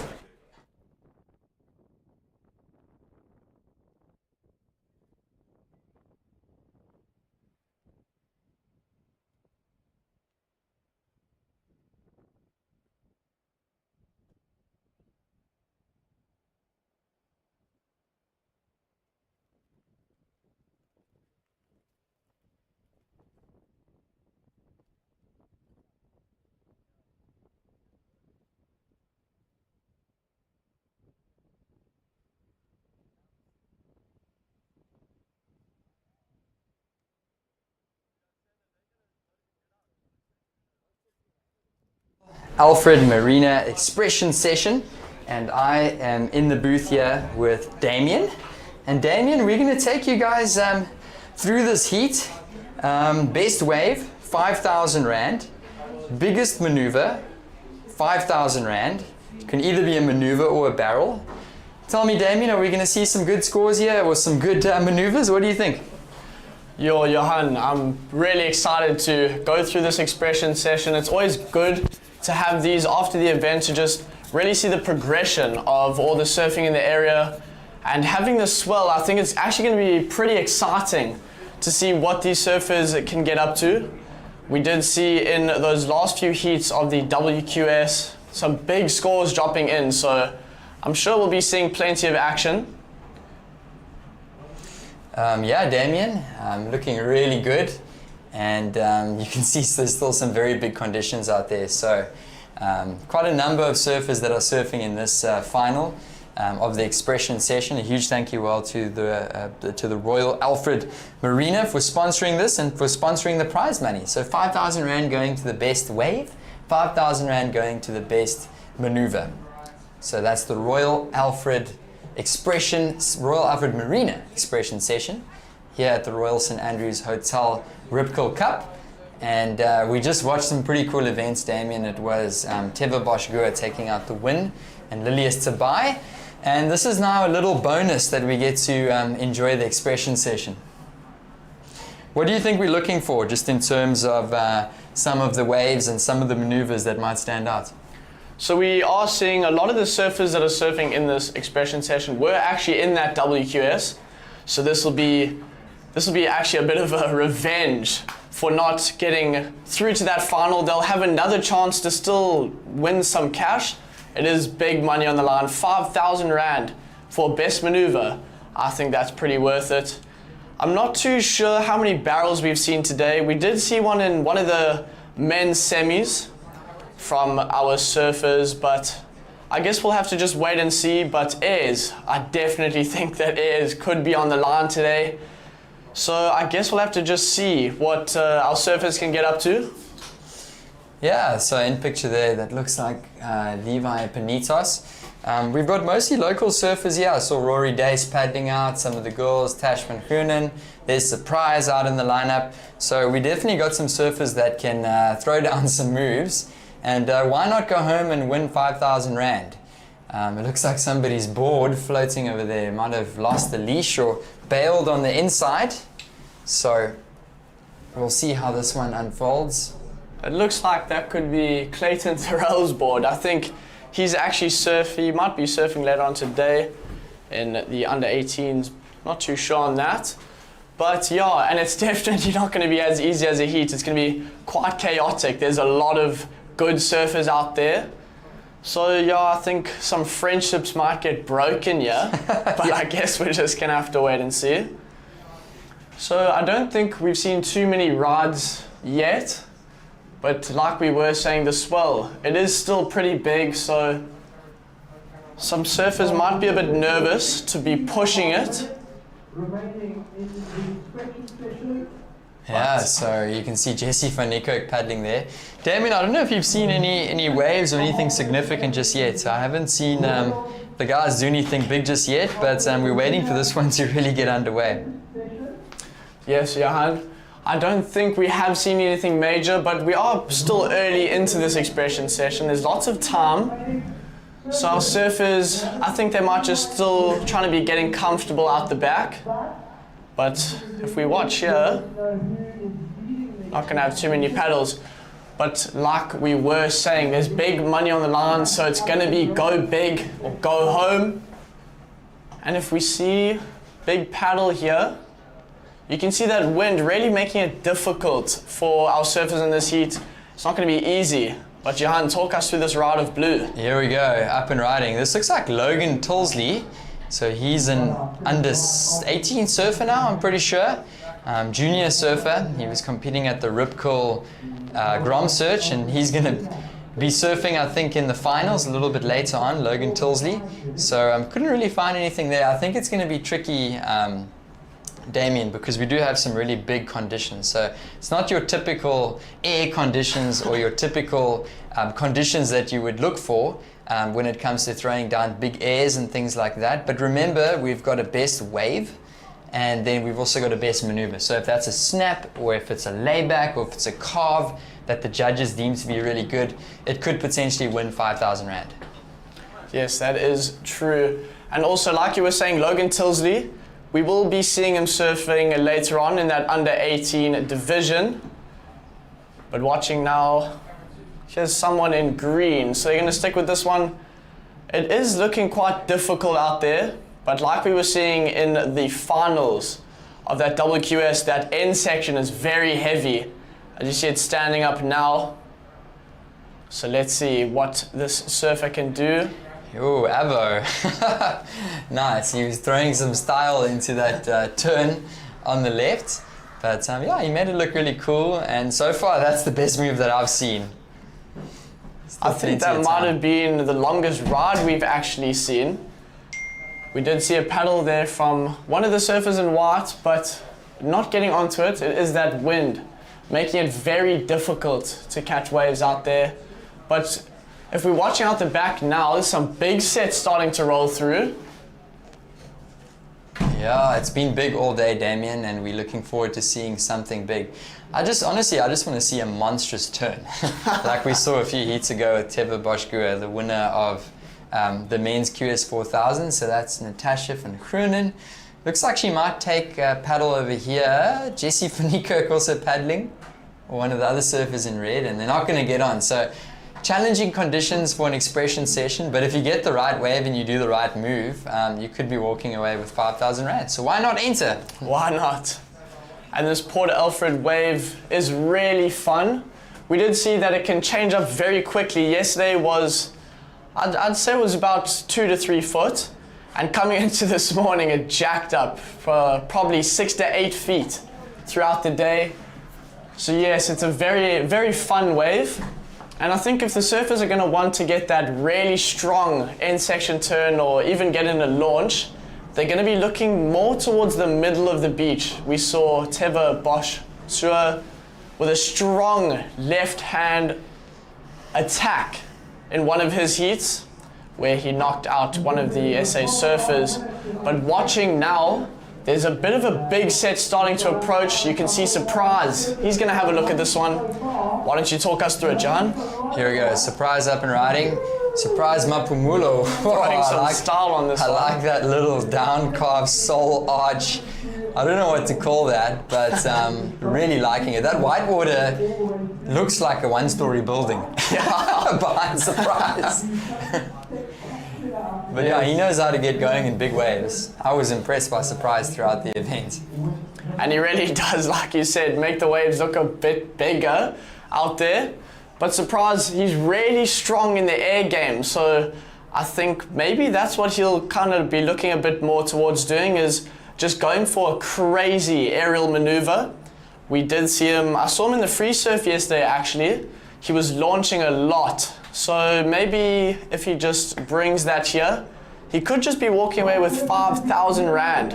And how nice would that be to go home after an event, winning some cash? I think it would be pretty good for Surprise. For sure. Cash money is always good. He can maybe put it towards his next surf contest or his next surf trip. There's always extra money needed when it comes to boards, equipment, wetsuits, and of course travel. Whatever the sponsors don't cover. Up and riding. This looks like Rory Dace in the yellow, and we know Rory can throw down some airs, so he's gonna be patient here, and let's see what he can do on the inside. Maybe he was inspired by Connor Slipen on those rights. Ooh, this is gonna be a really meaty wave over here, Damien. Let's see what he can do. Oh, it doesn't quite link up with that big left. So I don't think that's gonna be the 5,000 Rand, but we still got plenty of time. It might not be the best maneuver, but I think that might have been the best overall ride that we've seen so far. And Rory Dace, I'm pretty sure he is surfing that under 18 division later on, so even if he doesn't win that 5,000 Rand, at least it's good warm up for later. So Rory Dace, like you said, he can throw down some big airs, but he's also a really strong power surfer. So if he can section, Rory Dace is really one to look out for. He is some trouble for the rest of the surfers in this expression session. And we're seeing some more waves slowly starting to roll through. I wonder if Clayton Terrell, yeah, there he is, finally getting his board back. We saw it floating around in the break earlier. Yeah, Clay Terrell getting back out in the lineup. And it's really tricky conditions out there, but yeah, Damien, I don't know if we aren't the judges, of course, but I don't know if there's anything that's been a standout moment to you. So far, honestly, I just like Surprise's stylishness on that wave. Yeah. Surprise is always being super stylish. We'll add an extra prize in here. Just for Surprise? No, but I think so far, I'm kind of thinking Rory Dace could be the one, but let's just go through this ride of Clayton Terrell. Yeah, pumping down the line, and yeah, he's got a really good backhand. Let's see if he can get a good turn here. Clay Terrell, oh. And he's just going to lose his feeting. But there is another surfer out the back now, working hard to stay on this one. Who's that? That looks like Kai McGregor. He's a local Port Alfred surfer and East Beach local. He's probably got the most experience out here. Whoa! And drifts that tail really hard. That was crazy if he could have landed that. I think that definitely would have been best maneuver if he'd ridden out of that one. For sure, for sure. That was Kai McGregor.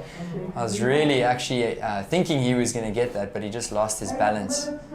So 8 minutes remaining, Damien. Not much time. Not much time. I think that's could be Luc Leprance out there.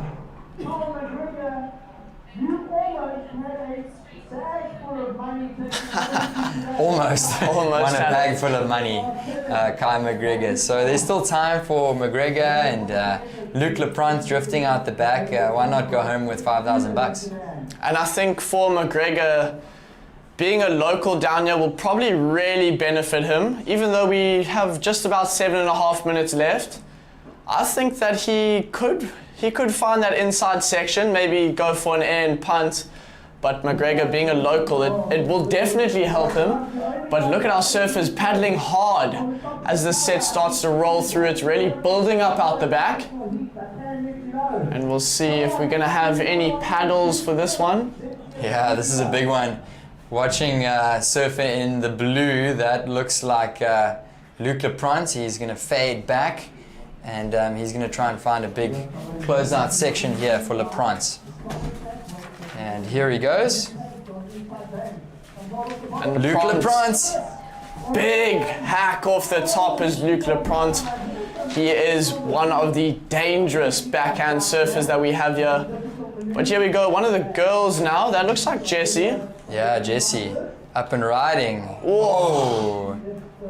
If she could have only ridden out of that, I think that would have been the best from the ladies for sure. Definitely. But yeah, I definitely think, Damien, that backside turn from Leprance is in contention for the best maneuver. He really linked it up nicely and he got the completion, right? Yeah, he did. And that, I'm pretty sure he actually went vert on that turn. So Luc Leprance coming out here with those deadly backhand snaps. So like you said, I think that could be in contention for best maneuver, but best ridden wave, I still think that it's Rory Dace. Not too sure about you, Johan. Yeah, we'll see what the judges think. I'm glad I don't have to make the call and disappoint somebody from not making 5,000 Rand and winning a prize. Something's happening out there. Watching surfer in the white, Natasha van Groenen. Oh, big turn off the top. And watching out the back, it's surfer in the white. That looks like Carl Steen. Yeah, Carl Steen. He's going to look for a big turn, a little cuddy. Remember, now, building up for this end section, Jan. Let's see what he can do. Ooh, okay. So that's maybe not going to be what we're looking for.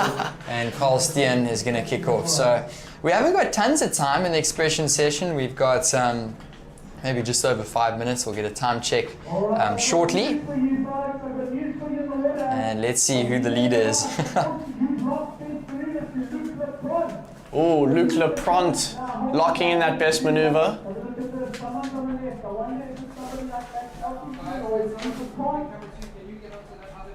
So Luc Lepront, like we were saying, that deadly backhand attack, it was enough to put him in that top spot for the best maneuver.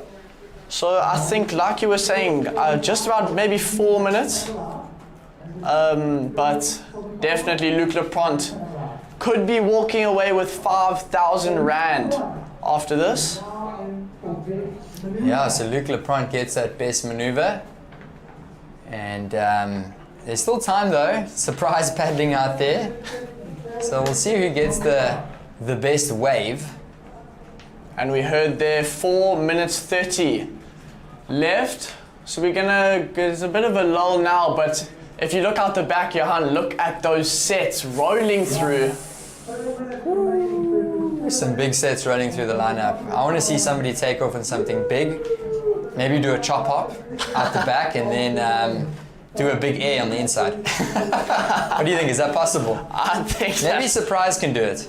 If anyone, I think it would definitely be Surprise. But Watching look out at the this back. right now.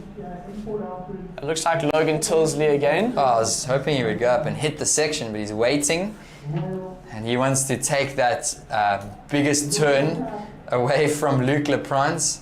And he's going to get a chance here, Logan Tilsley. Ooh.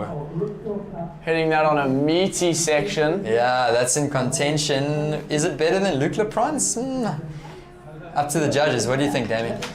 I don't know. I mean, Luc Leprant's wave was quite a bit bigger and it looked like he went vert, but Logan Tilsley hitting it at the right time. So, I don't know, Johan, we might have to just leave that one to the judges and find out. But we also see now our girls starting to paddle out. That will be the under-16s for the Grom Search final. So what do you think, Johan? These girls, it's going to be quite scary for them paddling out into these bigger conditions, but I think that they should be fine. Yeah, there they go. I'm pretty sure that they'll be alright though. Just got to get out into the lineup. We're going to host the under-16 girls Rip Curl Grom Search final. And they are making their way out right now after the expression session. So still a couple more heats left for today, 4 more heats in total. And we are super excited about that to see the under-16 Rip Curl Grom Search finalists surfing. Well, I actually think that's the under-18 first, eh, Damien? Oh yeah, you are right. I think that might be, but look at this ride now. Ooh, I think that's Jessie. She's going to eject. And I'm not sure who owns the best wave so far. I definitely know that it is Luc Lepront with the best one-wave maneuver. I'm not sure if Logan Tilsley could take the cake there over Lepront. Like you said, that wave was a bit bigger. And yeah, he did really vert. So we'll see who gets the best wave. Still got 2 minutes remaining. And we are seeing a couple more waves starting to roll through. Time, like you said, running out, just under 2 minutes left. But we'll see, we've got a lot of surfers sitting on the inside here, and here comes a set. So we're gonna have a big paddle. And up and riding now, it looks like one of our ladies. Up and riding, here we go, Tash van Groenen. And she's gonna look for a big turn here, maybe grab the best wave. And it's not gonna happen on that one. So 1.5 to go here in the Royal Alfred Marina Expression session. And just to remind you, the top wave and the top maneuver will get 5,000 Rand. Watching Clay Turrell. This one's gonna line up nicely here. Take us through this one, Damien. So this is a really nice looking set with the open face for Clay. You're just gonna get a couple little carbs in on this one, but watch him load up. He does have a deadly backhand, Clayton Terrell, and he floats that end section. Can he land it? Oh, looks like he's not going to ride out of that one. But that is the only other wave I've seen so far that's competing against that wave we saw of Rory Days. Yeah, so Clay Turrell, not sure if that's going to be the best wave, but it was pretty decent.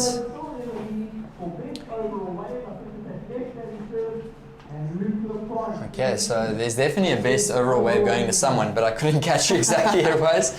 We'll get the results to you guys. And we're now down to 30 seconds. So let's see. I'm not seeing too much. Maybe one more ride. a little bit more towards the middle of the beach. So maybe someone could go left on this back one. What do you think, Jan? Let's see if they've got enough time. 15 seconds. Will there be enough time?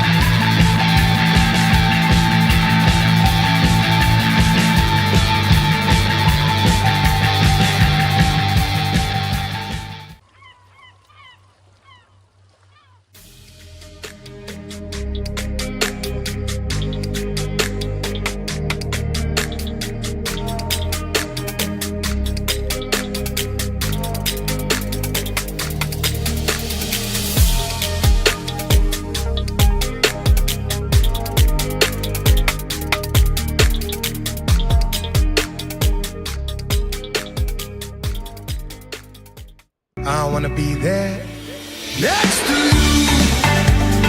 Yeah.